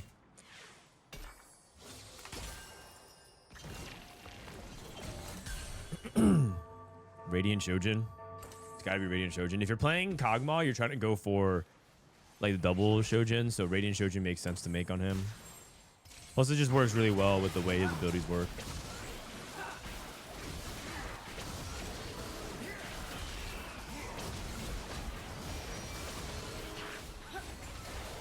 Since you're doing this 24/7, I think we should listen to Frodan. Oh no, I mean, like, I don't think I have the 100% right call on this. I would say that you're only... The funny thing about TFT is that you will never have the complete picture. So when Dehua watches VODs, he watches VODs of players who are, 1, under stress of competition. 2, he only watches a few select games of players that he thinks might be worth watching, right? He hasn't watched all the VODs. And 3, he's likely not talking to the players who are playing, as to get into their mindset. Because the funny thing about players watching other VODs is like Soju, for example. I remember I sat in a Vitality VOD review, and the way they VOD review, I think, was fundamentally incorrect. I think their approach to VOD reviewing was incorrect, like for that specific thing. Like what they were looking for to help, like they were missing so much because they were obsessing over things based off their existing understanding of the meta, their existing understanding of the composition and what they think is correct. But they aren't tapping into like what the player is trying to accomplish at that point. They're just saying this is wrong, this is right because this is how I understand this to play the comp, and this is like what you should be doing. And it's funny because the very next time we came back and VOD reviewed, right? We went back and VOD reviewed the same player in a different game like later on, after having played more of the patch and they understood, and then they came to realize like, wow, I think we actually suck. We just didn't understand what was going on at the time. So I think like the big problem that I think a lot of TFT top players have is that they are a lot of the top players tend to be extremely biased and stubborn with their point of view, and very few of them are able to actually broaden their perspective because it's largely colored through what they understand about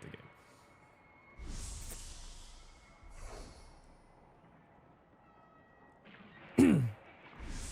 Does KJuicy have a good chance of winning today? I think so, yeah. Because the short patch is worse for EU because they can't gather as much tech and it's more fundamentals. Bro, there's no way that you are saying that that you guys have better fundamentals. This guy is... Your ego is so out of control, man. Your ego is so out of control, Dehua. Holy cow.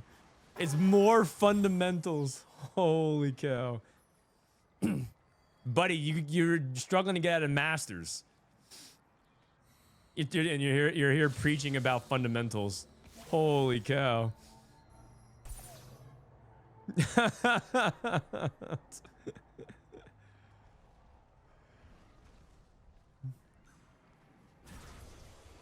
Hey, Frodan, what region are we watching? We're watching EMEA. We're watching EMEA. Okay, by the way, does anyone else find it crazy to me? We haven't even talked about this. We're busy arguing about who is better, NA versus EU, which is, by the way, a fun discussion. I'm always open to it. But does anyone notice that KCW willingly took Silvermere Dawn?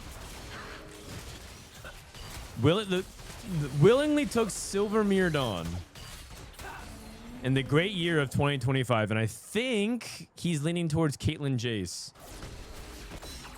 Silvermere Dawn is pretty bad in the stats. I've seen people... I played it myself, actually. I actually played it myself, and I actually believe that I should have actually removed Silvermere Dawn off of the Jace by the end of the game. I actually played it. I made a huge comeback. I hit everything, and then at the end of the day, I was like, should I even have played Silvermere? Can you play Silvermere Dawn on a tank instead and just use it as resistances? But either way, it looks like Double is going for the Caitlyn Jace. You need blue buff on him. Oh, so you're saying you have to change your itemization. You need the mana gain on Jace. Oh, I actually haven't tried it. Let me see. Jace with Silvermere Dawn on Jace.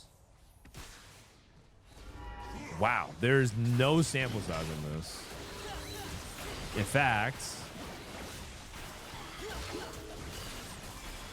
it's been done 60 times at Gold Plus. 60 times at Gold Plus. Holy cow. not only is he not a no, like the thing is, no one knows this. This has been done less than 20 times at Diamond Plus. Holy cow, man.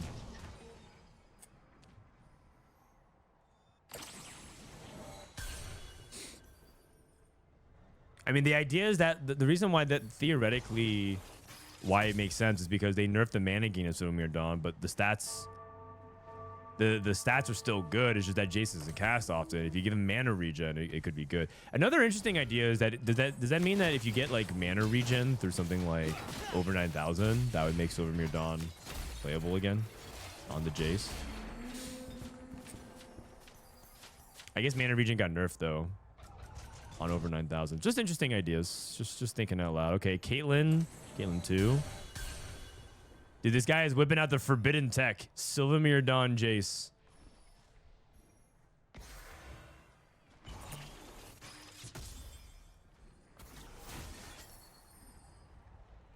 Wig1 has been preaching this for 5 days, saying it's OP. Wigwug. Where this is Wigwug tech.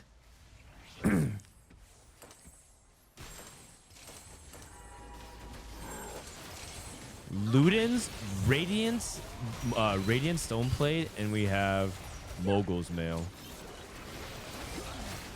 Where can I see NA scores? Just type exclamation point scores. You can see NA scores. I mean, it looks pretty good so far. Looks pretty decent. Looks pretty decent. You know what's crazy too? That would mean that you would need 3 tiers and you need like 5 swords. Radiant Refactor. So you go Radiant Blue Buff on Jace or what? Are we going Radiant Blue Buff on Jace? I mean, they nerfed the AD and AP, but you get 10 mana regen. That sounds pretty insane. Oh my god. It's got to be, right? It's got to be. How could it be anything else? Wait, this guy got like the nuts. It's got to be Radiant Blue. Assuming it's going off of the logic we were using before. Frodan, try the new Recon build on TFT and fan service. It feels super strong. Oh, you actually pulled it off. The thing about that build was that I was like, how do you ever get to that spot? Because don't you need like a million bows to play it? But I'm glad that you pulled it off. Is it Bludgeoner? They buff Bludgeoner. What about Efficient? Efficient probably is good too. Oh, he's actually doing the new build as well. Archangels and Titans. Fishbone Xayah. Wow, these are just double trouble prismatic ticket. Call to Chaos. Oh, you got 3-star 3 cost. Okay, there are many illegal boards right now. This is 4-2 Xayah 3 Recon 3 fan service with Biss and double trouble. These are just some illegal ass boards. How is this even possible? Jin 3, right? Like artifacts, radiance, plural. Recon 3, Xayah 3, double trouble, fan service. Kog'Maw with a radiant item and an artifact. Like how, man? Everyone's boards are legitimately amazing. Flickerblade, Radiant Kraken, Ash with Radiance on Udyr, and this guy is going 8th. Jace 3 was over. Everyone's board is legitimately like firstable in another lobby. It's just like you just can't all go first and you can't all go 8th. It's actually ridiculous.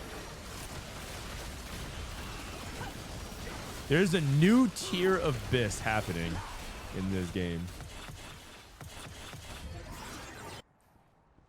Like if you have a good board, that means your board is bad. Let me see. Kojnid. Like Kojnid's board is entirely too fair. 8-star Guardians, Jinx, with two artifacts. I sleep. 2 rating items with multiple 3 stars that are in a usual contested line.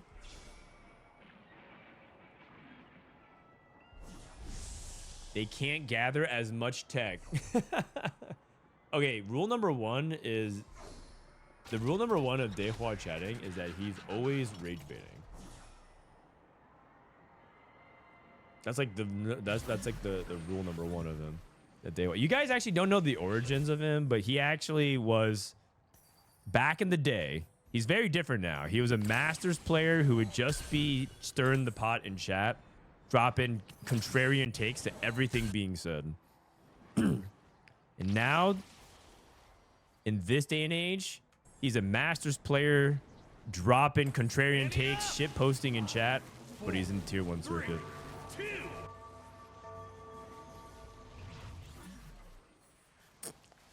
He made it to Worlds, man. This guy, the thing is, no matter what you guys say about him, he can just point to the scoreboard. Jace 3, Radiant Blue, Silvermere Dawn Jace.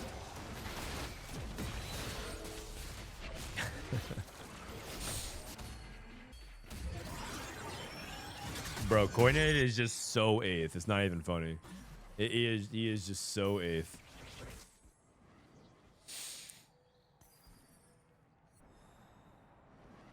Kubixon actually won 7 out of 8 because he finally hit the Ash 2. Bensac playing Sorcerers.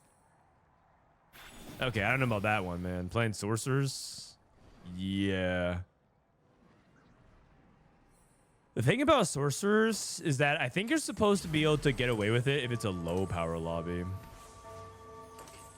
Because like the way you play would be that you have high tempo, you hit Karma, and you just play, you can find a way to get to Gwen, and you just like tempo. But in a lobby where everyone has Astrobyss, it just doesn't feel like you're gonna compete, especially because he's still on Karma 1. He's just dead. So Bensac's dead, Kojnid is dead, and I think Kubixon's on borrowed time just because he has too little HP.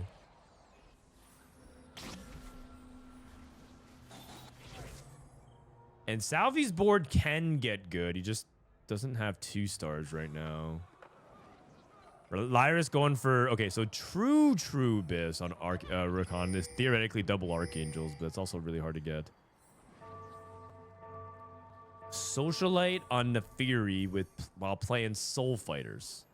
Soul Fighter, tournament favorites, still yet pretty far away from being able to get to Gwen. Wow, what a crazy lobby, actually. I did not expect the spread to be like this. Where's a Gogmaw player? I think it's Bensac. No. Oh, Bensac. Oh, Bensac pivoted from Kog'Maw to Karma. I just realized. That's like what he was originally the Kog'Maw player. Oh.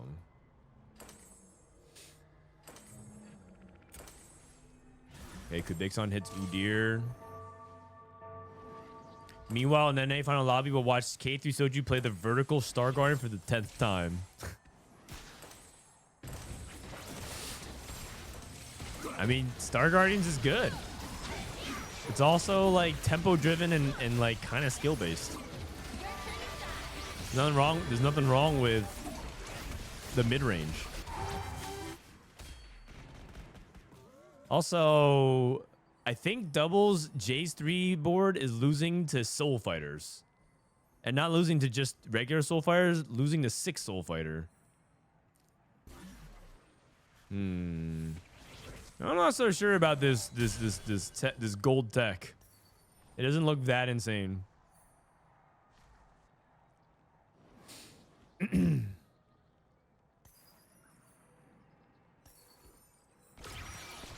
5 sniper. We'll see. Maybe it's good. Or maybe he got wigwugged. Hold on, we'll see. Okay, separating the middle. The thing is, I think you need Caitlyn 3. It's not just Jace 3. I think you need... I think you can't solo carry. Because Caitlyn 2 is worse this patch, right? So she was already bad last patch. Just Jace wrapped. Nice. I think I should wrap it, right? Does Rakan 3 beat Jace 3? Okay, if Rakan 3 beats Jace 3 with Silvermere Dawn plus Radiant Blue, I'm ready to declare this fake. Oh, it's not fake. It is not fake. But he doesn't win every matchup. Another TF. When does this guy get... 6,000 more. Oh, he found Gwen. He found Gwen. He can take out these units now. Who's he missing? Got the Viego. Social Light. Do you have to position like this? Social Light can move around. Isn't it better to just... Does he have keepers or something? Well, why not just like move up a little bit for these to also get benefit for Social Light? I mean, I guess he felt like he didn't have enough APF for the turn, maybe.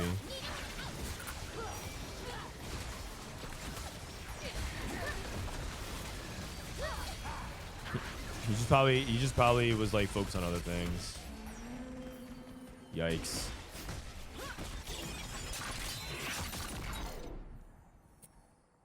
Maybe he's just lazy. It's the final lobby, man. I think people are not understanding the stress of the final lobby. It's hard, man. TFT is hard. Gobosteur. Luden's Tempest. A lot of people are pretty weak or low HP right now. Lyyyress. It looks like the fan service board. Looking like the fan service board might close it out right now based off the HP totals. It only lost to doubles board, but it beat the other boards. Although I gotta say, Bensac's still playing. Bensac's still playing Karma. I mean, this guy's bot 4. This guy, I feel like this board, like part of what makes the Protector Sniper board is that Malphite is really hard to kill, but not in this lobby. This lobby, everyone has like crazy juiced boards, so I don't know how like, you know, OP Malphite is. I think Malphite in like a normal circumstance is pretty good. It should be easy. Like, I don't know how good Malphite holds, and like everyone has 2 radiant items in an artifact lobby. Also, he's getting fish bones. Fishbone Zaya. And Jin's dead. And Gobosteure's dead. Wow. That is crazy. This board in the average lobby goes second minimum. Like everyone's boards on average, like if you look at if you just literally put in everyone's board, we can do that. If you look at the post game screen and you literally just input everyone's board into the Explorer, it's literally like a 2.x minimum, except for Kojnid's board. His board looked average, like maybe like a 3.9. But everyone's boards are just legitimately so amazing that it's just wild that some boards have to go 6. It's just wild that they have to go, because that's just the nature of like these super juice lobbies. I just want to, it's just to help emphasize that like if you lose, it's not because your board is bad. It's just because maybe your tempo is too low, or perhaps your line selection needs you to choose something different so that way you can keep up the lobby. Jay, the only way that you can beat the Fishbones Zaya, wait, he's dead. Dude, fan service. Fan service. That's a 4th. I mean, you know what? Fourth isn't even bad. This lobby's crazy. Travis. Top 3 with Soul Fighter. Call the Chaos got RNG Golem. And this guy played tournament favorites into Soul Fighter. But I mean, part of it was the tempo, right? If you play Soul Fighter from tempo and you're able to, you know, win, trade down your matchups for the rest of the game, you should be able to like cruise to a top 4. We saw Kerm do this multiple times yesterday. Holly Jolly, thank you for the prime. What up, Pie Hat? How you doing? How are you doing? Looking for Gwen 2? Gwen 2. At one point, Travis was holding multiple Samiras. He held like 5 Samiras on the bench. Dude, that's so painful. Missed Samira 3. Eh? Come on, Raito. Eh? Okay. UI just bugged out.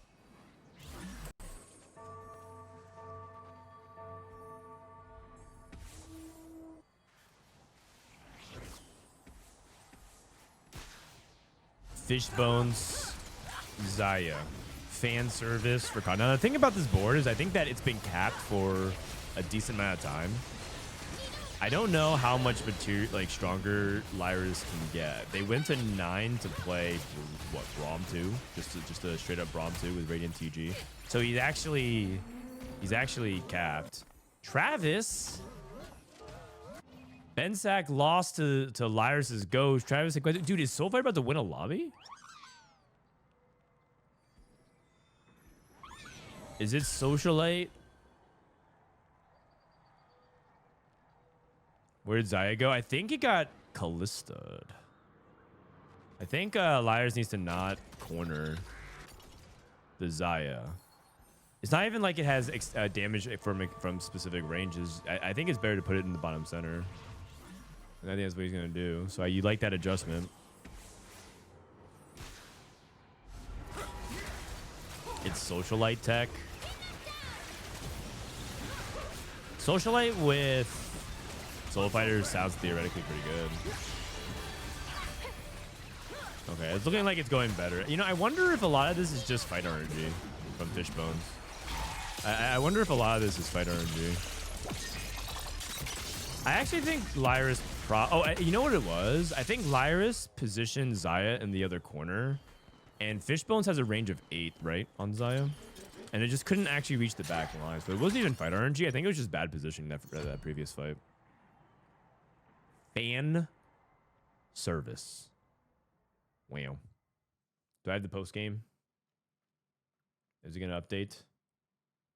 Update statistics. I'm gonna refresh this page. I wanna look at everyone's post game. I don't have it. I want to look at everyone's post game, and legitimately just like, because there's usually like a little bit of time.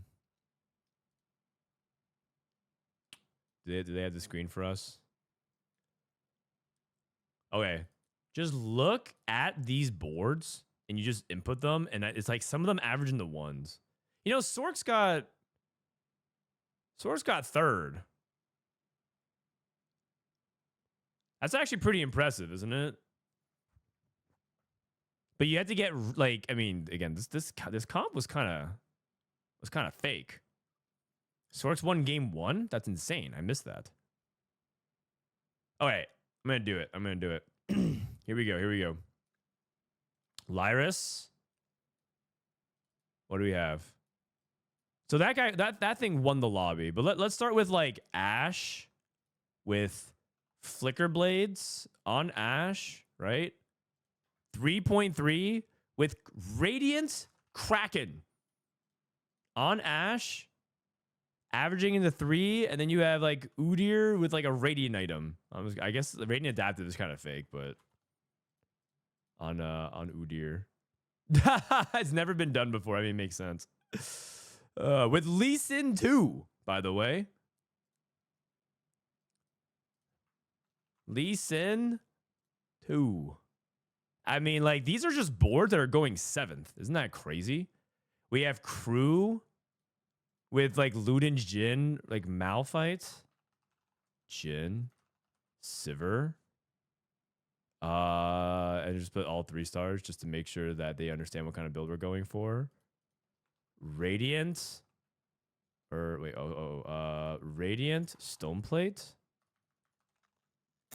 on Malphite, which is, I guess it's not as crazy as I thought it'd be. Is Luden's Jhin really good?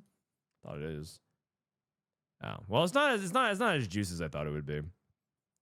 But like, this is just crazy, man. Like, Radiant item on Leona, plus the Manazane Blighting Jewel on Yuumi. Do you actually want to stack those artifacts on Yuumi? It's a Yuumi if you have Manazane on Yuumi. How good is like Blighting Jewel on her? Let me see. Blighting Jewel. We have like no stats. I'm gonna go deep dive. Yeah, Blighting Jewel's not bad. And then you build like Jewel Gauntlet on her. Holy cow. Averaging a 3.1. This lobby was just bananas. Right, does NA have the same format as EU? Yep, we do. We need fan service from you. Invite, please. TY. 20. They have 20 people in the lobby. Surely they can invite me as well. This game redefined what BIS is. Agreed. Double Trouble Xayah. I mean, we actually don't have that variation up, but I'm pretty sure that board is good. It's just hard to get there.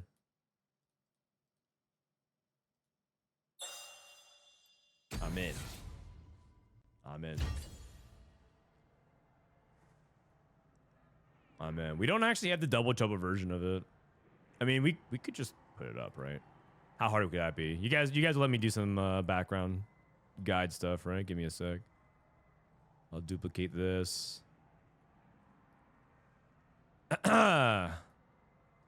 Double Trouble fan service. Okay, and then it's like literally just you cut these. You play Xayah Rakan, right? Are you supposed to wait? What was the actual board again? Let me see. The board was 2 Rakans. Oh wait, did he not even play 2 Xayahs? Oh. Wait, that's weird. He didn't even play 2 Xayahs. Either way, you just play Rakan and you play Xayah, and then you just cut the 2 of those, right? Am I missing something? It was Seraphine 2 over Xayah 2. Oh, I mean that's interesting. Well, either way, the basic version that you're gonna play in a lot of games is this, right? The basic version that you're gonna play in a lot of games is this. It has to be. And then I'll just go like, oops. Even Shroud. We'll just put the Even Shroud Sunfire here. You know, just like on the second one. But it might be better still on Cassante. Alright, let's just save this and move on. It's not gonna be public yet, but I need to get around to that. Double Trouble. Xayah Rakan. Oh, right. He picked up the Star Guardian emblem. I forgot about that.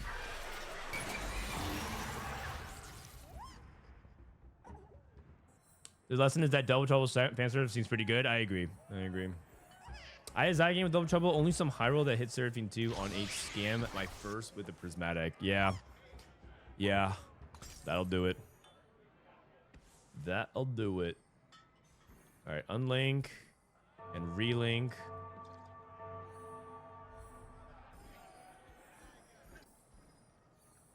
Let's get to it.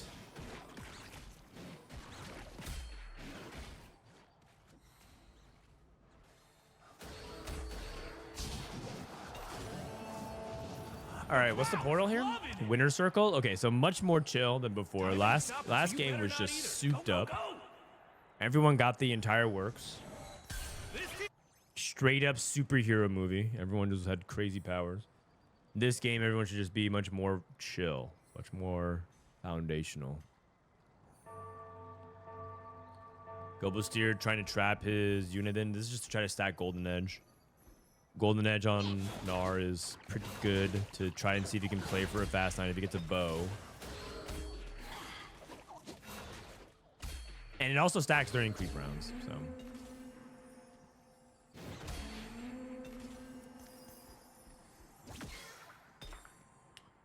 We'll get double 61. Is anybody at check? I think Lyyyress with the first. That was a big first. And I think Travis got second. So no one's at check. But Travis is really close. Double CC1's at 16 points. He's looking for a 5th or better. Travis is looking for a 6th or better.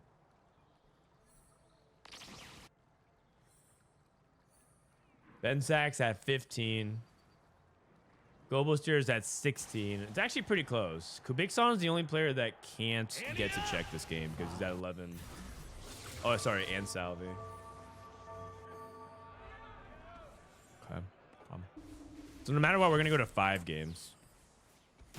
Frodan, can you link the EMEA scores? Oh, it unpinned. Sorry.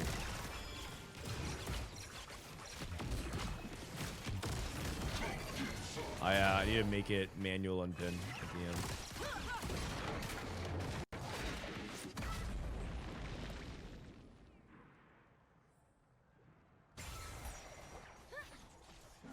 Great, so we got Innerveining Locket on Malphite, so that's going to be really good. Innerveining Locket Malphite. Very strong on Malphite.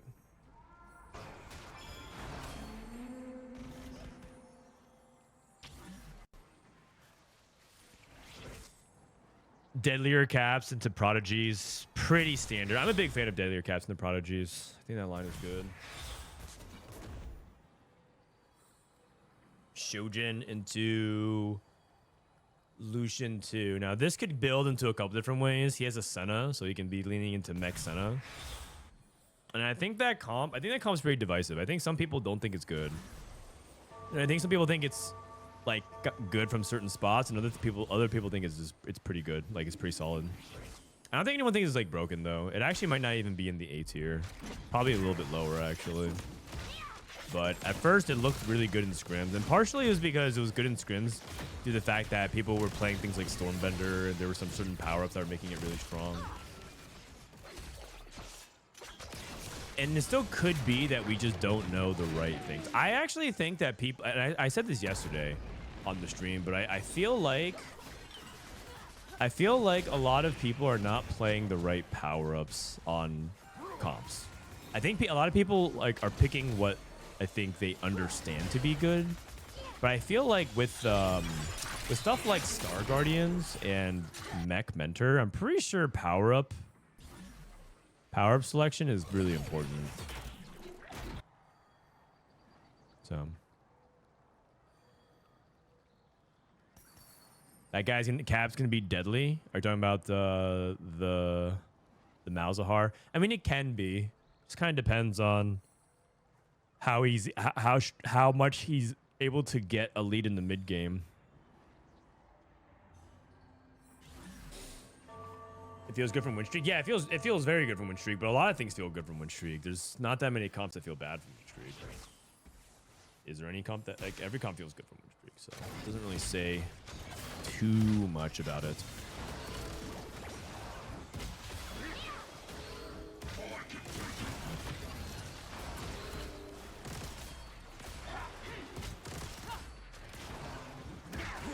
Okay, Kojnid is... Ooh, that Malzahar. I was going to say Kojnid is going to get a nice win here, but he ends up narrowly losing. It's not good. Slamming with Stoneplate and Visage. Slamming with Stoneplate and Visage. So that's just generic. It doesn't really have the items to play into... to backline attack speed carry like Ashe. He does have a Kaisa pair on his bench though. Roll Fruit until you find TFT Academy Biss. Well, the problem is that sometimes Fruit Biss changes depending on your game state. Like for example, an easy one that we can use is if you don't have Last Whisper or even Shroud or Void Staff and Spark, and you are doing both physical and magic damage, then Sky Piercer goes up a lot in value. But if you have those items, that power up is a lot worse. So that's like one where like it's a really easy situational example of it. But there's like a lot more scenarios like that this set that I think people are not thinking as critically because they just say, oh, bullet hell on Ashe, insta click, right? They're not like thinking about. They're not thinking about surrounding context. Just like in One Piece, Fruit Biss changes frequently. Well, unfortunately, I don't know too much about that. I only watched episode 60 of One Piece, then I gave up. It's too long, man. It's too long. Every episode of One Piece could be a game of TFT I play.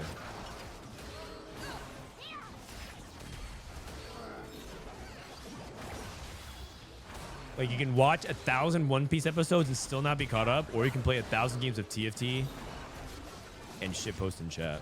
You tell me what's the more preferred option. You can watch with Levi one day. I could, actually.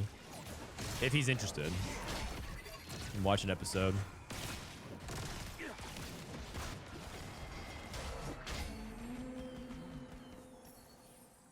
That would be fun, actually. Okay, so Kojnid back-to-back losses, all good, pretty good losses. Lyyyress looking good, playing around Malphite, rerolling Malphite. So you have Malphite, Prodigy. Not sure yet about Travis. Pretty open. I think Stoneplate Open Sword is pretty flexible. But he is going to be pushing levels because of Slammin'. Wow! Kojnid hit a Rise. Oh my god. That's crazy. Okay, so yeah, that's insane. Salvyyy pumping up Bow, Sunfire. Maybe Ash. Wait, Bensac has adaptive style, so he's definitely Ash. Double with Blue Buff and Infinity Edge. Probably thinking about leaning into this Kaisa with his duplicators. Then we have all that Shimmer's Kubixon. 5 loss. Pretty good 5 loss, actually. He was at 80 HP before that, so pretty decent.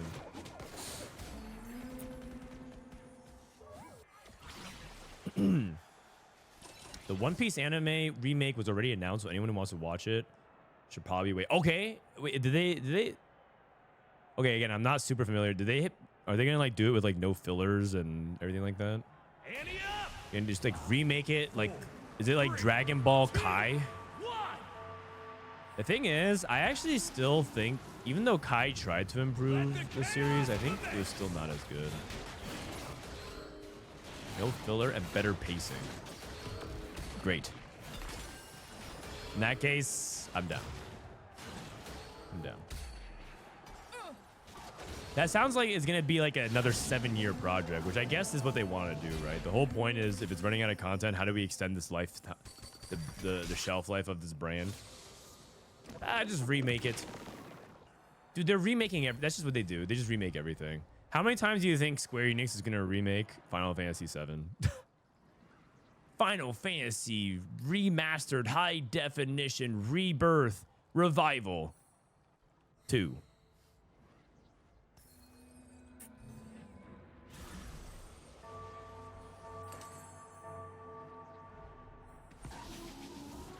They're remaking also like the Harry Potter franchise too, which is also like I don't even know if anyone even asked for that. Oh, they're redoing the movies. Then again, we're also kind of a sucker for like the 15th time they remade Spider-Man.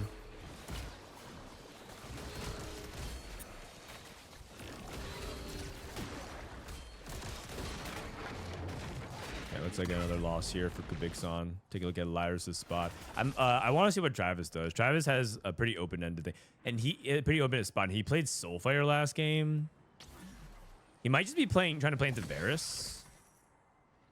Shimas take some more gold, except he doesn't have spot for frontline for moguls, so he would have to take like the backline options or move his frontline item somewhere else.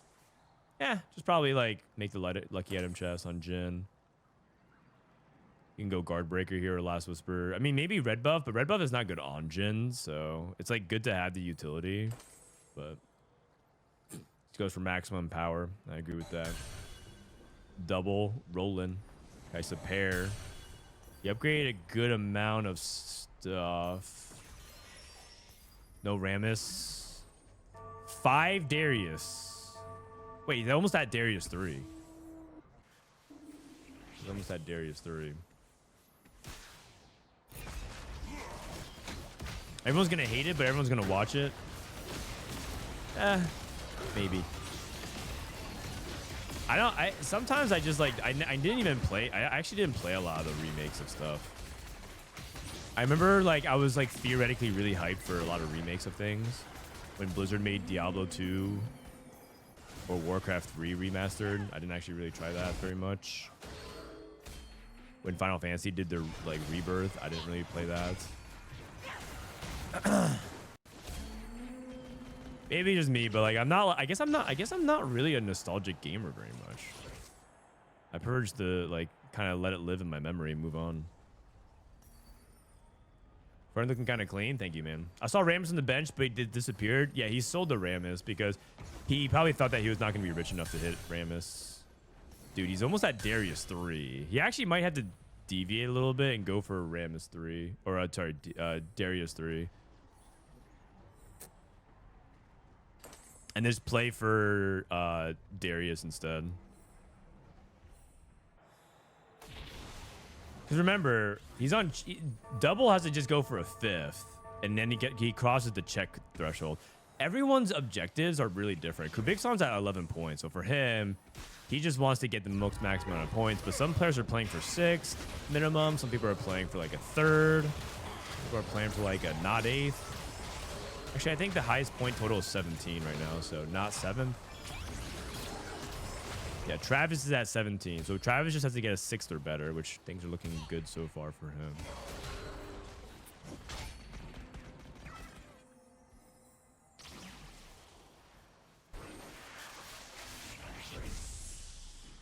Okay, I wonder if Travis is going to play some tempo AD line, like maybe try to go into Jinx, Volibear, or something like that, or, I mean, the problem is I don't know if he can get to 9. Getting 9 is going to be really hard without extra resources for something like a fast 9 Varus. Hearthstone remake. Yeah, I don't know if they'll ever remake Hearthstone though. The problem with remaking Hearthstone is like the same concept as remaking Magic. Is like you can't really recapture a lot of that. Also, it's not even like Hearthstone. I actually think Hearthstone still looks really good. Like if they released Hearthstone today, it would still be, in terms of like the UI and the graphic and everything like that, it would still be considered really well done and polished. I don't think there's like a problem with that Hearthstone, like graphically. I think it's good. I just think that the direction of the game has been overall not the best for quite some time now. Yildren, thank you so much for the 4 months. Why am I bad at TFT? Why are you bad at TFT? It could be a mixture of a couple of factors. The first is that, let's get the obvious one out of the way. You're probably just an unlucky person. And Mordog personally has logged onto your account and typed in the wrong seed account numbers. So let's get that's one possibility. The other possibility, wait, Double has Akali 2 on 6. The second possibility is that you don't put enough intentional effort in actually improving. You just simply queue games and maybe watch streams passively, read a guide or so, but you're not actually trying to improve. You're just trying to play the game. Wow, I'm surprised they hit Akali 2. I was like, he didn't even hit Kai'Sa 2. Oh, just kidding. He hit Kai'Sa 2, but he is broke. Broke. Crimson Veil, Fusion Dance, Thrill Seeker.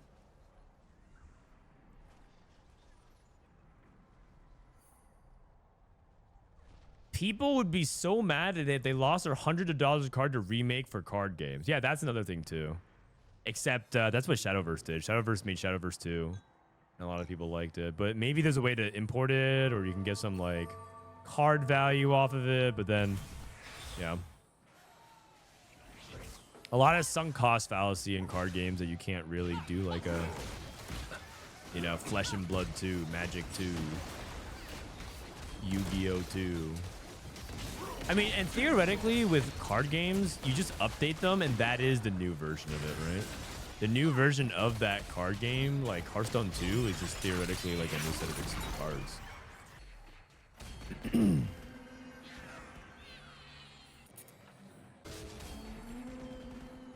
Yumi with Edgenite. I mean, we're seeing that more and more. Kubixon trying to go for Ashe, I think, but it's not going too hot at the moment. Or actually, he might be going for Star Guardians, but this is like a pretty bad Star Guardian spot. This is Ashe for sure. Salvyyy trying to play Varus. Yumi, double 61, still sitting on 0 econ. Darius 2, Akali 2. Bow. 3 bows. Free rerolls. Kojnid Senna 2. He's rolling Rise. Okay. Using his free rerolls. Yone on 7. Rise 2 on 7. What is happening this game? Weird stuff is happening. Kubixon, fast 8. Star Guardians. What was the fruit tech? Why did he bench his board? Oh, I don't know. As far as I know, I don't think it does anything. But maybe he knows something. Unfortunately, Gambler's Blade with 0 gold. Lose some value there. What's up, buddy? Good morning. Good morning.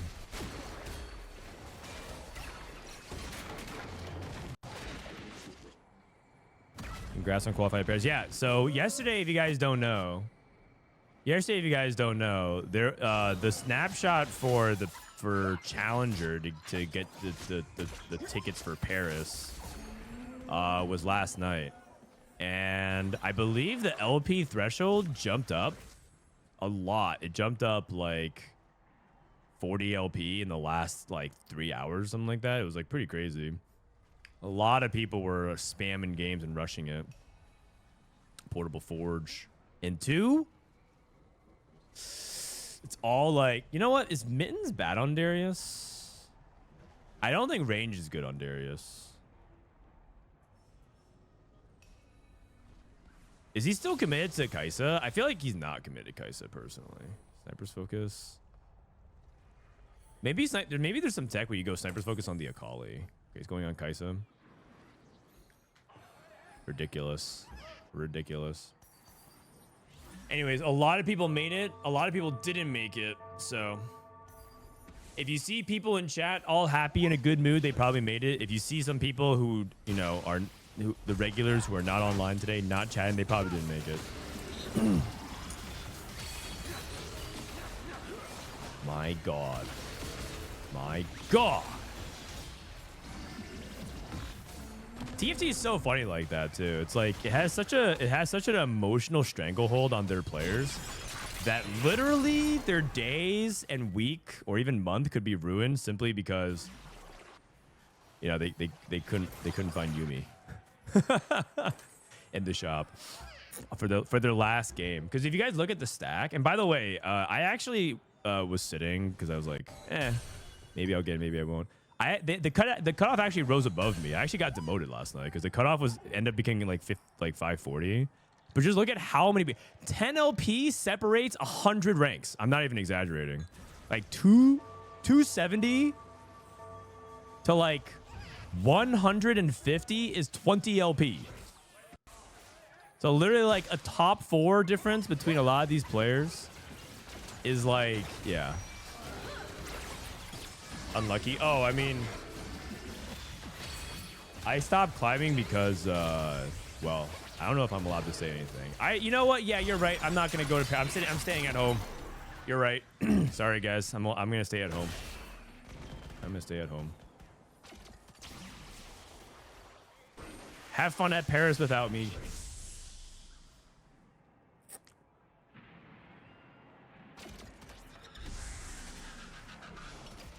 But no one else had a Yuumi. Why didn't I roll one?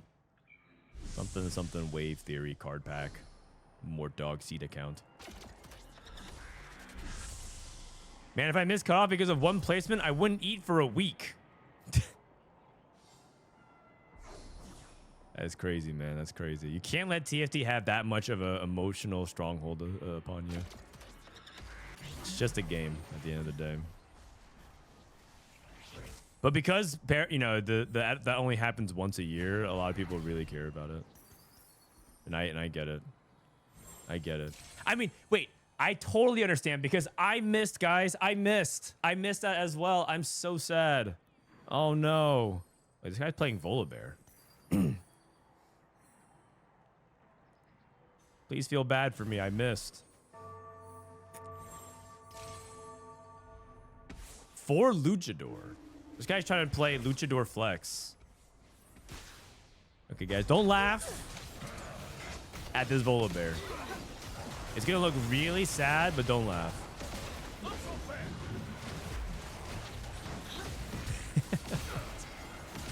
Dude, you know what's funny? Travis's goal is to not go 7th, like, because he has 17 points. He needs to just get a 6th or better. I'm pretty sure he might be... Oh, wait. Everyone's losing below him. Ah, you know, he might get what he needs. Salvyyy went 8th, and Salvyyy had 9 points. So Salvyy's at 10. Okay, today is probably not gonna be Salvyy's day. I don't think Salvyy's gonna be able to win it unless he goes like 1-1 or something. No, even if he goes 1-1, he still isn't in check. That's crazy. It's unlikely for Salvyyy to win today. Kubixon also at 11 points. It's gonna be unlikely for him. So I think Travis crossed his check. Gobosteure's at 16. If he goes 6th, he doesn't cross check.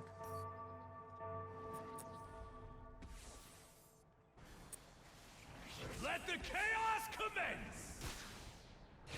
But I think Travis might be able to bleed out here. And that was his whole goal. Tempo and to bleed out into a 6, which is totally fine. Gobosteur. Kojnid. His spot looks pretty good. Kojnid's at 10 points as well. He needs to get as many points as possible. Oh, Travis actually won. So Travis went 5th. That's pretty good, actually. So the 4th, he actually won, but I think Kubixon's board is pretty bad. I think the problem with these Star Garden boards is just being behind in tempo. Lyyyress rolling, see if you can get to Gen 3.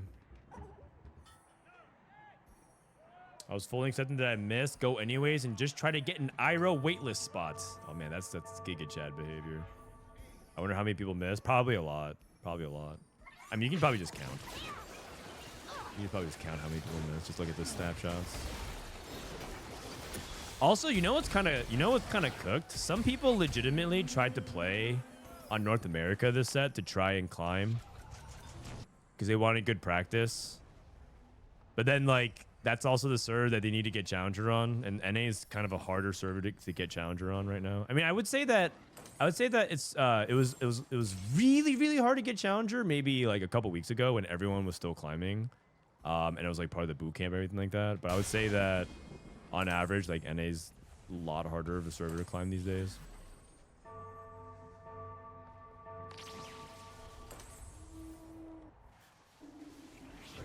So it's just rough if it's like, oh, I could have just gotten Challenger on like, I don't know, some other server that's closer to me that is easier competition. Is there a North America tournament coming up or nah? Yeah, I think so. In maybe in like 3 hours, something like that. I think there might be like a final lobby of a tournament that qualifies for Worlds or something. Maybe. Who knows?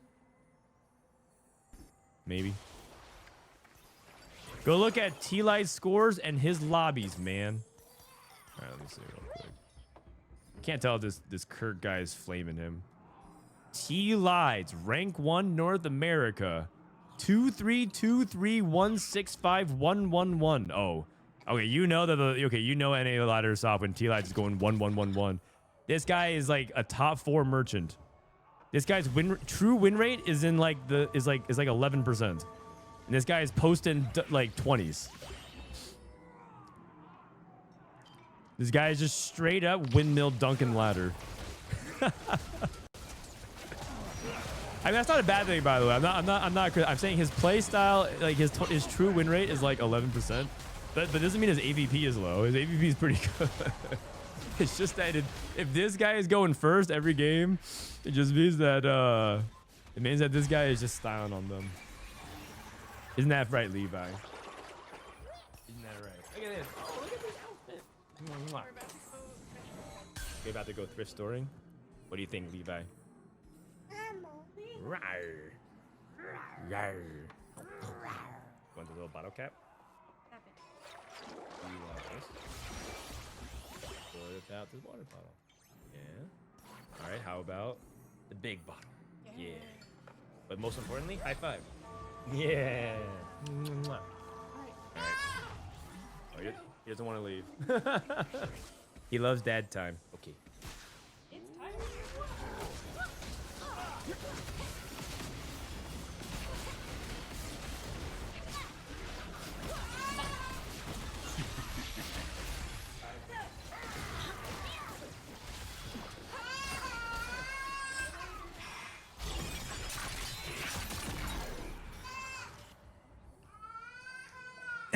He's really sad whenever he has to leave me in the middle of the day.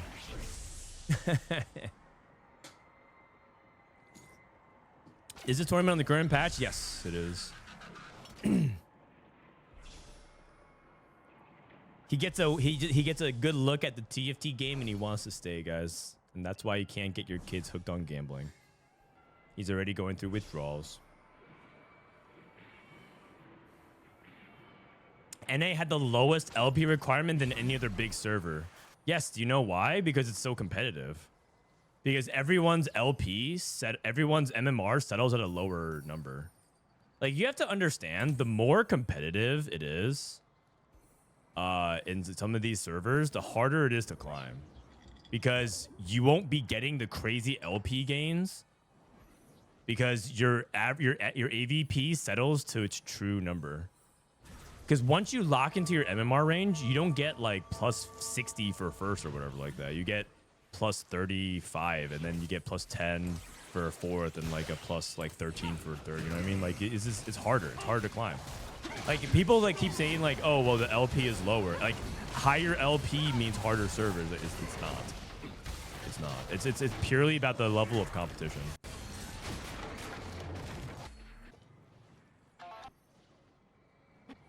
That's not to be confused though with like a server that has no population, right? Like Middle East. The Middle East server has like 10 challenger players.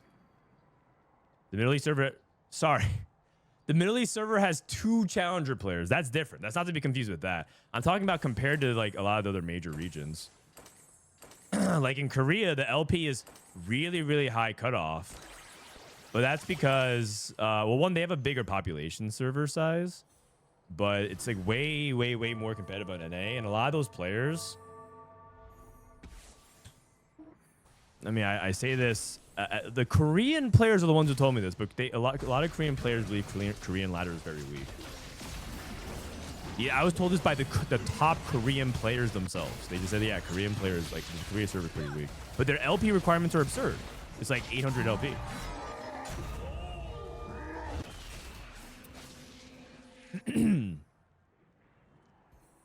Okay, Travis got a 4th. That's good. Bensac got a 5th. Bensac was at... Ooh, Bensac misses. Bensac misses check by 1 point. Also, can we acknowledge the fact that Double 61 did not... Like, he was looking like he was going to be struggling to get his Kai'Sa online. He had Kai'Sa 1 at the end of stage 3. And I was like, man, is this guy going to, like, be able to top 4? Whips it out anyways. Top 3. Like a beast. We need Ryze become a real carry. This patch, they buffed him a lot. They buffed him a lot. I hope Ironbox wins Worlds this set. He's an amazing player.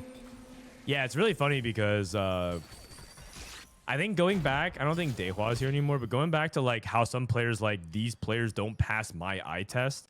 Ironbox doesn't pass a lot of players' eye test.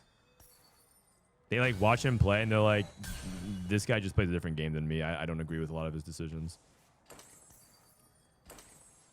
It's TFT is really interesting like that. But I think a lot of players, I don't think they think he's bad. They're not saying like, oh, I don't agree with him, I think he's bad. I think a lot of people will just say like, I don't understand what he's trying to do. Which is why it's fascinating.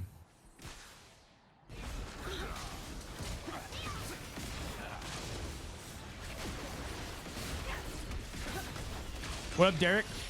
Doing well? I think I'm doing all right.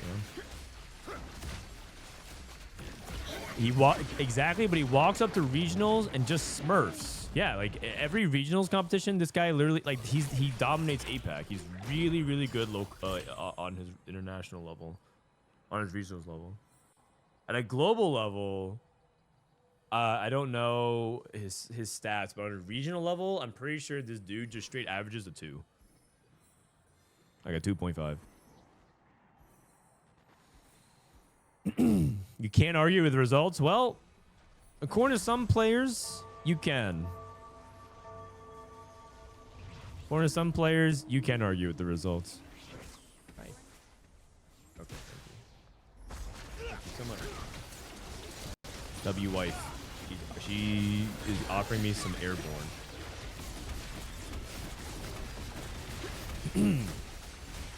Kids are back to school. Everyone's getting sick. That's right, man. It's almost September. Someone play the Green Day song. Name drop? Oh, Milk. Milk think APAC is just bad. Milk says, yeah, well, pretty sure APAC just sucks. I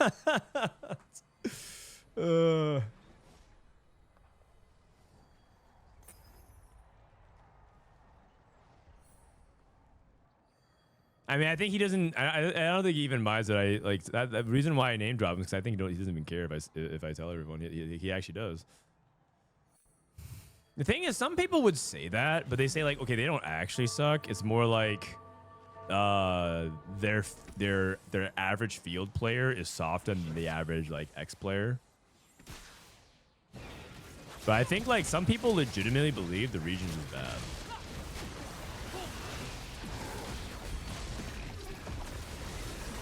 Varus 2. I mean, Lyyyress made it to the Varus 2 5 sniper board, level 9. I think this board should win the game. This is the way he played this was kind of like how Bintum played his Varus game. With the sniper stuff, it's just really, really good. If you can get to level 9 with this reroll, I mean, Tesla Coil is also kind of busted.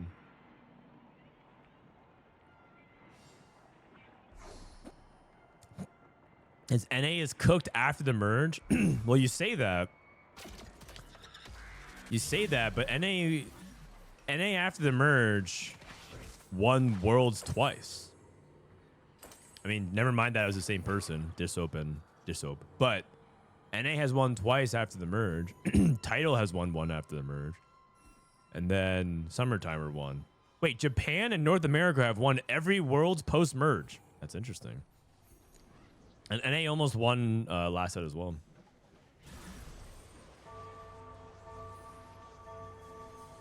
If Wage and Iverson was a little bit luckier and got a 3-star forecast with Aphelios, he was also a world champion.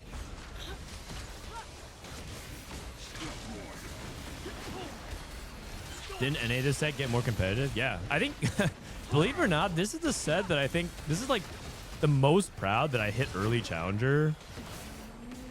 I think ever, actually. I definitely like. It's not my most proud challenger moment. My most proud challenger moment was probably when I first hit it, like a long time ago, back in like set 5, when I was like trying to actually go for it. But hitting early challenger this set felt really good to me because it felt like it was a hard server to climb.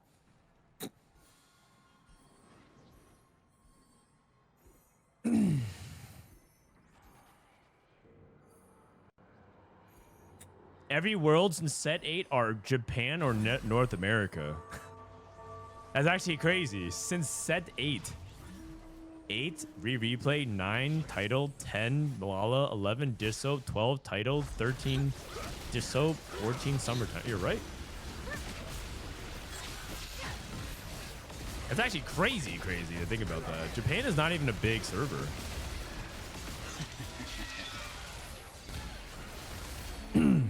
Wow. Double 61 barely winning here. There's a lot of challenges that got hard stuck. It was a hard season to climb. It was a hard season to climb. I think that I got boosted a little though, because I think doing boot camp with a group of players like Vitality just helps you improve a lot. Because a lot of like TFT can just be like executed knowledge, as in like you just know a lot of things, so you just like play, and then you'll have natural edge over people who are just aren't part of those, because you can just play with shared knowledge. And so I think my climb was made easier just by the fact that I spent 3 weeks trading my brain cells in exchange for TFT knowledge. Like my max capacity has been lowered, but my raw TFT horsepower has been improved. Nice Braum too. But I would say overall that that was like a big reason I think I was able to climb pretty well this set.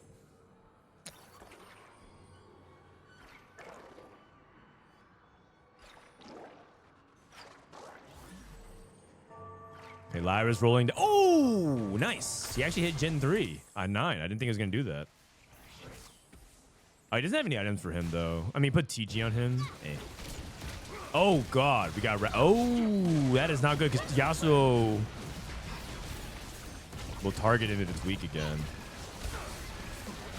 Oh, you know what? Doesn't really matter. So many items. Okay, so Lyyyress is at 14. He is at check. Double's at 16. He's at check. Kojnid's at 10. And every point that he can get gets him closer to guaranteeing him check on the next game.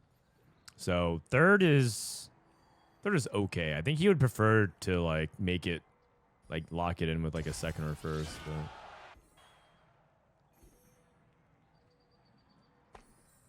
But his whole board is Tesla coil value. Yeah. Yeah.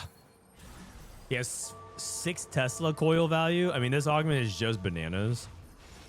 If you can get to like 4, if you get to 4 units, it's really good. 5, 6 is just nuts. Look at how much magic damage everyone's just gonna be doing. Boom, just like that. Plus 500 on times 6, 3,000 damage out of nowhere.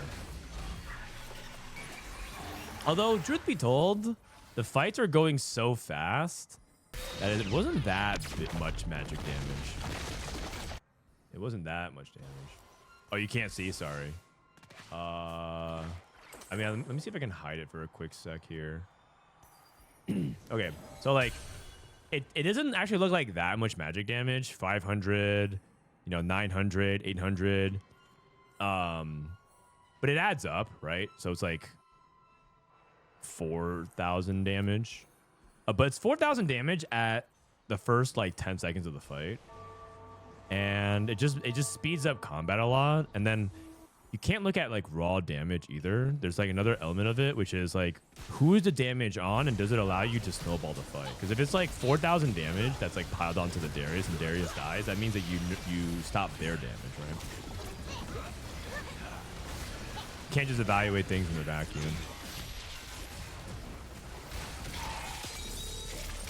Wow. Kill him from 23. We went to 7-3.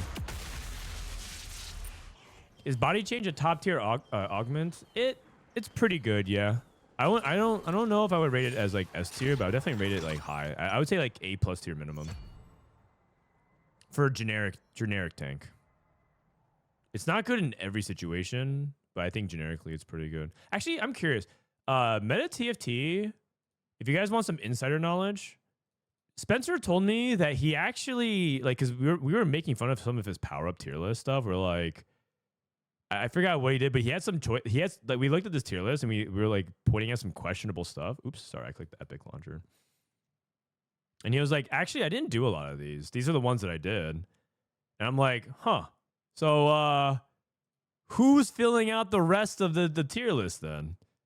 Which would mean that maybe the stuff that Meta TFT is posting here has some statistical backing on it. So either way, so I actually been meaning to actually go through this list and look through like what they have as high. Like Unstoppable is still S tier. I mean, maybe it's popularity. Maybe they're going off of popularity and not actually like what's good. All Out A tier. Okay, well, A for All Out. Yeah, you know what? I don't know if I can trust this tier list. I don't know if I can trust this tier list, man. We have All Out in A tier. Frost Touch. It might be a little bit outdated. You can't even get Frost Touch anymore. Wait, no, sorry. You technically can get Frost Touch in Stage 9. You have to be level 10, Stage 9. But you can get Frost Touch still. Still in the game. Isn't Unstoppable Cassante Biss in Fast 9 Varus? I don't know what to tell you, man. It's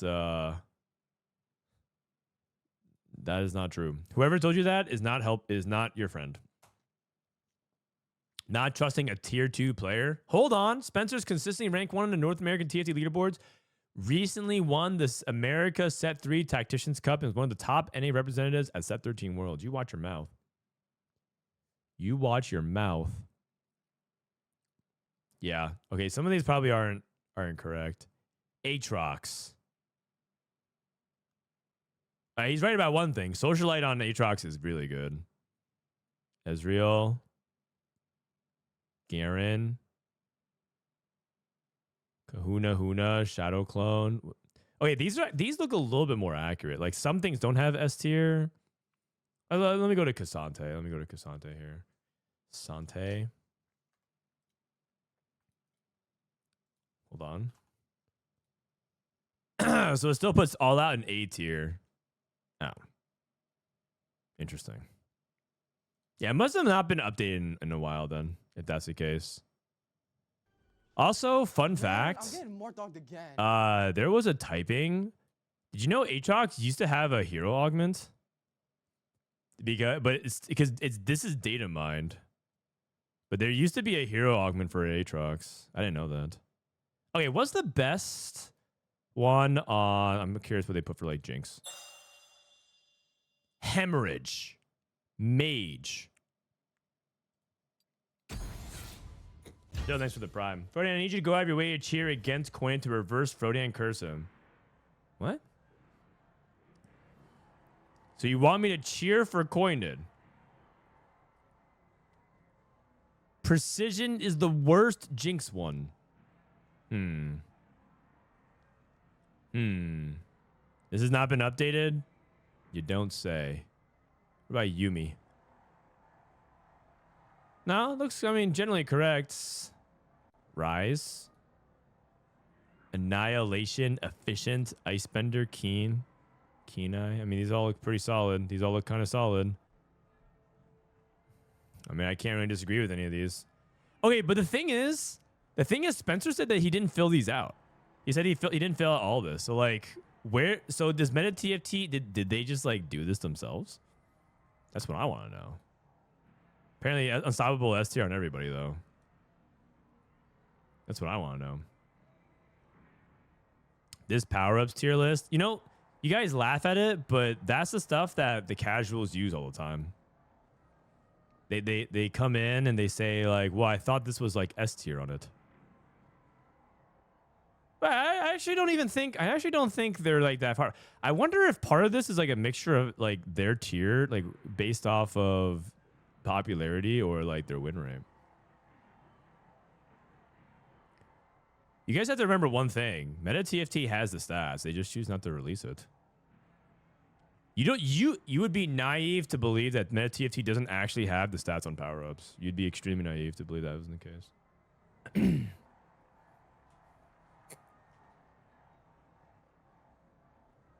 You told me that TFT Academy website says Unstoppable Cassante is BIS.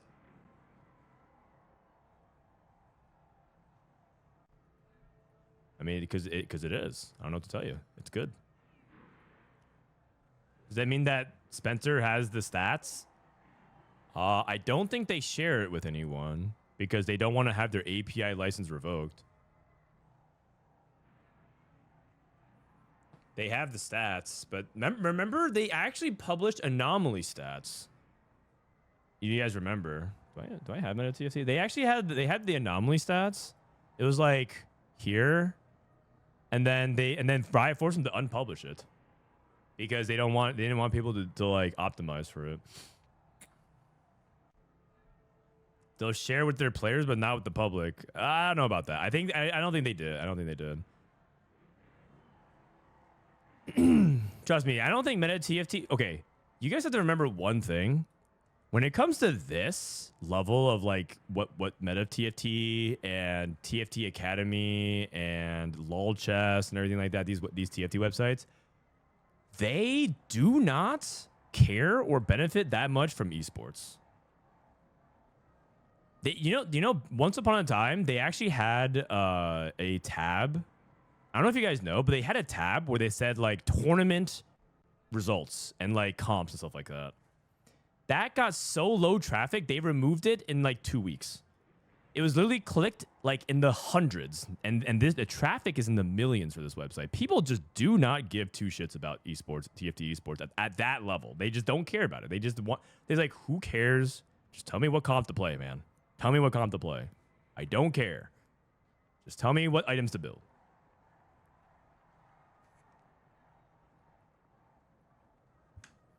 So if you're like, well, Meta TFT would share it so that Spencer would do well so that they can like advertise Meta TFT. No one cares about that, man. No one cares about that. All right, here we go. Game. I believe this is game 5. I think this is game 5. Game 5. So just a quick update on scores. I'm gonna go ahead and screenshot this, so that you guys know, and then I'll try to make this into a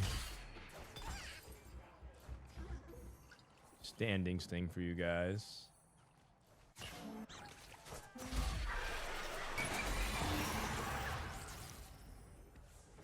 Okay, so it's checkmate 20. So anybody 20 plus that wins, which is double Lyyyress and Travis, they are on check. And as Demasi and Raptor had said, everyone here is rooting for Kojnid. Everyone.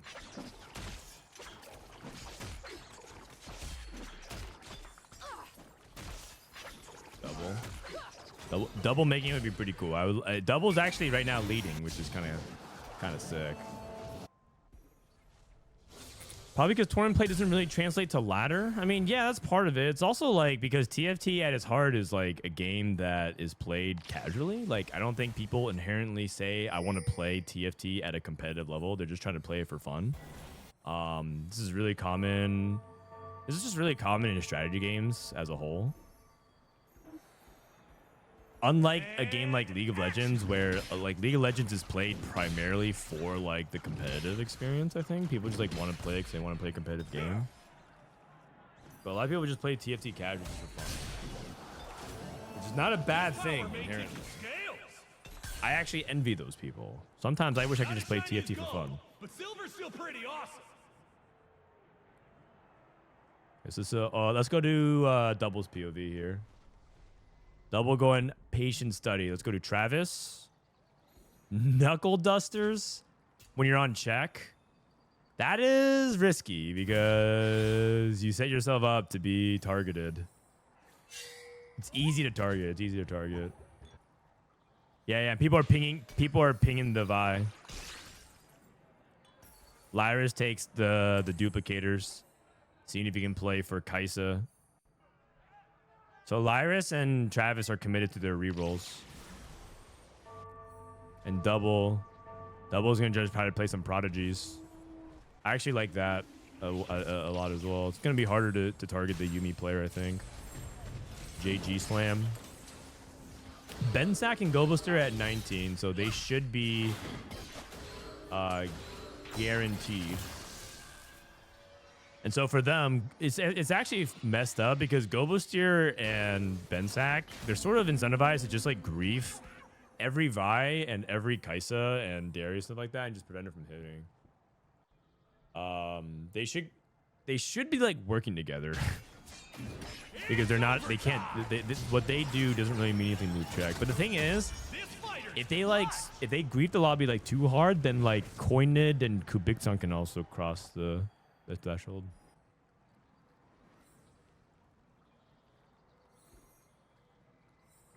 What are we waiting for here?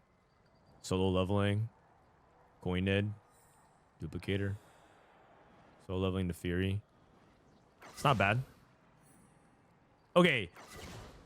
Okay, do you guys think Nefiri 1 or Aatrox 2 solo leveling? I actually think it's Nefiri 1. If he had pack tactics. I don't think he had pack tactics though, right? Because I think this Aatrox guy with solo leveling is a fraud. He also took Singularity because he has more HP, but I'm pretty sure this Aatrox guy does no damage. And actually, I talked about this yesterday on the call. And a couple of guys were like, really? You think Aatrox does no damage? I'm like, I know for a fact because I played Aatrox 2 with solo leveling and I lost like 3 out of 5 fights and I didn't kill anything. Oh man, just like this. Now I understand this is a little bit more of an extreme scenario because that Garen has 2 items, but that happens more than you think. That was a very, very bad outcome for him. Yeah, that was a very, very bad outcome from him. Did any unexpected comms show up in 16 in tournament? I think the most surprising one that people have been playing is like a Luchador Jinx Sniper flex line. That is probably the most surprising comp. Fan service also did really well. 4, 3, 2. Senna and Udyr drop on stage 1. Who do I play? You can sign up for private coaching, Stefano, if that's what you're asking for. We're I can't walk you through everything, but I would play Udyr. I'll play around Udyr.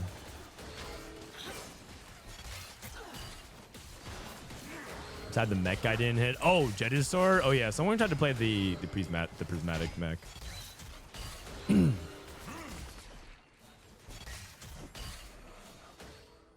You had the tournament fan service lineup on TFT Academy. Yeah, it's just search up the Xyricon build. Our camera's broken. Let me see. I'm gonna reboot it. It might be broken. Let me try to reboot it. If you have Senna Udyr, just play the mentor mech. Play the mentor mech comp.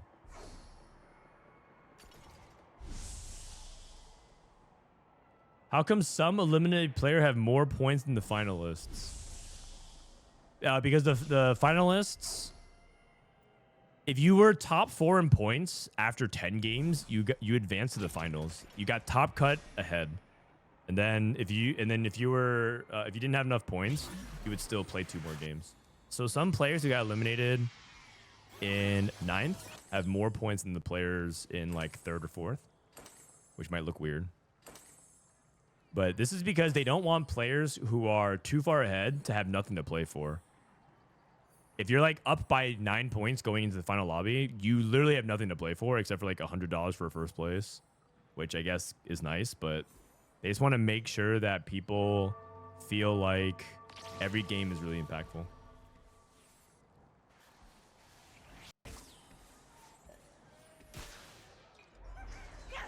Okay, double 61, getting a free win here.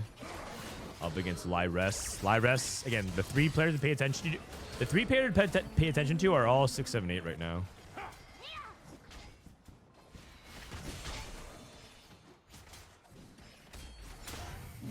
Knuckle Duster's vibe.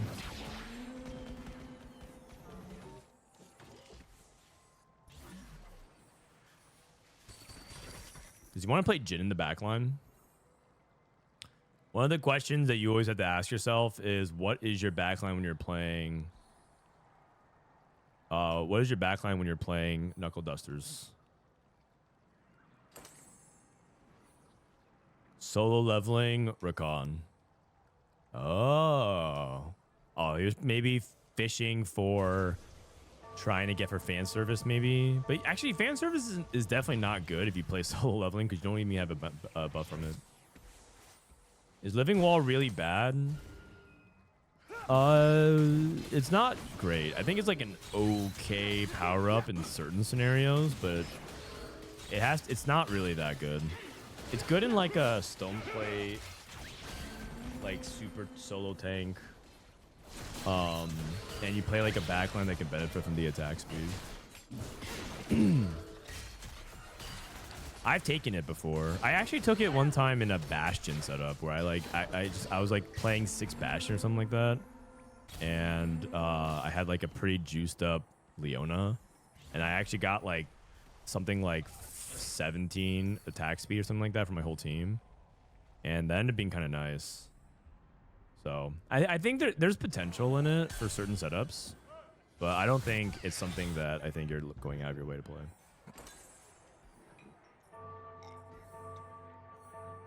You can play in 6 Bastion Shen Hero Augment.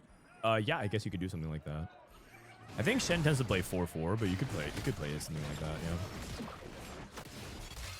All right, Salvyyy and Gobosteur are win streaking. It would seem like Yuumi is 3-way contested, which makes it difficult for Double to potentially win. But okay, the thing about Double is that he is open to multiple lines. So yeah, it might be like multiple people angling for Yuumi, but now that he has a spat, he can try to go for maybe Star Guardian +1 and just play around Star Guardians and play the uncontested line. So for Double, his job is to try and stay open as best as he can to prevent himself being locked in a situation where people just like hold his Yuumis and he can't hit.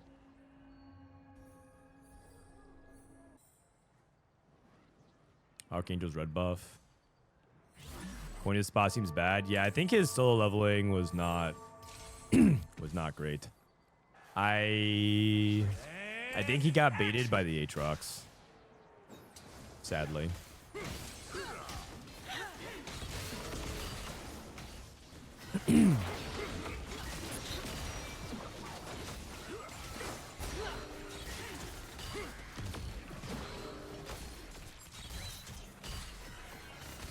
Okay, Infinity Edge, Kaisa 2. Gobosteur lost his streak. Double still going strong. Silver. I don't think Misconnection here gives him anything. Just gonna take rolling for days. He has double econ.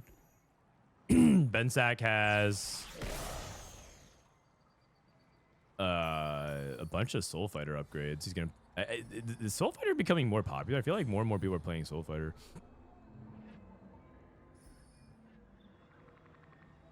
This is Silver Destiny Plus. Silver Destiny is the most risky of all this destinies because at 3-2 you can get like Recombob and Dumbify. There's like multiple hits that can be pretty bad for your board. So it's just pretty risky. So he rolls it. Healing Orbs. What did Travis get? Travis got Kingslayer. Oh, Kingslayer rolled to 0. Rolled to 0 for Vi 2 and missed. Oh, goodness. That is bad.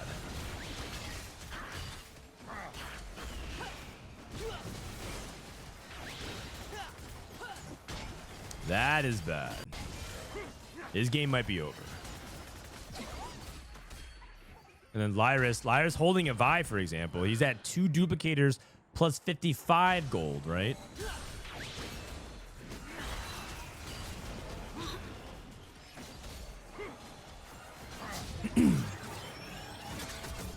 What a win! He rolled off wave. Yikes. Gosh, that is brutal. And he doesn't have... I mean, the thing about Kingslayer is you need to win. You need to win to Kingslay. I guess the good news is if he loses again to Lyyyress, then he's going to be last. And now a lot of people are just holding the Vise, right? Double's holding Vise. Gobosteur is holding Vise. Salvyyy is holding Vise. Oh my god. I think taking Knuckle Dusters is just too optimistic, man. It's just too optimistic. Like, yes, if you high roll, it does have potential to do well, but it's just, this is checkmate, right?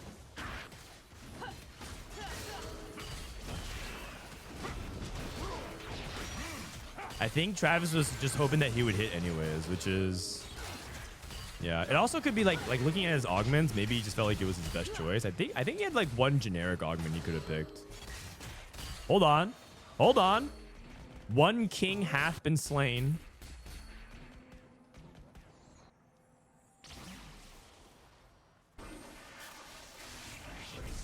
No Vive Carousel sword for him. Lyyyress is playing the Kaisa. He wants... Was he gonna go for the glove? Okay. Wonder if he was gonna pick up the Akali. Ironbog won in 4 games. Yeah, he went 2-2-2-1. We might watch some of his games. If EU ends really early, I think we should watch some Ironbog games. Or watch APAC a little bit, see how he did it.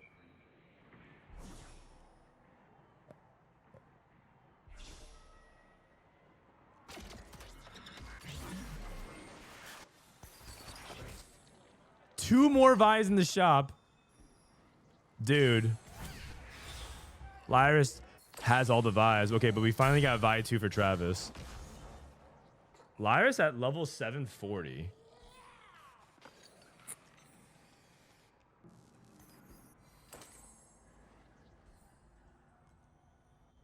Okay. Is it me or is there no Ashe players? I think Kubixon is Star Guardians again. It feels like there's like no one playing Ashe in this lobby. Double Archangels for Gobo. Star Guardians for double. Yumi as well. Who do you think will win the cup with Wei Iverson and Emily Wang out of day 3? Without NA's top 2 players, I'm gonna have to go with the 3rd best influencer, K3 Soju. Why are you guys making fun of Emily? She's going through a lot. She had to move to Los Angeles. She had to. And she had to go outside and socialize and make friends. Can't you understand that she's a victim here? Why are you guys kicking a person when they're down? I wouldn't wish moving to LA on anybody.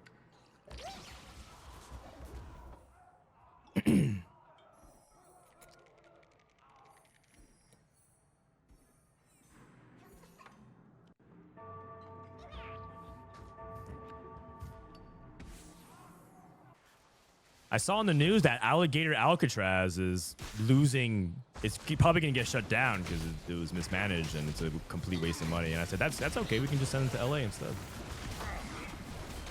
Just put him on the I-5. Yeah, you want to stay in America? Try to merge onto the 405.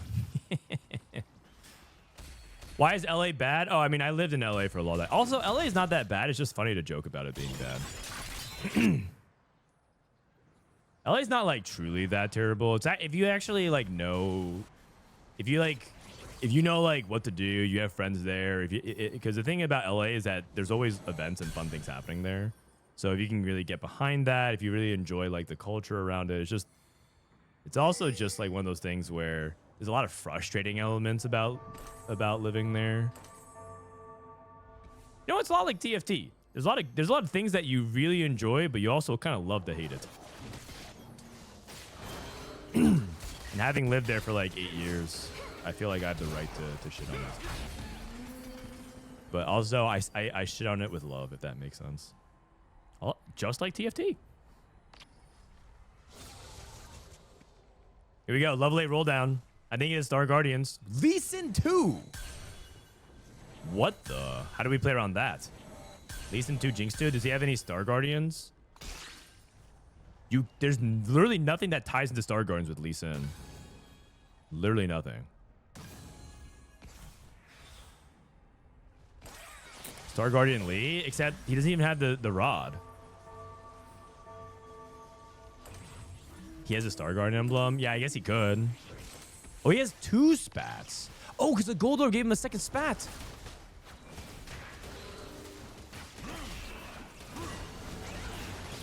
He went duelist on Lee Sin. Dude, I think double might do it, man.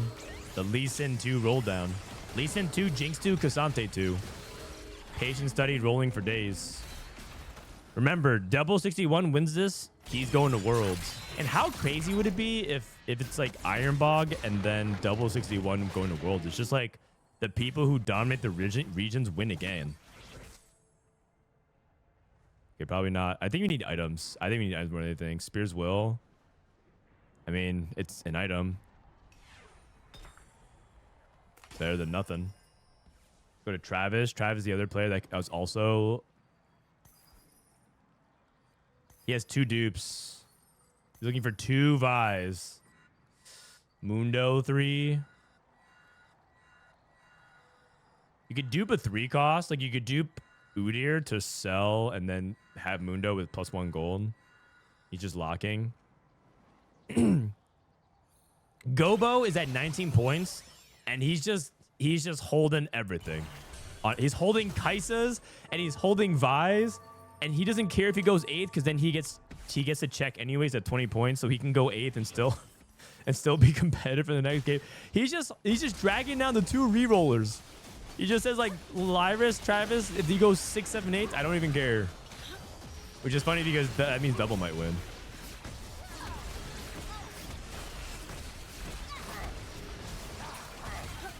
In Mentor Center, is there space for Colossal? I don't think so.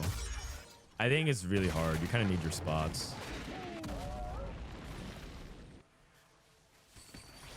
Okay, Mundo 3 for Travis. He's one off Vi 3 actually, but the thing is, I think his tempo is too low. Even if you hit Vi 3, I think it's a little bit late. And then Lyyyress, 4 Kaisas, 5 Darius with heroic grab bag. Double did lose. He actually reforged JG and got a steadfast and put that on his Lee Sin. Kojnid looking for Yuumi. Oh, missed on the Yuumi too. Too slow. Too slow. And that could be a really valuable life loss if he ends up losing this fight. He could win anyways, though, because Bensac's just playing... Bensac's playing reroll Lux Viego.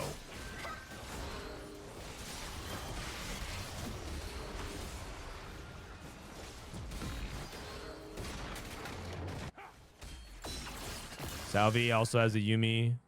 Kubixon playing uncontested Ashe. Ends up hitting. Zyra and Yone has the 5 cost. I don't think anyone super spikes from that. Oh, Double actually wants a rod. Right?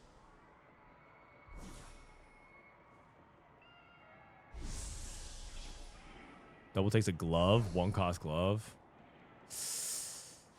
You guys, I think we're gonna go to game 6. I think we're gonna go to game 6. I don't think Double's gonna win. I don't think Lyyyress or Travis are gonna win, and I think we're very likely to have 6 people in check, and the next winner just takes it all. If Lyyyress hits everything, maybe though. The thing is, like this Kaiser comp can actually come all the way back.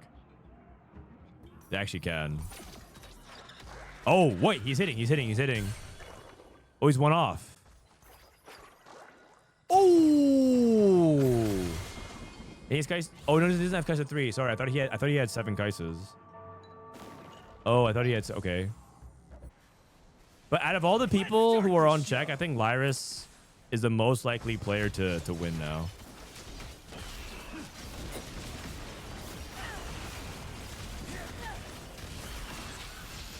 Except he doesn't have items. The problem is he has no items. He has no items for this Darius. Darius with no items is not a threat. And he's on Kaisa too. He just needs to like survive and get items. Ugh. And Travis is unfortunately dead. Okay, so Travis is just gonna wait for next game. He's like, don't worry, it's all good. Next game, I have a world spot. Lyyyress is one Kaisa off. 1 Kaisa off. People are pinging him. They're like, hold the Kaisas. Bensac hits Viego 3, Lux 3, Shinzao 3. I thought you were supposed to play Colossal Shinzao with this setup. Maybe he might have missed. He might have missed because he looks like he has no fruits left. Reroll Lux Shin. Going up against Double 61. Double 61's board is not great.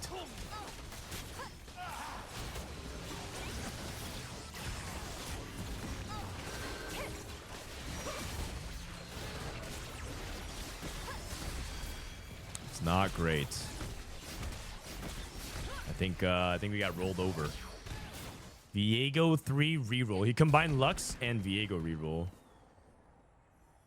You swap over power up and items to Darius. Oh yeah, you could definitely do that.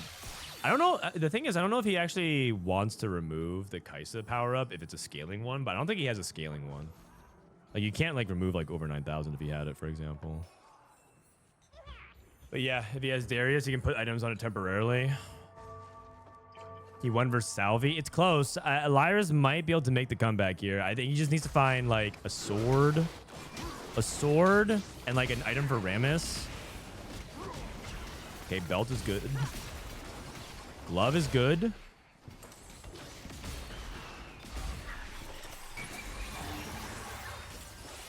He's Pandora's. He has Pandora's. He's looking for Kaisa.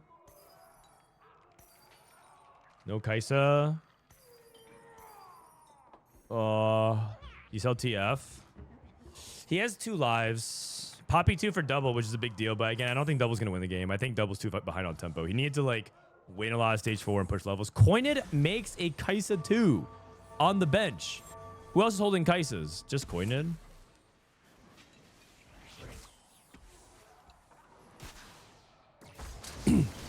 It's 3-7 PvE, and I'm first at 92 HP playing fan servers. Cool.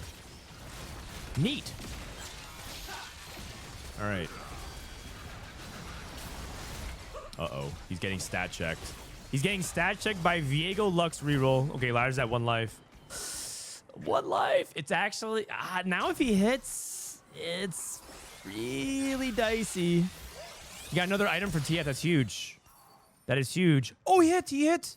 He actually hit. Oh, my God. Okay, all items on Kai'Sa. Gunblade IE. I mean... Is this enough? That item from TF, I can't even emphasize to you. That is insane that he got an item on TF, by the way. That is huge. That is actually huge. It's a win out. I mean, okay, it's 1-star frontline from Kojnid. 1-star frontline. Dude, it's actually so sad because this is the guy that also tried to hold the item for him. Oh.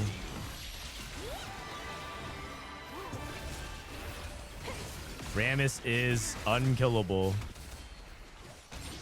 Oh my God. I think Lyyyress might be able to do it.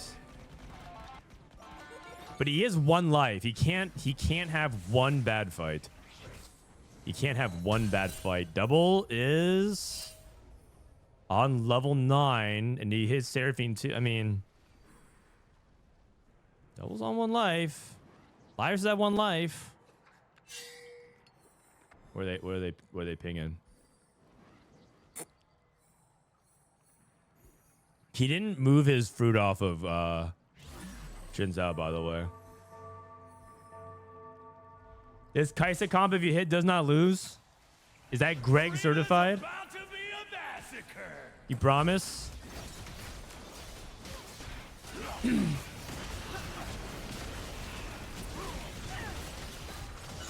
He has no anti-heal.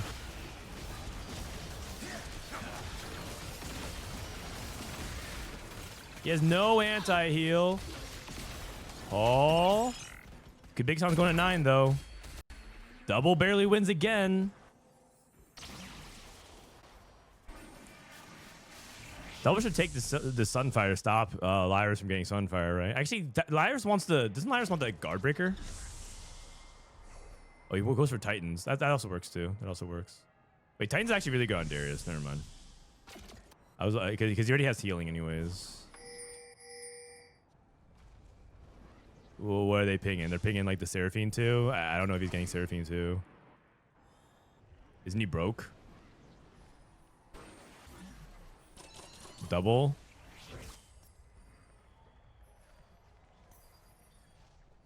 Nah. Double can play Lyyyress. Hyperactive Tankzilla. Bullet Hell. Rare Treat. He rare treated the Rammus to get to level 30 fast. That's an interesting thing. I think the thing about rare treat is that it's good early and it falls off late.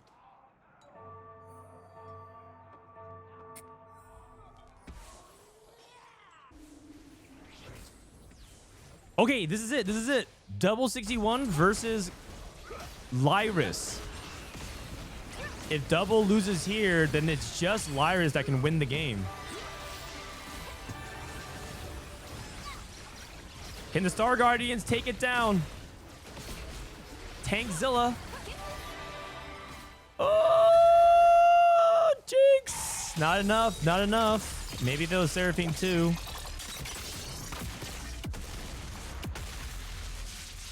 Oh, buddy. I think Lyyyress is going to do it.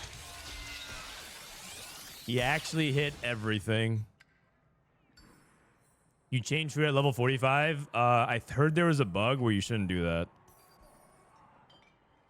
Salvyyy hit Yuumi too as well. Now you can hit Cassante too. And these players all need to just do their best. They actually should let each other hit. Because they need to, like, stop him from winning. Right? So they need to, like, not hold each other's units. And they need to, like, enable him. Enable the other players to get strong. It's Lyyyress versus Salvyyy. Salvy's a lot stronger.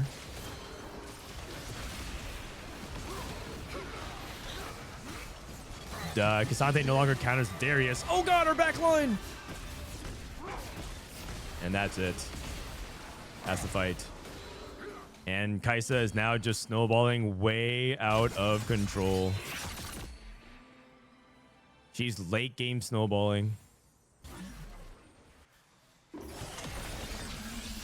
When was the last time Lyyyress went to Worlds? I think it was 2 sets ago. Let me see. It wasn't that long ago, right? That Lyyyress went back to Worlds. Let me see. Lyyyress. He went to last set 14.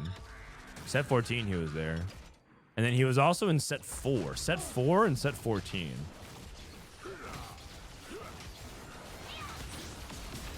Okay. So this would be his 3rd trip to Worlds if he makes it here. Set 4 and set 14, man. That's actually like that's like bookends. Like one of the firsts and one of the most recent. Salvyyy has Seraphine too. But I don't know. I just don't think that this board. I don't know if these Yuumi boards can keep up. I wonder if KlicorneN has to do something kind of crazy and reforge his Light Shield crest or something. Or maybe just playing for best placement, hoping that someone else can kill him. But he might do that if he goes down to one true life. Lyyyress is even stronger than when he last played against Kojnid, or sorry, Kubixon. Kubixon could be the lobby savior here. He has Twisted Fate he has Twisted Fate 2 with Duelist. With Lee Sin as well. 2 Colossal. Hold on. Hold on. Greg certified. Oh my god, hold on. Hold on. We're going to game 6. Kubixon saves the lobby. He actually saves the lobby. Let's go. And you know what? He was at 13 points. Now, if Kubixon gets second or better, if he gets second or better, then that means he's also in check. That was not only big for for the lobby to keep the tournament alive, but Kubixon also needs to go for second. I mean, the cap here for Kubixon is kind of crazy. He had Twisted Fate 2 with the Duelist emblem. We weren't even really talking about that. The Twisted Fate 2.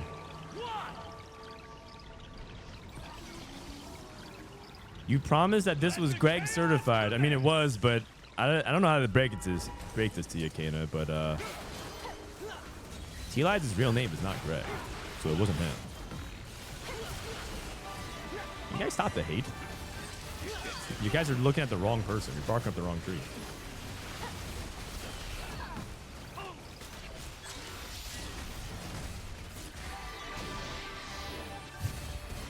Salvyyy is dead.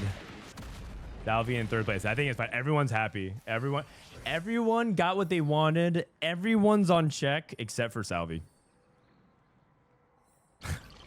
So Salvyyy is needs to play for super first next game. Ash. Salvyyy has to win 2 games straight. Yeah, in order for Salvyyy to win this and go to Worlds, he has to win 2 games in a row. That's a tall order. Have you seen any Prismatic winouts? Yeah, I think Soju hit Star Guardian Prismatic one time. And we also almost saw Mech as well.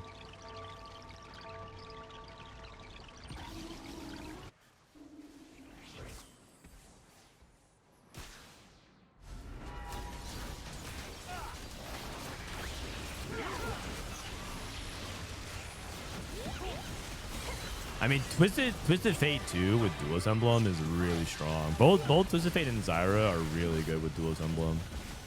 It just makes it that Twisted Fate is just doing so much true damage. Wait, Kubixon lost.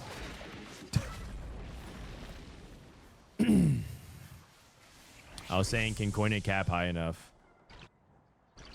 It doesn't really matter very much. I guess the winner of this gets $100, which is nice. But it doesn't really matter very much for the standings, because both these players now will cross over to 20. And we're going to go to game 6.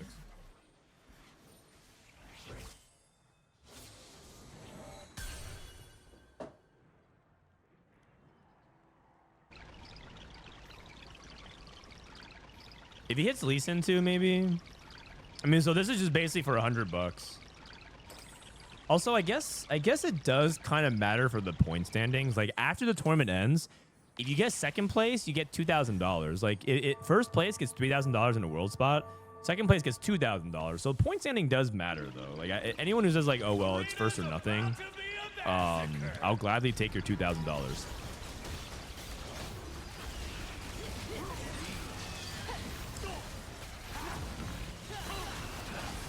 That solo leveling start, yeah, that solo leveling start was not very good.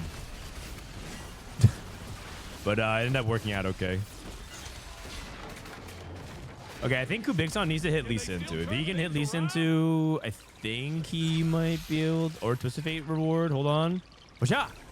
9 gold. A 3-star. Can you believe it, folks? Nope. Twisted Fate every shop. And Kojnid is actually playing double. Oh, he got a Prod Gem. Let me playing double Cassante. Double Archangel's Yumi. Tankzilla. Tankzilla. This is the strongest Yumi board I have ever seen. Think so? He also rolled good items on the Seraphine. Smoothly, what's up, man? How you doing? It's brawling time. How are you doing? He has so many items. Yeah, it is the end of the game, but he does have a lot of items. You were right about that.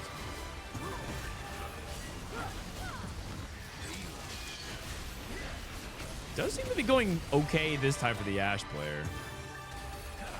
Oh, just kidding. All right. Well, you know what? Kubixon is fine with that. He saved the tournament lobby. He ended Lyyyress' run. Lyyyress went 4th. And that means we're going to a game 6. So the standings is... The standings, if you guys want to see it, Lyyyress double and Travis were the players that could have won, and they went first. And you know what's crazy? Lyyyress went back-to-back first, actually. He went 6-6-1-1. 6-6-1-1. And if he went first again, he would have been 6-6-1-1-1 to close it out. Kojnid win. That's what I'm talking about. We all cheer for Kojnid. He won. You know what? I'm feeling like I'm getting disrespected by this curse thing, so I'm not going to cheer for Kojnid next game. I'm getting disrespected here. I'm not fine that I voted Kubixon first. I mean, I think... Oh, you mean you predicted him? It's okay. It's okay if you got... It doesn't matter. Like, all of them are now at 20. All the points are now at 20. So whoever wins just wins the tournament. Whoever wins just wins the tournament. It's just whoever gets first wins. Okay, except for Salvyyy. This guy can't win. But the thing is, if Salvyyy goes first and then goes first again, wouldn't that be epic? That'd be pretty hype. Remember, Set 14 Worlds was the first time we ever had all 8 players in check at a checkmate lobby. So at least for Worlds. So this next game should be really exciting. Everyone's going to be like, the complete context of augment selection changes. I will say one thing too, is that if everyone plays for super first though, sometimes they like end up taking 2 risky lines, and then a player that just plays standard sometimes wins as well. It can go full circle, right? If everyone is gambling on first to wraith, because there's going to be a lot of people who'd be like, you should be clicking branching out, or you should be clicking like Warpath, first to wraith, and it's like sometimes just playing standard also is good enough. The whole world is rooting for Salvyyy. I mean, I want Salvyyy to do well, but I don't even know if I'm rooting for anyone. I think for the purposes of just continuity, like I'm a big proponent of like the people who consistently do well to be rewarded in TFT.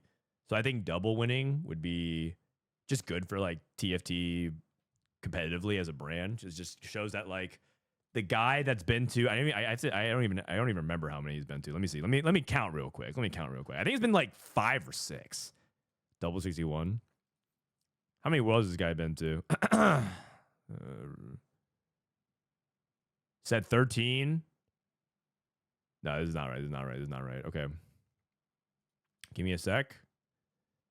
Set 13. Set 12. Set 11. Final lobby in set 10 of the Vegas one. Set 9. Set 6. And he won set 3.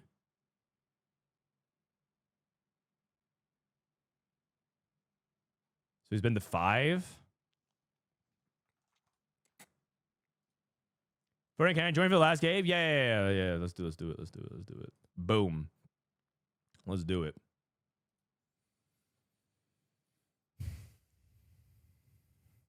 Dude, I think T-Lies needs to redeem himself. He probably feels like, man, these backseat chatters laughing at me for that. I actually thought that Kai'Sa was gonna win out too, man. I really thought he was. I was already setting him up. Like, man, this guy hasn't been. How many times has he been to Worlds? Oh, 2 times. That's pretty good. And I was like, he's gonna get his 3rd. So I actually thought he won out too. Bro, I didn't see that Kubixon had a duelist fat. I'm pretty sure like the only way he usually wins on average is like duelist TF with anti-heal, and I think that's what he had. Or I mean, maybe he didn't have anti-heal, but like the TF just does so much true damage. Like he like blows up the Rammus and Darius before. Yeah. Nice can clean up.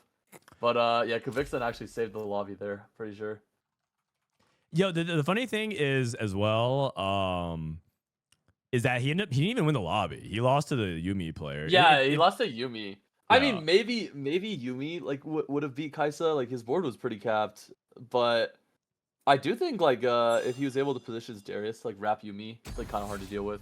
Yeah. So, I mean, I'm not sure. Maybe I was like overestimating the board, but usually Kai'Sa like once they get in that position where they're like win streaking stage 5 and have Darius 3, Kai'Sa 3, Rammus 3. Yeah. It's like pretty hard to beat.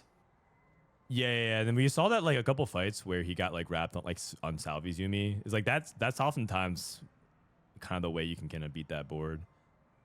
It's hard. I think Darius matters a lot to like beat Yuumi. Yeah. Darius as a Yuumi board can win. I mean, I think that Lyyyress' board was really strong. And he didn't even reach like his peak cap either. He still had some 1-stars on his board. So yeah. Okay, let me screenshot this real quick and change this. Who's winning? Who's your prediction to win? I caught the end of the games. I've like kind of been watching. Okay. Or are you cheering for anyone to win? Do you have any vested interest? I don't really know any of these EU players, to be honest. So no, I think it's just like whoever plays the best. I'm down to go to Worlds. Okay. I actually think like all these guys are pretty good from what I remember. Like just solid EU players that have like gone to Worlds multiple times, right? Yeah, have all of these guys gone to Worlds? Yes, except for I think Kojnid. Oh, okay. He's the only person that hasn't, but everyone's been at least. I want to say everyone's been there at least once, but most people have been there at least twice, 2+. I think Travis only went once. Let me see. Travis went. Actually, what did he even go? Actually, let me see. Oh, actually, Travis has never been. He's competed like for a long time though. I swear, I thought Travis had gone too. No, he's just loud and a yapper. he got far in some regionals though. Okay, so Travis has never been. Bensac went in last set, and he's gotten pretty far in a couple of regionals. Actually, he's consistently like almost there at regionals, and then Gobo's been there. Kubixon went twice. Wait, so 2 people that went to Worlds last set are in final lobby, and same with NA, right? Yeah. Or yeah, Bobster Cam and then Lyyyress Bensac. Yeah. That's kind of hype. That's actually really interesting. Yeah.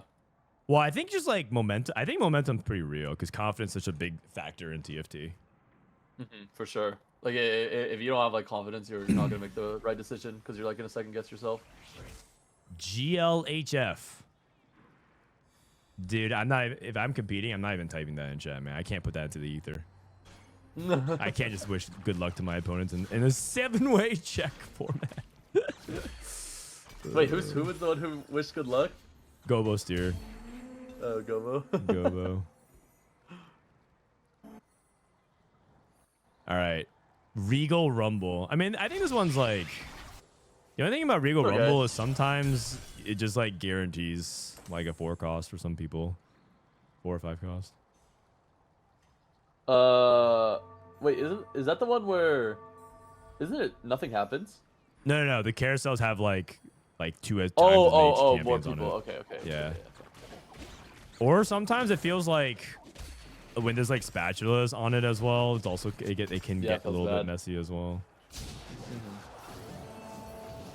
That is quality pay-per-view. I'll fight 2 already for Bensac.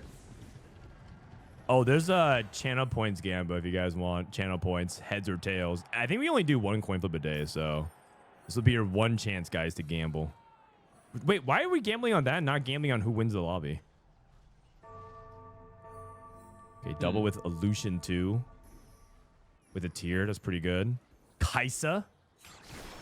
With a duplicator. Kaisa with a mini dupe. Oh, that is something. Pretty good. Not gonna lie, I would be very happy if I was in his spot. Yeah. That's pretty good. Oh, double cannon as well. Yeah. We got Salvyyy. Salvy's the one who has to kind of play for the first and stop the lobby and go to game 7, which would be actual cinema. I don't think he has any reroll spot unless he wants to play some Malphite with Treasure Hunt. But some guy looked like he wanted to play Malphite. I'd be kind of scared too. I'd just take Replication most of the time. Replication. Yeah, Treasure Hunt feels... Oh, wait. He has 4 Malphites. Okay, he takes Rev. Okay, so he's gonna take Replication for defensive item. I mean, even if he takes BF Sword, I still would probably try to play Malphite. Rod. Oh, he's going for Prodigy? I guess so. I mean, you scout lobby and see, but like his spot looks pretty good for. Oh, I see. Malphite Bensac. Jin. Yeah. Oh. Bensac has the 5 Malphites. I mean, you really don't want to contest like if you're trying to play for first. Yeah. So makes sense. Jin 2. Stars are born. That's not. What? That's not No, really I don't like that. Playing for first. I feel like if you have that Kaisa setup, like I would full greed for Kaisa Stars Are Born. Like I would probably open into it. I think he has like a potential to win out if he plays Kaisa. Maybe he thinks that he can fast 9 and play for like Varus if he just like tempos hard enough. Maybe. I feel like Kaisa is safe, but yeah. Star Guardian +1 for Kubixon. Lyyyress took Wandering Trainer and got Heavyweight Bastion. That's not bad for Star Guardians, actually. No, it's not at all. It's actually pretty good. Yeah.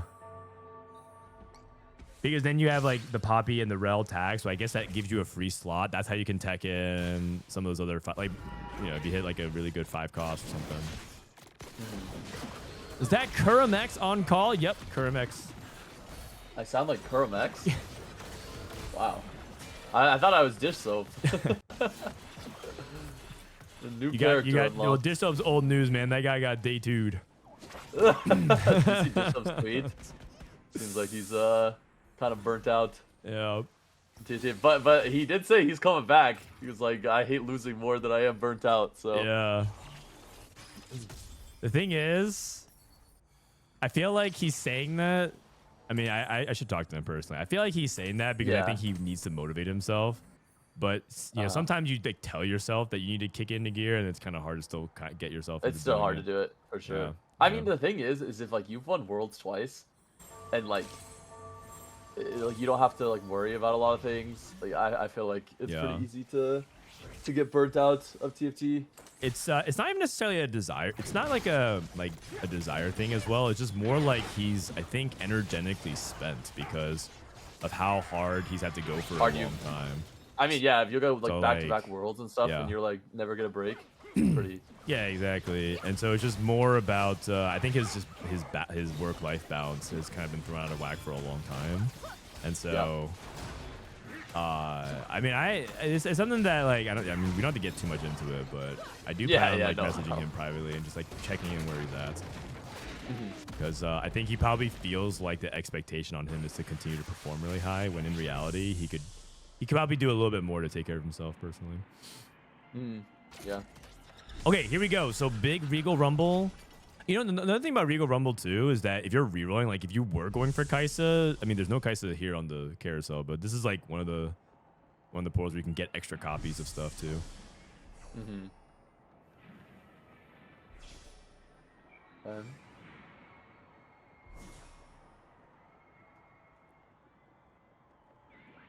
Okay. Travis still keeping a streak, by the way. Yep. 4 gens. Replication. Whoa, triple mundo. That bait? Probably bait. Yeah, on 2 loss. Probably not. I feel like I wouldn't. Yeah. No other Juggernaut as well to tie it in with. Yeah. Yeah. It's like kind of a waste of gold.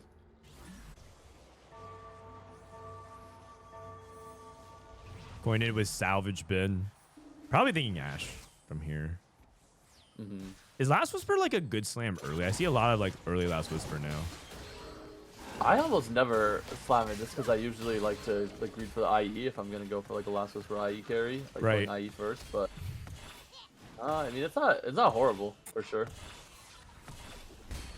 Ooh, the atomic explosion. And Bensac might be able to get the best start possible for his protectors. Protector Sniper, which is a 5 win streak. Oh, I mean, if you have 5 win streak from like a reroll comp, I'm pretty sure your like average placement is very, very high. Right. Because it basically like guarantees that you can win streak stage 3 as well. Yeah, but it's not just purely about AVP though. It's like it's about your win rate. But yeah, his win rate. I mean, is the I think the thing about this crew comp, it actually can win games. Oh, it can for sure. I think you need to make it to like a Varus 2 cap with good items and augments, which is hard to do. But if you can like make it there, I think you can easily win the game. Yeah. Bensac versus Kojnid. Very important fight for both these guys to keep their 5 streak. But I think it should favor Kojnid just based off the level and the upgrades. So Kojnid with the 5 streak, Travis with the 5 streak. The stars were born. I just realized all 3 players are win streak and we're playing around Jhin. Is Jhin busted? He might be. Might be. Big Sun with the 5 loss. Star Guardian open fort with the +1. I hate this spot. I'm like a very adamant Star Guardian hater from behind. He must think that getting Seraphine off carousel because it's like Regal Rumble is like a huge spike that can like slingshot him back at the first contention. Because otherwise, I have a hard time justifying this in any other way. Yeah, Oh. I think if he can stabilize stage 3, it's not that bad. Like he just needs to not be like 20 to 30 HP. But I mean, I think you can win out if you hit Poppy 2, like 1 Seraphine, Jinx 2. It's just like really hard to do. And Emblem, you really want to greed to 9 if possible. Yeah. Because you want to get that 9-star Guardian in. Almost everyone got gold except Double got a spat and Gobosteur got a Thief's Glove. So that's pretty good for the item-based people if they need those items. Like, I mean, TG is just always good. Mm-hmm.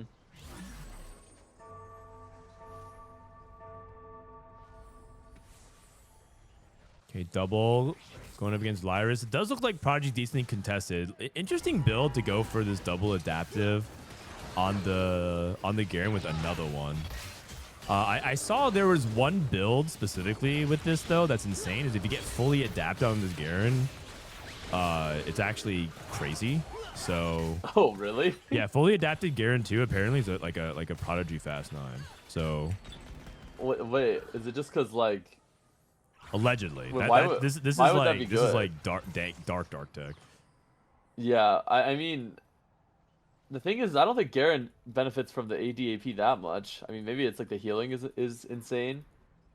I can see that, but interesting. Radiant Refactor. It's pretty big.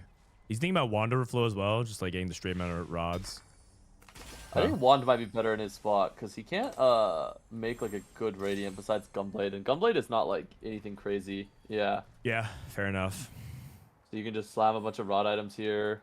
Okay. Seems good. I think if he had Archangels, I would probably go for the Radiant. Yeah.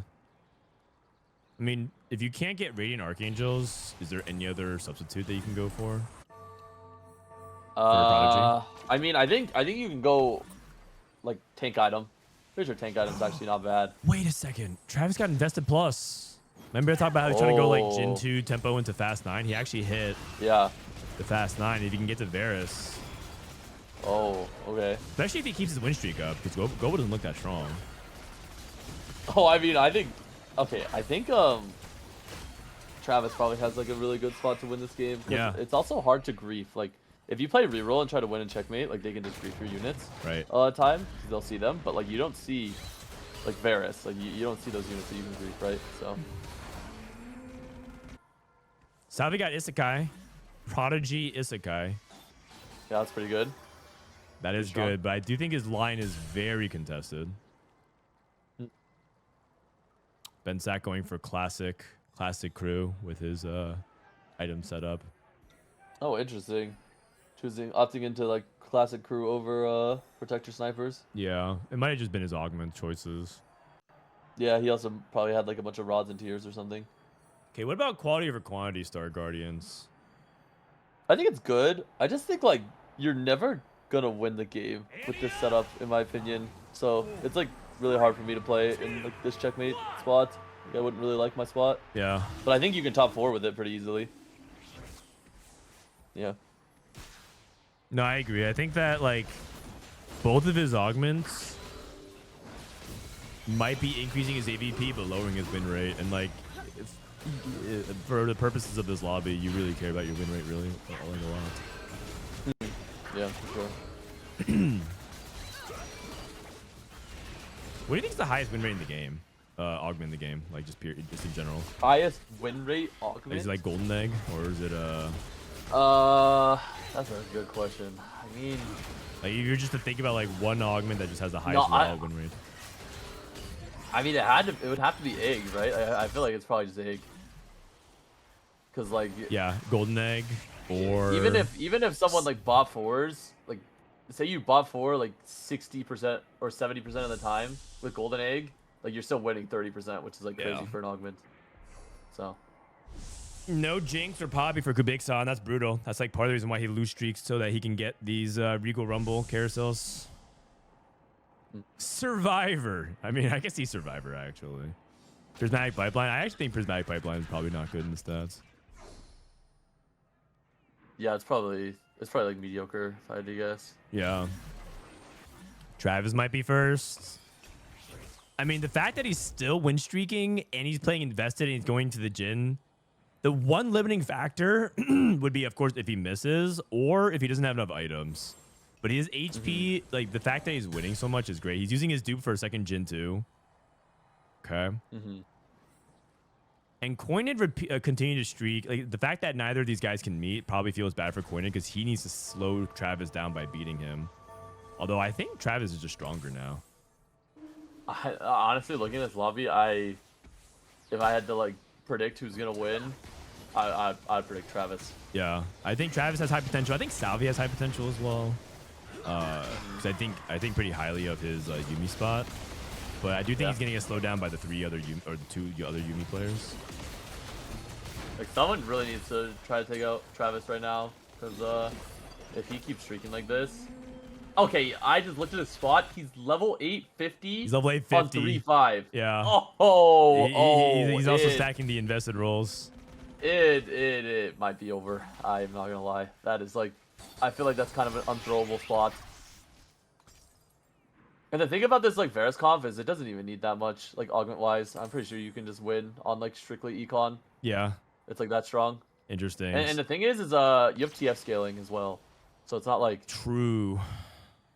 It's not like you can't get like items and stuff later, or like stats. Okay. Bro, these spots look terrible. Is there any Prismatic Pipeline here? I mean, Prismatic Pipeline. I can't even think of stuff. If he's going for duelist, maybe a duelist spat.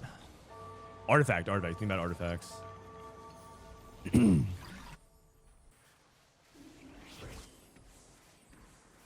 Double also has a Prodigy emblem already ready to go.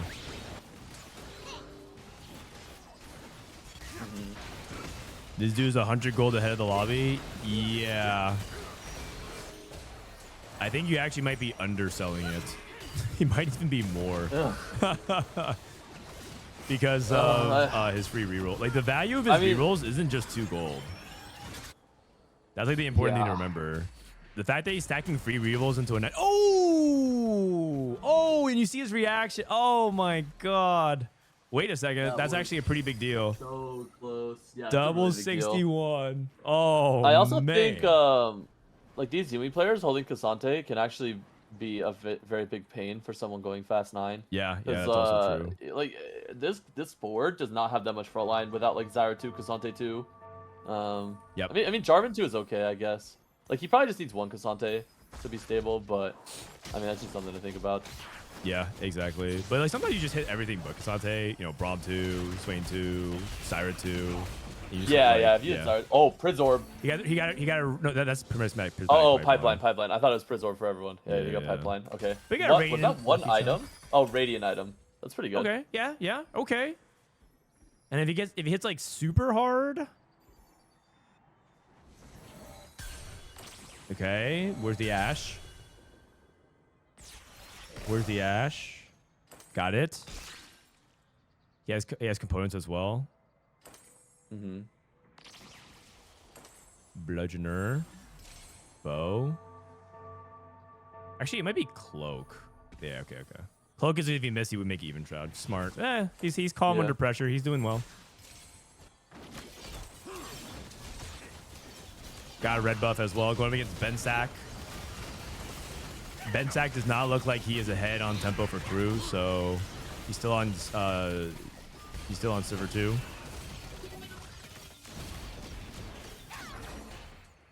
Travis, here comes the downhill roll. So Travis is gonna. How much is he gonna sack? That's the question. Yeah. How much will Travis sack? Can you get invested plus and then invested plus plus? I don't know. I've never seen that, so I'd assume probably not. But... Big red bag. Wow, that's huge. He needs items for his level 9, but he can't go yet. He still has to wait at least one more round. I think he probably goes at 4-5.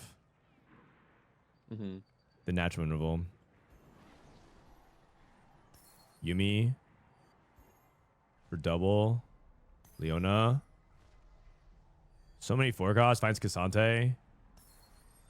Israel 2. Not the best roll down, but he has at least some of the units. Kubixon hit Jinx 2. Double Star Guardian emblem.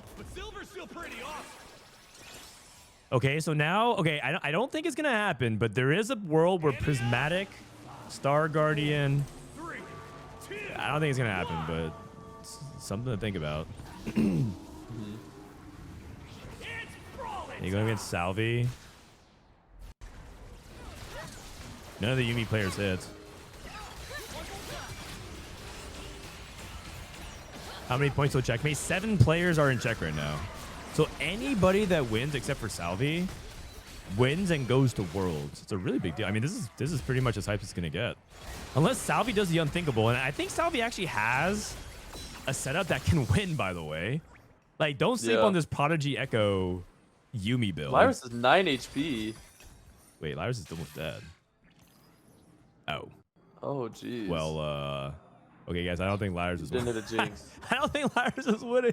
Dude, that's so crazy because, like, 20 minutes ago, this guy had Kaiser 3. He was about to go to Worlds. Darius 3, Ram is 3, 1 HP winning out, and then he just gets Kubixon.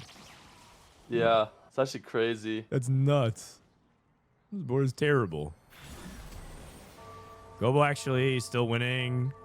Double hasn't hit. He makes an Executioner emblem. Oh, what? Actually, wait, what? Is he just doing it for the effect? I bonus true damage? I feel like I would probably make something else, but I don't know. Maybe that's it. Maybe the bonus damage is good. Is he trying to make something else? What is Spat in a glove? Oh, he reforged his Spat. Oh, I see. Well, you know what? His Malzahar did 500 bonus true damage. That's pretty good. Salvyy's win streaking. Travis sacked 100. He's at 111 gold. I mean, I think that's intentional. Putting some energy out there. No Varus on the carousel.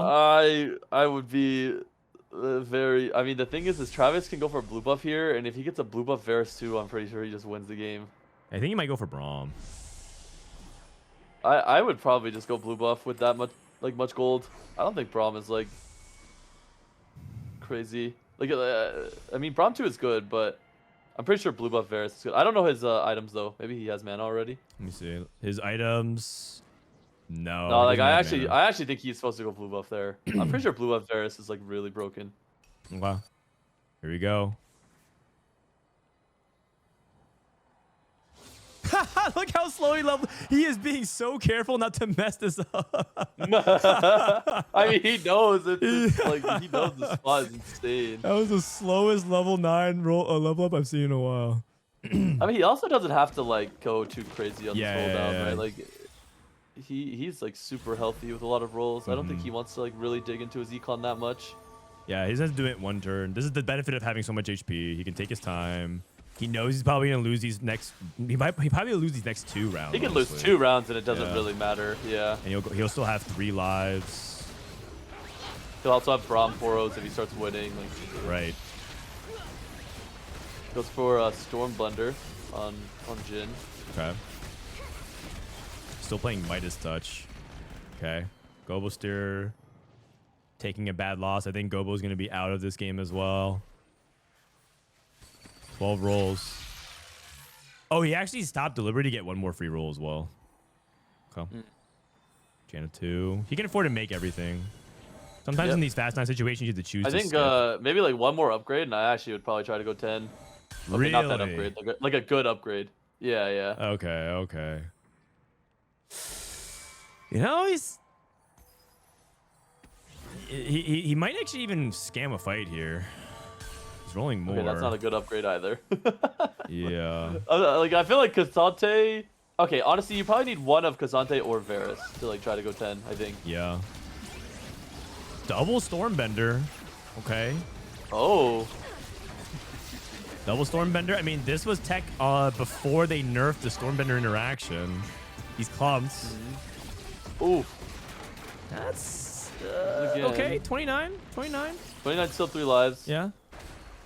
I mean, I think the difference between Varus with no mana and Varus with mana is like pretty big. It's pretty big. He has open tier here. Okay. You can get like blue buff on this Varus. I think his spot's a lot better. I also don't know how good Storm Blender is. I would maybe like think about something else in his spot. But I mean, when you have double Storm Blender, you probably just keep it. Check the Prismatic from Kojnid, bro. Come on, man. He's not hitting. Oh, you know what this exact Poppy build, I would like greed for best defense. Oh, I played yeah, it today. you talked about this build. I legit played it today on ladder, and she was doing like 8 to 9k. Wow. Crown Guard, Vow, Sterix. It's like insane amount of DPS. Okay. Maybe that's what he was trying to go for, actually. He has no more fruits. He might have been trying to fish for it. Oh. That's defense? Oh, he got it! Oh. I mean, no, he actually just turbo spiked. No, this is Greg certified. I'm pretty sure it's very, very good. Dude, like, Travis he actually turbo spiked. Still doesn't have Varus too. Oh my god. He might lose it, guys. He might lose it. He might lose it. He rolled so much gold. He's on Varus 1. You gotta get mana item. Blue buff. Got it? He got it. Guard breaker on TF.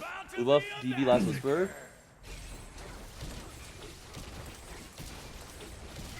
Okay. I mean, Kubixon. I think Kubixon has no future in this. I think he's like. Kubixon once again probably wants to beat Travis so that Salvyyy can win the game and send it to game 7. Yeah. Not happening. I mean, I think everyone in this lobby is just rooting for Salvyyy. Yeah, everyone's rooting for Salvyyy to win the game now. Because, like, I think everyone says, like, we can't stop this guy. Yeah. And Salvy's going to 9. He is very, very strong. I mean, the Echo, too, as well, like with Val, probably gets 2 casts off. Oh, Varus 2. Varus 2 with... Oh, this spot is very, It's good. And he's now going to start getting poros as well, so he's going to have like a true I do think 3 lives. I do think the Echo is like very high cap in Yuumi though. Yeah, maybe Salvyyy can actually win. Yeah. Because like Salvyyy just has to wait for like the Casantes to start passing his way, and then he gets more items and just becomes harder to deal with. But I will say there is this element of like whether or not the Varus just cheeses the Yuumi and just shoots her, kills her. Yep. I can't tell if this double Stormblood is good or not. I mean, it's probably not bad. I don't know if it's optimal, but it looks like it's dealing a lot of damage. Yeah. 1k for Varus. I mean, I just assume it's just doubled this, so it's like... It seems Yeah. like around 3,000 extra damage. I think that's reasonable. Level 8.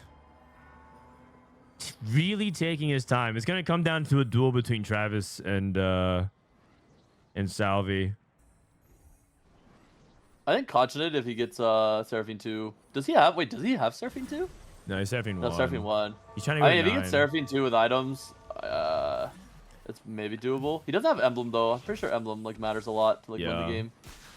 I also think that like I feel like he doesn't have enough combat, if that makes sense. Like he took 1 buff, 2 buff, and he doesn't have his duplicator. I actually don't think he has any potential to win this game.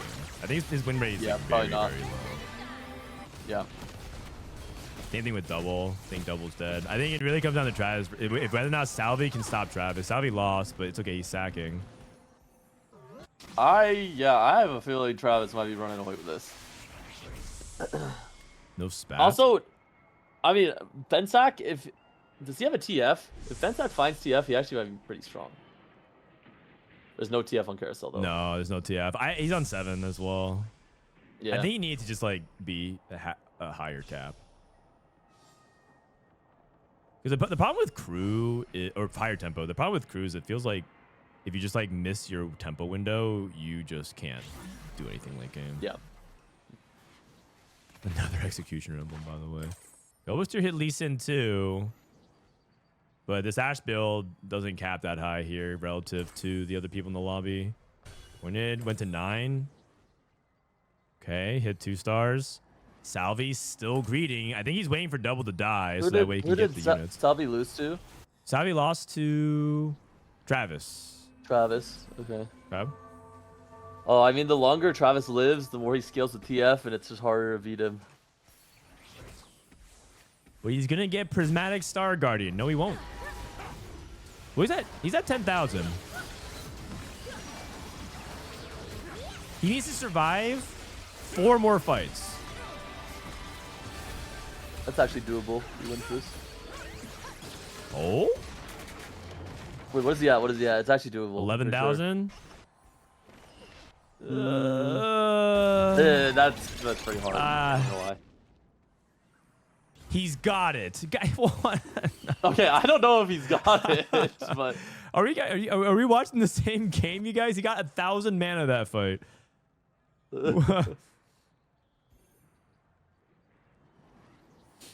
Yeah, he does have creep round, so maybe he can like abuse that. But yeah, I like Gobo's +1 is another KL. 2 level 9 kills. Oh, Travis is on his way to 10 for Rise. Yeah, this is looking. And he's gonna get there no matter unsolvable. what. Yep. Gobo needs to take a round off of him right now. This needs to be like a life. Yeah, I mean he has 2 Edge of Knights, which could help stop against the Varus. Yeah, exactly. And Ashe on the back line. Hold on. Oh!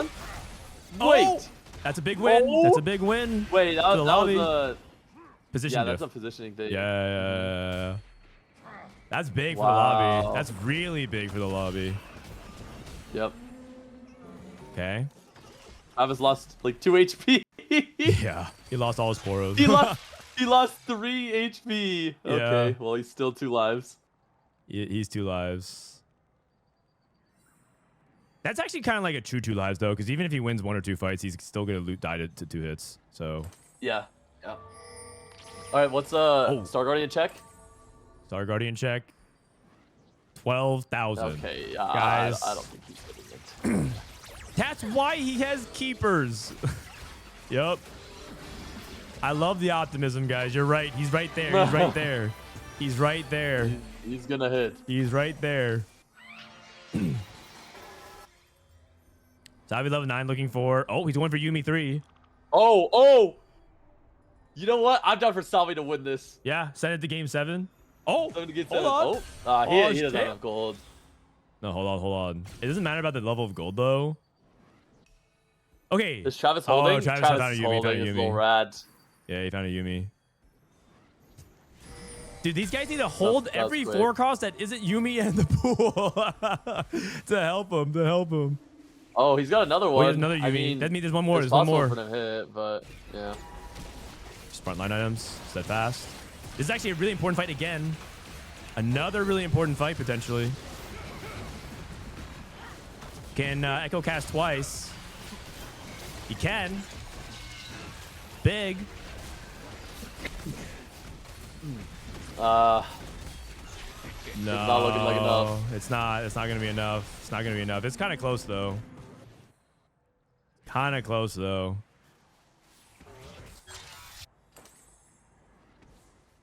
And Salvyyy, by the way, did not even go for that extra Yuumi. So he's just playing 2 Yuumi 2s. Gobo. Oh, jeez. I don't know. Travis is stoppable. Well, he did lose. And lost, 'cause if he that loses was- again and goes down to 1 life, you never know. He cheesed. The thing is, he cheesed that fight positioning. Like, if Yeah. Travis was opposite side, I'm pretty sure he just wins. Okay, Kojnid's at 14. That means he's gonna activate at 6-6. That's oh man. He has to win this fight and then win another fight. And that's just gonna be really hard.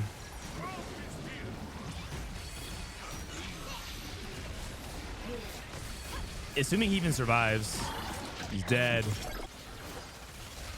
Gobosteur is dead. And it comes down to the mono it's we up to mono. Salvyyy to save the lobby. They want a game 7.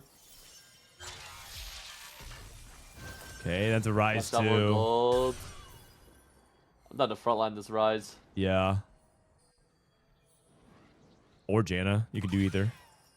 More gold. Okay, the thing is, this is basically as strong as Travis will get, though. So.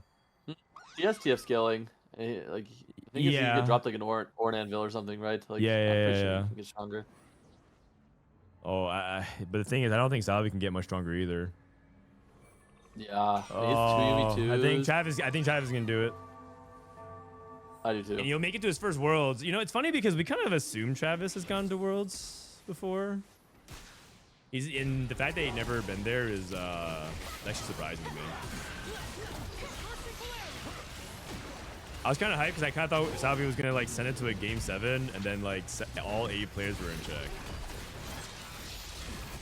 Unless maybe this Yuumi is like super busted, but I don't think so. Right? Nah. Sure. He's reached critical mass. Yeah, and it's gonna come down to one final fight here. There's a Yuumi on carousel on his if only side. he saved it, man. If only he went for 7 Yuumis, he'd be at 8. Oh. Travis took it. Oh man. Oh man. I mean, 4 strategists, level 10, full cap Veriscore with a blue buff. This board can't be stopped. This board can't be yeah. stopped. It's too good. Who said you can't take double econ? That's right, man. TikTok guy. Yep. Double econ for Worlds.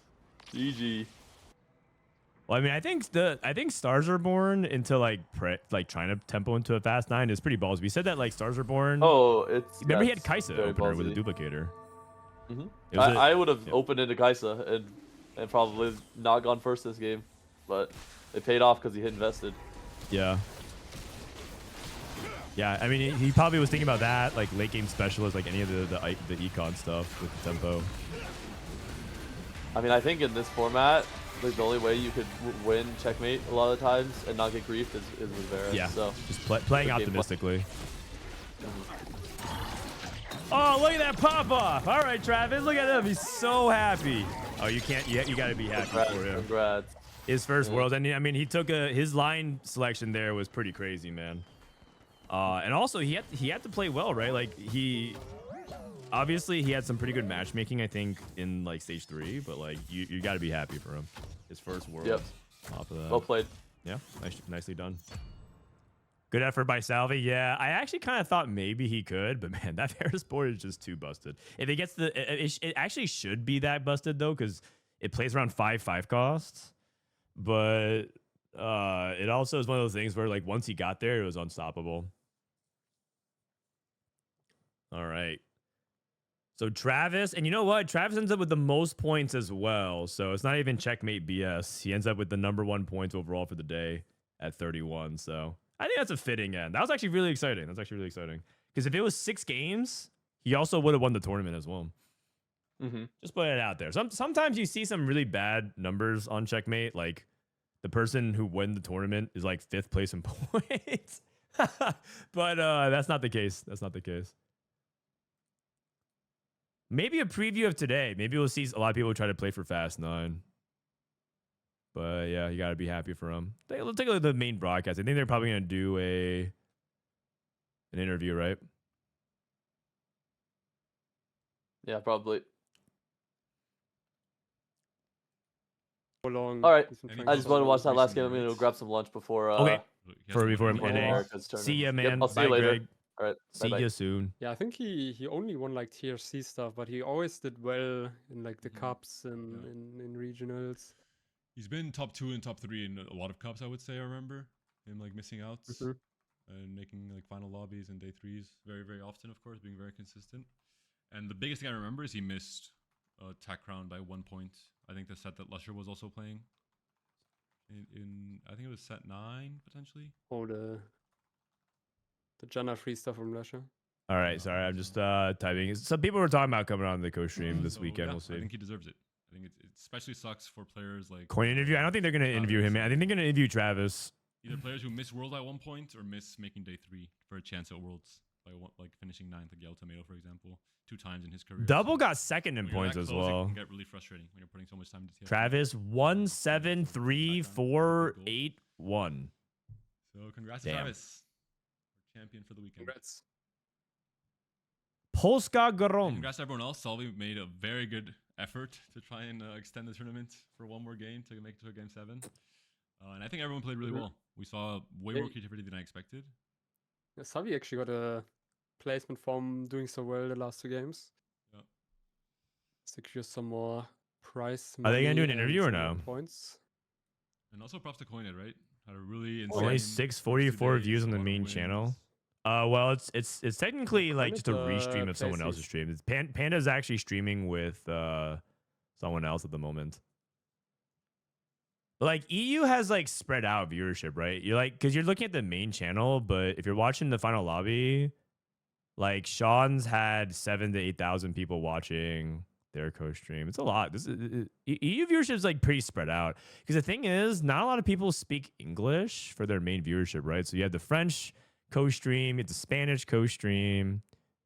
You got a lot of different folks, like Germans as well. So you can't just like judge it off the like Europe doesn't really speak like the English speaking scene of Europe is not actually like as big as the other people like who are regionalized. But it was pretty exciting. It was pretty exciting. Oh, this is Sean's POV. Let me go to the TFT category. Give me a sec.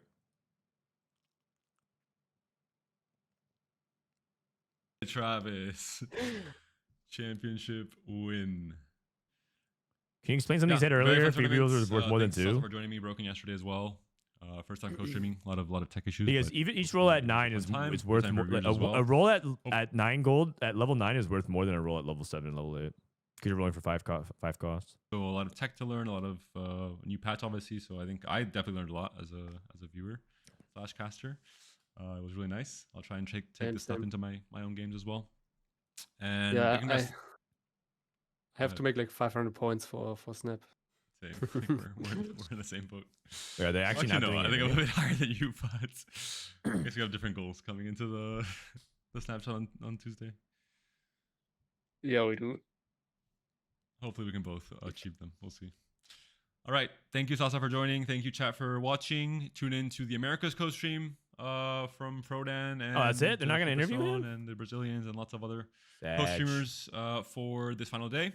It's going to be a really exciting final day for them as well. I think the names they got there. Is that it? Soju Oh. and both making it. Maybe I'll call him. With some of like the lesser known Travis. recognition players like Darth. How do I actually also making it and having someone to root for from Latam as well with Michael. I think it'll be a really nice storyline and narrative. So thank you everyone for watching. Oh, he might be doing an interview on the Polish stream. Hold on a second. Travis sent you a friend request. Are you not doing an interview on main? I messaged Travis. I'll talk to him for a bit. Exactly. No, I don't know why. All right. Bye-bye, okay, everyone. fuck it. You want to call? Bye-bye. What the heck? All right. I'm calling. Hello. Travis, what's up, baby? You made it to the World Championship. How you feeling? Bro, it's insane. After like 10 sets of playing competitively, making every regionals, finally Worlds, and not even from regionals. What's going on? Yeah, actually, it's funny because, well, I'm trying to find can you turn your cam on? I think people want to say hi. Oh, yeah, sure. Yeah.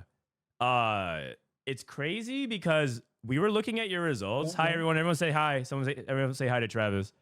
I think a lot of people thought you already had May World. I thought you had May Worlds as well when I was going through your results. So this was actually kind of a long time coming. You've gotten pretty far at regionals before though, right?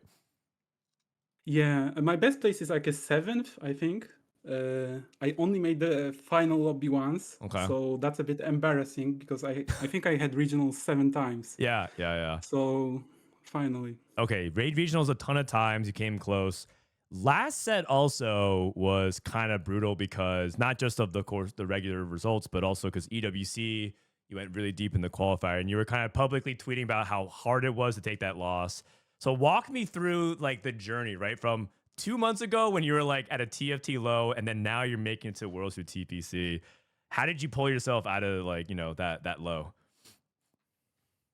I think the EWC was for sure the biggest loss ever in TFT for me. Yeah. So like I still think about this. It haunts me. I'm not gonna lie. Yeah. But after some time, I kind of stopped thinking about it. I made TPC. I'm not having that much fun this set, but it's decent. Like I'm not hating it either. Okay. That's good. Like That's I good. hated last set. This You set hated last set. is better. What was it about last set that was pretty that you didn't like and that felt like it was so bad for you? Well, I think I don't really like the hacks. They're like very similar to encounters, which I hated. The random encounters during the game, not the start ones. Okay. Also, I think the unit design was kind of boring. Like this set, there is more units that are interesting. Okay. So this set feels like a step up. What do you like about this? Do you think this set fits a little bit more of like your strengths as a player? I'm not sure. I think a bit, yeah. But mostly, I think I won because it's start of the set, and I get outscaled because I don't have a practice group. I mean, interesting. I kind of do, but it's like a very small Polish one, and I'm the best player there.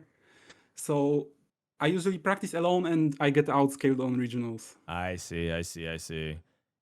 So who do you talk to? Do you talk to Kubixon? He's another top no. Polish player. I talk to like Lulush a bit, Wojtek, like some of the guys that made Evos? EWC from Yeah. the Evos team, and like some of my friends that are low challenger. Let's talk a little bit about that last game. I think we were watching and we were like, oh, he has Kaisa, he has a duplicator. A lot of people think that Kaisa can be one of those things that went out. And then you went for like the Stars Are Born Jhin, keeping that like fast 9 option open, which I think a lot of people were like, wow, that's actually crazy. So what like was some of the deciding factor that helped you make that decision to commit to a more bold line like that? I think like if I had the Kai'Sa in shop there, I would have Nico'd her probably if I didn't take the Stars Are Born and just played Kai'Sa too. But that Jhin, like, it fit my board really well. I take the Aatrox, I take Zac, I have 3 2-stars on board and like perfect trades. So I'm thinking that I can win streak and probably go 9 because like the 9 board is by far the best win. Like Kai'Sa is decent, but also after my last reroll game with the Vi, where I rolled 60 gold on level 6 to hit 1 Vi, I was kind of discouraged to play reroll. Yeah. I wasn't sure about that previous game because I feel like hero augments it just encourages everyone to grief you. So yeah, a little bit of learning. I think Ironbock either won or got a first before the win with Vi hero, and I like her as well. Like my placements with her on Screams and Ladder are very good. Okay, got it. But what was the whole weekend like for you, though? I mean, getting to this final lobby with TPC and everything like that. You said that you didn't have a good practice group, but were you confident going into it? Yeah, I was quite confident. I finally got invited to the global scrims for some reason, because that was one of my problems as well, because the scrims are very closed and I couldn't practice with the top. Yeah. I want to thank the guy who invited me. I don't know if he wants me to say his nickname. Oh. But why not? But big thanks to him, because I know it's kind of a closed group. They only invite, some of the friends. Okay. I wanna so it's a closed thank invite Dory. group. Thank Dory for organizing. Okay. All right, it helped me a lot for sure. Okay, 2 things that I want to say before we can wrap this up. The first is, who do you think is going to win in Americas? Have you been following Americas? I saw you in chat. Are you following Americas at all? Yeah, I've been watching Americas a bit. I think Soju is in final lobby, right? Yeah, Soju's in final lobby. So I'm a Soju fan. I hope he wins. Okay, wow. Okay, a Soju love watcher. I like it. I think he's actually a really good player as well, because people like at the middle ground in TFT think he's like more of a streamer, but when he tryhards, he's insane. Okay. I mean, I agree with that, but I feel like people just think I say that because I'm his coach. But yeah, I agree. Okay, and the last one is, can we get a Polska Grom? Polska Grom. Nice. All right, that one's for the Polish fans out there. All right, amazing. Travis, anything else you want to say before we wrap up this interview? Shout out to everyone that played scrims with me. Big thanks. Shout out to everyone who trusted I'm gonna make it. Enzo, heart to you. You'll make it next TPC. I know it. You're just unlucky, and I'm not joking here. Awesome. Enzo is the unluckiest player ever. Awesome. That's right. Their luck will just turn around. Look at it. Travis, 7 regionals, came close a couple times, but now it's going to the World Championship. Chat, can we get a round of applause? Congratulations, Travis, on making it. You're guaranteed to the World Championship. You won TPC, but you'll be competing and trying hard in the other ones, right? I'm assuming. Or are you going to go on vacation? Yeah, of course. Okay. No. I like playing TFT. It's fun. Tryharding is fun. So I hope I'll win the second one as well. That'd be cute. That's right. Put a statement. Show that it's not a fluke. All right. Okay. Congratulations. Go celebrate, Travis, and we'll see you in chat. Thank you. Bye and good luck to everyone playing in Americas. All right. Thank you. All right. There it is. Just a quick interview talking to Travis post-win. Especially nice because, I'm surprised they didn't do the main interview for the main stream. But yeah, that'll be it. All right. So EMEA done in the books. Travis seems nice. Okay, don't be fooled, man. I was actually surprised about how tame this guy is. This guy is a shit talker. I didn't want to call it out because I think it was a good moment for him. I didn't want to ruin the vibes because he seemed like he wanted to be a polite guy. But this guy talks like a lot of trash. I kind of thought he was going to come out guns blazing, but when he wins and he stands on top of the podium, he's actually quite humble and kind. So I guess it's all for show. All right. So I want to watch a little bit of APAC before the next cup starts because I want to see how Ironbog won. As you guys may have heard, Ironbog did win the final lobby. So I kind of want to watch. Dude, holy cow, man! 250,000 views on the Vietnam channel. Dude, they go crazy, man. It's because YBY and MJ made it. That's nuts. All right, so let's go ahead. I'm gonna run ads real quick. I'm gonna go to the bathroom, get some water. When we come back, we'll watch APAC. We'll watch. I think. How much time do we have? Let me put a countdown timer as well. Countdown to America's. Let's see. America's top 8 final lobby starts in. Give me a sec here. 1.5 hours. Hey, buddy. Hey, Levi, can you hold down the fort and with the stream while I go to the bathroom real quick? All right. Hãy cùng tôi gặp gỡ 3 tuyển thủ Việt Nam tham gia vào Pro Circuit. All right. Hãy cùng tìm hiểu nhé. I'll be right back, guys.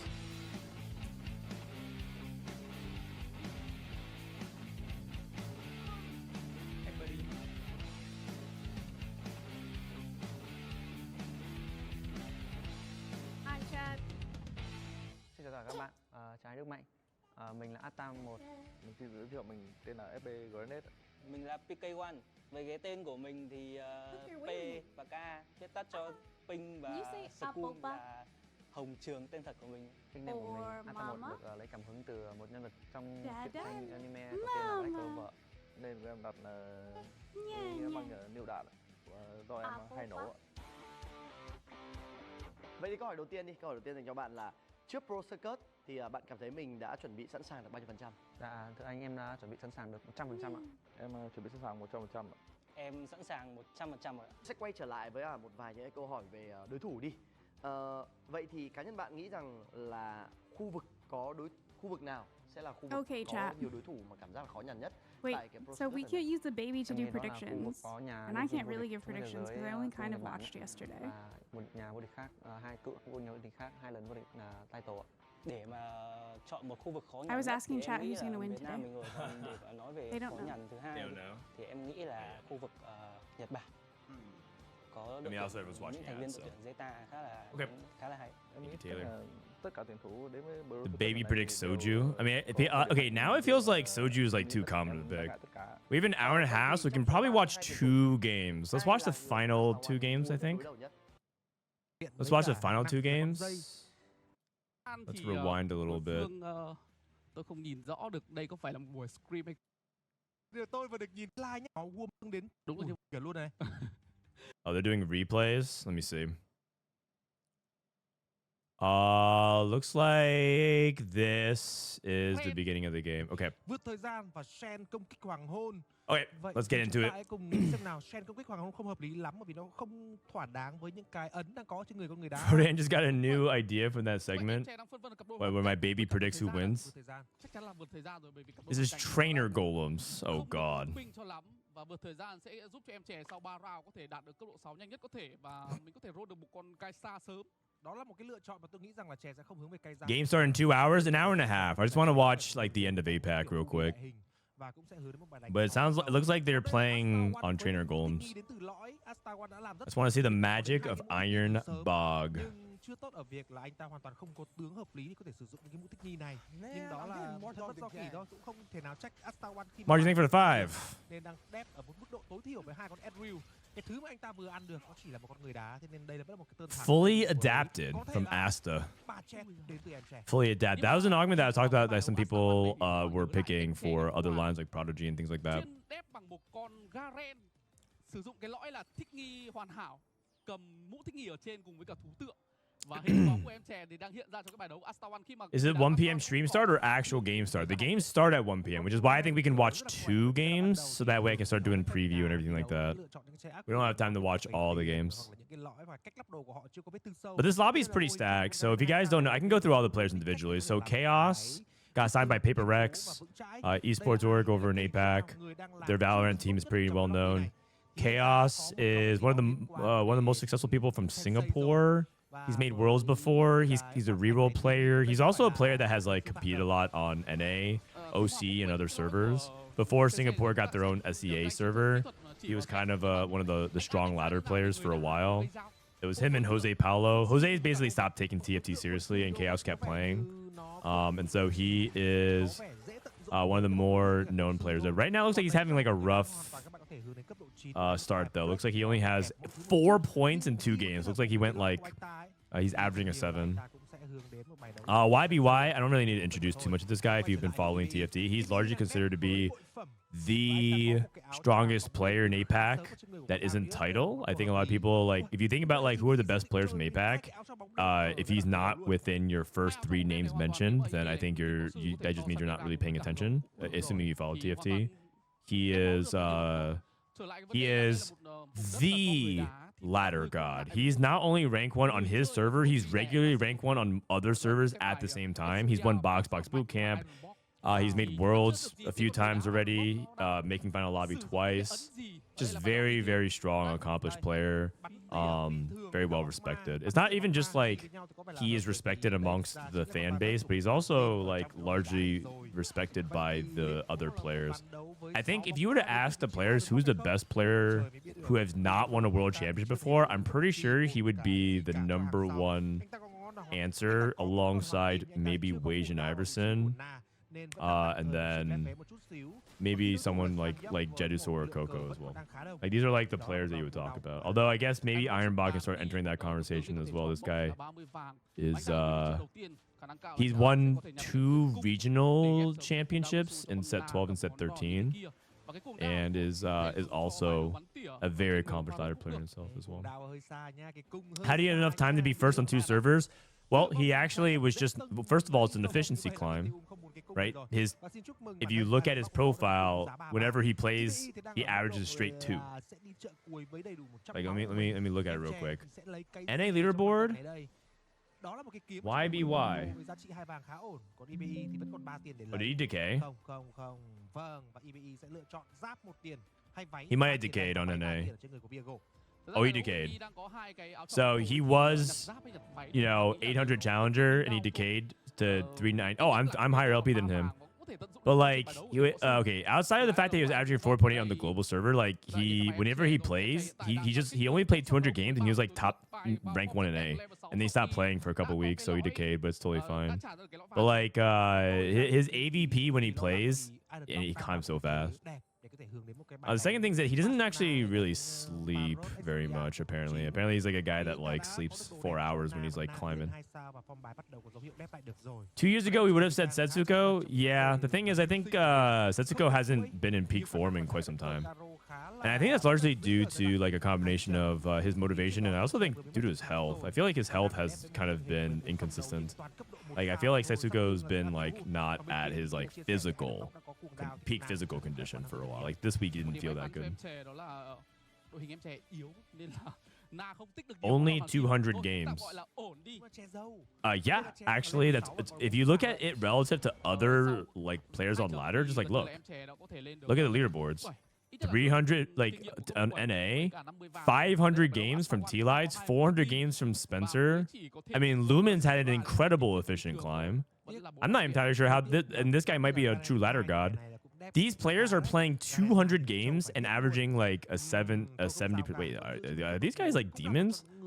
What's going on here? Is 1-1 Lumen the ladder goat? Averaging a 2.3? 1-1 Lumen. He plays 2 games a day and goes 1-1 and calls it.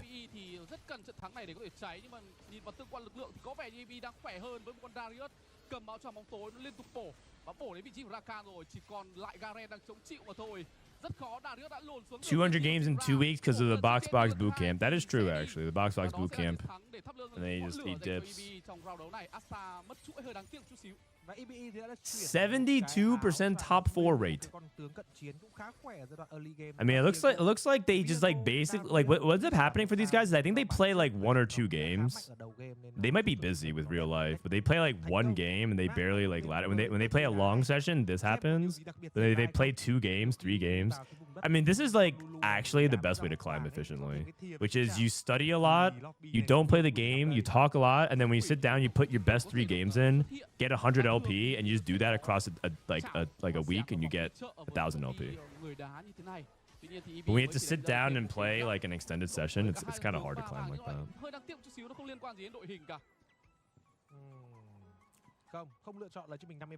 I do feel like ladder got a bit easier when the pros scrim. I don't know how much that accounts, but maybe that's a factor as well. Oh, I think so as well. I think as well. I do think that like if players do end up going for a scrim, it does change that a little bit.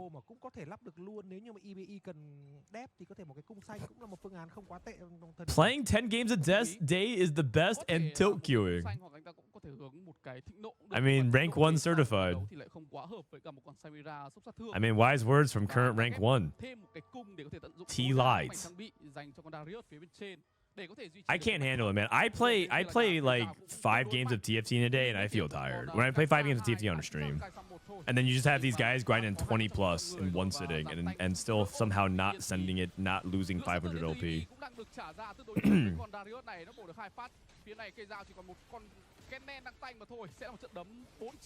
I think playing 2 games a day for like efficiency climb is actually because I think the reason why they're playing that way is playing for snapshots. So like the reason why they're playing 2 games a day in climbing is for snapshots. But I think like long term, if they're not actually getting volume games in, I think that's not a good thing personally. I think it works for some people. Some people can play off of that because maybe that's just the way they approach the game strategically and like mentally.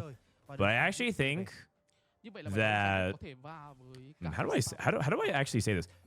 I think losing LP is not inherently a bad way to practice, because I think like setbacks and also like dealing with confrontation about like your read being wrong or like misplaying or like long sessions, everything like that is actually kind of important for the process, because you're basically only like trying to optimize for climbing LP, but you're not necessarily like optimizing for how you learn the patch, which I think is what T-Lights is saying in chat. Like, I don't think you actually, like, I think it can actually be a detriment at times.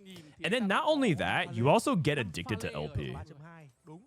You get addicted to LP, and it could be also bad for your ego, and also one of those things where you can't handle taking bad, like you start to like stop recognizing when things can be like a good 5th versus like playing for placements, because you're too used to just being like, well, I'm like second every game, you know.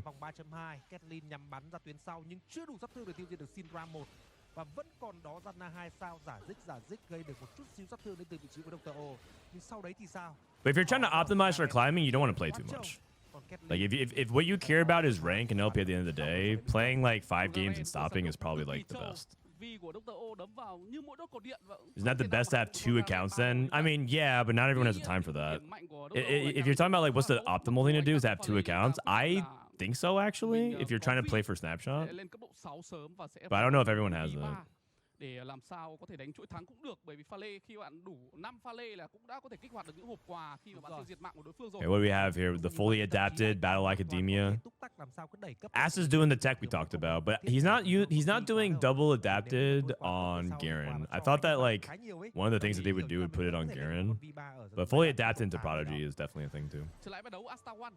Trận đấu này thì Asta One quyết định là không đánh lose streak như 2 trận đấu trước đó nữa, và anh ta đang đánh 2 accounts is so bad, it's so much time. Well, some people prefer to not spend that much time and take a shortcut. And so far, only like 5 people got caught. So the odds are pretty good, you guys. Yeah, don't do that. Don't get banned. Don't get banned. Nhưng mà chè thì sẽ có những cái khoảng phát triển khác nếu như mà thực sự mà chè mà muốn đánh UD đại hình. The best way to climb is to watch your VODs on your TV mounted 10 feet in the air. That's right, so that you're metaphorically dunking. 10 feet, the 10-foot rim. Oh my god. Cái đấy thì thấy ở trên mạng có chia sẻ rất là rầm rộ và nhiều người tin vào. I know what we got here. Ironbog took all that shimmers. Bintum took Tesla coil. em share lấy về, một con Poppy cầm cung khá là value. Do you guys like Teacher's Council first augment pick? Chaos took Teacher's Council first augment. The one that says like your mentor bonus. You can play 1, 2, 3 mentors, and you get the bonuses. But like I feel like that augment is like not that good. That augment used to say gain 100% of the mentor bonus for your whole team. Now it says 10. It says 10. Soul Fighter. Dude, YBY would be crazy enough to play Soul Fighter from here. I mean, you kind of have to. You kind of have to. It is Trainer Golems after a while. It's a clickable augment on 2-1. What's the double GA tag? I think you put 1 GA on Volibear and 1 GA on Gwen. If you get a Soul Fighter +1, I guess he's gonna put it on Samira. The thing is, Samira doesn't really need GA because she has her own like evasion. She hops around and then she also dives in and out. So it's like you don't really need Edge of Night on Samira. It feels a little bit redundant with like the way her kit is built. Hello, Dream Flare. I feel like it's a bit of a bait because you want mentor upgraded skill anyways. Yeah, exactly. Like you don't. The mentors are they're not necessarily just about the stats that you gain for your team. Also the skills that unlock. It's weird sometimes because she gets focused by the carry when she dashes forward. Yeah, especially if they have range extension. One thing that can be annoying about Samira is that like if there's like a sniper's focus, it like can lock onto the unit, onto Samira, and kill her. I've had my Kog'Maw, for example. Kog'Maw gains infinite range. I had Kog'Maw lock onto Samira one time and then never let go.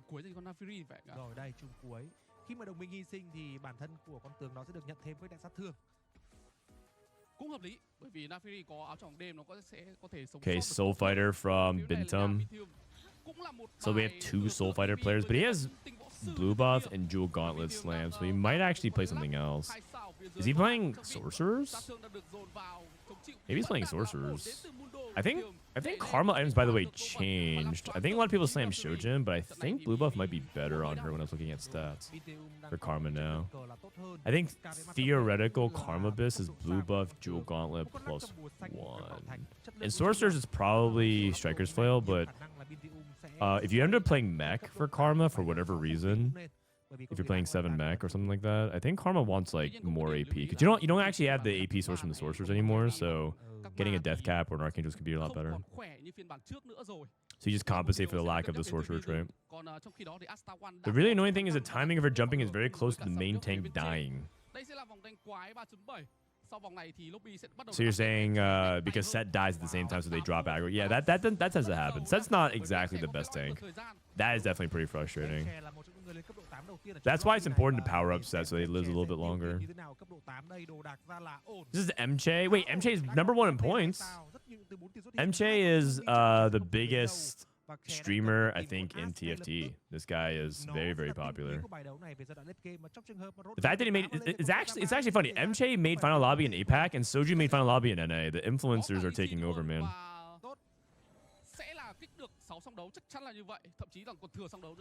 Going Duelist Kaisa. Interesting, because he has Duelist and Supreme Cell. Fascinating. So he Matt Vows. Gonna go Rage Blade on Ashe. Shojin. Oh, he's playing Psych. Oh, he's at level 8. I thought he was rerolling Kaisa because he made Kaisa too. He's actually playing for Ashe primary and Kaisa as a transitionary carry. Like maybe he goes Ashe Kaisa duo. I see. I missed that. Karma Source is bad. I mean, yeah, but this is Trainer Golems. So if you get offered a Karma spot on Trainer Golems, you play it. You have to remember one important rule on Trainer Golems is that fake comps become real. Because there's you know how if you can get like Bastion, Luchador, Edgelord, if that's what is on your Golem, you play Volibear Edgelord. Like it doesn't. You're supposed to do that. Otherwise, well, one, you're just gonna be really far behind. You're not supposed to like ignore it and play Ashe or something like that. Looks like they have a little bit of a pause. Okay, final lobby is 3 Korea, 3 Vietnam, 1 Hong Kong, and 1 Singapore. Not sure what happened to YBY's cams. Bintum. You know what I heard about Bintum from T1? I heard that Bintum literally does everything for T1, like everything. He's like, he might actually be TFT Jesus. For EWC, he was like basically playing all of their games at the same time. They would like ask him what augments to pick, and he would like helping pick the augments for all 4 players at the same time. Like for 4v4, that guy's crazy. Apparently, he sets macro and plays like the games for all his teammates. Wow, wow, Listen 2 duelist. Does Hong Kong have their own server? They play on a server called SEA. Okay, Vi 3, Knuckle Dusters for Dr. O with Janna 3. He went Vi 3, Janna 3. Oh, he's trying to play 5 Crystal Knuckle Dusters. That's kind of crazy. He can farm so many resources. What kind of fruit he got? He has Trum Koi. I don't know how to pronounce Vietnamese. Also, I'm pretty sure MJ Spot's not very good.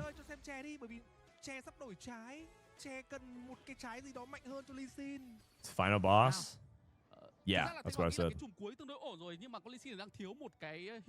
Yeah, this Lee Sin spot or this duelist spot not looking the greatest right now. The problem is that he doesn't have Udyr. He doesn't have Udyr with his front line right now.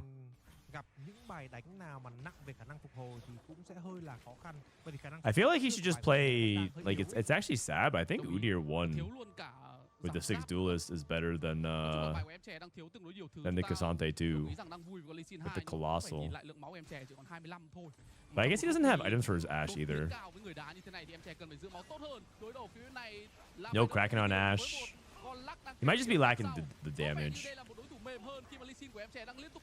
Okay, Bintum. Bintum's still carrying a Lux too, trying to play Soul Fighter.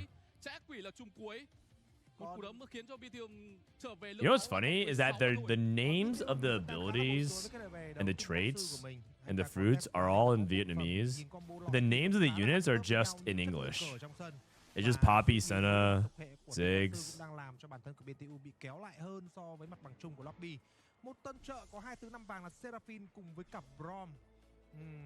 Okay, MG takes the bow, needs it for the Kraken. Có thể là một cái thịnh độ thủy quái trên người còn As 2 bởi vì dù sao đấy là một con tướng 4 vàng 2 sao rồi thì nên ưu tiên đồ. YBY. YBY takes tier. Mace as well. Okay. What's YBY playing? I think he's playing the Soul Fighter build again. Well, yeah, they are names. No, but the thing is, okay, guys, work with me here. It's not. If we watch the Chinese broadcast, the names of the champions are in Chinese, the name of the traits are in Chinese, and the names of the fruits are in Chinese. But in Vietnamese, they name it in English. That's what I'm saying. Like in the Vietnamese client, they still use the English names. If you don't believe me, just load up a Chinese stream.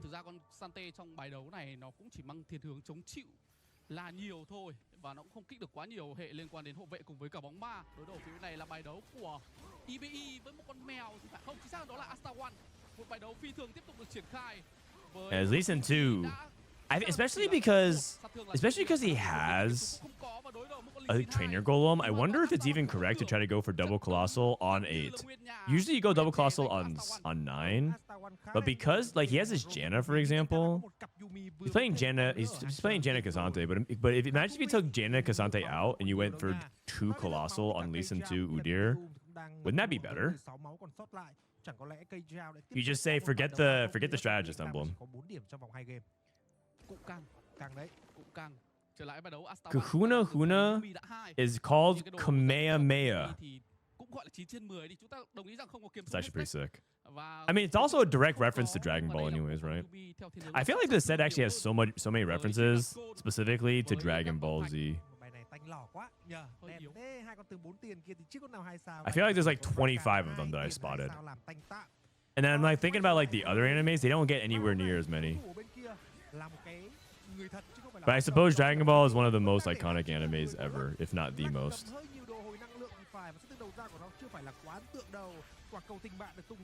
Because I don't really consider Pokemon an anime.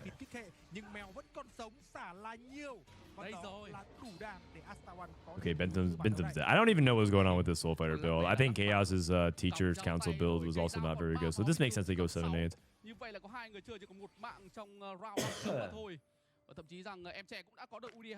The fruits are straight from One Piece? Yeah, but like, what else One Piece is there? There's the stretchy arms, I guess. What else is there?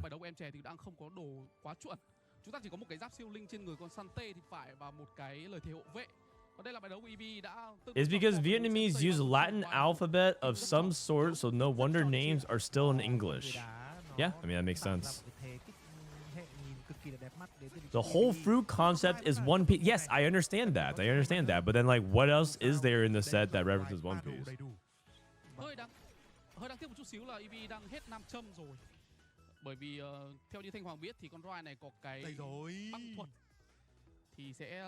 These anime freaks keep gatekeeping Pokemon as not anime. No, Pokemon is an anime. I mean, we have a Pokemon reference, the Monster Trainer.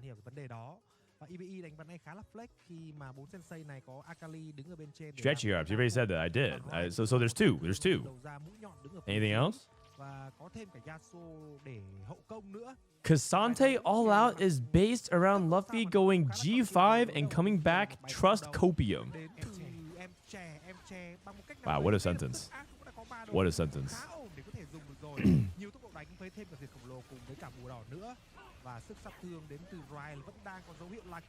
That, if you talk about like English just does not make sense to some people based on internet culture, that is a perfect example of it.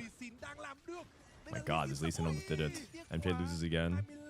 YBY. YBY's playing Sensei. For Sensei.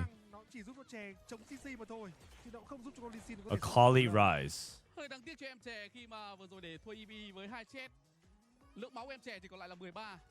They have mentor trait as Sensei. It's so cool. We should have had mentor change to Sensei too. True, actually. They could have gone a little bit more. They didn't have to go into like some of the usual traits. They didn't have to go into like, you know, Juggernaut. They could have made it a little bit more anime themed as well.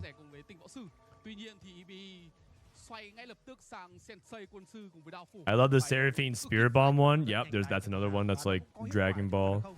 Like Senna is the special beam cannon. People mentioned it Kamehameha. They talk about over 9,000. That's a Dragon Ball meme as well.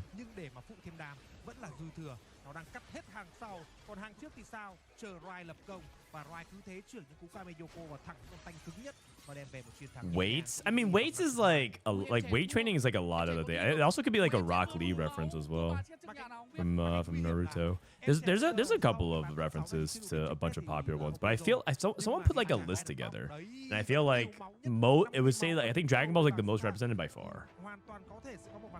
Solo leveling, guys. You keep saying that, but that's literally a reference to just one mid anime. Sorry, I had to say it.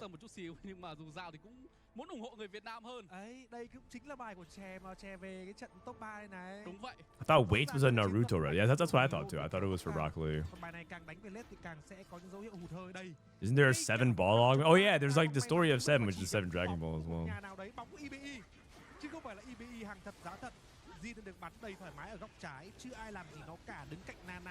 I mean, I'm not saying I didn't enjoy Solo Leveling, by the way. I think it's a fun show. And you know what? I think I told this story once before. I didn't get canceled, so I think I'm okay to say this a second time. I actually had to watch Solo Leveling on the airplane because I was behind, so I downloaded it for one of my trips. I think it was when I flew to Macau for last oh no, I went to it's for when I went to Japan. I went to Japan for the Street Fighter tournament because me and Box Ascara won the Street Fighter Slam, so we went to go compete in the finals in Japan. I downloaded solo leveling, except I didn't change my preferences because on Crunchyroll, your default preferences is based on your location, so it assumed that I want to download things in English. So I was on the plane, I was ready to watch solo leveling, and then I realized the whole season was in English, dubbed. So so my choice was to watch solo leveling dubbed or to raw dog the flight. So I watched solo leveling dubbed. And it wasn't even that bad. It was actually okay. I actually still enjoyed it. It was fun. Because you know why? Do you know why? Because dialogue in that show, the writing does not fucking matter. It does not matter. It doesn't matter what he's saying. It doesn't matter what the characters are doing, because it's just one thing about the show is that he just levels up and kills everything. That's just what the show is. The writing doesn't matter. The dialogue has no impact on the show. That's why I was still able to enjoy it dubbed.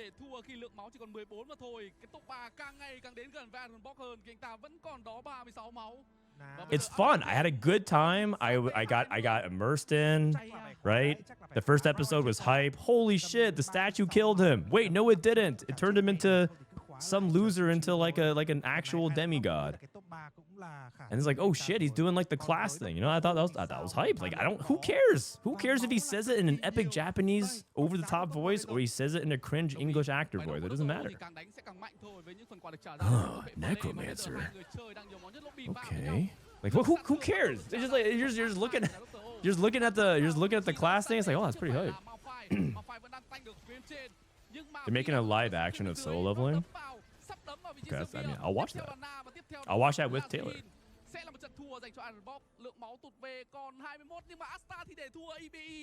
It's good. It's just like cheap, fun entertainment. It's low stakes. I never once thought ever that he was going to even get close to dying after the first episode, of course.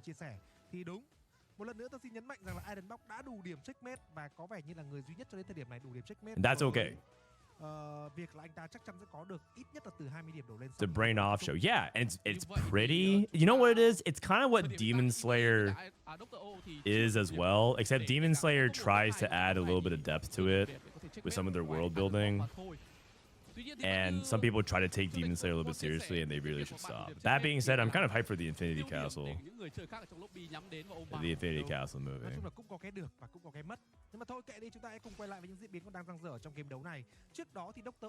But I mean, the plot's not like some amazing thing, but like the way that every arcs have been developing. I mean, I didn't really like the Swordsman Smith arc, whatever, the Swordsmith arc. But I liked most of the arcs in Demon Slayer recently.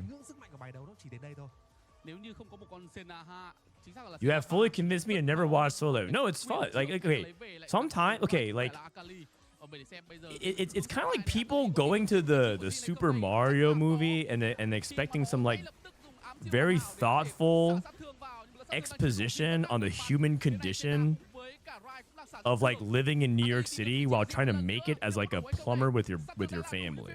You know, like no one's doing that, man. Like you're just going there because you just want to watch him go wahoo and save Peach again. You know, like the usual. It's fine. It's just not. It's not what it's for. It's not what it's for. We're not trying to do some like deep dive mosaic reflection on what it's like to struggle in the middle class. It's just not it. What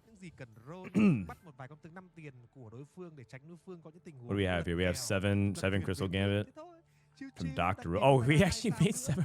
So we played Knuckle Duster's Vi, rerolled Janna and Vi, and then got to 7 Crystal Gambit.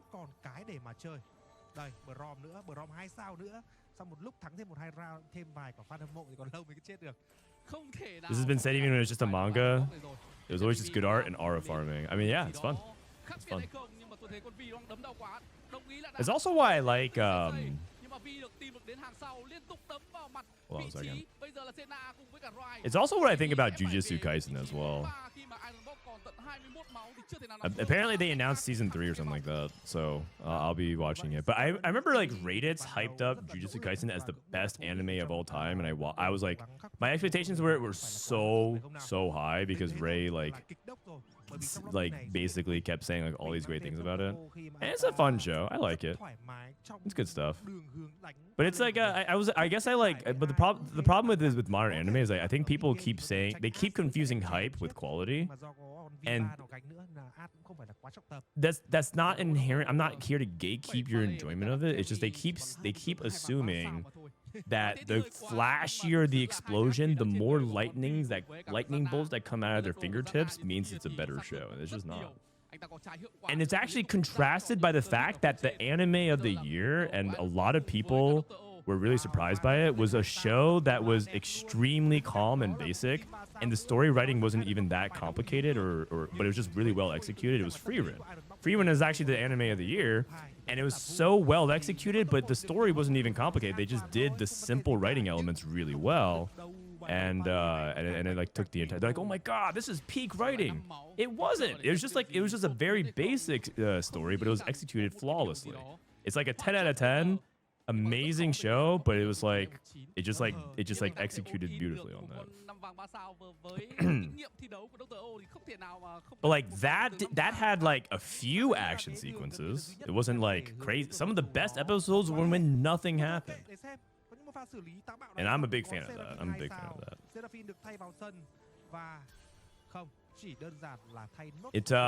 a big fan of like subverting those expectations, but maybe that's because I've watched too many of them, and everyone just keeps saying it's peak, it's the best, right? It has, like, you just have to watch it. If you don't, you're missing out on a cultural zeitgeist moment. It's a phenomenon, and my expectations are so high. I just can't believe anime fans anymore. I just can't. I can't take them seriously anymore. But it's not. But I don't want them to not enjoy it because I enjoy it. I don't want them to have the impression that I don't like it. I am enjoying it.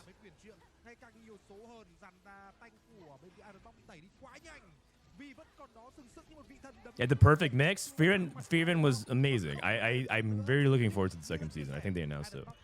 It didn't win Anime of the Year. Well, partially because it depends on how you're voting, right? Are you voting by criteria of critics? Are you voting by criteria of views and popularity and fandom voting? Because what Solo Leveling is able to do, right, is able to gather a bunch of people in the room to appreciate something, and there's power in that as well. It's not about necessarily like how insightful and profound your show is, right? Like, yes, you can have things to challenge the way people view topics, or maybe entire genres, right? To have innovation on it. But sometimes it's just really nice to be in a crowd of people, right? I think people still show up to U2 concerts. Or Coldplay. Like that poor CEO and his mistress. Some people just like to get in a room and just with a bunch of other people who just appreciate music.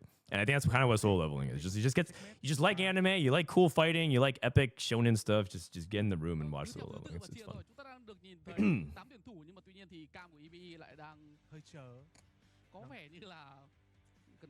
Anime of the Year is a popularity contest. Well, I guess I'm just going off of like general reviews and ratings of it. So this is worse than talking about politics. I hope one day my son can grow up in such a bubble where he can be like Scoop, where talking about your own preferences about fictional media, you're not even talking about real life consequences.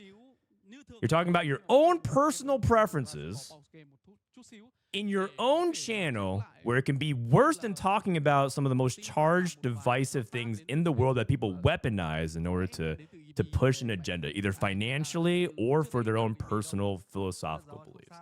I hope that my son can grow up in a bubble as much as you have as well, Soups. That is a ridiculous thing. That's asinine. The fact that you think this is worse than talk about politics. You're ridiculous. I'll see you in 180 seconds.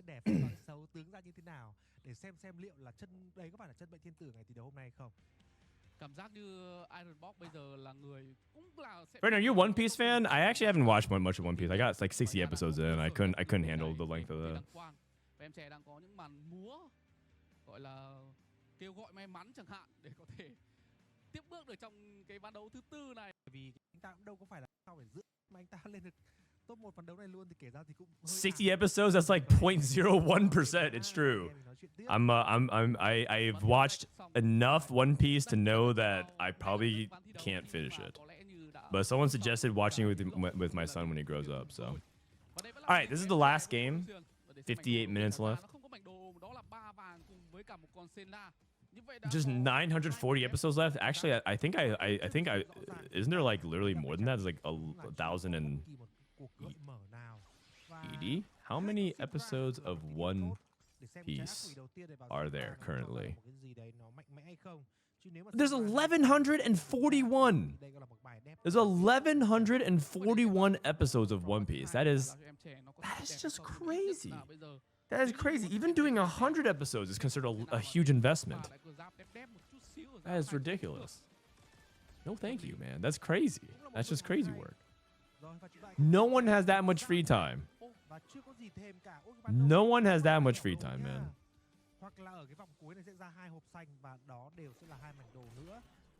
It's to start from zero. You're better off waiting on the remake. I am. I'm waiting for the remake. I'm going to enjoy it with my son. We'll do like one episode a day. We'll talk about what we think about it. I'm going to have him develop sensibilities around appreciating watching things. My wife is going to probably have Levi grow up on reality TV. She loves reality TV. She's going through like a Big Brother phase right now.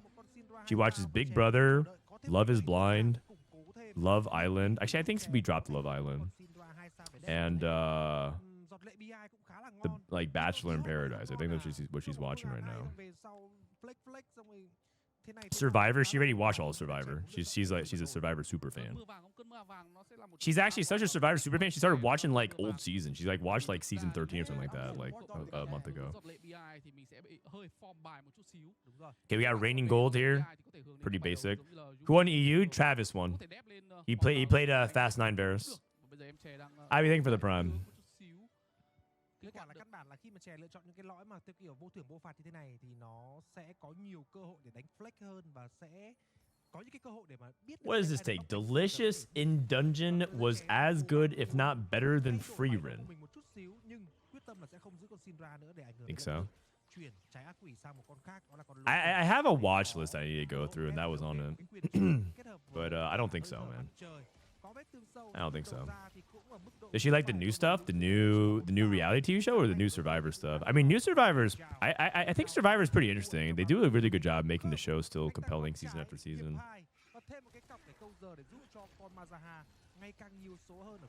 I mean, you have to admit that Jeff Probst loves Survivor, man. That guy is committed to his craft. The fact that that dude like moved to Fiji Island and made his entire life Survivor, that dude loves it. He just loves it for love of the game. Like, I think I'm committed and I love TFT, and this guy is even more, man. That'd be like if I moved and pitched a tent on Riot Campus.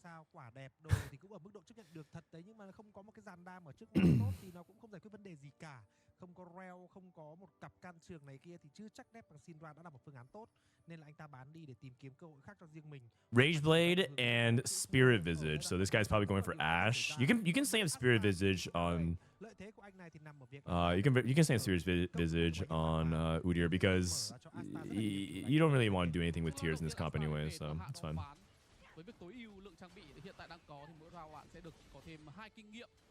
The new era of Survivor seasons are a little controversial. Oh, is it? I haven't actually been keeping up that much. The last season I watched was when what was her name? The black woman that won? Miriam? I forgot. But I watched her. I watched it with Bryce. And she played a pretty good game. Marianne, thank you. Yes, she won. It was a pretty solid season.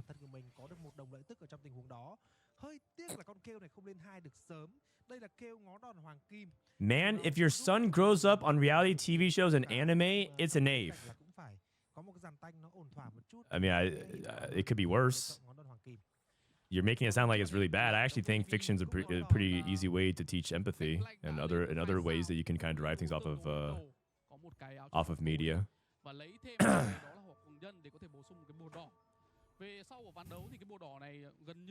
As opposed to what? Strict academia? Look how that turned out for a lot of people in my generation grew up under like a strict like none of that type of stuff, and I just gotta say, like, I don't know if the millennials / Gen Z generation appreciated the way that they were raised. So why not we try something different? How many of you here appreciate exactly the way that you were raised and you felt like the way you did with your parents was exactly right? I would probably say that you would be in the vast minority. I think there's a lot of people who don't have preferences of what they want versus not. And if you say yes, I want to know what your parents did that you feel like it was properly raised on. Còn phía bên này thì Sang Nhúc có một cái kiếm trên người con dây, đều là những món trang bị trên người những vị tướng ba vàng cực kỳ giá trị, và em chè nhặt về được một con Yasuo cầm găng. Gold Destiny with Caretaker's Favor, Wandering Trainer. Okay, Dr. has Wandering Trainer. Remember, this is game 4, but Ironbog is in check. We know that he wins the game, I guess. So at least we're like kind of following along here. My parents read a shit ton of books to me. We're reading books to him. Teaching respect and hard work. I mean, yeah, but these are like broad concepts, right? We're not talking about like activities that you do with them. Oh, I see. So Ironbog played Rageblade, Mogul. So I mean, did he also Fast 9 for the win? That's what Travis said. If he Fast 9 for the win, that just means that Fast 9 for the win is like what people should be thinking about in Checkmate today.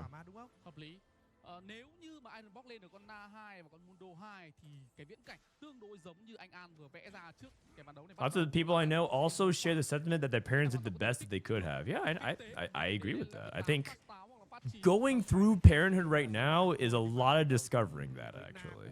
Which is like, oh, this is a challenge, and all of a sudden it kind of makes sense how parenthood, how you were raised, right? You gain perspective on it.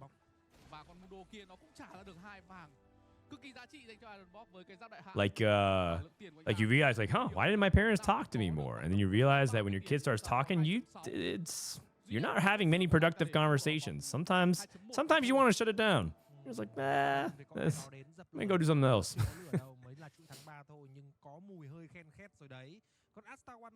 I'm not saying that as me right now because my son can't talk, but watching kids learn their first words, because one of the first things that kids learn is how to say, when you teach them the word no, and they learn how to say no, they say no to everything. And that can be kind of problematic to get things done. But Levi hasn't really started talking yet, so.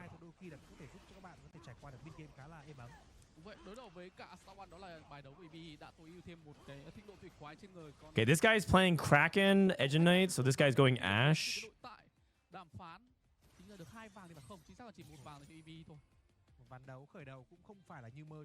Everyone watches Miss Rachel? Dude, we have Miss Rachel on, for sure. Miss Rachel. I hope she likes her job. Miss Rachel's job, I don't think I could do that. Like, doing, like, kids' content. Because I watch Miss Rachel, and I think about it from the perspective of a content creator. Because that's what she is. She's a content creator. And I just think, like, man, I don't know if I can keep this up. Just like, just watching it and just watch her summon the energy to once again try to teach kids how to pronounce certain words, or like, oh my God, it's a frog. Frog. Frog. Right? And I'm just like thinking, I'm just like watching her do it. I'm like, holy cow. Doing this day after day for hours on end for content, like, wow. Like, I feel you definitely have to like love it, I think. If I was like the streamer doing that, it'd almost be as crazy as every day logging on just spelling the alphabet. C O G G. I think I go insane, man. I think I go insane. I could sense my brain literally rotting on a minute-by-minute basis. cấp độ 2 sao là can trường để cho vào đép tạm thôi. Chứ cây già cũng sẽ vẫn sử dụng một tình huống áp cấp, nhiều khả năng là như thế. Một giọt nước được vứt sớm vào người của Mazaha để tối ưu thêm khả năng phục hồi năng lượng của vị tướng này. Đối thủ ở bên kia là Lucian của em lần này thì Lucian đã lên trong isn't she a millionaire? I mean, the thing is, like after a certain, yes, you have the money, but like it's also really important to be like not only if you are successful financially, but also to be happy and enjoy what you do. A lot of people can't understand that. They're like, how are you sad? You have money. And it's like, because sometimes people don't enjoy what they do. But I assume that she does. I assume that she does.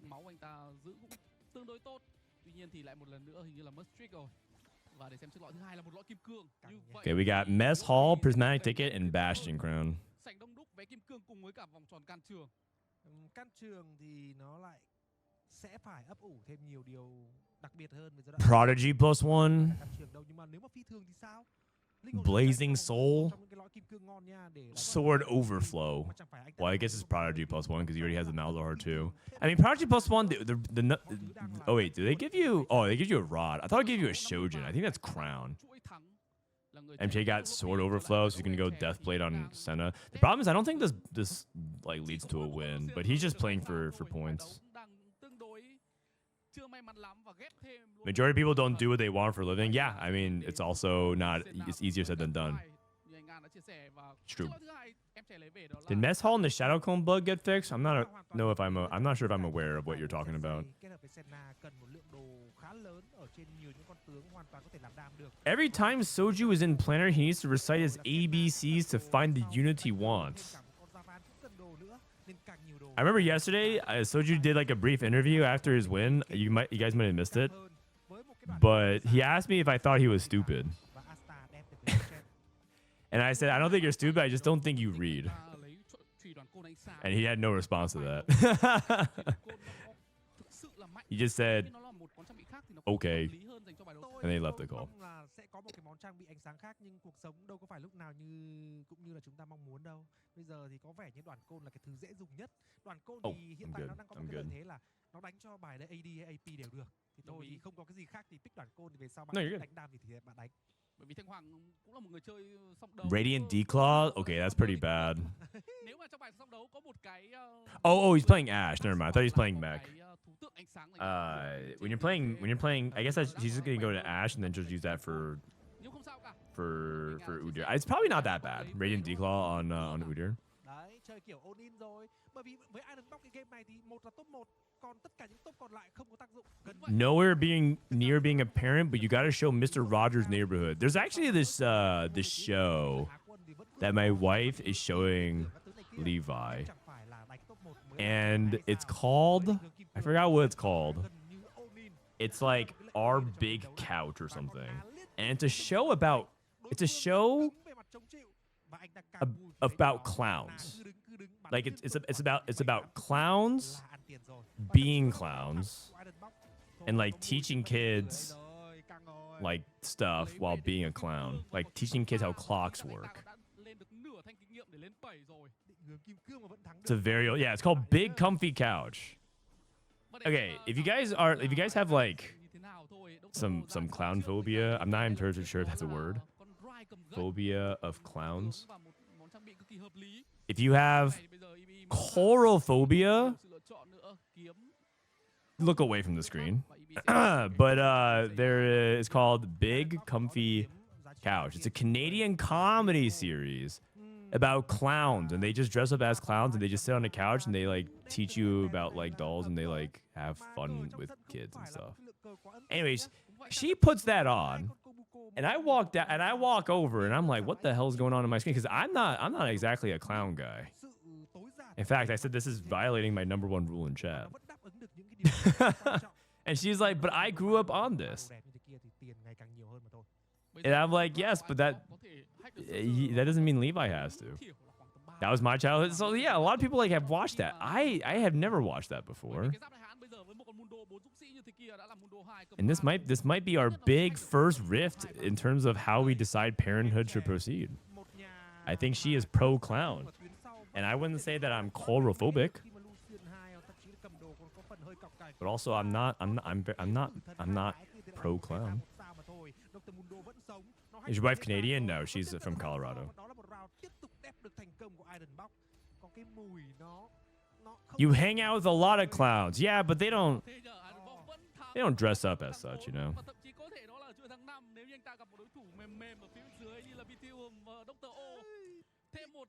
At least they have the illusion. They don't come to work, you know, wearing the red noses and the white makeup and stuff. That's what really gets me, man. It's more about the visual of clowns. It's like it's the overexcited smile and the voice and the big red nose. I just can't handle it, man.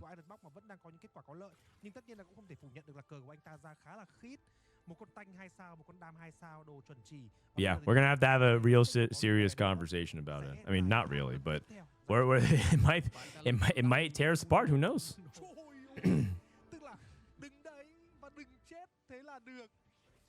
Okay, this guy's going Kale 3. Dr. O went Kale reroll. Interesting.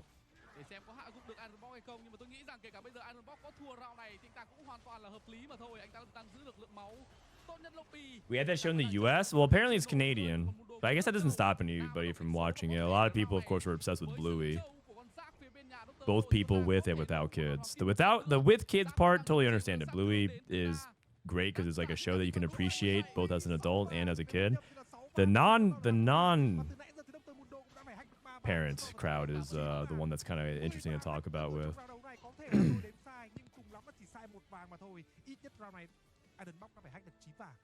Okay, Ironbog. Wait, this is actually almost the same. He win streaked with Prismatic Pipeline and Rageblade and Mogul's Mail. It makes a lot of sense how he's able to convert from here.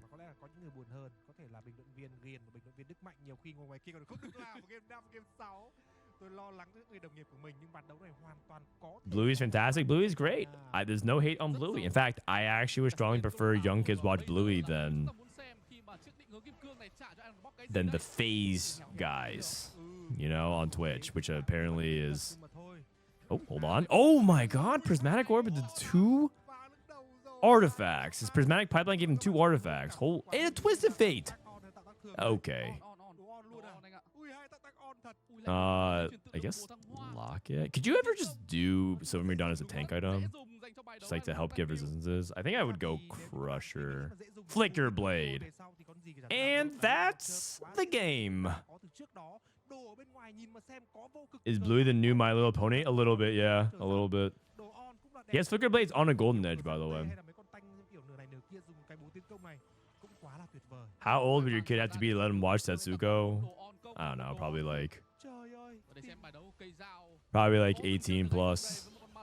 No Setsuko until he's 18. Mature audiences only.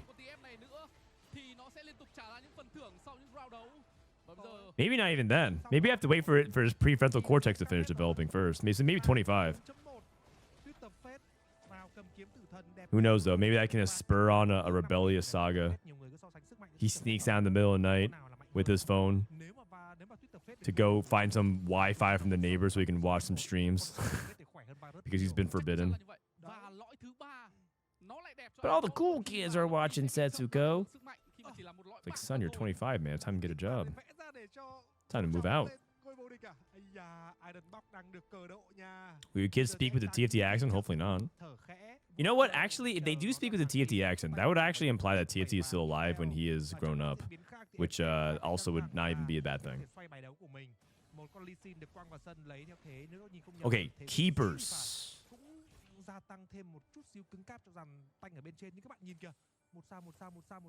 It's fine. Setsuga has family friend tag on his stream. Can't we just sue then for like false advertising? Family friendly. For Sensei.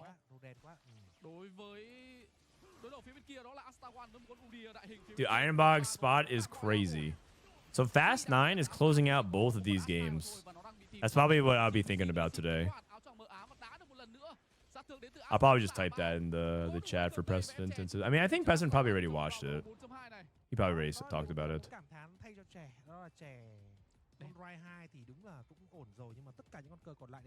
Both final lobbies won by Fast 9 Varus Moguls / Infinite Streak.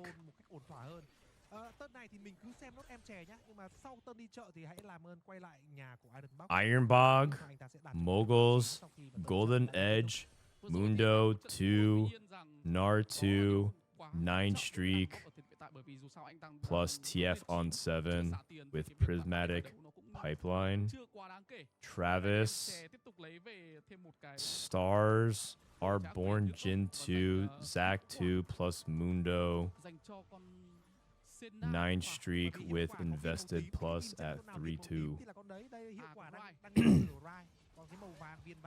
It is a bit interesting though because Travis had Dupe plus Kaisa openers, so he opted out of them.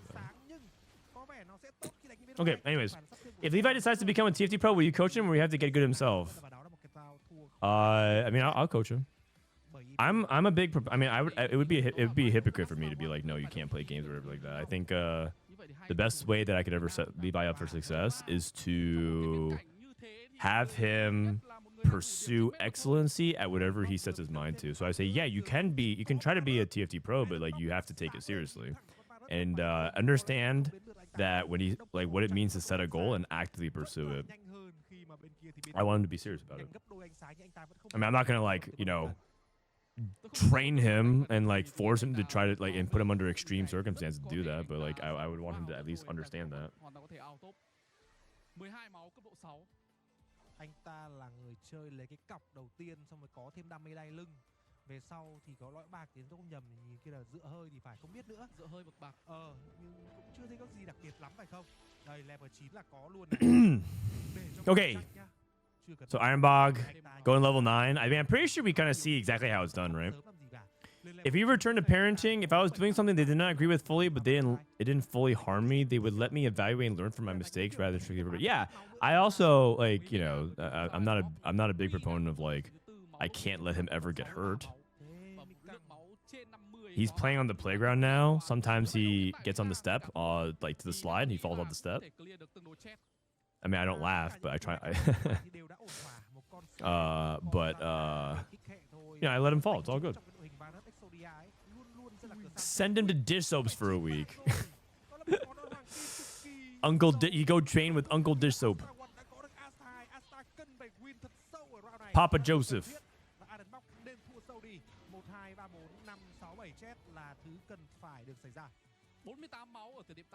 I have a question about Prismatics. How can Radiant Refractor and Radiant Relics be in the same game in the same tier when one is clearly better? It's not. One is not clearly better. Radiant Relics grant you net 1 item because you get an item. Radiant Refractor gives you a component and it upgrades an item. It's a big, big difference. Theoretically, Radiant Relics is a higher cap. Disso will be like Piccolo training Gohan. I mean, that's true because Piccolo didn't even want to train Gohan. So I don't think Disso would want to train Levi. I don't think he has time for that.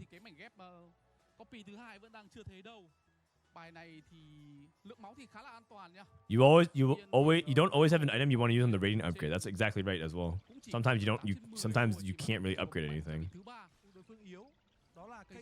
Relics has a chance to not fin the cop. Yeah, exactly. There's downside. If it was only strict upside every single time, that augment would be too OP. It'd be too OP. You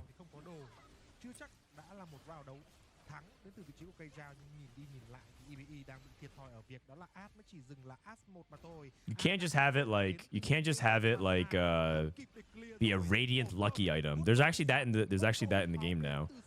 You get a radiant lucky item finder, you put it on your unit and you can get a specific radiant item. It's pretty good.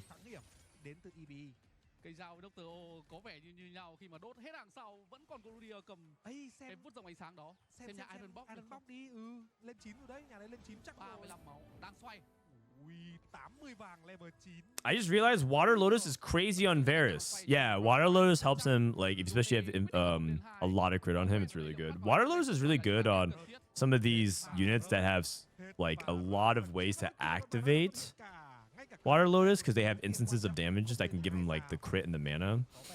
Could be pretty good.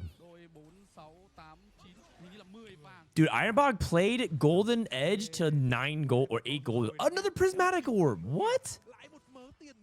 What the heck? That's crazy. Okay, well, there's no way. I mean, that's why he could hit everything. No Varus. You play Varus, or sorry, no Rise. You don't play Rise till the end. Still no Varus too, dude. He needed that prismatic orb.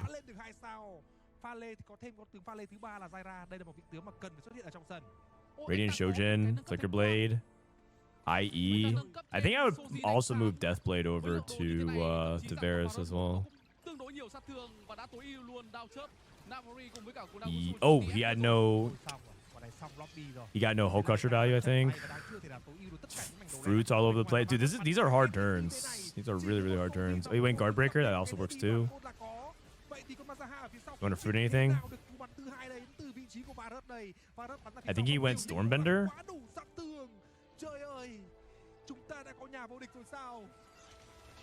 Wow. Okay, well that's got to be it then, right? Hull Crusher, Fruit, and then Reforged into Trenchcoat. Wow. Wow. Okay. Holy cow. No wonder he won. Like, this just smashes everything. As long as now he just has to hit Varus too, and it's the game over. Yeah, I think the Varus to close out these games on checkmate makes the most sense for this patch. The thing is, if everyone tries to go for it though, that just changes the lobby dynamics a lot.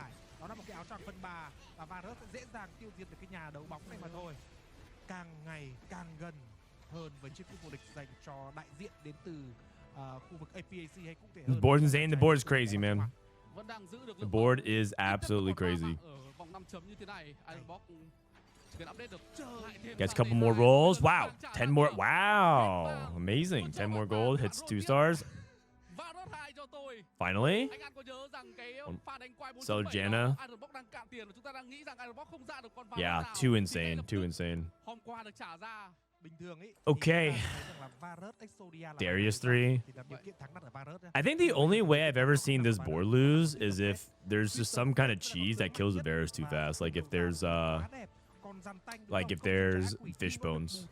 Fish bones is like one way that I've seen this lose. MJ did get a artifact. He got Zonias on Rise. I mean, that's pretty good. Not bad. Dude, these Cassantes with Trenchcoat all get a second life. This is actually crazy. They all get all out and they all get an extra life. Oh my goodness, man. Do we lose the 7 Crystal Gambit? Yeah, maybe. I think it depends on like how much value the 7 Crystal Gambit has collected. So we'll see. Key, thanks for the raid. Coin, thanks for the raid. Let's get ready, guys. 30 minutes until the America's Top 8 lobby. Appreciate it. You guys all had great streams. What is the new Loy power-up? I think that might be Stormbender, because it's like a 1 out of 2, and it looked like the options were like Stormbender. So I think they might be doing some bending. Okay, cash out. Ironbog. Varus 2. I mean, that's game over. That's game over. Fast 9 Varus. Fast 9 Varus is looking really good. Also got Trenchcoat on Braum, which is also really good.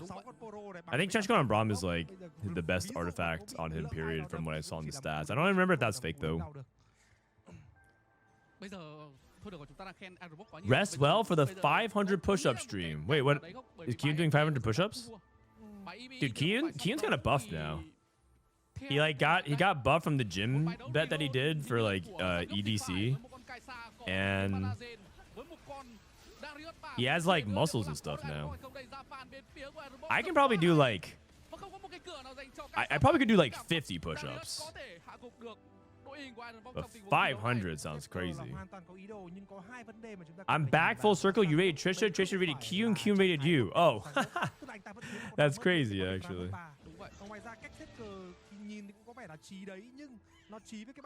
I mean, does he have to do 500 total push-ups? I mean, that's not too bad. Just do 10 push-ups and play 50 games. Just do 10 push-ups after 50 games.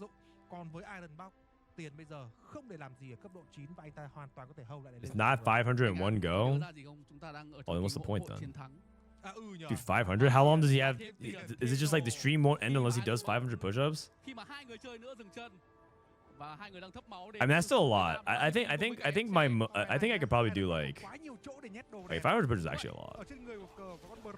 It's 50 push-ups per eighth. Oh. Oh. You know, I actually had a stream idea where I was supposed to do team fit tactics. But the issue with that is I'm just so physically exhausted. I don't think I can pull it off. But I actually kind of wanted to do something like that, where it'd be like based on the placement, spin a wheel, do some fitness stuff. But I'm not in that good shape though. 50 is a lot. 50 push-ups. The problem is when I start getting to like 40, my form starts to even 30, my form starts to get kind of bad. It'd be like I can do 50 push-ups in one thing, but like it's like starting around like push-up 30, the form becomes quite questionable. But whenever you're trying to do like a personal challenge, that always happens, right? Same thing with pull-ups. I think I can do 20 pull-ups, but starting around pull-up like 13, it starts to get like kind of.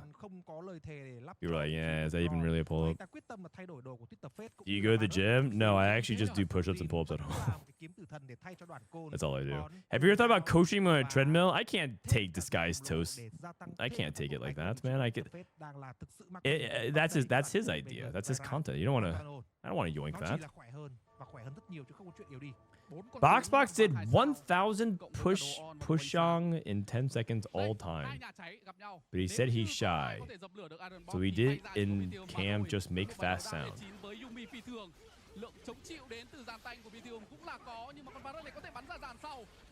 Okay, I don't know if I understand what you're saying, but you're saying Boxbox did 1,000 push-ups in 10 seconds.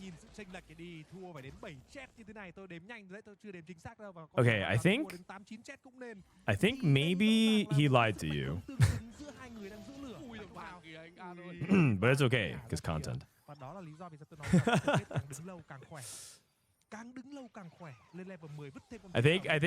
don't think Boxbox could do 1,000 push-ups in 10 seconds. I'd be impressed if he could do 10 push-ups in 10 seconds. That's actually hard to do. 10 push-ups in 10 seconds, like quality push-ups. It's actually hard.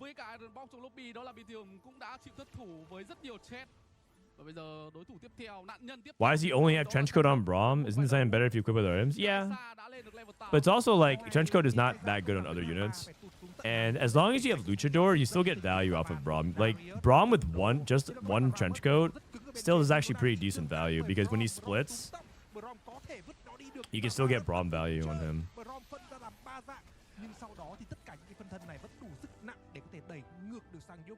Streamers can't lie to their chat. Otherwise, what? What's the penalty for lying to chat?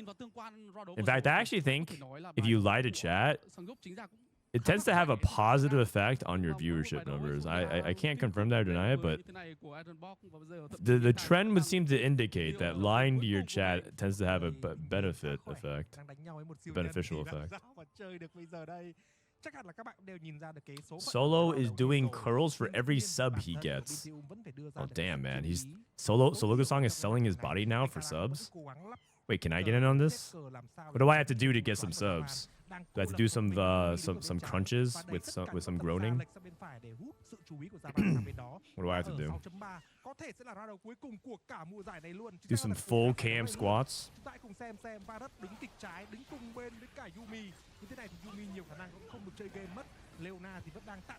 One sub equals one pull-up. How do I get a pull-up bar in here? I guess I have to like go downstairs and do it. You guys will have to just trust me that I did it. Dude, Ironbog, I mean, his board was so good. He just like crushed it all the way through. What was Bintum? Bintum was just playing Prodigy Yuumi. I mean, it makes sense. Dude, his scores were crazy, man. Ironbog, can we look at the scores? 2, 2, 2, 1. First. And then MJ got 21, Acid got 21. Pretty solid day overall for these guys. But like Ironbog just went, he just like smashed it and won the tournament in 4 games. 2, 2, 2, 1. Chaos 6887. Bro, I scored 7 points in 4 games. Oh well. I mean, MJ did pretty well. Happy for him. I'm happy for the whole Vietnamese scene. Let me see. Translate section to English. Exodia's people's home are different. The strongest guest T top 2 VN. Chaos with the howler every day. It's okay, man. It happens. It happens.